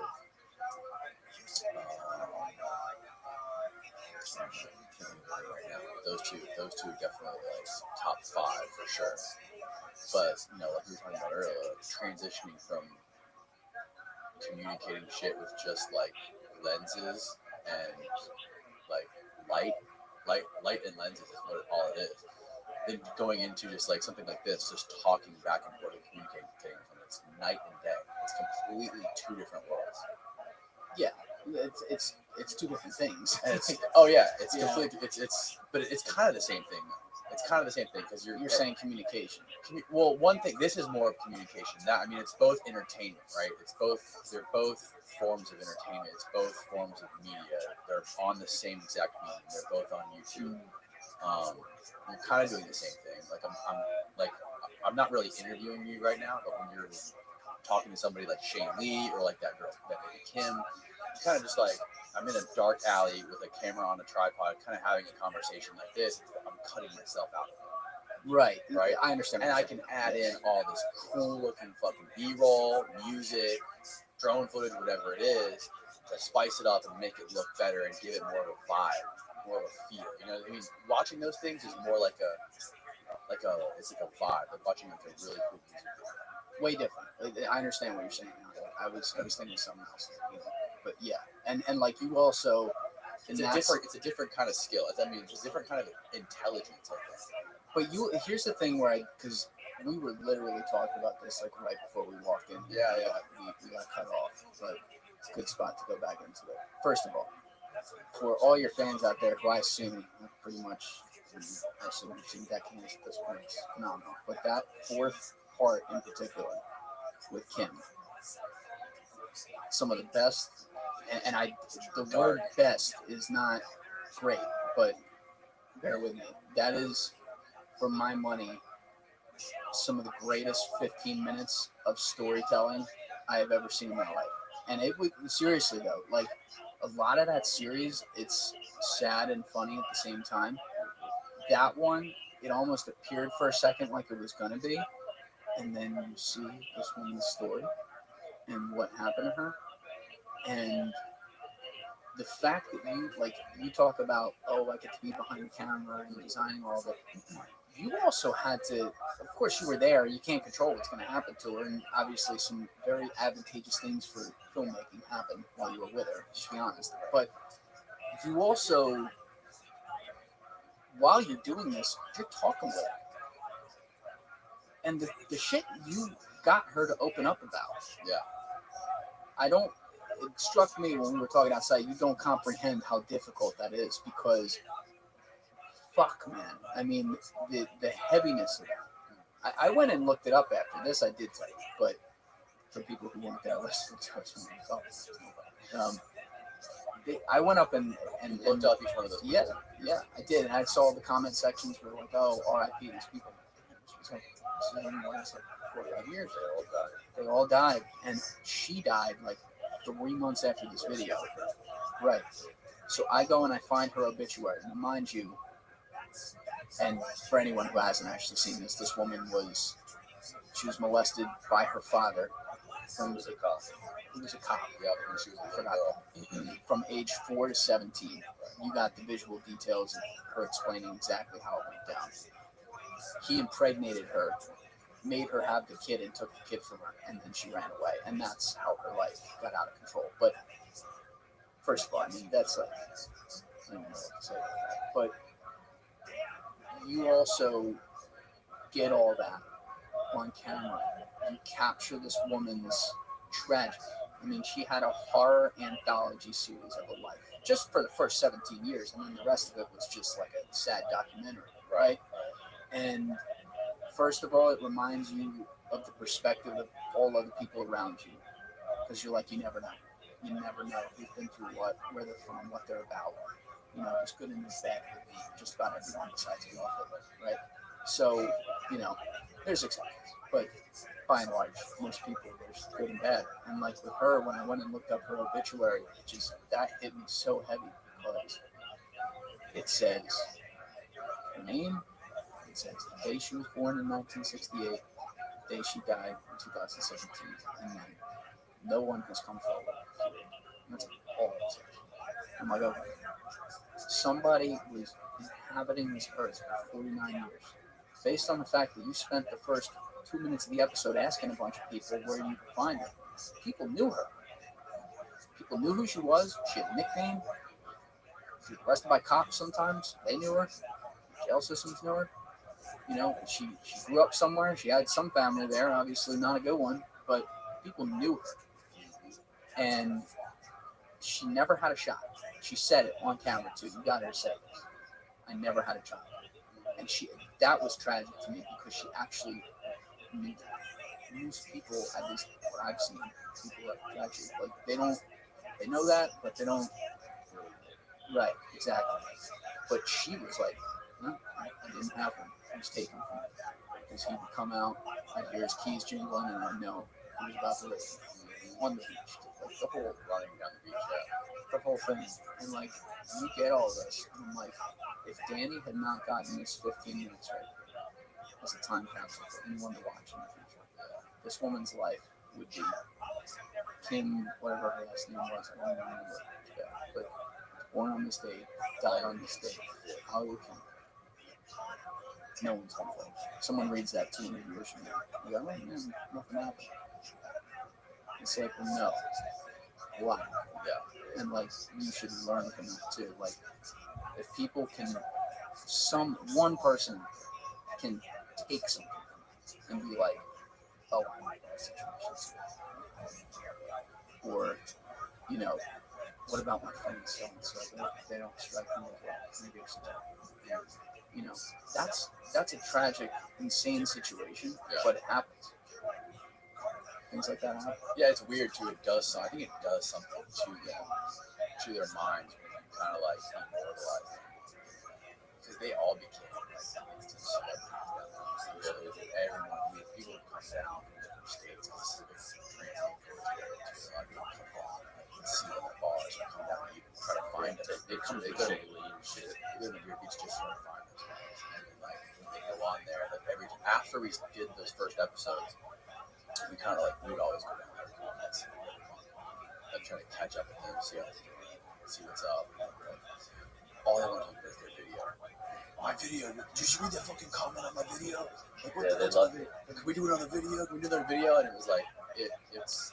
I don't know what it does, but psychologically it did something to them. You gave them purpose. Yeah, I don't know if that was it. Yeah, they got a lot of joy out of it. Yeah, you gave and like, as sad as that seems, because it's just a video out there that like some people saw them and it doesn't change their circumstance or situation. Like it gave them something. But it also like it makes me think too. Like, I can't help but think. When you said that video came out, she dies 2 months later. Yeah, I don't. It makes me think like is that part of the reason she might have died? Like, did she give up after she realized her life was out there? You know, I mean, I think about that stuff sometimes. Like, now that you think about like you gave this lady purpose, whatever you want to call it, you say that her story is now out there, immortalized, everybody knows about it. It's kind of like, could she have given up after that somehow? Maybe, I don't know. You're handling that well, I'll tell you that, because that's a heavy thing, and it's not, you know. Yeah, didn't she? I was gonna say, didn't she say she had cancer? She said that on camera. I thought I heard she had love. Well, she had, according to Shane Lee, she had cunt cancer. Yeah, that was that guy. Interesting. Yeah, he's straight to it, man. You don't Yeah, fucking he sugarcoat does not nothing. sugarcoat anything. But yeah, you listen to what she said, I could see that. Like that part at the end where I think she got like kicked out of that house she was staying at or something. Which was like, you know, I think she looked at, didn't even look at the comic book. She said, just take me to the water. Because that's what she forgot about that. That was, she used to get raped on the beach because she would go to the water because the sound of the water would comfort or something like that. And so in that moment, she didn't care that she was in some random documentary guy's car. That all went out the window. She didn't care if this was getting views on YouTube. She was legitimately, once again, for the millionth time in her life, broken. And said, take me to the water, because I'll be all right there. And then she went to the water, and for a minute, she got her breath under her, and then was actually able to say something. And said a lot of heavy shit, too. But that could, the way you put that, that could have been, you know, she was already very sick, as you said, like, that kind of thing could have been like the last testament of her life. Right. And she never thought she was going to get the chance, but she got to talk to her kid on that, which. That's kind of what hit me about it. Like thinking about like put this message out there directly to your kid, and it's getting got a lot. Didn't get enough. And it's like almost like maybe she's psychologically like that was the bow. I do believe in that shit. I think people. I think it's also. I don't want to speak for anything. I don't have any studies on it, but I think some of that's probably supported by science, like the mental, emotional tied to physical life. Like, why do some people get something off their chest and then, look up at the sky and take their last breath and die. You know, it's like, oh, we didn't know they were going to go to that. In your mind, I mean, think about like people who get diagnosed with cancer. Who it's all like, think about like when you go through that process, you get diagnosed, you get told, the doctor tells you you have this X amount of days to live. Most of them live up to that exact amount of time the doctor tells them. It's kind of like a mental self-fulfilling prophecy. When there's some people who have the ability to like change their state or change who they are, or whatever, and like fight through it, rare people. But I truly do think that a lot of times when in those kind of situations, when you get diagnosed with cancer, that they believe that shit and they go down this depressive downward spiral because of the psychology of that diagnosis is almost unbearable. And it just kind of like adds kerosene to the fire. Helps you die quicker. Look, I don't think anyone can really know until, God forbid, it happens to them. But you can learn from watching other people deal with crazy shit and how it molds them, you know. And like her environment is what made her life. And like on the one hand, yeah, do people have free will? Can they make decisions? Yeah.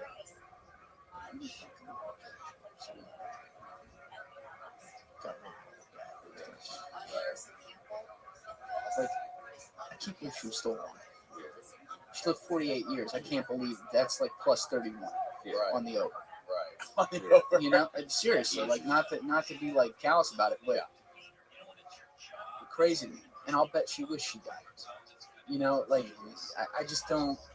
Something like that, man. I mean, we got into this rabbit hole talking about your style, but the way you put that together, even with the dark comedy on the front of the shame. Oh my god! It's just, like he said that, and that was the first video I watched. Oh, was it really? First, so I didn't know That who was he the last was. episode you watched first. And I was like, that's gonna be wild. Like, and I didn't know where it was going. I saw the title, so and then it gets to where it did. And again, it's, I mean, you talk about like different content on YouTube, all different shit that has to compare. This is a 15-minute documentary. This wasn't a feature film. Right. It took you 15 minutes to get a snapshot. Like very vivid. It took you 15 minutes to watch it. It took years to make it. Let's be very clear about that. You were filming all night and all day with her and the editing. I know that, but I'm saying like the final product that the person sees, like me, who had no idea the story. Right. Boom. I mean, that is so. I had Jim watch that too. Did you? Yeah, he called me up. He's like, oh. And you know, this guy's seen the worst of the worst. Yeah. The worst. This guy was one of the lead interrogators globally for the FBI. Like, he's seen the worst of the worst. And he's like, that's fucking fucked up. Yeah. I'm like, yeah. We just sat there in silence. Yeah. That's insane. Well, when you can dramatize it with music and timing and all that, it makes it hit. Oh, yeah. You know, if you strip that thing of the music and the timing and some of like it's everything about it. It's like the color grading. It just creates this full fucking effect. It makes it hit you 10 times harder. Yeah, and you're, I mean, even like on your podcast, how you do it, like with the cameras and some of the, you know, this is your expertise, cinematography. So Right. That's That's little, like minus the editing, minus the music, minus the B-roll. So it's like still though, that's not absolutely, Yeah. But that's when people are coming into it, they're expecting. Right, they're not like Exactly. It's Yeah. a studio, that's back and forth. Exactly. So when someone's coming across a podcast for the first time, this is why it's so important. They don't know who you are. There's a million podcasts out there. They're gonna give this maybe 2 seconds. Screen comes on and they see like the production, and there's just something that looks different about your visual. It's really wild how you do it. And they're like, what the fuck is this? And the next thing you know, they just watch Roger Reason. Yeah, I know, right? You know, it's like, that's how it goes. So it's, but look, man, I think you married something that you wanted to do, that you probably did more than you realized, which is talking with people and getting to the bottom of people's story and what they're about or what they think about things, with, you know, also putting together something that is produced in a visually beautiful way. Yeah, for me, I mean, it's in some ways I'm like very opposite. I'm not at all analytical. Like not one way. Like it makes my head hurt to think about numbers and to, like look at stuff and look at graphs and look at charts. Because like most people who are doing this shit on YouTube or creating any kind of content on YouTube, most of them are very analytical. And they, like we were talking about earlier, like I'm gonna do more stuff. Like if this gets a lot of views, I'm gonna do more content like that.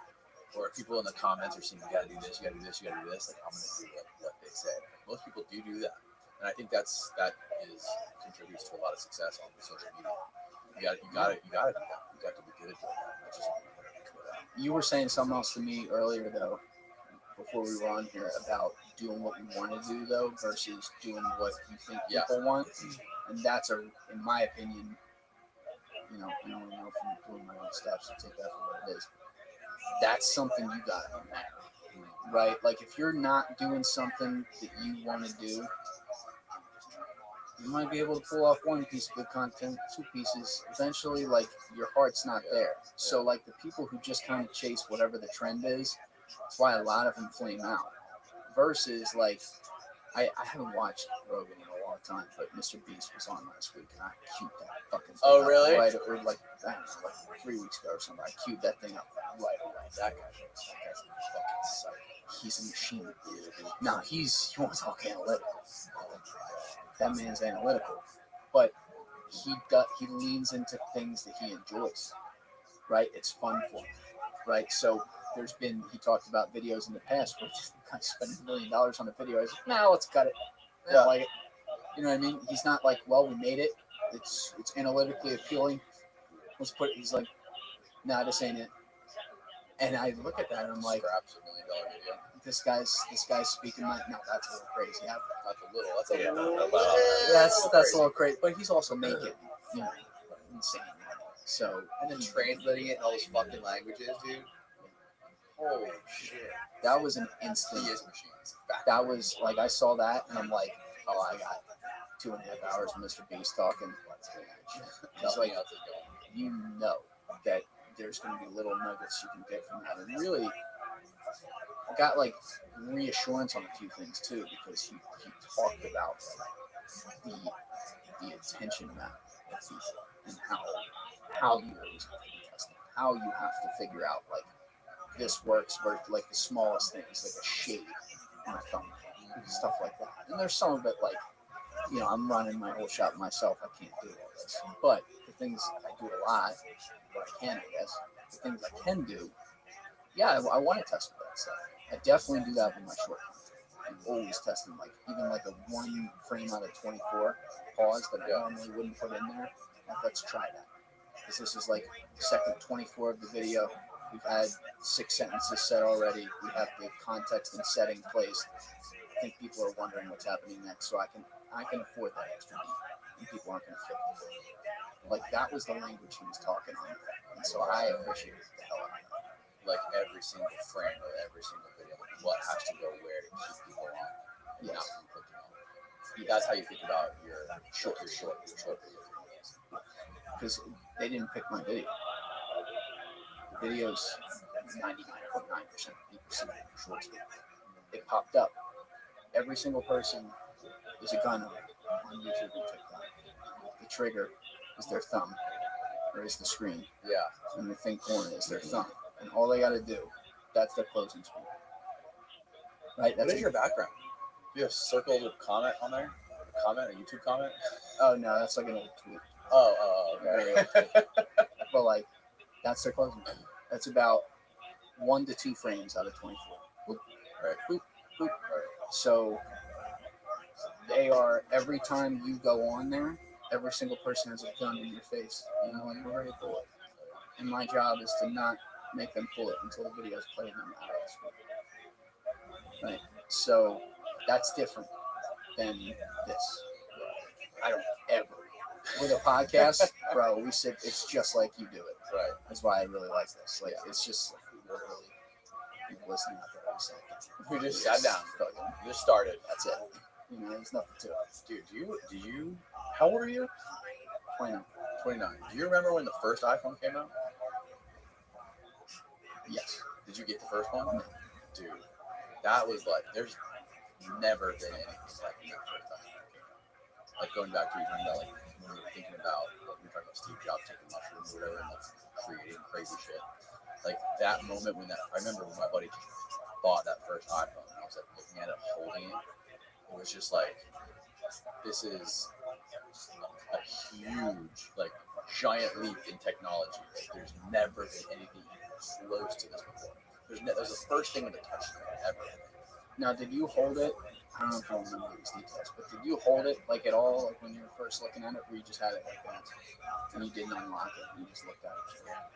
Oh yeah. I mean, it's work of art.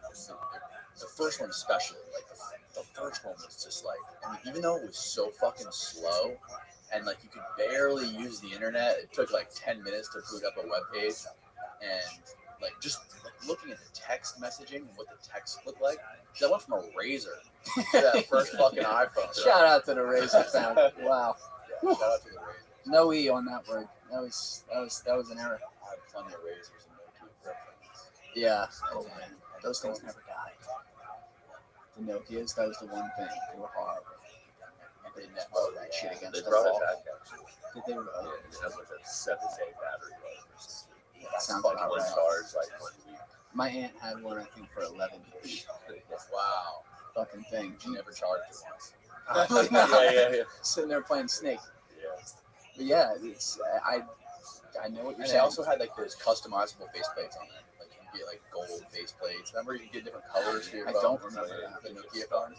Oh, the Nokia The phone. Nokia ones, I yeah. don't remember that. Really? No. You could get all. Oh no, I do remember that. Yeah, because you could like take. You're talking about where it would go over the. Yeah, the the keypad. plastic shell. Yeah. Yeah, that was. Or It's funny. sidekicks. It's He funny. had sidekicks. I remember. I had a sidekick too. What was the other one? The Envy or whatever.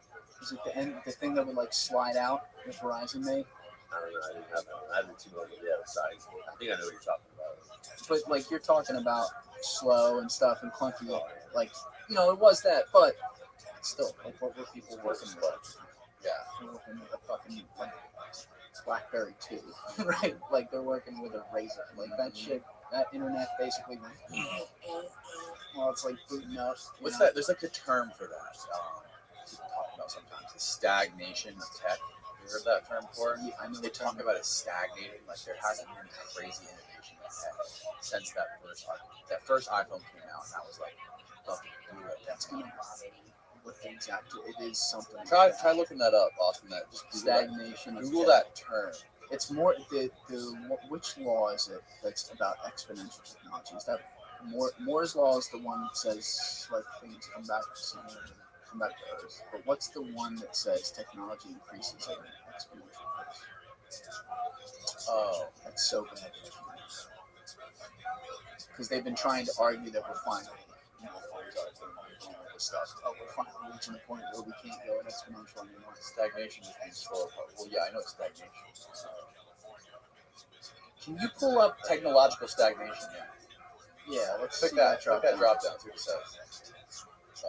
We've made advancements, but your basic fabric of life remains broadly the same. Great tech stagnation. Some have gone as far as suggesting all the big world-changing tech has been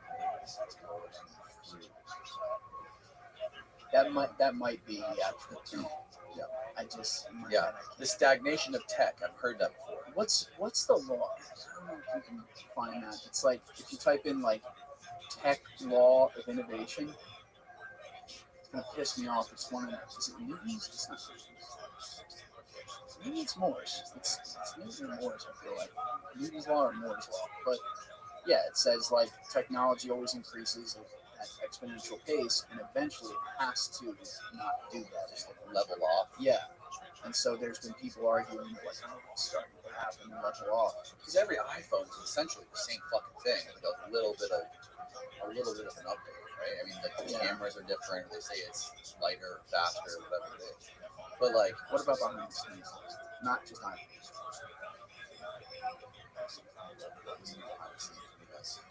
Like non-consumer type stuff. Like Right now, non-consumer. I mean, we don't have self-driving cars on the road, right? The first car that successfully did like a decent job self-driving was in 2006. We just don't know. I mean, we know it, but we don't have it because why? Because Washington, D.C. needs 2 trillion miles of data before they're going to let one pen stroke actually let something legitimately someone behind the wheel, which in a way, You could say Tesla was kind of like another kind of like an iPhone. Yeah. Moment in history, like technological history. Agreed. For sure. I mean, today we're driving over here in a Tesla. I'm looking at the gas prices. It's like $5. Right. You don't give a fuck about that. No, I didn't want to spend the gas money to drive to Tampa. You good. Take the wife's Tesla. But yeah, no, I don't know. It was like, I feel like there's got to be something else, like another kind of like giant leap like that this was. I mean, it hasn't happened. When did the first iPhone come out? Like 2007. 2007? Yeah. Yeah, it's been a minute. Jesus Christ. Now I will say, we have come a long way from that first iPhone, but I agree with you. Since like the XR, the iPhone innovation seems to be more stagnant. Part of that's a company thing though too. You know, Apple has enough money to buy 78 countries, enough cash flow. But let's one call that I had wrong. I was young when I made it. But when Steve Jobs died, I'm like, the innovation just got to it's been a couple years since. And then a couple years later, they hadn't innovated anything. In like 5 years, like they're gonna, because that's what happens, slowly, and then all of a sudden. Now they had enough cash to be able to keep buying innovation, Right. but like think about like Steve Jobs made things we didn't know we needed. He said, "I'm gonna put your phone, your music, and your internet all in your pocket." Right. Boom. Right.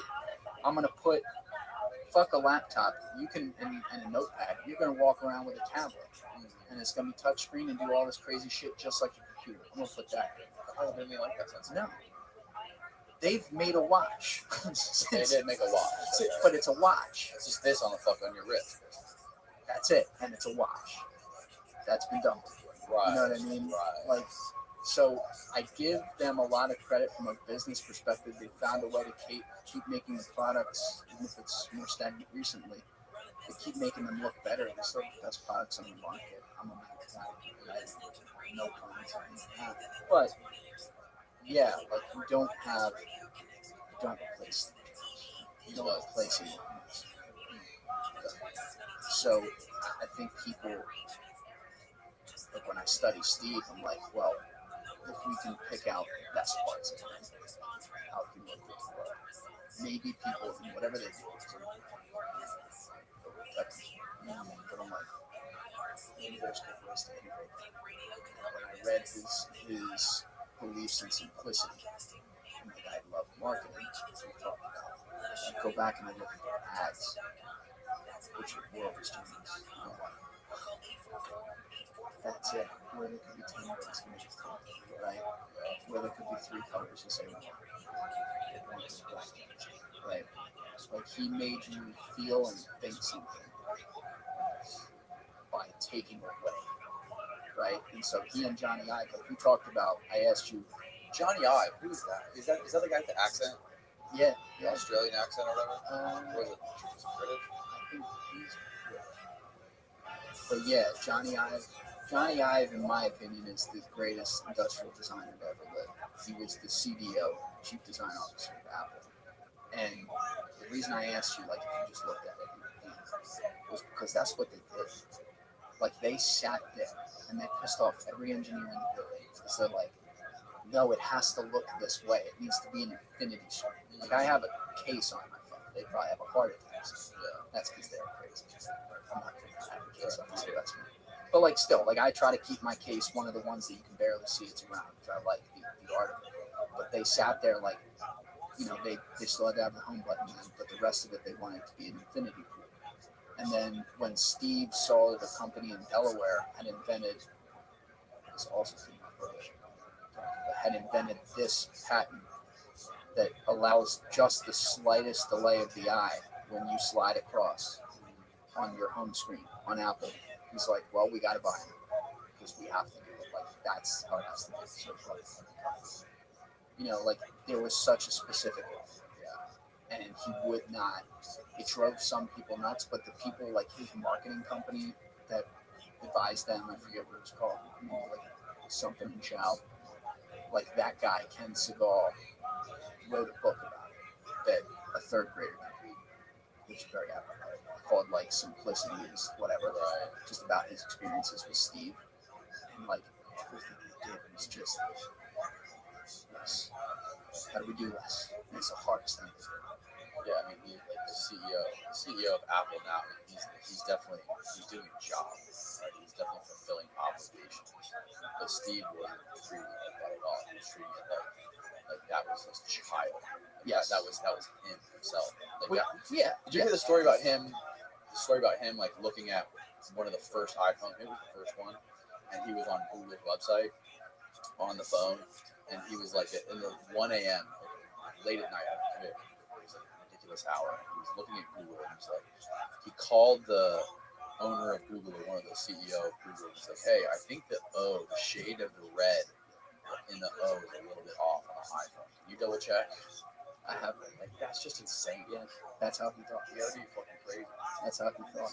He was like, you do got to be crazy, but also like if you're just wired that way, and you know, and some of this stuff, like people out there, when you read it, maybe a lot of people don't on some things, but a lot of you think about some of this stuff, you just don't realize. Like I never realized how I thought about text, for example, like how text looks. I was always very exact about that when I would do something.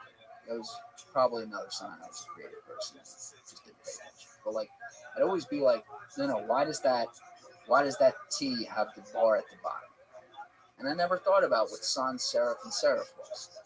Which I always get them mixed up. But one is where it's continuous, meaning like if you have an F, it's just the lines. The other is where it'll have like a design on the back end of the lines, like another line. You know what I mean?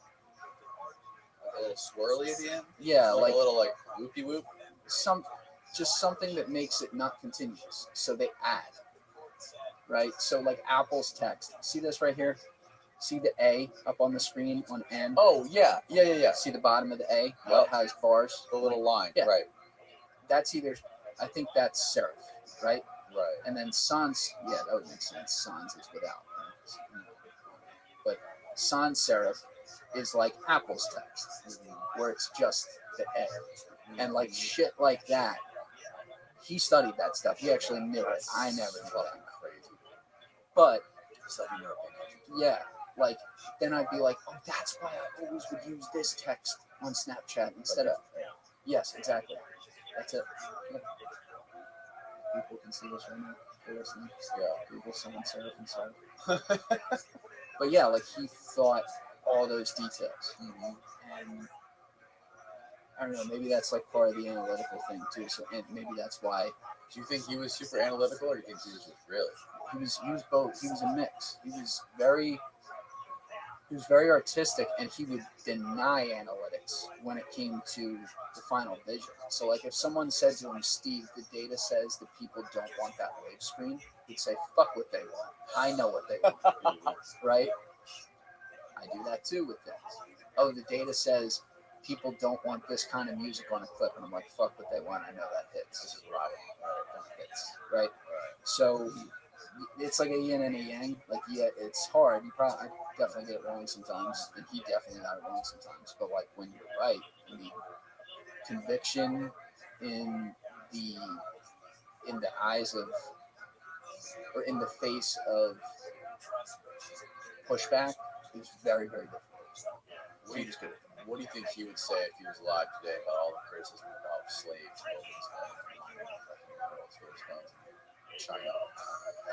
Yeah, I feel like he would have done something about that. Yeah, well, I think he would have been fired as CEO because I think he would have said something way too blunt. Oh yeah. Yeah, he wouldn't survive in this culture.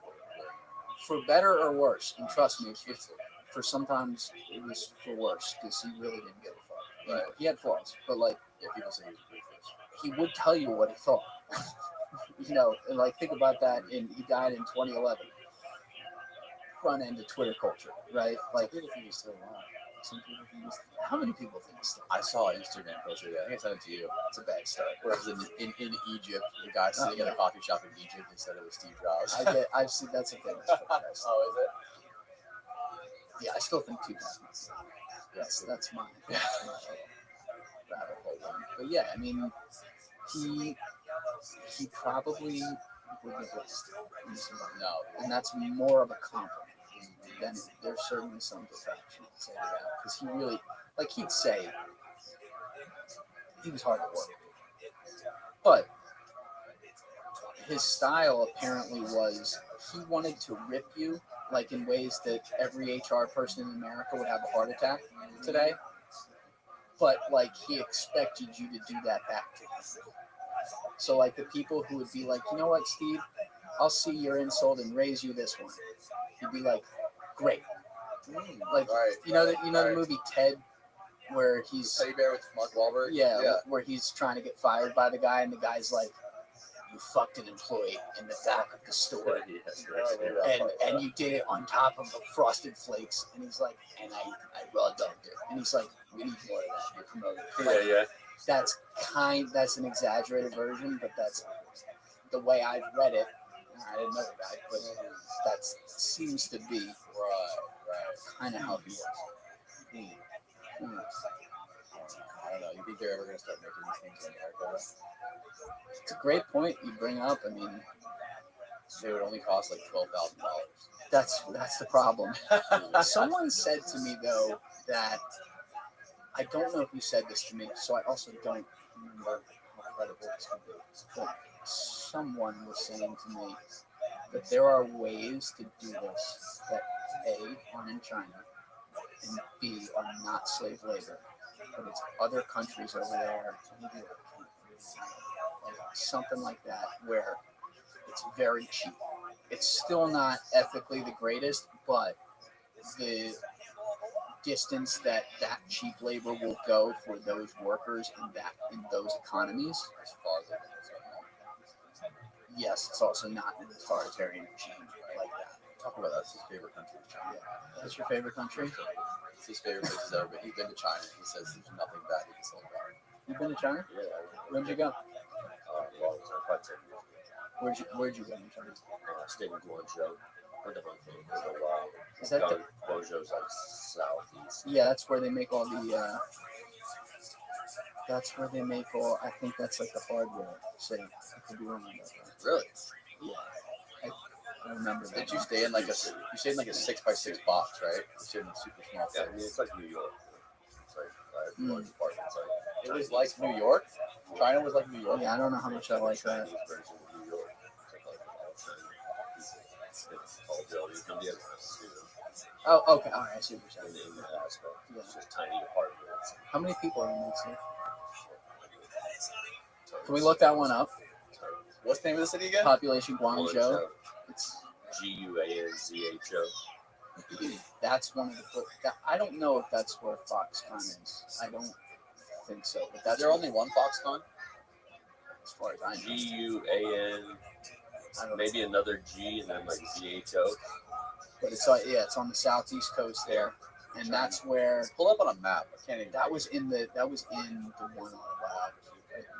That was in I think Walter Isaacson's biography where he talked about Steve. Really? And like some of the deals.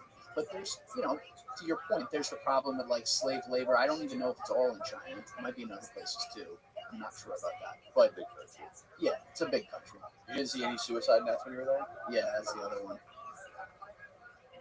Yeah, that's it. Yeah, 13 million. Almost 14. 14 million. And New York's what, like 7 in Manhattan? yeah, big city. A lot of people. A lot of them. That's the thing. Population of Manhattan. That's the thing we got going for me over there. Wow. Demographics are important. What did they do about? You can't have what? You can't have daughters now. You can only have one daughter. What is the rule? Well, that was. 1.6 million in Manhattan. Wait, what? Holy Wait, shit. it's 7 million in all of New York City? So all the boroughs put together? No way. It's that low now? That is snapping, bro. I might have just sounded like a moron. I wasn't trying to. All of New York, 8.4. Okay. Yeah, see that? Fuck, I never thought about that. But that's But why. how big is Guangzhou compared to Manhattan? What if it was the same fucking size? No, it's probably like the size of New York. It's smaller than Manhattan. It's half the size. Manhattan's, because that No, I includes don't think you all can put that many people. It's this smaller than it. the 8.4 million includes all of them. So it's Manhattan, Staten Island down south, which a lot of people it's like kind of like the Island borough, Bronx, Brooklyn, Queens.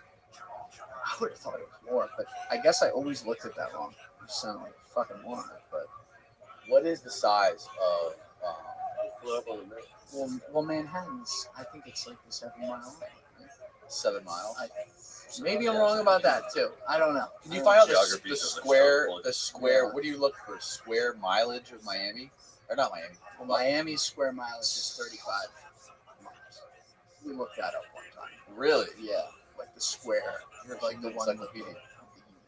Really? No, we looked that up. What's the square mileage of Manhattan? And then find out the square mileage of All in New York, maybe? Guangzhou. Yeah.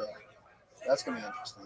Watch it be like 2 miles. And 22 square miles is Manhattan. is Manhattan. So that think about that. That means greater New York City, which includes all the boroughs, is a lot bigger than Miami. Yeah. Yeah. Because that's already 22, just Manhattan. That's insane. Right. But then what's Guangzhou square mileage? Ready to go back. He loves fucking China. I don't think I'm allowed in China at this point. I'm definitely not allowed in Russia, I'll tell you that. That's not happening. I love this picture, by the way. It's an old one. Oh yeah. 2,800. Holy Jesus. shit. Pull up the map. Well, wait a second. That's a province. Well, no. The province is the opposite of what I think it is. Yeah, that's huge. Can you go back for 1 second, Andy? Just where that said, Austin. see, yeah. It's Awesome. I've been calling you Andy this whole time. I owe you It's okay. 30, man. I did just meet you like right before, but that's still like, that's disgusting. I'm sorry. I won't forget that. But yeah, so why does it say province? Oh yeah, see the province has a K at the end. I didn't see that. So the province is like the entire region. So that's 68,000. Oh. Yeah, so that doesn't count. But still, K at the end. 287. I just said Miami's 35. That's fucking nuts. Isn't So it? that's actually not that crazy. That has a 13. It's still a lot, but But I bet you most of that is in one area, like New York. probably. Yeah, because I wonder if like Is that where this is Foxconn the- is? What province is Foxconn? What the hell is Foxconn? It's the factory to make the iPhone. yeah, where they got the nets. The suicide Oh, note. right. Yeah, maybe so. Yeah, maybe. Started telling him all this shit about China. We had this guy on the podcast and started telling us all this crazy shit about China. Who was that? It was Matt. Oh, it was Matt. Oh, Matt. Matt Cox. It's like, dude, if you fucking commit any kind of fraud, it's death in China. Yeah. Yeah. It's look. I think people forget, and don't get me wrong. Like we should always be trying to make the system better, and I'm definitely a hypocrite for complaining about a lot of shit. But goddamn, is it a lot better here than Yeah. pretty much anywhere else? Yeah. You know, and like we can still, again, like say, well, it's fucked up that we do this or do that, but the alternative, I mean, some of these places. You know, I had this guy on here a couple weeks ago. He was talking about we started talking the Andrew Bustamante episode. Love that guy. He's great. I started questioning him about Julian Assange. And I was like, what do you think about him? Like, what do you think about his whole story? And then he talked about Snowden, and he's like, do you think he was wrong? I'm like, what's your view? He's like, obviously he thought he was wrong. But then he started talking about like the levels of civilization. He started explaining to me that actually made me kind of like take his position on it. Yeah, can you say what this? I listen to all three of this podcast, but can you explain this again? I don't remember. Yeah, so what he was explaining, he's like, basically, I was like, don't you think that it's right with, like, Julian Assange was just basically exposing, like, the most fucked up secrets that should be exposed to like create more of a balance in the world, right? Like you should, if someone's committing such a fucked up atrocity and hiding it, what is the harm in exposing it to make them better and make them start being more accountable for their actions, to create more of a balance across nations? And he goes, no. I'm like, why? He's like, and then he's like, do you have kids? And I'm like, yeah, of course I have kids. Like, would you tell your kids everything that you do? I'm like, okay, I kind of see where you're going with that. But then, and then he's like, he started explaining the hierarchy or the pyramid of a state, the formation of a state. He's like, if we're all free roamers, it's like I could club you over the head, take your wife, and there's nothing you can do about it. But if we form a tribe, now you're protected by your tribe. So we can go out and we can kill the food, and the wives can stay home and pick the berries. And if somebody comes in and tries to steal one of our wives, you have the power of the tribe to protect us, and take care of each other. And then he's like, once you get above the tribe, you have the creation of the state. And he's like, when you have that, you know, you call it like a pyramid, right? He called it a pyramid, yeah. And he started to explain it, and it made a lot of sense. He's like, and then the other point he made, I don't know if this is true or not, because I know there's a lot of like he said, she said, a lot of, it's hard to know the truth, but he said that Julian Assange wasn't fair with the shit that he exposed. He said he only exposed American shit. Yeah. If he would have exposed Chinese and Russian shit just as much as he exposed American shit, it wouldn't be. He might not have that same position on Julian Assange, that same view on it. But he was only anti-American. People should turn off this podcast real quick and go listen to that this one. Yeah, because that was unbelievable. The last one we just did on like Ukraine and all. Yeah. Where this conversation, that podcast, like I was thinking about that one a lot, and I didn't understand the word you were saying, like the levels of society. But once you started explaining that, this was one of the key moments of the podcast where I was like, yeah, whoa. His point was like right now, everyone is like, we're losing our freedoms. We're losing our freedoms, and we don't have freedom of speech. We don't have this freedom to do that. We're wearing our masks. We're taking my freedoms. And he's like, you have to. The only people that are truly free is that tribe on that island off the coast of Africa that have nothing but spears. And it's like, you have to, if you want to be a participate in this community that we've created, you have to be okay with giving up freedoms. You know what his argument was? It was the ultimate swallow the pill argument. Like, that's how I pictured it. Because it was galaxy brain argument. Maybe they came up with the CIA headquarters, and he very well retweeted himself there. I don't know. But I like how that guy talks. I appreciate how blunt he is. I mean, he really says a lot of shit on your podcast that, similarly to Jim, from his perspective and whatever, I'm like, wow. Jackson, son of Revolutionary Thing, Warrior, but was from the North and he was pro-slave. that one sentence spin. 2 months before the It's inauguration, hard. 2 months before his inauguration, he was It's famous for a the train and I can crash. see, The only like, let's casualty was his assume 11-year-old son. So he he's is speaking for tired the of good. office. He's blacked out drunk and depressed. He's just the Right, saddest guy of all and time. He's not listening. His kid I always just try died. to use His this wife example. blamed him for the death constantly. You She have to said we should remember have never been on these the train. agencies, You just had to be the fucking president. every 10 people who are in that room, 9 of them You're might on be the great train. people You who are like there for the right reasons, good people, all about freedom of America, trying to do their job to protect our interests. Even if once in a while, like, they overstep something, they don't think of it that way, and they're not going after domestic people, you know, and they're trying to protect, like, their intentions. But if you have one bad person out of those 10, that's all it takes. You know, like, oh, now we're allowed to do this, which is what Snowden taught. And that's why I disagree with a lot of Andrew's overall opinions on guys like Snowden and Assange. However, I appreciate that he doesn't. There was one argument that's things were raising like Snowden. He did the right thing the wrong way. But the rest of it, he makes you think, because he's putting the ball in your court and saying, well, which one do you want? Like, you can't, and I guess the point is, he tells you, unfortunately, there's nothing that exists that is 100%.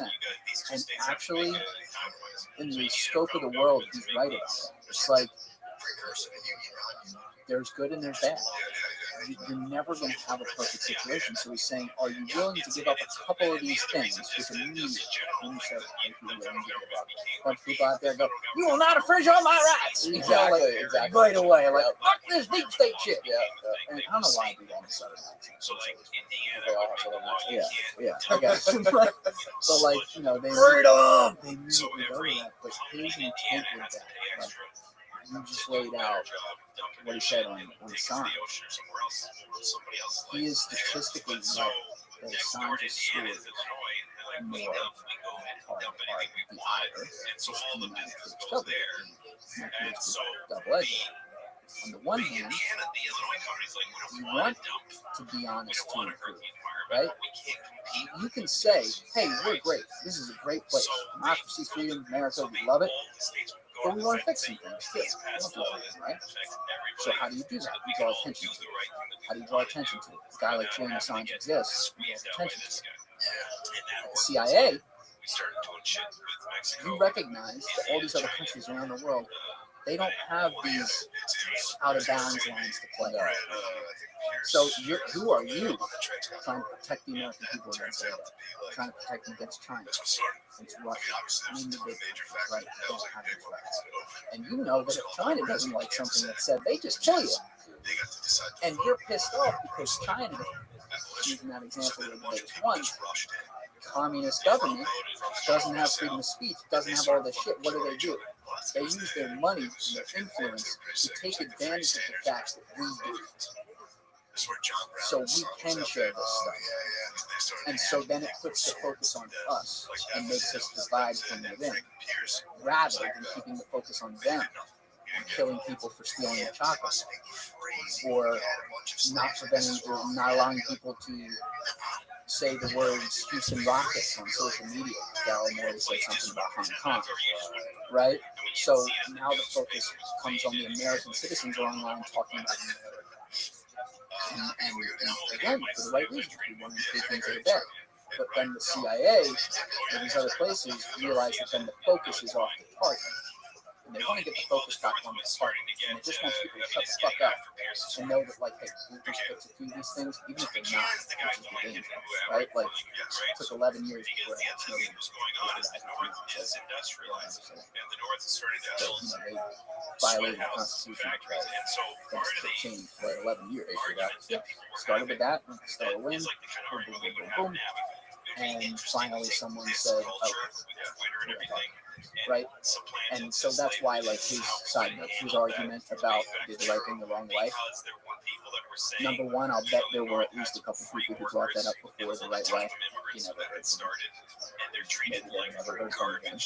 Right? I also don't see how that dying in large numbers, getting sick, uneducated, not allowed to be educated, kids are working. He's saying it by holding our government to a way higher standard than we hold theirs. It's huge on our church.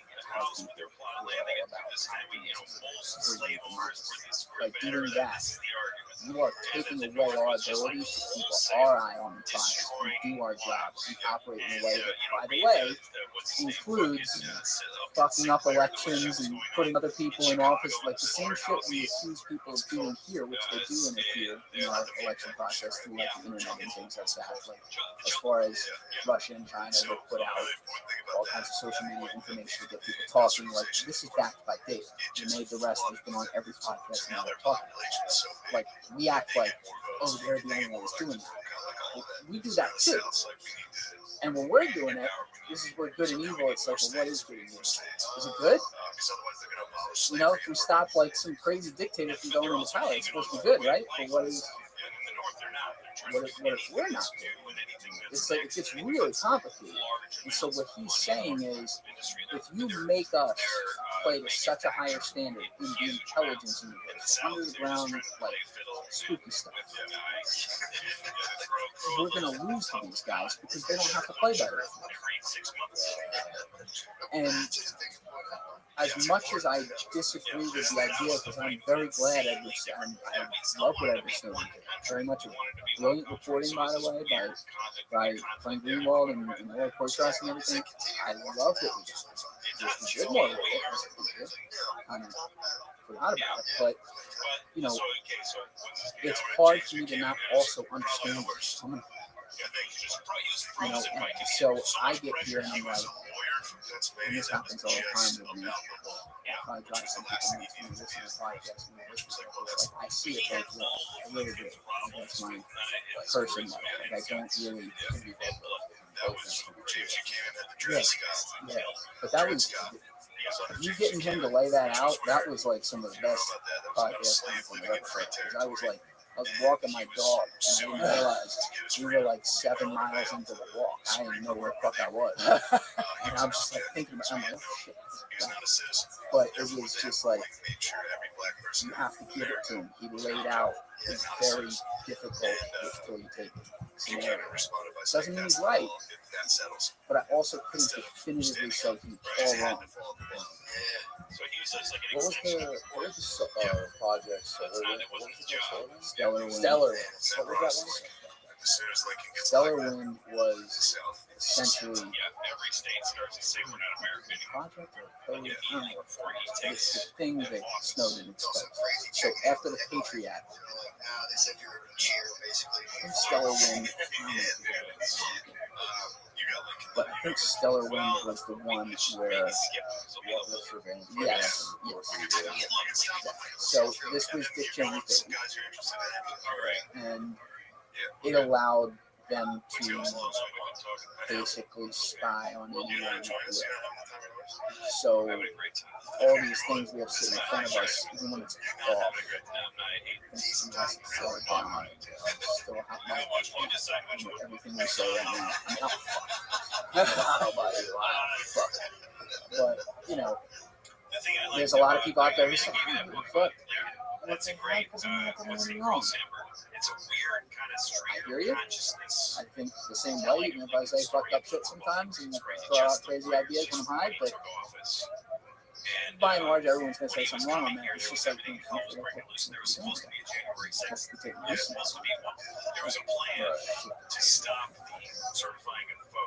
what happens when, you know, the Orwellian world, if that were ever a thing, actually is that for you? Do you want them having power? Do you care that technically, and I say the word technically, I'm looking at it like maybe from just a market standpoint, technically, we're infringing on the Constitution. As long as we're going after the goddamn terrorists, that's what he said. Now watch this drive. Can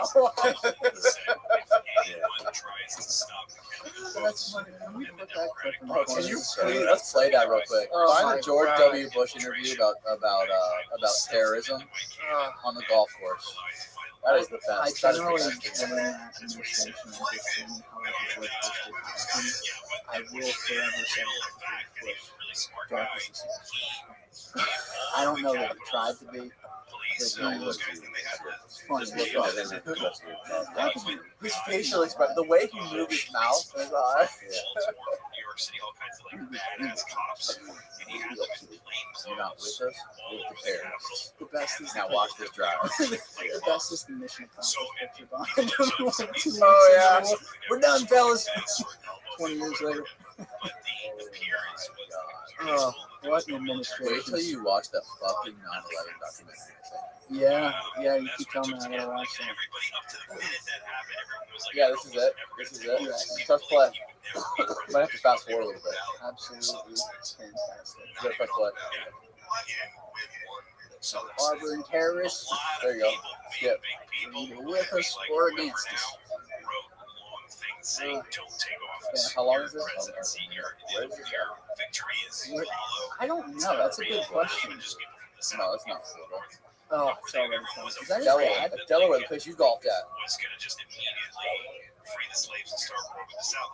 And his first inauguration, he says, first thing out of his mouth is, I have no intention of freeing the Southern slaves or changing their slave laws. And yes, we will chase down and bring you back your slaves when they come up here within reason. He puts like a tiny thing. It's like, we're not going to like make it our obsession, but we will do it. Like, so first thing out of his mouth. So it bothers me about people like people that are critics of him. Hang on. Tea Party something? Like, Lincoln didn't. It's like, dude, the whole time it was 21. Of course he did. That's what, again, it goes all the way back to the framers. They all wanted this to be a better country than it was. So they knew they couldn't create a nation without slavery. So they said, let's create a nation where people can change peacefully. They can change not only the laws. Holy shit! Create a situation where I gotta see the drive now. Oh, no, it's like a video cover. They cut right He through the fucking drive. pipes this thing right down the throat. Woo! Very solid. I think that they actually made it elastic on purpose. And that's, Lincoln was like, we're going to do it. Yes, we'll do it. Sitting back, not giving a fuck in the world. And a lot of people Just imagine. want slavery. Oh, Angry at Lincoln for how hard he Look at pushed that. yeah, where is that? Just settle it. Just let Does it it say in the description? We I wonder have, what we have that our is. free flags here. Just take their chances down there. You're killing millions or I however don't know where that was, but still, like that's like a quarter million people died. Bush, man. I don't know. He was a soundbite everywhere. He's in the J. Cole song too. Is he? At the drop, which song was that? Where he's like, shame on me. Shame on me. What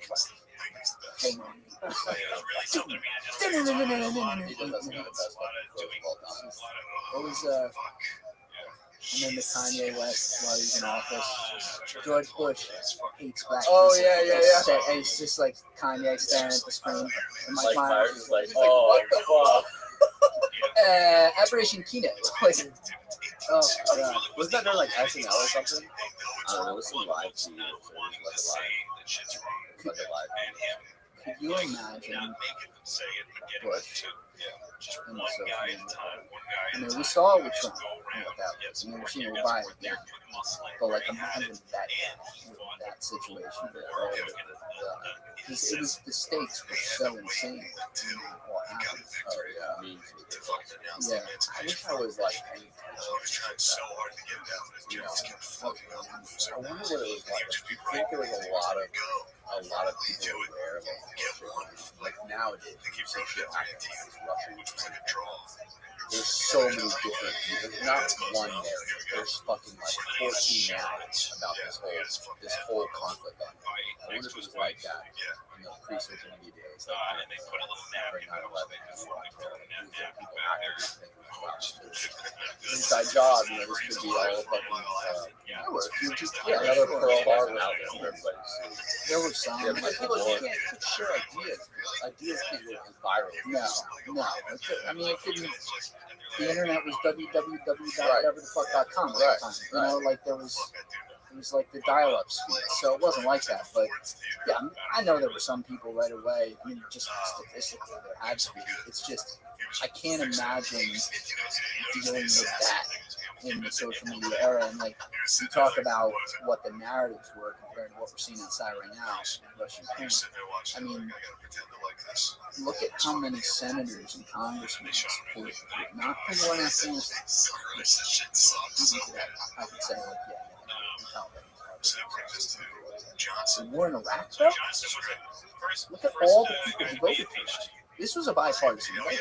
I don't remember the exact numbers, but it was huge, right? And there may be some like typical stereotypical politicians who are still in office today who suck, but there were a few, even among the ones who sucked, who actually did vote against them. And I would give them credit. Maybe they did it for the wrong reasons, but they did. Because, like, David Satter and I were talking about this and the whole WMD thing. He's like, well, the Israeli and Russian intelligence both thought there were WMD there too. I'm like, yeah, but hindsight's 2020. But our intelligence was we knew it was like a no percent chance. They talked about Iraq like the night of 9/11. They're like, well, Iraq definitely has something to do with this. And the thing is, like, Trump said more stupid shit than you could ever count on the campaign trail in 2015, 2016. There were a couple things he said that were kind of inarguable. And it was funny too. He's just a kind of guy. But like he said, I remember this line, over and over. But he would say, Saddam Hussein, bad guy. kid Tibbs. Bad guy, kid Tibbs.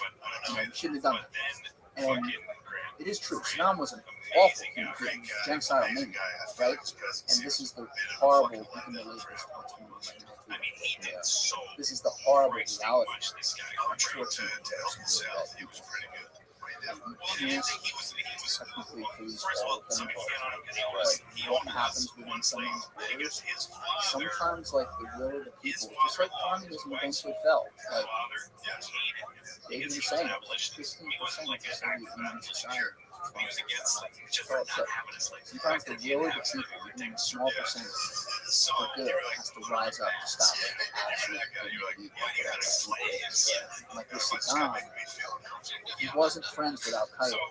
In fact, he didn't like kill, right? So it had nothing to do with one thing. But you talk about like the Dwight Eisenhower's speech on the military industrial complex. There you go. That's what it was. And like, I mean, did you see the movie Vice? Adam K. did it a few years ago. Yeah, now obviously anytime someone really dies does something. Right. So I guess Adam K. is very liberal. Like, did a movie on Dick Cheney. You know, some of it probably took a little too much of that.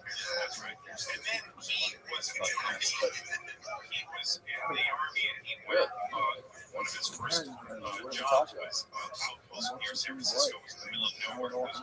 and again, takes some comedic stretches, but this guy was just I don't know what kind of pictures because, I mean, and other things people don't talk about. And like when they did the 20-year documentary, which was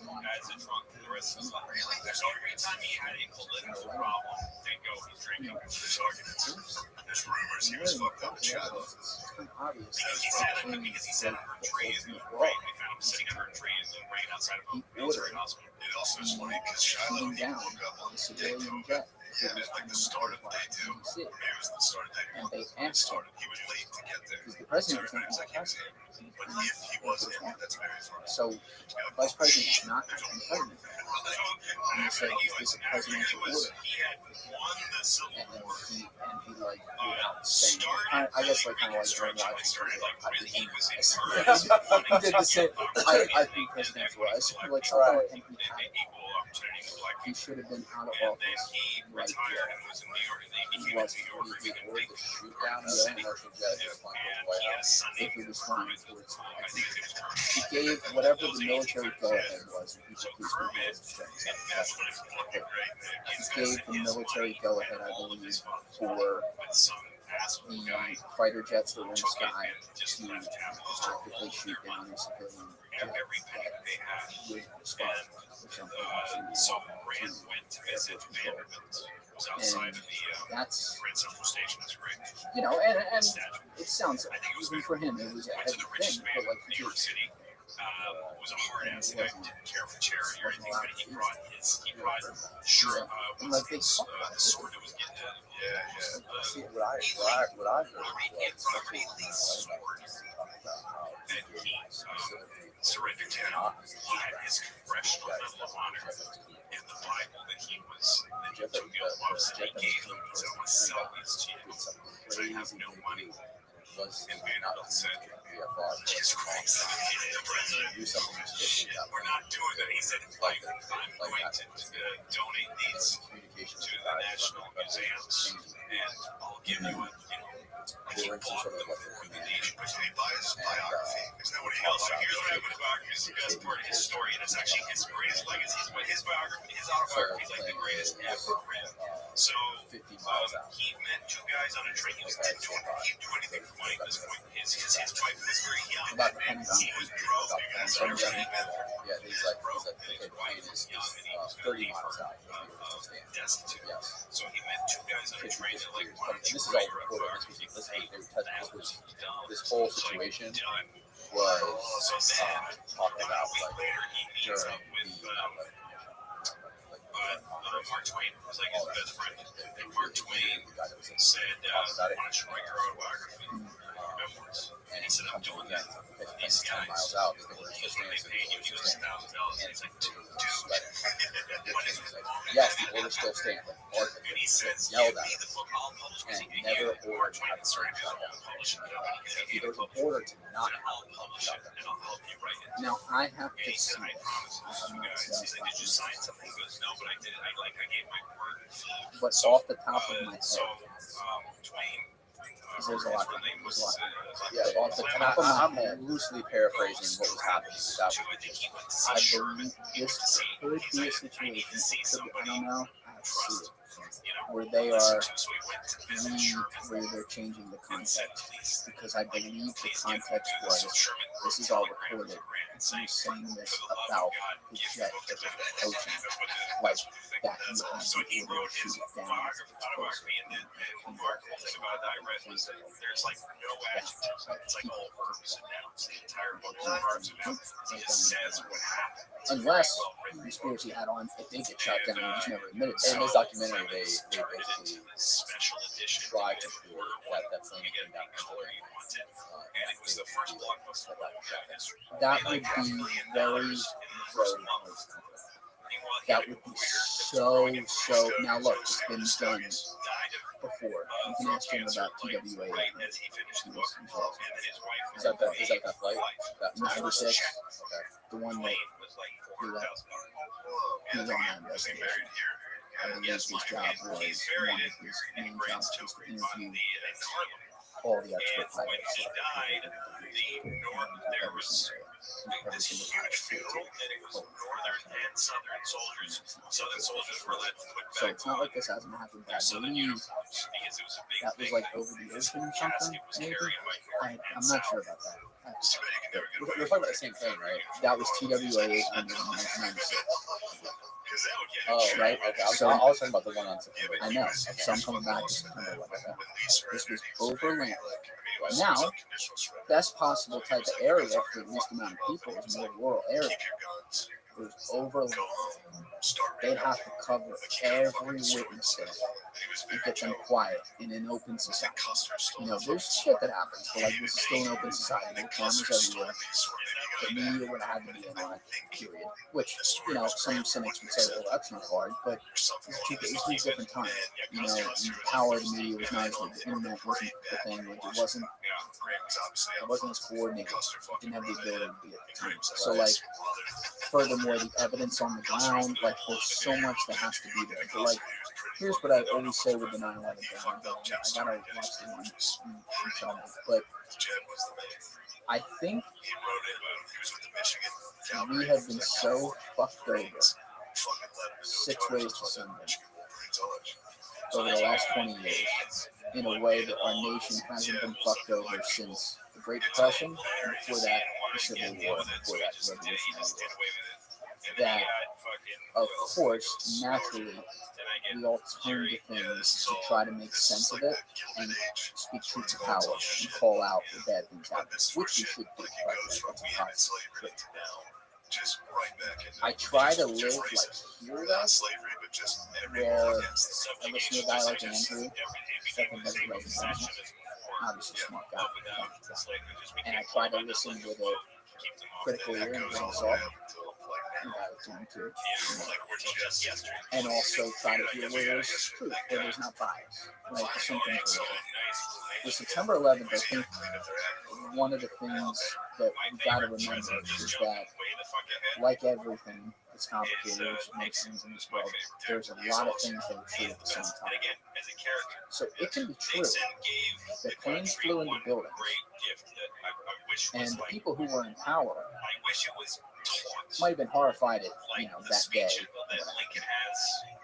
but they took advantage of it. They did a whole bunch of shit that they had wanted to do for a long time. Caused around Alton precedents have that we have to live with today, and we see all their technical after effects. At the same time, and this part is true, this is true. You ever seen The Looming Tower? Okay, this was a book, and then it was a 10-part miniseries on Hulu 5 years ago. So this is true. The FBI and the CIA did not do right? So part of the reason I look at him like not an inside job is because we do have a record. The CIA, Topher Black, and another guy who has a fake name, went to the White House on, I think it was July 6th, 2001, sometime before, 2 months before. You have the minutes, you have the write-up. They're saying they're coming here. It's happening. They knew it. The problem was Alex Station, which was the bin Laden at the CIA, would meet with the counterterrorism FBI unit, the National Security Advisor, I think his name was Richard or William Clark, something like that, and some of the generals every week in Washington to share information. And the guy who represented the FBI was a guy named John O'Neill, who was the basis of the Looming Tower. You can ask him about him. He didn't have the greatest reputation because he's a ladies' man. Guy of the night, brash, didn't give a shit about anyone but himself. But he was a pretty good agent. He was a coward. Like, he wanted to be arrested. He wanted to be arrested.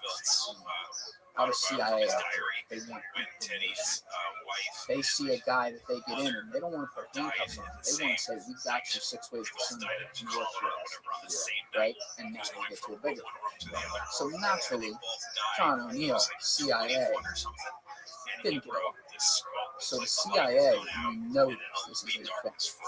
The CIA did not share a lot of information with the FBI, including when some of these targets entered America, which, righteously so, this is where you will get people coming to they made it happen. The thing is, so many things had to go right that day that they would have never left out of it. Like, these guys had to successfully get through every level of security where we know they had a couple close calls. We know for a fact that the guy up in Maine on the initial flight at 6 a.m. almost stopped Muhammad Ali and didn't let him on yet. CIA, like, this would have been, they would have had their own stand at the TSA. And then, you know, we saw the planes go in. The one people always talk about is the Pentagon, because there's only one. Right. But, you know, we saw, my favorite people are the ones who are like, those weren't planes going in the planes.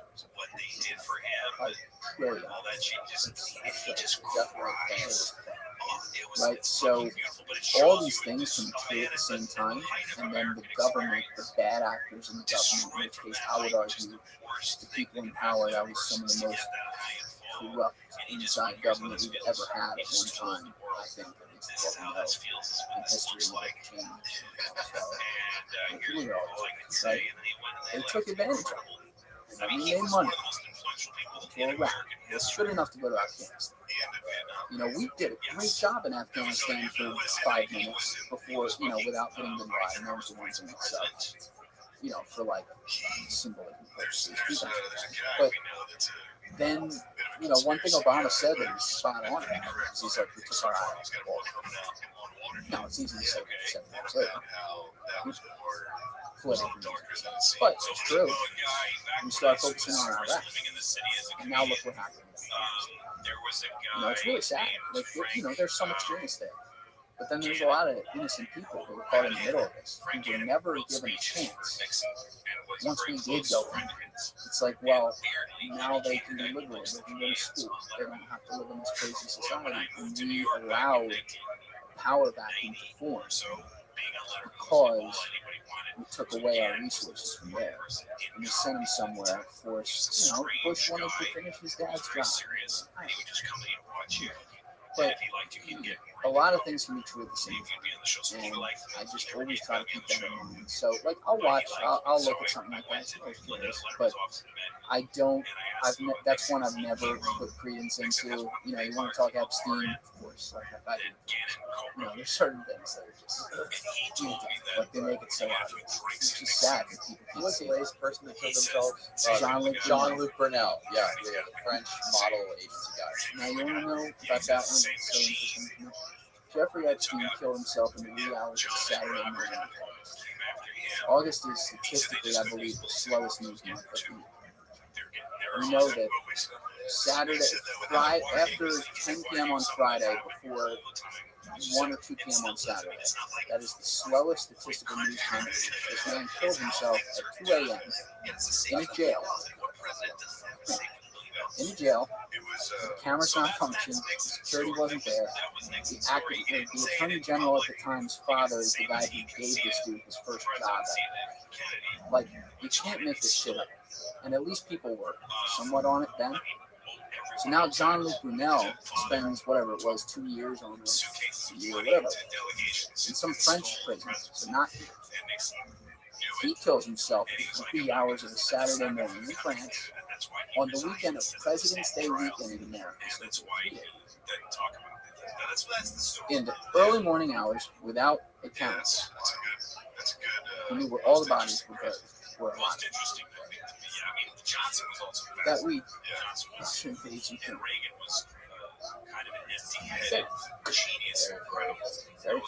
You know, like, what do you think?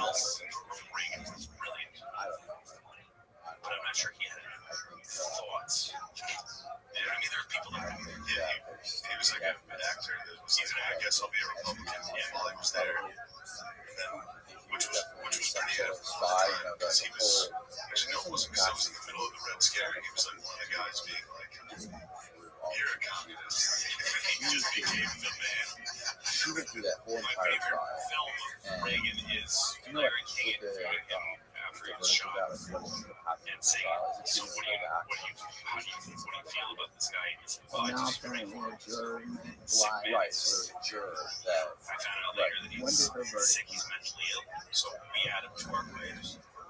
came out? That's where he says it was this big fuck that guy. Slowest. He's doing good. Funny evening, 2 days before New Year's Eve, on a year when New Year's Eve falls on Friday. So the New Year's is on Saturday. January 2nd is on Sunday. You don't even get back into the swing of things until January 3rd. It's 5 days old and no one paid attention. So no one gave a shit that the judge sealed all the files. They're sealed. Boop, gone.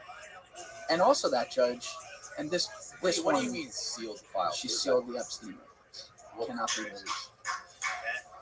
Like the things that were not presented, yeah, that were not presented at trial are like Kennedy. It's not. I checked it on everything's okay. Really? Yes.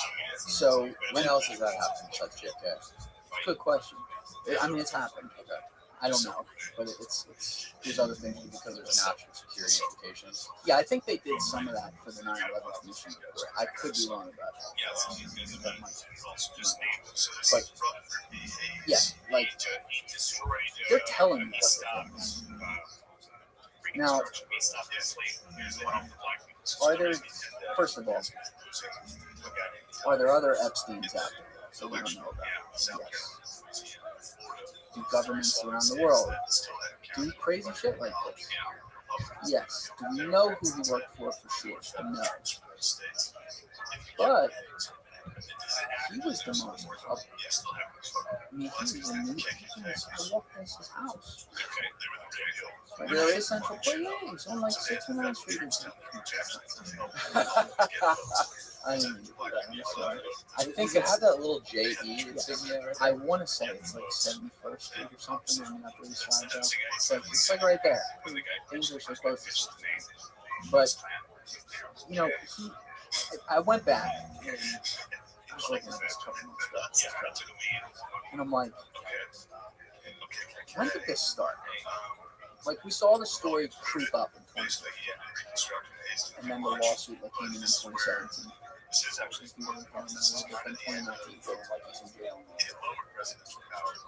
I'm like, when did they report on this? First, I'm like, well, we know about the 2002 flight. So I had known that. You go Google it, you'll see stories. Early stuff. He first hopped on people's radar and seen them in like 2002. What popped him on was that flight with Bill Clinton, Kevin Spacey, and this stuff. What a flight. So I'm like, okay, where can I find a story where this was the because every time they would talk about it, it would be in a story from 2015, like the famous 2002 flight. And I Googled 2002 flight with all kinds of keywords and quotes to try to separate stuff out. And I could never find a story from like October 1st, 2002. Clinton on flight with billionaire, mysterious billionaire. I could never find that. And so then I found, I think it was in the New Yorker, did a big piece on October, it was October 28th, 2002. And I went and found the flight log first. And the flight log has it was like September 21st or September 22nd, 2002, where it has this flight and it has the names written down. President Bill Clinton,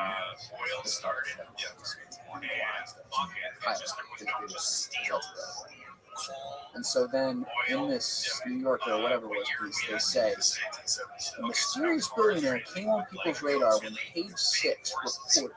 So Page 6 in the New York Post. Cool, there it is. They're the ones who reported this. So I go to Page 6, the archives. There are archives of every month in 1999, started putting it online. Except in 2002, including September 9th. 7 months missing from 2002, 1 month missing.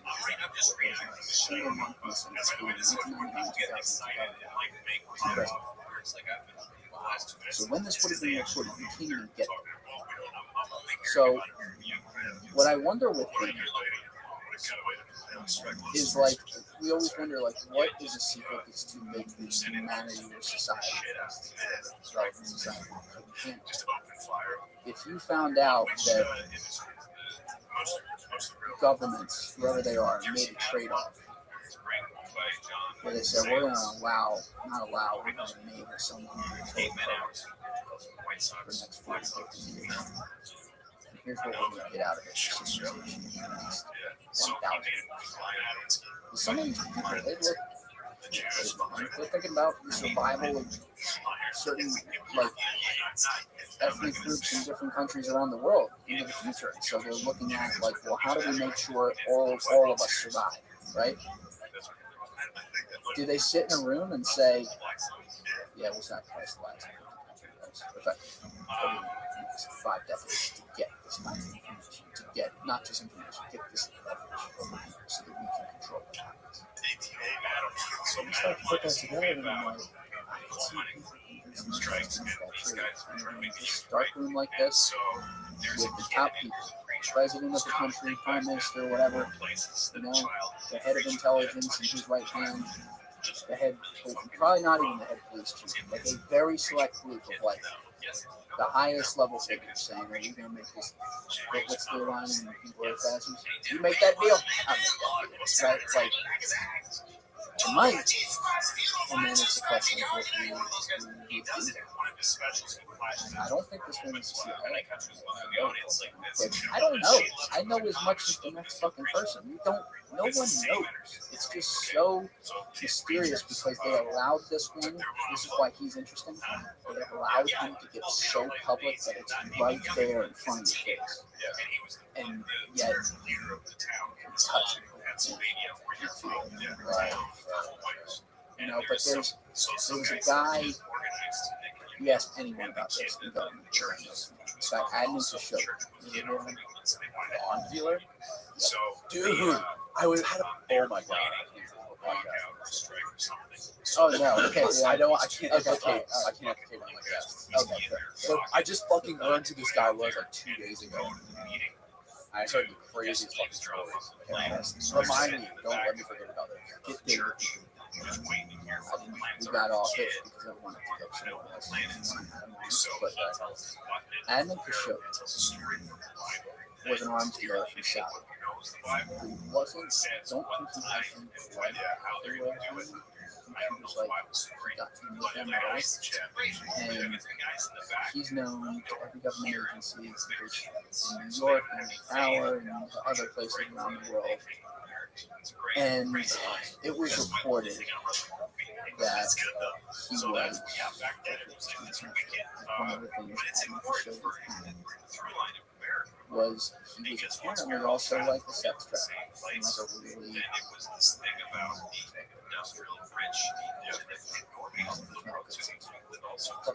yes, professional. Like he was talented, so very evil guy. And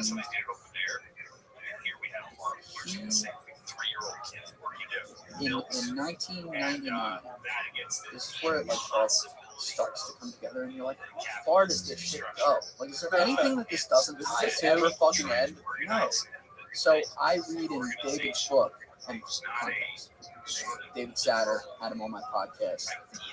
He is the reporter who blew the whistle. He's an American reporter. He is to this day the only Western, non-Russian reporter who's ever been kicked out of Russia. He was actually kicked. He was the last reporter they let back in after the Soviet Union fell. He was kicked out. And he was the first reporter and only reporter they kicked out. Because he was the Moscow correspondent for the Financial Times and the Wall Street Journal since like 1976. The guy has lived his whole life in and around Russia until he got kicked out in 2013. And he's like the guy on Vladimir Putin. And the thing that he got on Putin, the first big story he broke on him that no one listened to, literally no one, in this country or anywhere, was that Putin rose to power in September 1999 by bombing a bunch of apartments around Russia, in Moscow and 2 other cities. He killed hundreds of his own people. And you say, well, how did this come? Because they blamed it. It's a typical false flag event. They blamed it on Chechen rebels. And he effectively, this is late 1999, Putin was named prime minister. President Boris Yeltsin, his term was about to be over. The election was going to be the next year. Boris Yeltsin and Vladimir Putin decided to approval rating was 2%. Not only were they not going to win, but like they were at risk of being thrown in jail for corruption, or like killed by the people. Because Russia was powerful. So they do this false flag event. David can tell you about how that story. And they say the Chechens did it. They start the second Chechen war. Yeltsin resigns 3 months early to whatever it was, 5 months early to make Putin incumbent. He's the wartime leader. They have success in the war, and suddenly people are like, oh, this guy's strong. We like him. 60% approval rating, moves up the election 2 months, 3 months from June to March in 2000, wins the rest of the David had this story. Alexander Litvinenko, former KGB FSB agent, had this story. Putin sold him in London with Roman in 2006. He's a Russian. David was the Western reporter. And nobody listened, but I found one of his books. He wrote really alternate. I didn't think anything of it when he wrote it, but the way they got the Chechen thing to happen is they created like a fake invasion of Dagestan by a certain sect of Chechen rebels about a month before the bombing in 1999. And what happened was, by and large, the Chechens shot their way into Dagestan, which is a country over there. And then the Russians came in to defend. And after a while, the Chechens basically just picked up their bags and left. And as they left, the Russians didn't shoot. Just let them leave, like nothing happened. And so then there was some sort of like disagreement that happened publicly out of that, which then caused the Chechens to build. They created like they created a false flag event to get the false flag event to happen. And what David uncovered is that there was a secret meeting in Monaco and somewhere in there. Admin to share these house between Chechens and representatives from the inner workings of the Russian government, where the Dagestan invasion.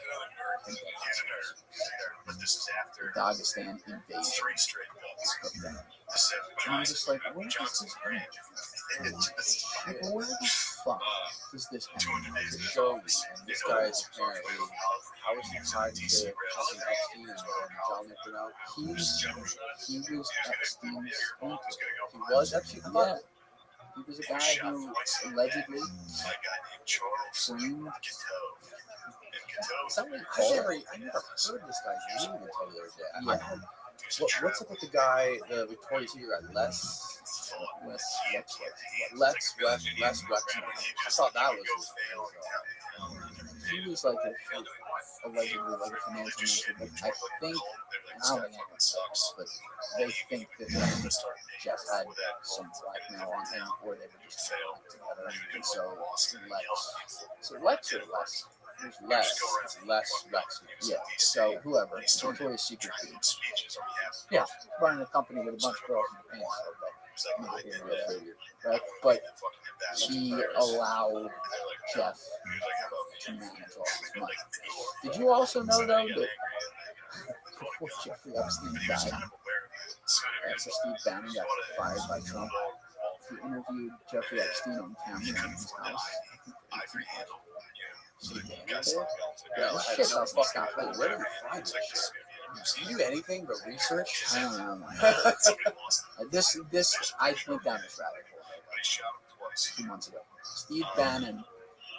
Austin, I don't know if you can find this clip. It's on YouTube. If you type in Steve Bannon Epstein, he released for some document. That's some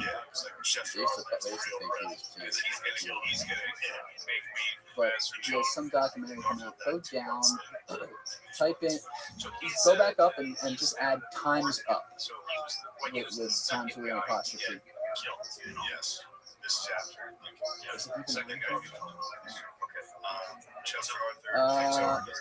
All right, type in Steve Bannon Epstein interview.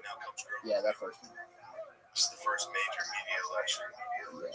Papers are now starting. It's gotta still be on here. Go down. Cleveland gets accused of having a kid out of wedlock. Go down. James Wayne was a crook, whatever. Cleveland barely Crazy thing It's about like a minute. Okay, there it is. There it is. See the teaser with Epstein? Dude, try not to laugh. Click this. lost the electoral of Benjamin Harrison. Yeah. His hot 21 This is the trailer for this guy. Betty from the White House will be back in 3 years. Pretty Benjamin Harrison, she's still grandson of William Henry Harrison. He didn't do anything. He actually did nothing. The office, every day. Just go upstairs. Yeah. Okay, so so this is still just a run of horrific presidents that are just destroying, marching through the late 1800s. 1893, Cleveland gets reelected. Yeah, they've elected his hot brother, and now their new daughter is hot. Right, yeah. And now their new daughter, baby. That woman's reporting on this is the best by far. It's 16 minutes Australia related. Maybe, no. That's not going to be definitely Norman. His name after the neighbor, the other one. Feels closer. Did they even have candy bars back then? Look, don't just listen to the sound that's named after you.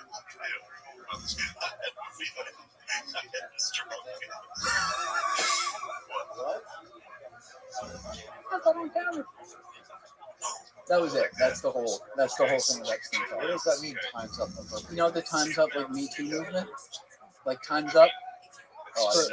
For men, yeah, it was like some trending hashtag with it, I think. Time's up. Yeah, it was like Time's Up for male supremacy or whatever the fuck it was. And he's like, I'm a huge believer. He's got like the New York accent and everything. He's like a normal guy sitting in his house. He's like, I'm a huge believer in Time's Up. Wasn't he like really into, forget the word now, but like he wanted to like spread basically his DNA throughout. What is he's the first Ohio guy. there's a word for that? Eugenics? Yeah, eugenics. He wanted to like but there was like a run of I think that's why he bought this. Like, and this is a really cool. Okay, so McKinley's from Ohio. He was like a racist bastard too. Like he looked down on anyone who wasn't white completely. Like he made shit up about like the physicality of people. So that's racist. I don't remember. But he was just awful. If you can create an awful human being, like Adolf Hitler, Jeffrey Epstein, that's where we're at.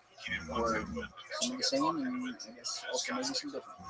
My thought on that is there's a lot of people like those guys. But the difference is when you give them that amount of money, they have that amount of money and all the unlimited resources, then they act on that fucking you know what I mean? Or does it change? I don't think it changes them. I think it makes them more of who they already are. I think that's probably right. And I think there's It's a definitely magnifying glass. I think there's definitely people like that. Also, I should say, I think there are also people who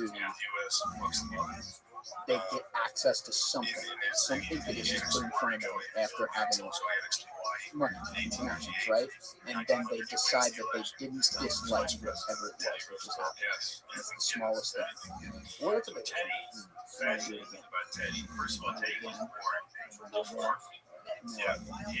Right. I think that's the. But you're right. There's people who are probably molded to be the worst of the worst, and they decide not to be a serial killer. But he's just like, I don't know. I had always thought about it, but I was never one of these. Like I wasn't sitting listening. This is fucked up.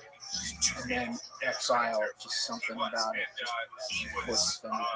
And it's just like looking all through it. And this is, and I'm just putting time on. I thought to myself, I'm like, I wonder if I like passed this guy on the street in New York. Yeah. Statistically, I used to walk up to 83rd and 2nd all the fucking time from Midtown. I like to walk in the city. I'm like, statistically, I might have. How freaky is this? You might have just like walked by this dude, with all these people. I never knew houses like that even existed. I never knew there was like these they're like townhouses, but they're fucking mansions when you get inside of them. And they're right on the main roads in New York. I can't tell you how little time I spent in New York. Don't know what people like me in places like that, what they kept in New York. I can point out. Scorsese has a place like that too. Probably. Very said it looks just like it from the outside. Yeah, and like again, you just feel it in the place. Have you seen Succession? HBO? No, I haven't. I've heard good things. It looks good. The fucking main guy, the guy themselves, yeah, they got a weird. Amazing. It's like, you know, you don't know where you can have a great person and a bad person, right? And you can have that house and all these other things that come with whatever set of life circumstances this is. And you can go like this, and then test tube scenario, and put the good person in. They're going to be them. You do the same thing with the bad person. And they have in common is access. Does the good person do a lot of things? Maybe not even that. You know, just as like nice guy, treats people well, lives a good life, lives 80 years, dies of cancer, right? You know, kids fight over it. Bad person is behind an island. I mean, that's the. Think about that divide. Have you seen the fucking video of the kid on the jet skis? He's great. He's riding his jet skis in the Bahamas. He rides past that Epstein's Island. He pulls up and like ties his fucking ski up right in front of that like crazy looking blue and gold building, and he fucking climbs up the rock and he runs up and he's like filming himself like running across that fucking. Is there a video of this? Yeah, fine. YouTube the video of the kid who ran up. There it is. Come on. When is this? 2020? This might not be it. This kid actually jumps up on the island. And No. Imagine being one of the agents there, like, God, no, this isn't it. This isn't it. God Go damn back. it. Go back. But Go to Jim, YouTube Jim, that's gonna be on the internet. Too bad. and just type in on YouTube. Kid runs across Epstein's Island. Epstein Island. Just like imagine having That's right. It's actually really sick. You can't speak to Just type into Google. He was like, there's a back it's failing. There needs to be one. Someone needs to be somebody in the world. And he did two things that never lasted until now. I mean, a lot of things, but two are the national parks. It just no one even thought of it. It didn't exist. Yeah, I wonder how many people have like committed suicide that are related to this that we don't know are related to this. That number is Okay, click on the picture of the blue and white striped building. Click on that. And go down, scroll down to like related photos down. They still don't have it in the Amazon. They don't do it. They're making it. Type in GoPro. You want to try DuckDuckGo? Type, yeah, right. Type in GoPro. Teddy did that, and You told me it it was was GoPro. There it is. Look at this. No way. and then he was vice president. He didn't Click on it, yeah. They didn't arrest him for this. did they? This is public Trespasser on Jeffrey Epstein. This is public service trespass. Dude, you could just pull up on a fucking boat or a jet ski, climb right up onto that little area where that building is. I want to just go trespass and just set up microphones and do a podcast. Elon Musk should buy it and do a bomb test on it. Take it off the face of planet. Be like, Well, yeah, we're just gonna try rock it up something. there. We're gonna try a rocket from that. It's one of the ones that destructs the ground together. Like that place can't exist. Do you think that we can get away with climbing up on that island and doing a podcast real quick? Let's say like a 1 hour podcast. But, I mean, that guy probably got on there. I mean, if he was running quickly, it was unexpected, and the other had the first security could close. There's no way if you're on there for 5 minutes. What do you do if you're the security guard and you're like rolling up and you see two guys from like doing a podcast right in front of you? You just have to act like you're on there. Like, hey, what's up, man? How are you? Yeah. You want to hop in? This might not be 5 related. minutes. This might just be some fucking. When I'm This is in, not even related to it. You still scroll down. when I'm in New York, though, next, I have. I Look at this kid. always right next to the thing. He's like, oh, you think got like Instagram of it? But Yeah. The fucking model and stuff. Look at Look at this. All right, yeah, security would. Someone might do this. You think? Someone was like, you know what? It's done. It said, go up. It says something about his YouTube channel. Brasso's YouTube videos.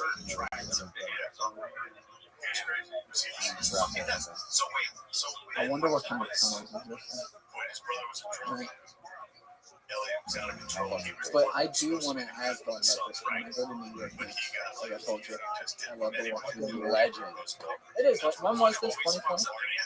Yeah, 2020. When I go there next, though, they apparently renovated like the whole place. Like the Goldman guy bought it.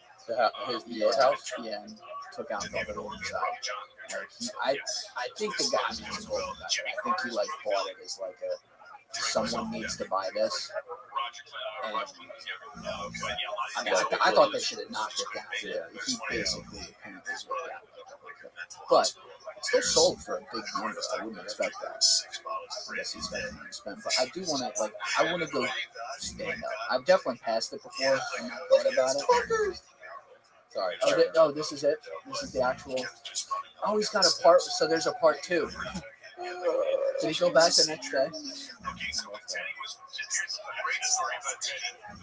Fast forward the part. They're gonna have a whole intro trying to. Yeah. But see where that big spike is? It's probably right there. So Teddy was there and on tour. That's just part of YouTube. And there were so many people, every time the president comes to a town, they always like they get so excited and plants. Oh, he's on it right now. Hunting bear. Yeah. So when Teddy hunts bears, it's way up in the mountains. Just 2 assholes walking onto this. It's him and the bear. Walking onto this like. But these people think he's What's like the a word? gentleman hunter. At 6:30 a.m. He was nearly compromised. 12 12 hours later. No, it's like that. Oh my god. Yo. There's definitely Epstein's nest. This is the ultimate prank. Before jokes fly. This is what I'm saying. The security guard's like leaning up from his newspaper, like, yeah, fuck it. Like, There's still security guards on your own? there's got to be like CIA and fucking NSA like wands on them, whatever the fuck they're called. But there's nothing there.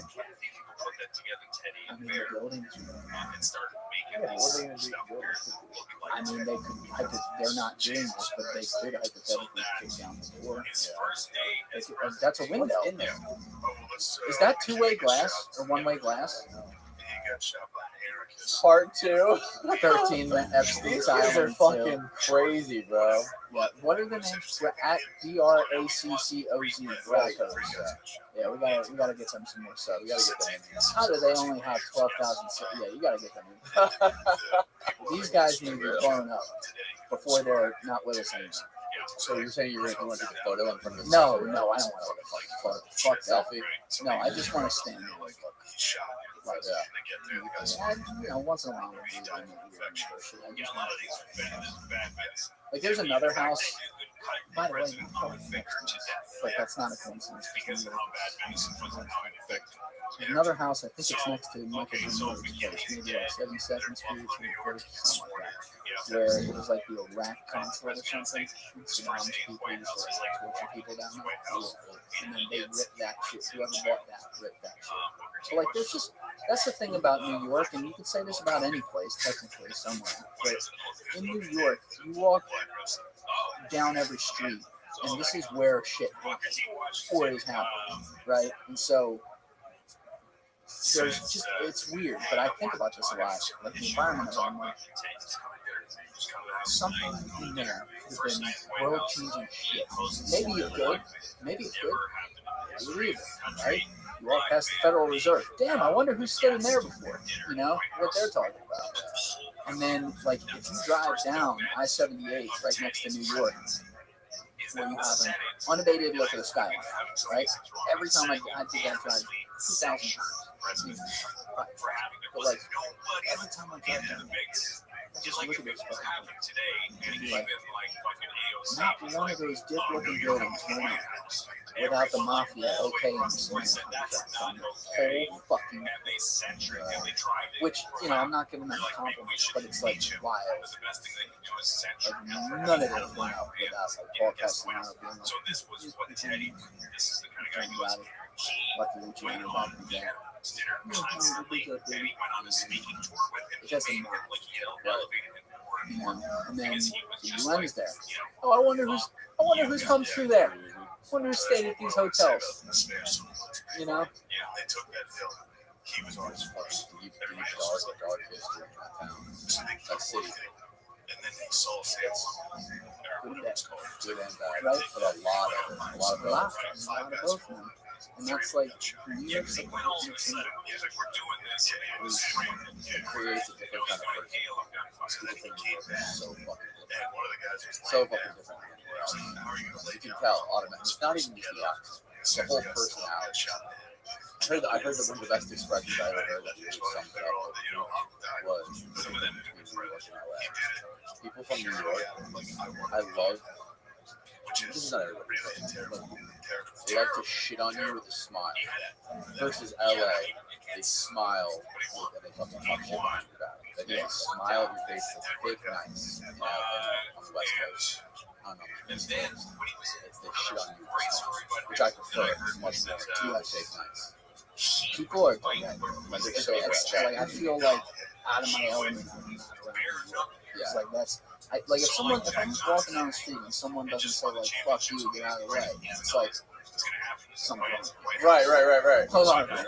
You're being too nice. Like I'll come down to Florida, where like my grandparents are, and I'll walk in the store and people are like, "Well, how you doing there?" And I'm like, a day it's great, 2 days it's great, and then the third day I'm like, "Aren't you gonna be like my hair's out of place or like get the fuck out of my parking spot?"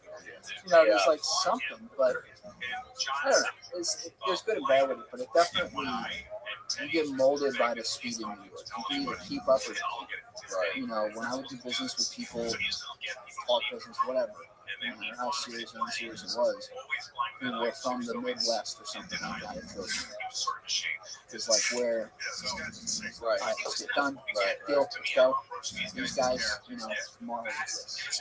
You know what? Next Wednesday, that exists too. And would you like to come over for supper the following Monday? And it's like, That's so true. it's like, what are we doing? Hold on a minute. You know, let's handshake and get the fuck on with it. Like, let's spit on it and go. But New York is the ultimate, like, even more, because I grew up around Philadelphia and then spent most of the time in New York, like, night and day. Like, even though it's like that in Philly, Philly's small. Yeah. New York's a whole, where there's $5 million in Philly, there's $500 million. You know, where there's this speed of something happening in Philly, there's that speed times 50 happening. And like that, guys, like attitude wise, crazy. Are you like as far as sports goes, more of a Phillies fan? Or Yeah, I'm never really that anymore. No, like, and I identify and have for a long time more time spent time in New York, and that's where so many world. I'm from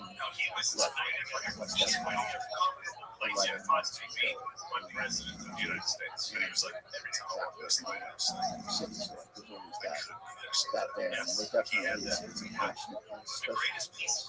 Show me your wrist. Yeah, Pittsburgh's legit.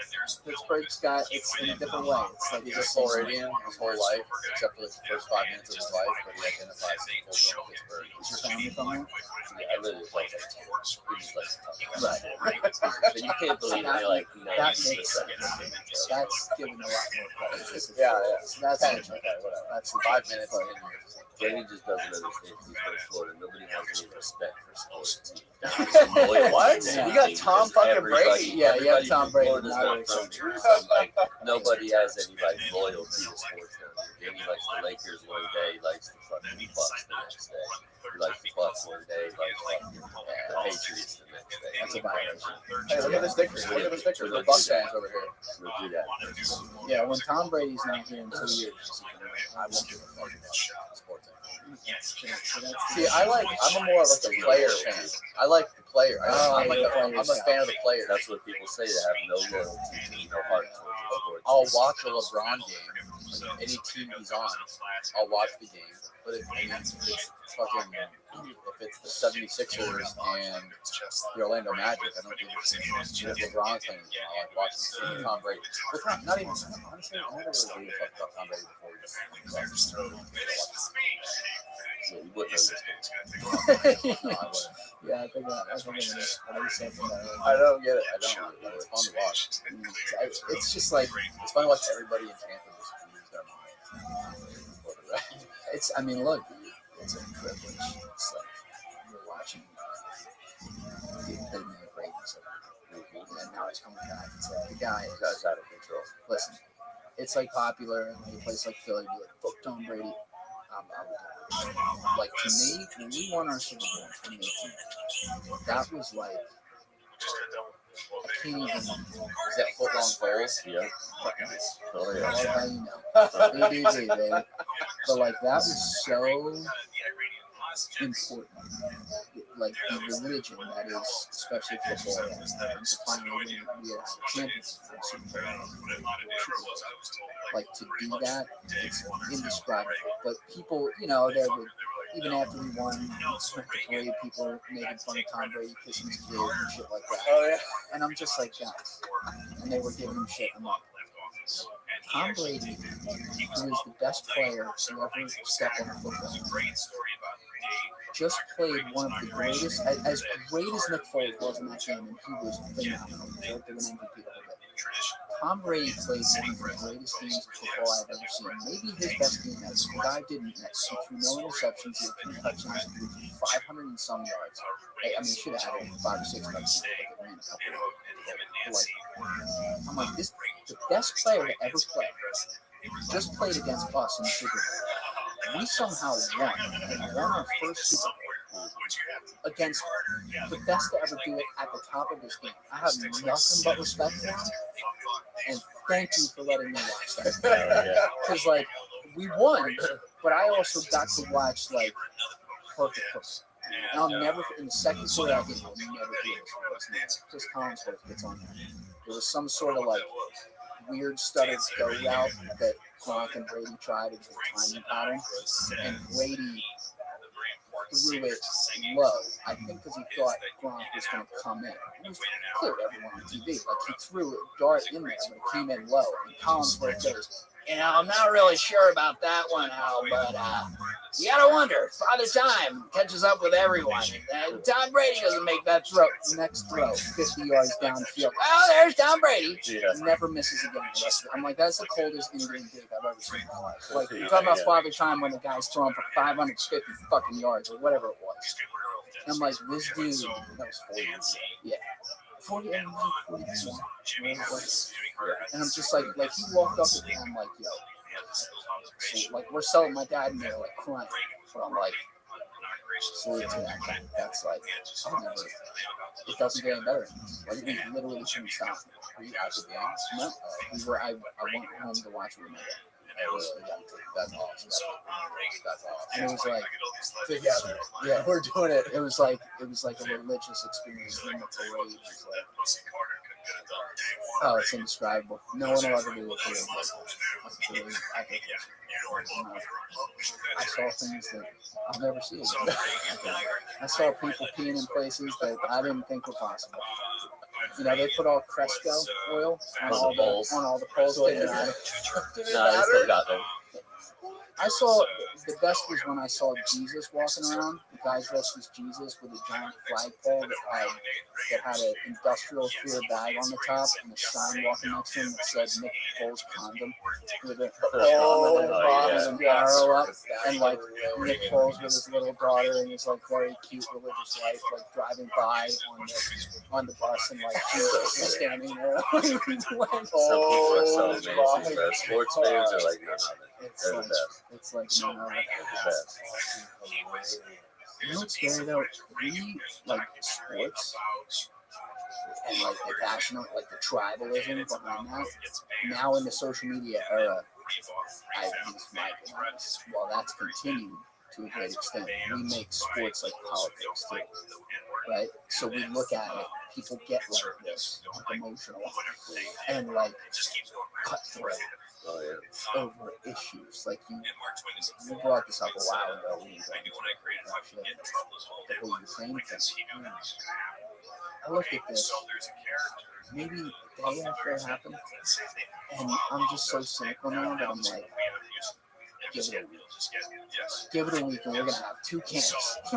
We're gonna have the people, and like, it didn't take a G. I think a lot of it. But like, we're gonna have the people who have the profile picture from Adobe Photoshop with the Ukrainian flag and like the overgraphic image like this, stand with Ukraine or whatever they were gonna say. What all that. Then we're gonna have people who suddenly are like, this Putin guy might not be too bad. Like, and the people who get all the attention, so therefore what seems to be the main narrative, even though a lot of people don't feel these two ways, are gonna be those two. And you're now going to divide people along the lines. Right. And it's like, dude, like a fucking simulation. You know, same thing as the 9/11 thing.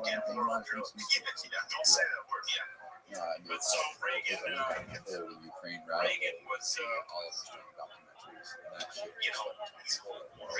When did he make that? 2000. 2017, 2019, he has two separate ones. He has one that was all about the Maidan thing, and then here's the one about the Orange Revolution. Before that, this is different. This is actually and then he has another one that goes into all the way up to 2019. And how his campaign to end the war in Donbass, and still never did it. The craziest part to talk to you about having the last couple days ago was that lady, Victoria Neal, the neo whose husband also helped sell the Iraq war. What's her position? Can we pull that up? Yeah, Victoria Nuland. Pull up that same clip of her talking about the recorded phone call with Victoria Nuland. and they're recording it just talking about Biden signing off on the president. And you were telling me this is the same lady who had like that weird back and forth with Marco Rubio. Yes, that's the same Senate. Yeah, it's like there are chemical labs, research labs in the Ukraine, yes, and we want to make sure that we do everything we can to make sure that the Russian troops can put their hands on My only thing is one thing about this is like one thing about this is, of course, it's hard. Yeah, the people who caught they're fucked. Yeah, it's disgusting what's going on. But like, why do we not use this point? Like, why don't we just wait? I know it's important because Ukraine is 45 million people. It's right next to Russia. It has resources. Pretty bad, but like, what about all the brown kids who have this happen every fucking day? In the Middle East? It's like King Dylan said, you can imagine these people coming to King like this. The white I didn't see that. The best. Have you seen the? Did you see the Trevor Noah video? He actually nailed this with talking about like implicit bias in the media, talking about this war. He's like, I wonder why they're so worried about it. Let's roll the tape. And like the people are like, this is Europe. This isn't a third world country. Exactly. These aren't little brown babies running around. They look just like us, and we have to protect them. And like, the one guy had like an oh shit moment. The one CBS reporter on TV. He's like, and I have to choose my words carefully here, but oh yeah, exactly. European. Yeah. Like, well, what the fuck is that supposed to mean, Steve? Like, why are we so worried about the Ukrainian people being murdered when we're not worried about people in Yemen getting bombed and slaughtered? And you know what's the other thing is? Because Trevor Noah said this, he's like, literally, history is based off of war. And he's right. It hasn't even been that long since what I think. Maybe there's been another one since then. I'm not even thinking of it. But like, people even know what happened in Kosovo in 1999? You ever look into it? I mean, I know a little bit about it. Yugoslavia, all that? Yeah, Right. Like, this is recent. And there's a lot I don't know. So please look this up for yourself. But like, the whole like Yugoslavia breaking up after the Soviet Union fell from 91 to 99 and that power vacuum, and there were 6 different regions there, including 3 more that were outside of Yugoslavia that had like some of the same people in there. This is where borders like don't divide by culture. Like there's the same types of people, like there's Albanians who live, not just in Albania, they live in Kosovo, they live in Macedonia, they live in Serbia, all these places. And like those legit and we don't talk about it because the government, NATO just came in and bombed the shit out of Serbia to end it, which I guess was controversy there, but I guess technically did. But they didn't let the media in the countries while this was going on. So we just whatever. But there was like literal ethnic cleansing. What about that one? But now there's a narrative to it. Yeah, Rwanda. Have you ever seen that movie, Hotel Rwanda? No. On Cheetah? No. This is 28 years old. The Hutus and the Tutsis. I'm probably getting that wrong, but okay. They just ran around with machetes and just fucking what we did on the What was that? Oh, I didn't know that. You just got back from Rwanda, didn't you? Didn't you just go to Rwanda? Really? This kid goes to every fucking country, man. Every country I've ever been. We gotta pop you in here. That's pretty cool. Okay, play that before you do them. Yeah. This is the phone call, right? Full screen. Yeah, this is the recording call. So when can you give the context on this? Okay, so this is right like towards the end of the Maidan massacre. So like 2014.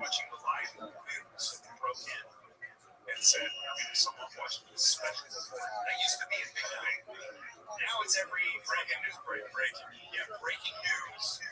Orthodox dead.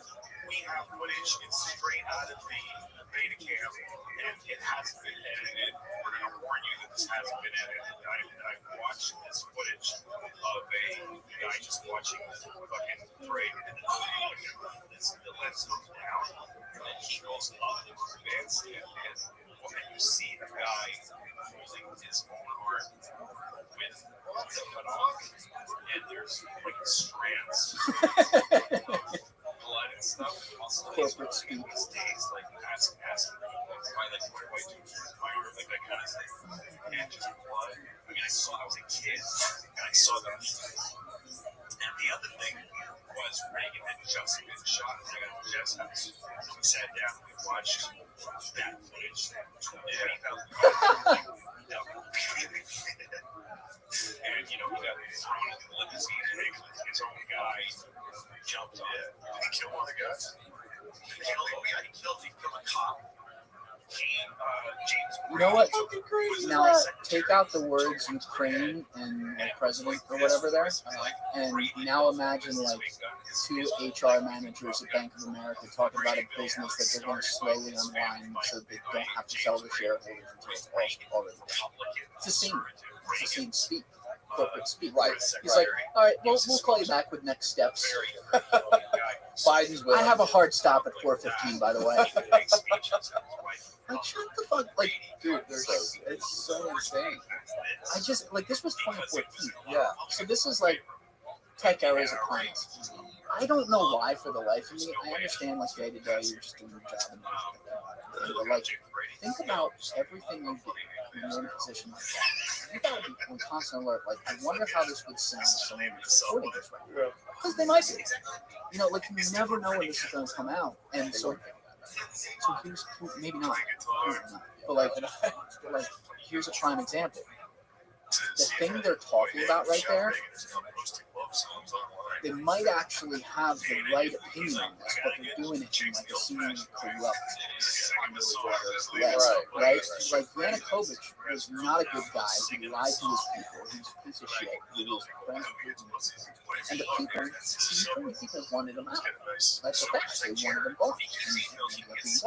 But here you have senior U.S. officials talking about like nonchalant, like, yeah, we're gonna get all that. Where now it's dirt. Now it's like,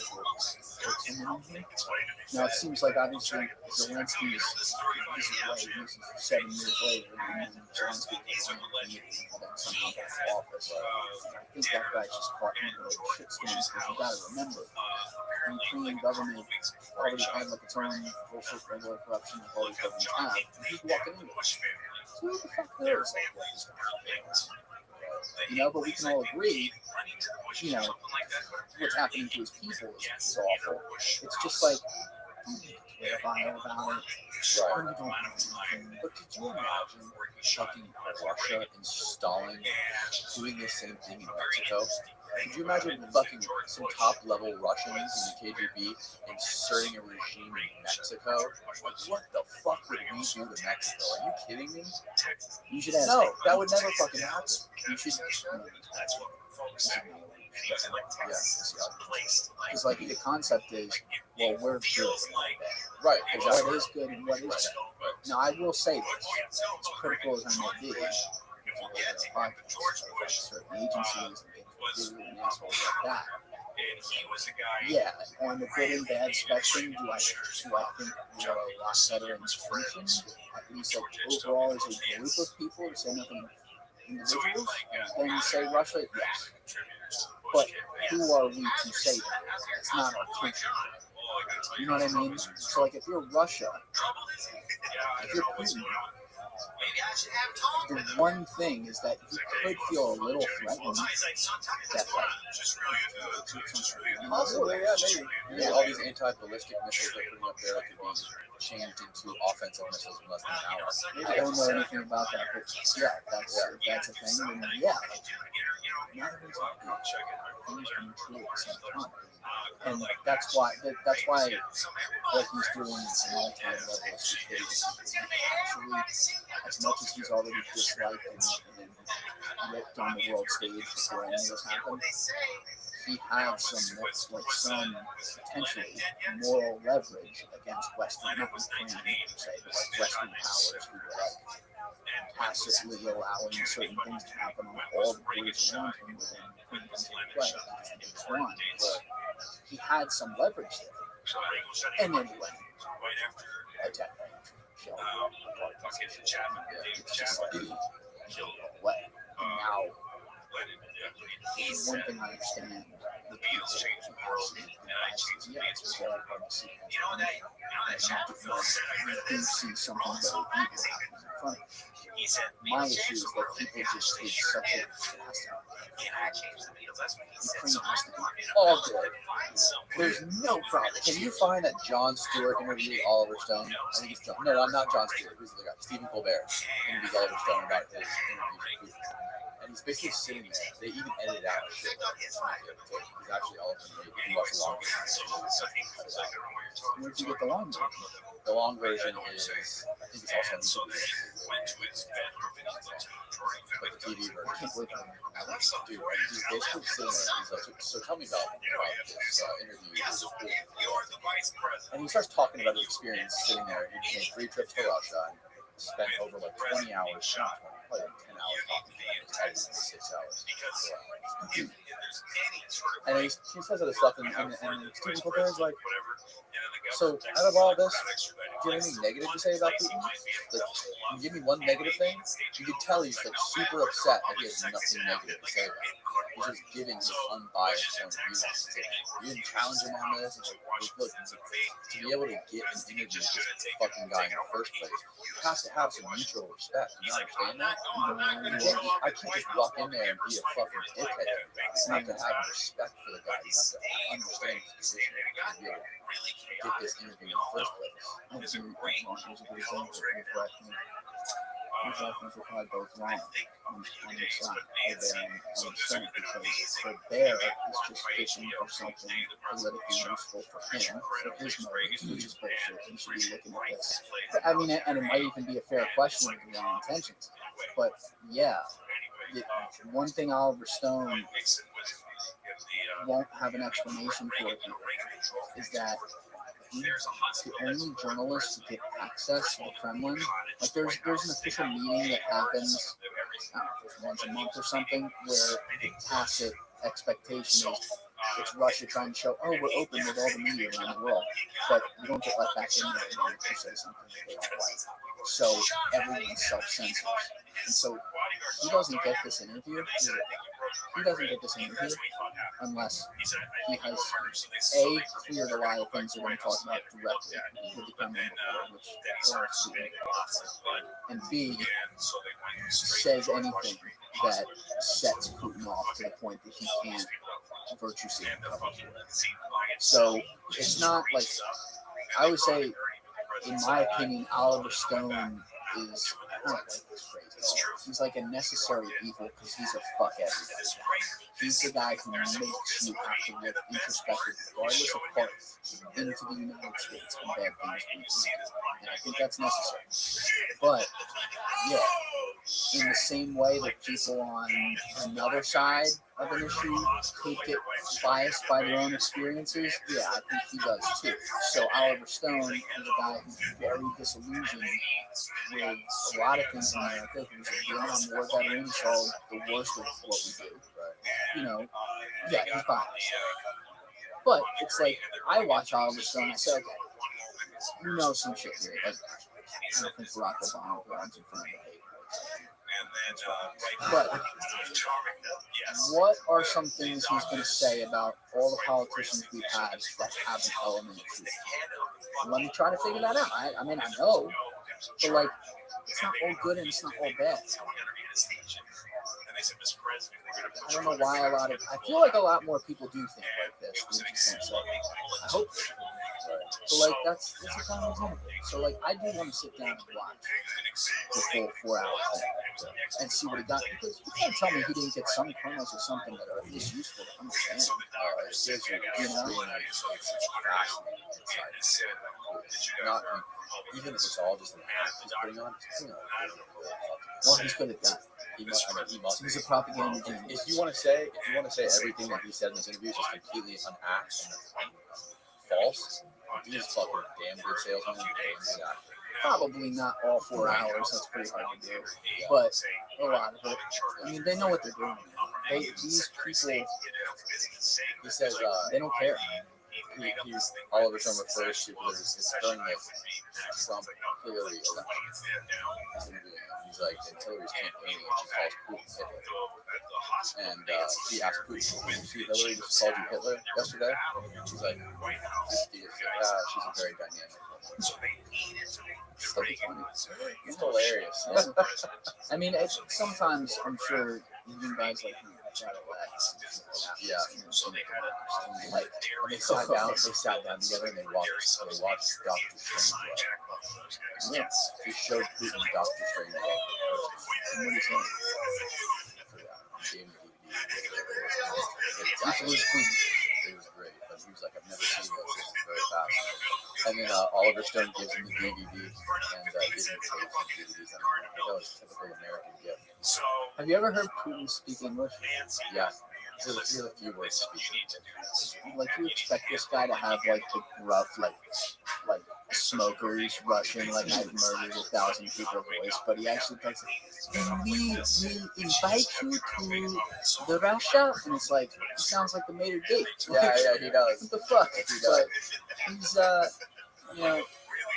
And Oliver Stone, I mean, to his credit, he does push him pretty hard in the interview too. Like he straight up says, "Why did you interfere in our elections? Why'd you do it? You know how much power you have in our country. If you wanted to go endorse Trump, he would lose. If you wanted to go endorse Hillary, she would lose. Like, that's how much power you have. So why did you fuck with our elections?" You know, why do you think Putin will allow that? So he had his head was shaved. We know that. He's like, we can just deny it, and people can go about whatever. But when he sits there and answers it with a face that's clearly like, he gets to show power there. People around the world see that and they go, Certain amount of people are going to believe him. yeah, like certain people will, but he doesn't care about the people who will, right? Because he's already got them. Right? He cares about the people who don't, which is probably most of the people who are watching it who know anything about the situation, because it shows that he not only did it, he's talking to an American on his own turf and saying, "Fuck you." Yeah. No, I didn't do that. I think that's ever happened the other way. I wonder if there's ever been really big, Russian in exchange for proceeds. I don't know. If you made me bet, I'm not sure the bank accounts. Nothing else, but if I bet all of it, I bet, yeah. I don't know. Russian journalists specifically, but well, I think Putin, whether you want to say it's good or bad, I think he's very effective at his job. I think he does. How long? Well, that's because he changed. No matter how corrupt. He changed the goalposts over and over again. He's not. The people, the really interesting thing about Russia that David can talk a lot about because he's lived in many people so long in years, they are a different breed, and they're molded by their environment. They're molded by over 100 years of, in some cases, the worst corruption imaginable. I mean, we don't seem to say this enough, but like Joseph Stalin was, I mean, he was as bad as Hitler in many ways. Maybe not quite all, but like the closest thing.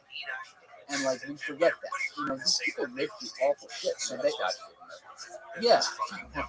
I think they got rid of a lot of them. But probably still, I think so, but they probably still some. But like these people, they will believe opposite things. They will say one thing and then say a thing that directly contradicts that. And that, like, they will say, David told me this, he's like, they'll say the government is all corrupt, and the next thing out of their mouth will be you ask them about a current issue, and they'll be like, I don't know, but the government definitely knows, so we'll let them do it. Like, they are very, and it's not their fault, they're just, you know, they're the hardened people who pour out the vodka and sit in the ice bath in the middle of the tundra and say, I rush my bulls with this. And they don't, like, they believe that it's going to be bad no matter what, so you might as well just suck it up and keep going. And like mostly, you got to remember when the communism fell, you know, the rapid privatization of the government basically just allowed was corrupt people, right time, gave them all the control of the oligarchs. And so all, you want to talk about wealth gap, all the wealth went to this small group of individuals. And then the way that those individuals bought protection, if they weren't already a part of it themselves, was organized crime. Which then drew them through. And we talked to the one guy I knew, who I'd like to have on the podcast, and he was going to go on to, he was one of the main FBI organized crime guys during the height of the Italian 70s, 80s, and 90s. He invented Nebraska. That was his idea. And he told me this over a decade ago. He's like, you know, the Italians at this point, it's like control.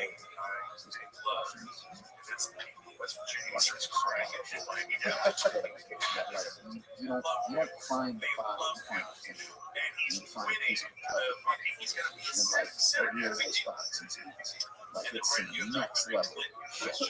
And these people, you know, that's the worst example, but like these Russian mafia, and you know, they're all tied down to it, but like they're molded by an environment. They're molded by an environment where this is the only way to make money.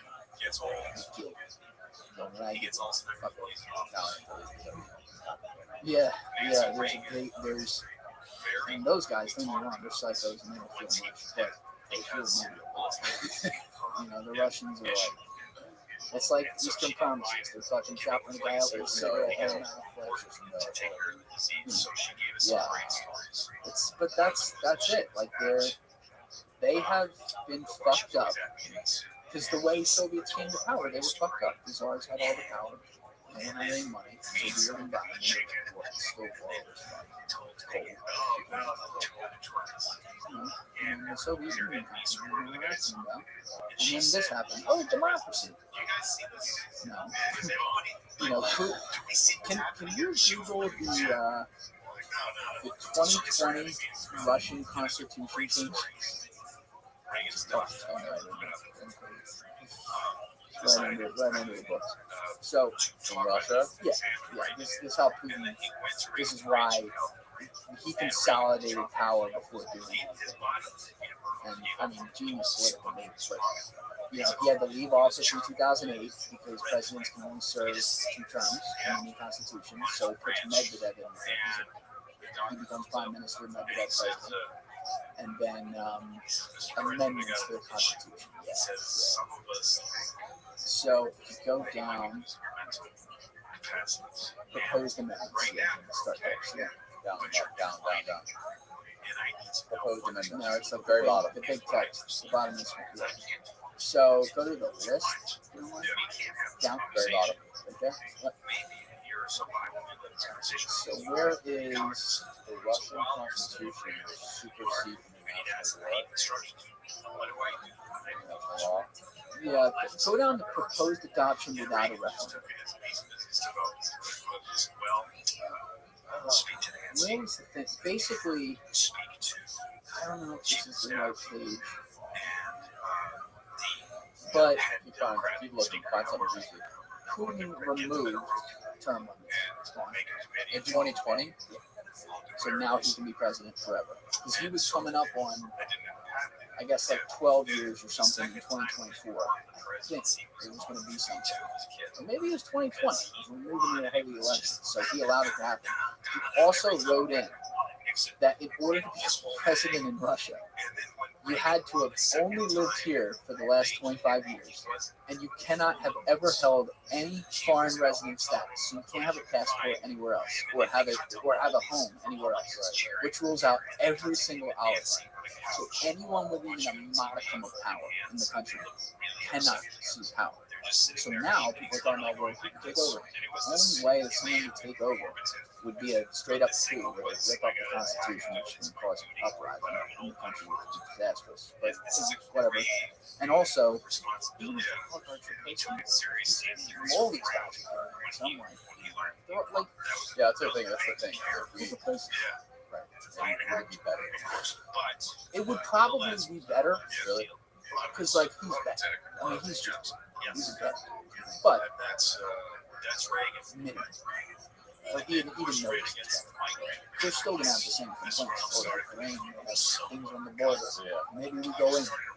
Yeah, all right, maybe they don't do it as brazen and as dumb, and this usually pretty nice to be done.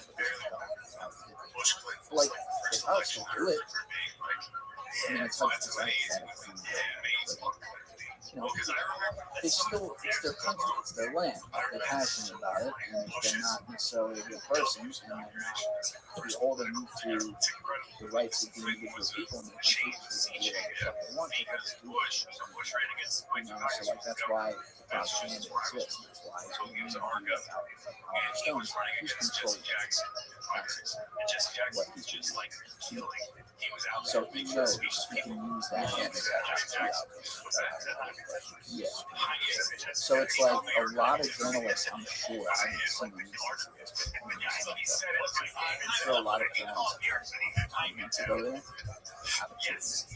because they know, like, they're told, well, here's how it works. Fuck that. You know, we're in a country where, like, Jim Acosta and Peter Doocy, right? You know, I'm just giving an example of two sides that are exist in office, and they can just, like, make a scene. That person in Russia,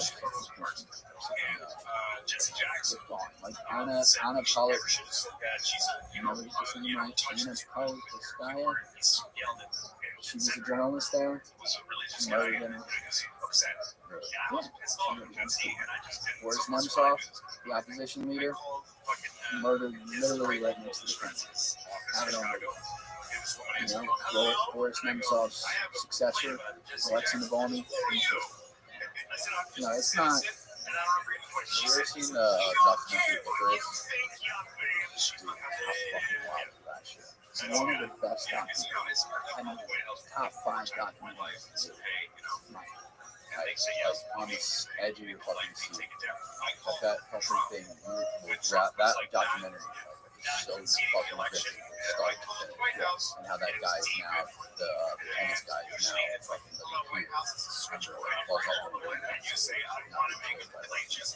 That guy was like straight out before.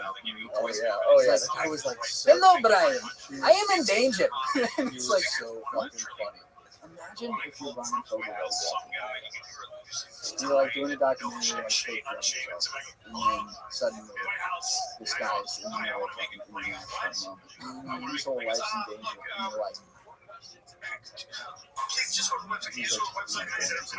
oh yeah, no problem, no problem. I mean, guys, they're hard into it. You know? You survive? Oh yeah, no problem. Oh, we got lucky to that. We got through. Like, but that's these are athletes. It's the Olympics. It's a symbol. We must drug. We must win. Yeah. What? Like, that's just how. I don't know. It's hard for me to say how I do. I didn't grow up in the Soviet Union. You know what I mean? Like, people are only as good as the environment. You don't get to choose where you're from, including Putin. You know, the guy was in the KGB. Imagine the shit he did and didn't feel anything. That's what you do. You know, think about like the people that he probably strangled with his right hand. I'd probably be crazy too. You know, but if you don't do it, you're dead. Yeah, it's hard to put yourself in somebody else's shoes. Yeah. It's also hard to imagine being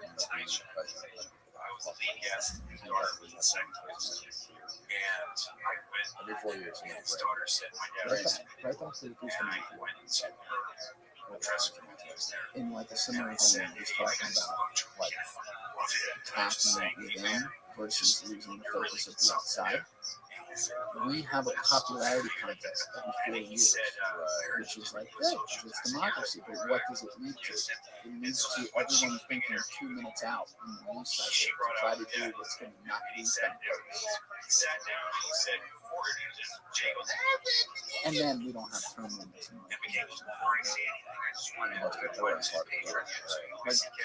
What's hard? Why do these people look like they were my grandparents? people like that Victoria. And she's not even the worst case. No, she's not. Yes. So, yes, exactly. Even Joe Biden, like, you bring that. Which gets covered. But like, and people think I mean, it's important, but like, there's that also like even Ukraine. There's guys over there, Zelensky doesn't know that. That's fucking brother, you know? And like, that's not his fault. That's just the world. But like, Biden, man, like, I used to caddy for someone close to me. Yeah, I didn't He used to be a professional caddy for fucking most elite golf person. There were a couple. One of them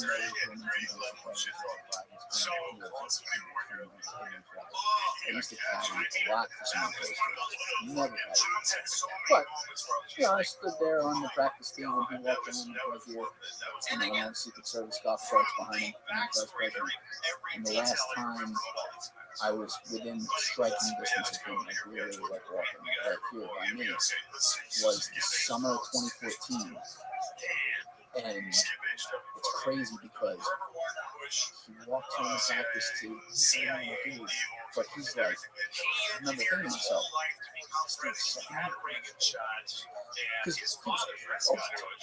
oh yeah, he's moving around. Jim, what's up, motherfucker? I don't know if he said motherfucker, but he's like busting balls to people on the tee, like pointing around, doing the whole, like, not even politician, just like a pro. He gets up there striping the driver off the practice tee like 240, 250.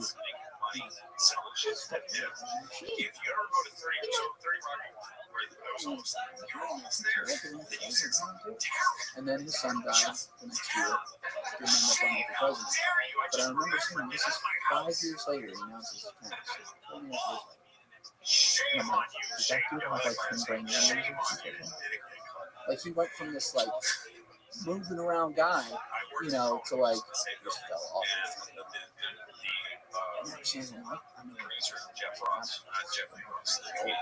That quick though? That quick. What the fuck happened?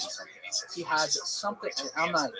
I don't know, but I don't know if it hit his head. Something. He's just like. I did talk with someone this summer whose expertise is with dementia patients, who's not a fan of violence at all, and she laid out for me for why he doesn't. And she's like, it's her expertise, and she's like pissed off when everyone's trying to die. But she's like, but he's old as fuck. Right. Like, this is He's only a couple years old. I think it's 70. Oh, is he? Yeah, he's like 70. Yeah, I think Biden's like 70. But still, like, you know, Putin's in a lot better shape. It seems. But like, you know, she's like, imagine this woman was asking me because she knew me.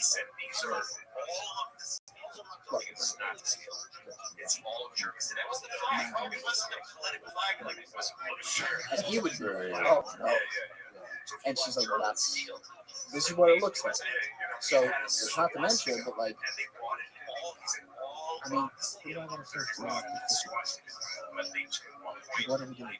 Our government is run by, it was just Trump before him, who was kind of a machine as a person, but like, he's old as fuck, he's from a different generation. You get the same generation.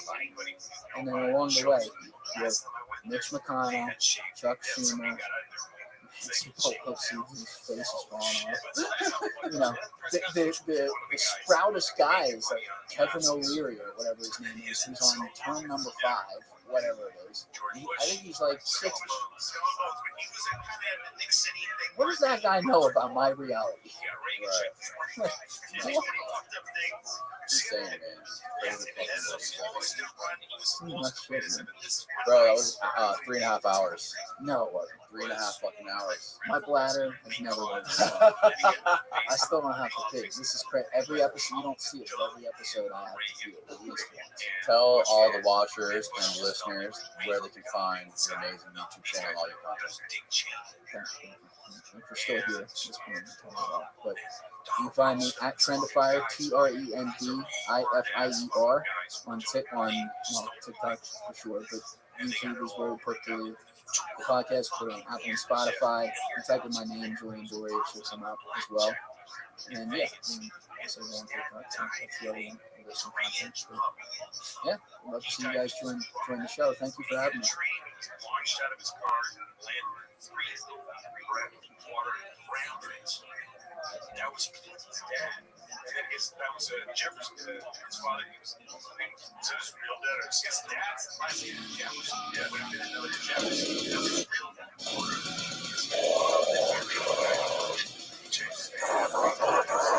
Describe how you became the first American journalist to be exiled from Russia.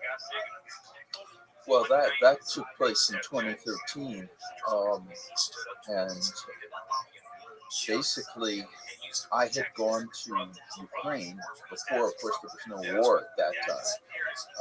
I went to Kyiv to renew my visa. This is a standard bureaucratic procedure. I had all the necessary documents, and the rule is the same for everybody. You have to leave the country, get it renewed, and then come back in. I had an apartment in Moscow. I was accredited in Moscow. I was planning to live there and stay there. And I was informed by a diplomat in the Russian embassy in Kyiv that my presence on the territory of the Russian Federation was undesirable, that this had been the conclusion of the so-called competent organs. That's a euphemism for the FSB, the Federal Security Service, which is the successor organization to the KGB. And I was banned from entering the country, so I couldn't go back. I mean, all my things were there. In the end, my son went to Moscow and packed up my things and brought them back out. And that was it.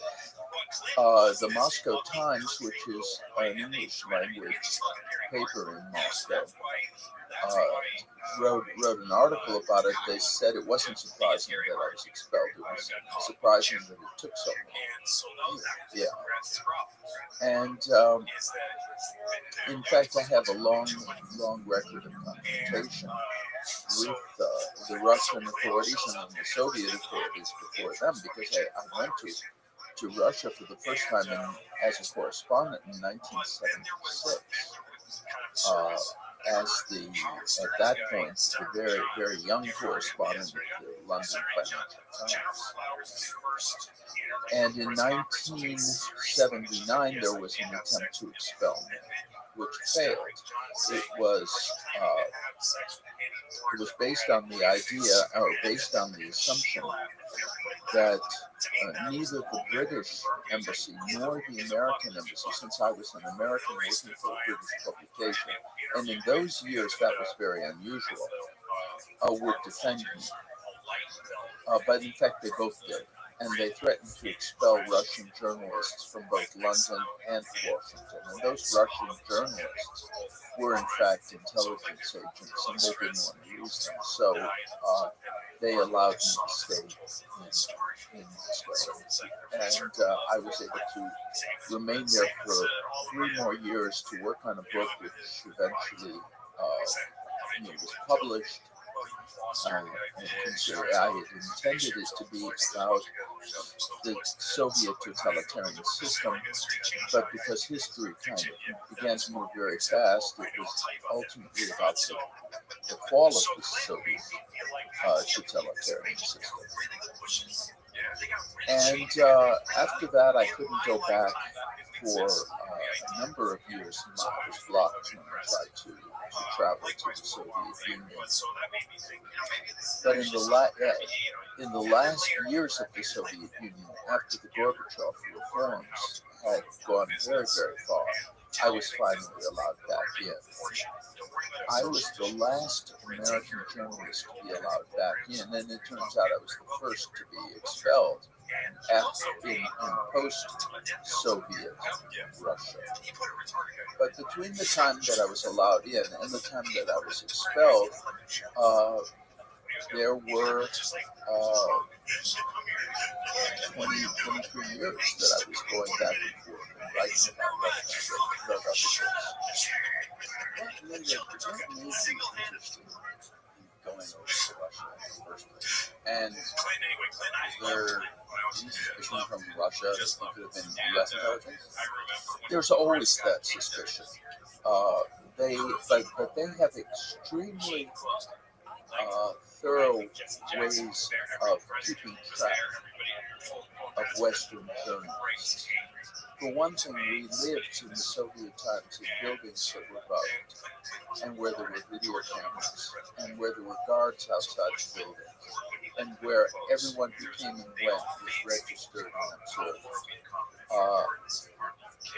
We didn't have mobile phones in those days, but the phones were all tapped. The only way to have a private conversation was to go to a booth and put a 2 kopeck coin into a tin telephone and try to dial a number. In fact, it was quite an effort actually to get the damn telephone even to work, let alone to get through to somebody. But we called from your home, then everything was, of course, monitored. So they knew pretty well what correspondents were doing, with whom we were meeting. Intelligence agents are really, although there's a lot of mythology about this, their principal job is to recruit sources. And that means, for example, finding people who work in the Russian or Soviet government who could provide secret information. Everything I did was open and public, and I didn't make any such efforts to establish such contacts. The other thing was that all of the drivers, secretaries, maids, and service personnel in the foreigners' buildings all worked for the KGB at that time. So it's hard to conceal very much from them. And in fact, I had no interest in doing that. I thought that I wanted to make it clear that I was operating openly in accordance with the law, and that I had a legitimate right as a representative of the Western press and the Democratic world to gather truth to make it known. What sparked your interest to originally go?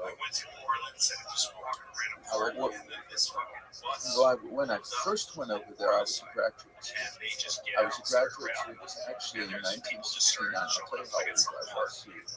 At that time, I was 21. Wow. Yeah. And I went there because I was a graduate student at Oxford University. And I had always been interested in Russia. Then when I went to study at Oxford, suddenly Russia was close. I mean, you could get on the train in London, and of course you had to get off the train to get on a ferry, and then take the ferry to the province and pick up another train. But nonetheless, you could buy a ticket in London and take a train that would eventually lead you to Moscow. And I didn't want to miss that opportunity. I went there many times, not many times, but a number of times, to spend as much time in the Soviet Union as I could, and just became fascinated and with the language. Russian language, because I went to a high school on the south side of Chicago, and it was in the neighborhood of the university, and it was a crazy coincidence. There was a room where we taught Russian, and the high school students had the option of, we had a choice. It was French, Spanish, German, Latin, or Russian. And I asked my father at that time, I was 13, I asked him, what language do you think I should take? He said, I should take Russian. It might be useful someday. I couldn't imagine how it could be useful, because I knew even at that age that very few people were able to go to the Soviet Union, that to live there you had to be part of a special diplomatic community. It never crossed my mind at that time that I might one day be part of it, but that's what happened. And I also did something which I would actually advise any student to do, which is I didn't quit. Once, many of the people who took Russian gave up on it. It's a difficult one. Many of them decided, oh heck, I'm not going to try to struggle with this. I'll study Spanish. You know, in the case of people who had a language requirement that they had. But I, after 4 years of high school Russian, during which I didn't learn very much, I thought that, well, look, I still have a little bit of background, and why not build on it? So I took Russian when I went to the University of Chicago, because to graduate from University of Chicago in those days, you had to have at least 1 year of it. And then when I got to Oxford, I continued. And then, needless to say, I got practice. And I spent one summer taking a special Russian course that was organized by the British Soviet Friendship Society, and I signed up for it. So the point is, little by little, I improved my knowledge of Russian, and so that when I went to Moscow, I had a base, and of course I worked hard with the tutor, and finally we got to the point that every journalist should get to, where I could go out and talk to people in their own language and kind of circulate as almost as if I were of just the Soviets. What was your, during that time, what was your perspective on Russia and Russian people? And did you have like tours in mind when you went to Moscow? My goal was to learn about the country and to write about it. I had at this when I was at Oxford, I wrote a thesis on. Well, let's put it this way. You know, I grew up in the as part of the post-war generation, and particularly as a Jewish kid growing up in Chicago, I was very concerned about the Holocaust and destruction of European Jews by the Nazis. And I was trying, from a very early age, I tried to understand why that happened and what did it say about people with such a thing. Because you have to understand that I lived in a neighborhood in Chicago where there were a lot of people who had survived the Holocaust, and they told these terrible stories about what happened to them. And so that information was there for me growing up. And so my first thought was maybe I would take an interest in Nazi Germany. But in fact, I began to think, well, first of all, I don't speak German. And second of all, well, Nazism is part of the past. But in the Soviet Union, you have a totalitarian regime, which is in some ways similar. And you can actually go there. You can go there and see how people live and what's going on. And of course, there's the fact that I studied Russian in high school and I had some background, and I'd always been interested to read about Russia. So all of these things prompted me to focus on Russia. While I was at Oxford, I wrote a thesis on the theory of totalitarianism of Hannah Arendt, who's a leading political philosopher, maybe the outstanding theorist of totalitarianism. And I came to the conclusion that Nazism and extreme Stalinism, as it existed in the Soviet Union, were basically the two variants of the same phenomenon. And so therefore, it really did make sense. Everything kind of pushed me in the direction of trying to go to Moscow. Plus the fact, of course, that I've been editor of the school paper at the University of Chicago's campus newspaper, and I had some success as a journalist. So all of these things came together, and it seemed the thing to do was to go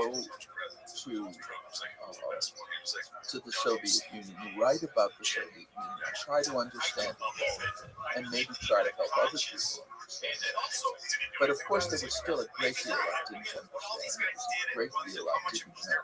The fact that I had written that thesis on Hannah Arendt was a huge help because she did something that very few thinkers were able to do, was that she kind of explained the mechanism of totalitarianism. And that meant that when I got to Moscow as a correspondent, I was in a somewhat different position than the other correspondents. I would, first of all, I was young. In fact, it was really strange to see someone that young in Moscow representing the Financial Times of London. But more to the point, I had this theoretical and intellectual background. So the things that took place in the Soviet Union, in Moscow, were not that surprising to me. I could make sense of the idea that an entire society had been created to realize a false idea. This is which is,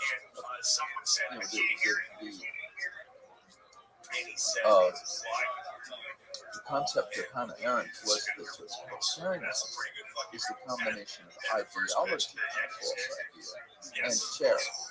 In other words, you take a false idea and you use terror to compel people to act it out.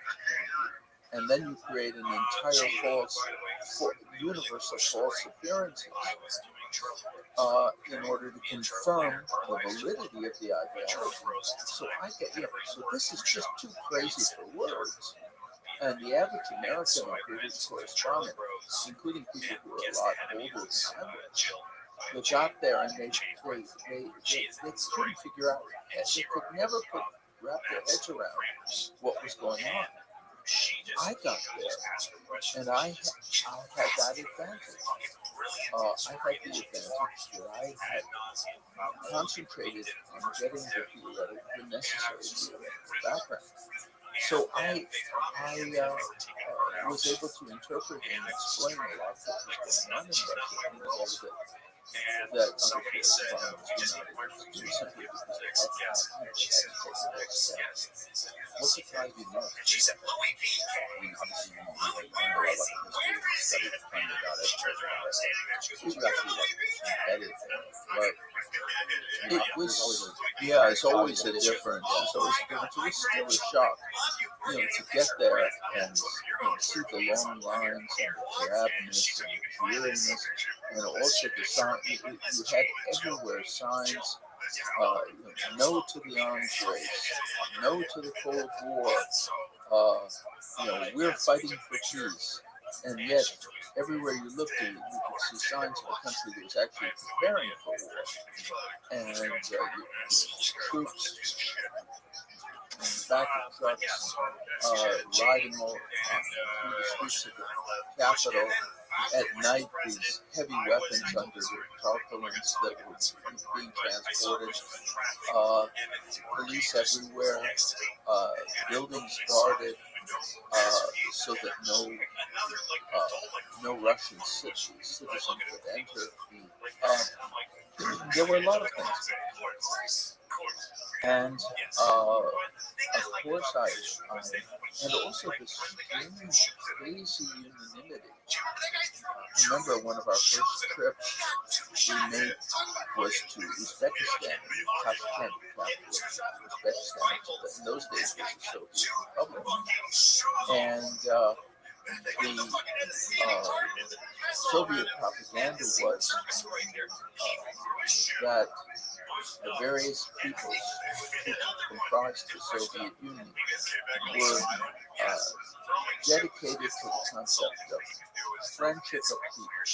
In other words, the reason why they were part of the Soviet Union was not because they had been corralled into this country by force, but because they had this deep friendship for each other.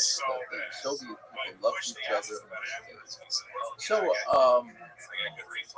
we had this press conference, and the leaders of the Uzbek Republic were meeting with foreign correspondents. I was one of those correspondents. And with us, of course, were Soviet correspondents who were completely programmed.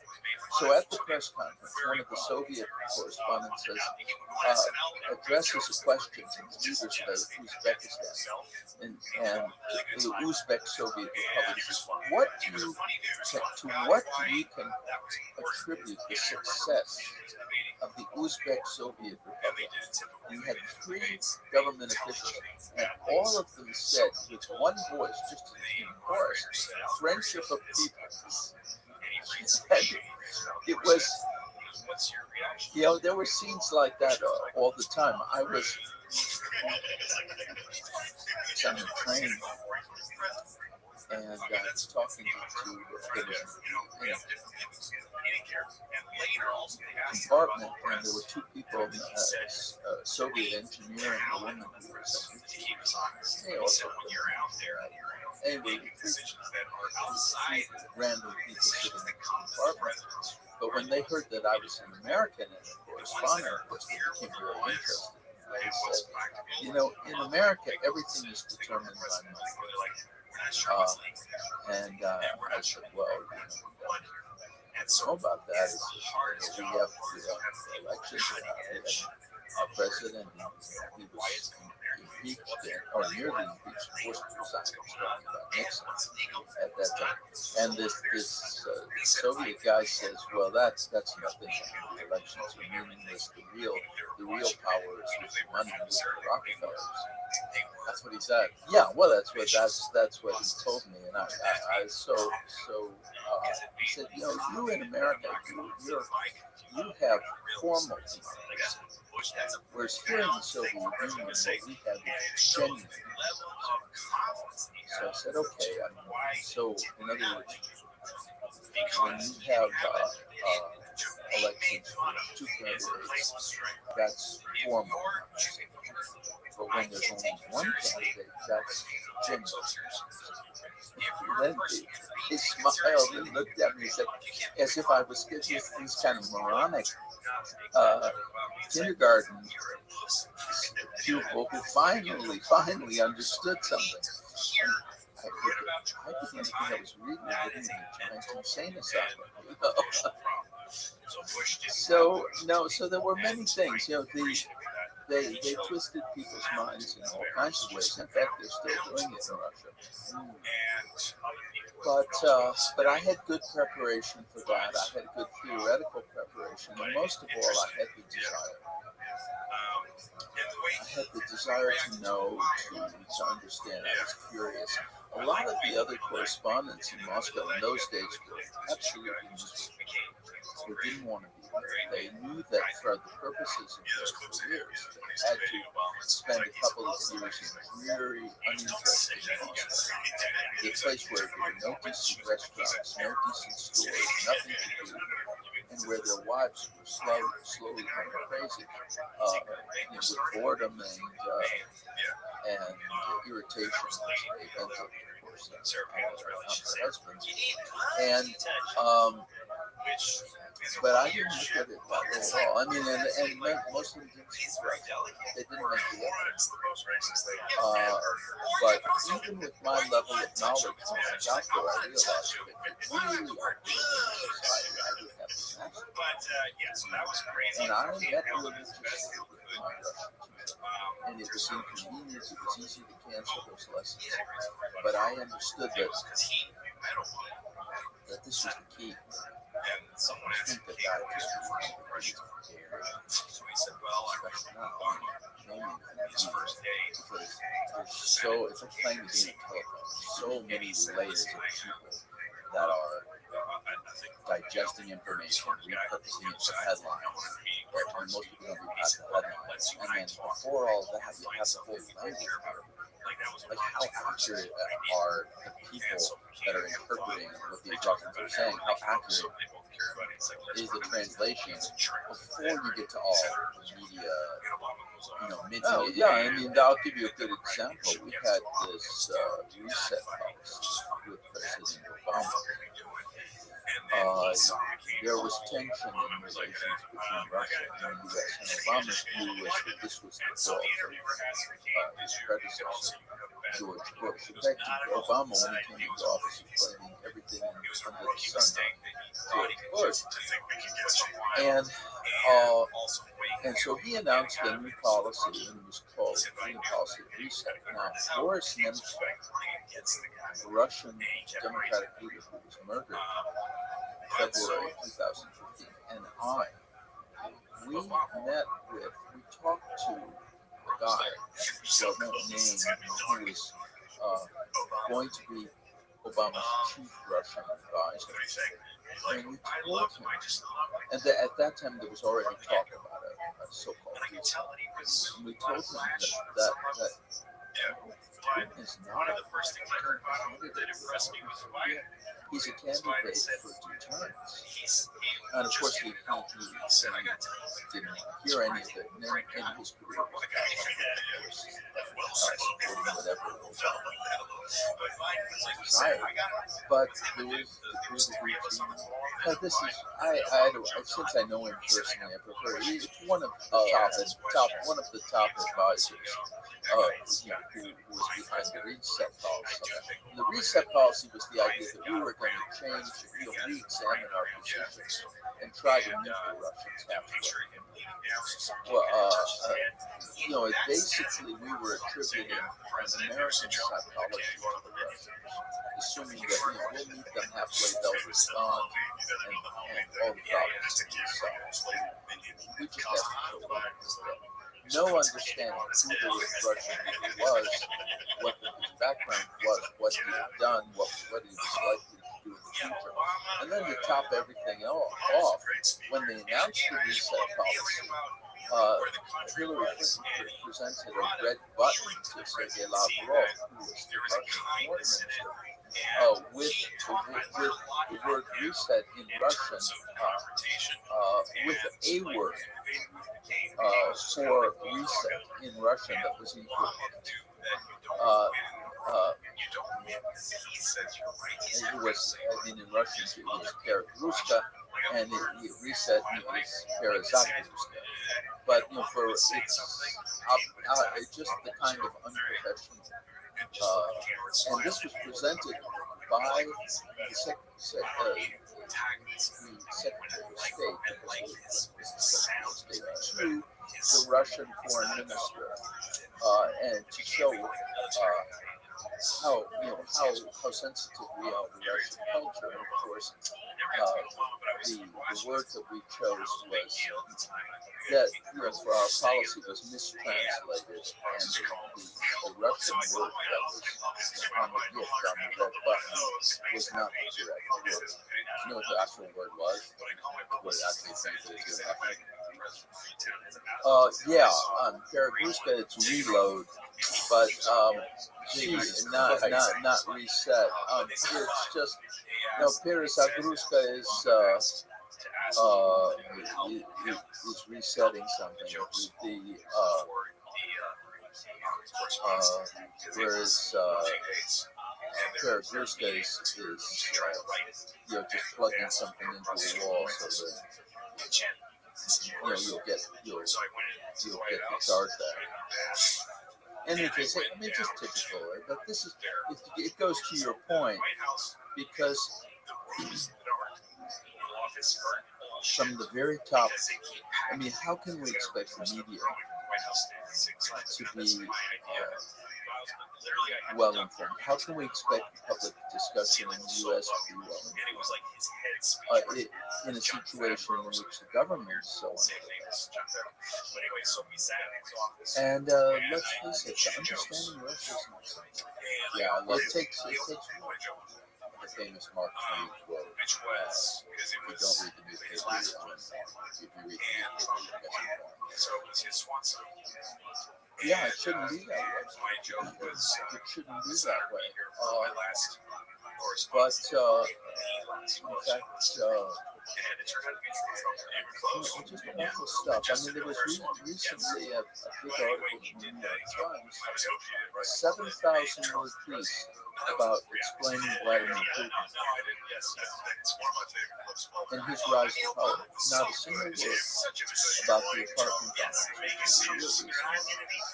Why do you think that is? I think that people reject and are open to things they don't understand or that are really outside their need outside their familiar kind of framework.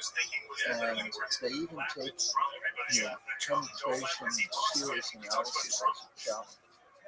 And in some cases even personal. And react to hostility to any attempt really to look at serious questions. Can you take me through that story of the apartment bombings and how you covered that story? Yeah, okay. Well, that's the most important. I mean, if you want to understand Russia, then you have to understand the apartment bombs, the story of the apartment bombs. Well, Putin was at first the head of the FSB, which is the successor organization to the But during the 1990s, when Russia was transformed from all property enhanced to the state to a kind of capitalist society in which, under any circumstances, property is private. The consequences for the Russian people, well, they were created, but and they were created because the property of the Soviet Union, the resource companies, the ports, the facilities, they were all carved up among corrupt insiders who became known as oligarchs. They didn't create anything. They were not true businessmen. They were people who benefited from the corruption in order to steal what already existed. But the consequences of this fight of privatization was disastrous for the Russian economy, which collapsed. I mean, the national income fell by 50%. Well, that didn't happen, even under Nazi occupation. And the population, for the most part, with the exception of very small groups, was thrown into grinding poverty. And it created a profound psychological crisis, which led to, among other things, a very high death rate. In the years 1990, in the 1990s, when Russia was being transformed economically, the death rate in Russia reached the level of it reached unprecedented levels for an industrial country. In fact, during that period, according to demographers, there were 6 million excess surplus deaths. Now, surplus deaths or surplus mortality is a term that's used by demographers to describe deaths that could not have been anticipated on the basis of previously existing trends. This is what demographers do. They look at it, for example, now it's 2023, they want to say, what is the population going to be in 2030, for example, in a given country? Well, they look at all of the relevant trends,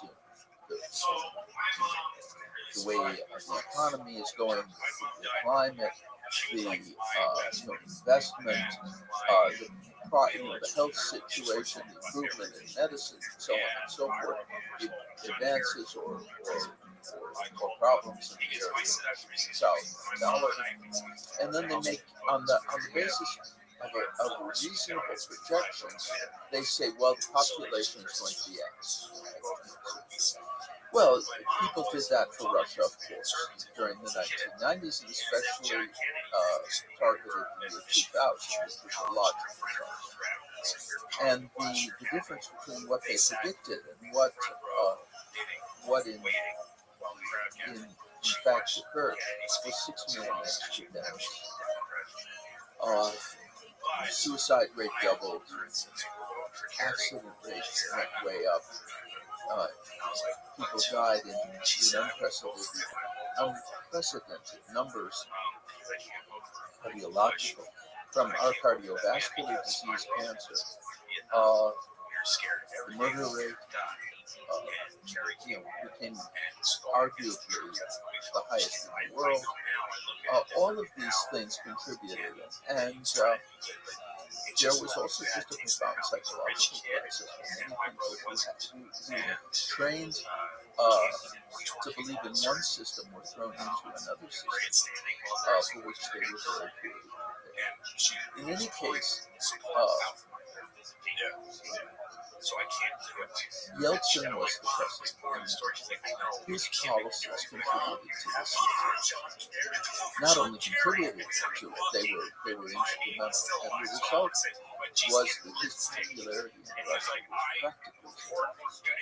Public opinion polls showed that he had 2% approval.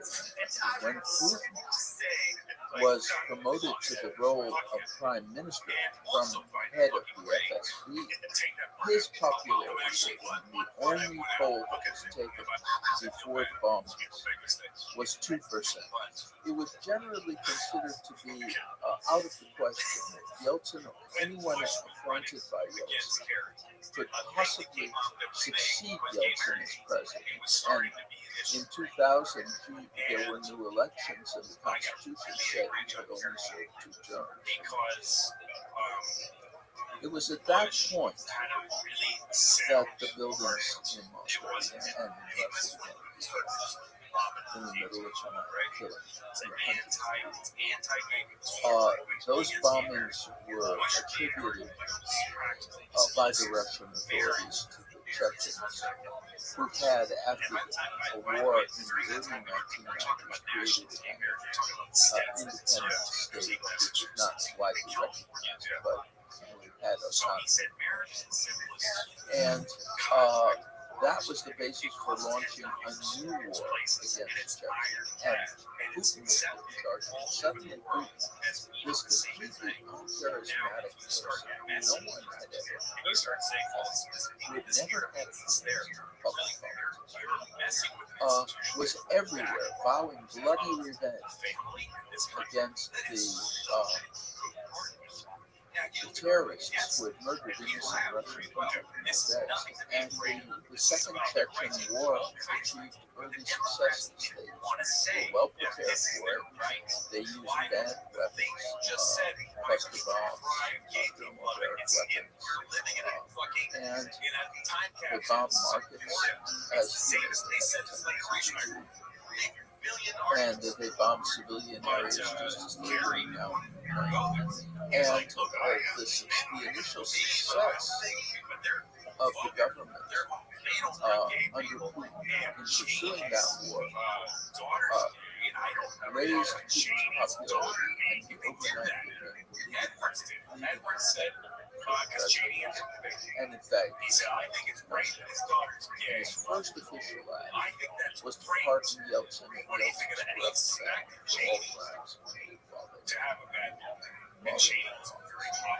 so those bombings were very convenient, and there was a lot of circumstantial evidence that pointed to not Chechens, but the Russian intelligence services, the real authors of those explosions. But what was a fifth bomb that didn't go. It was placed in the basement of the apartment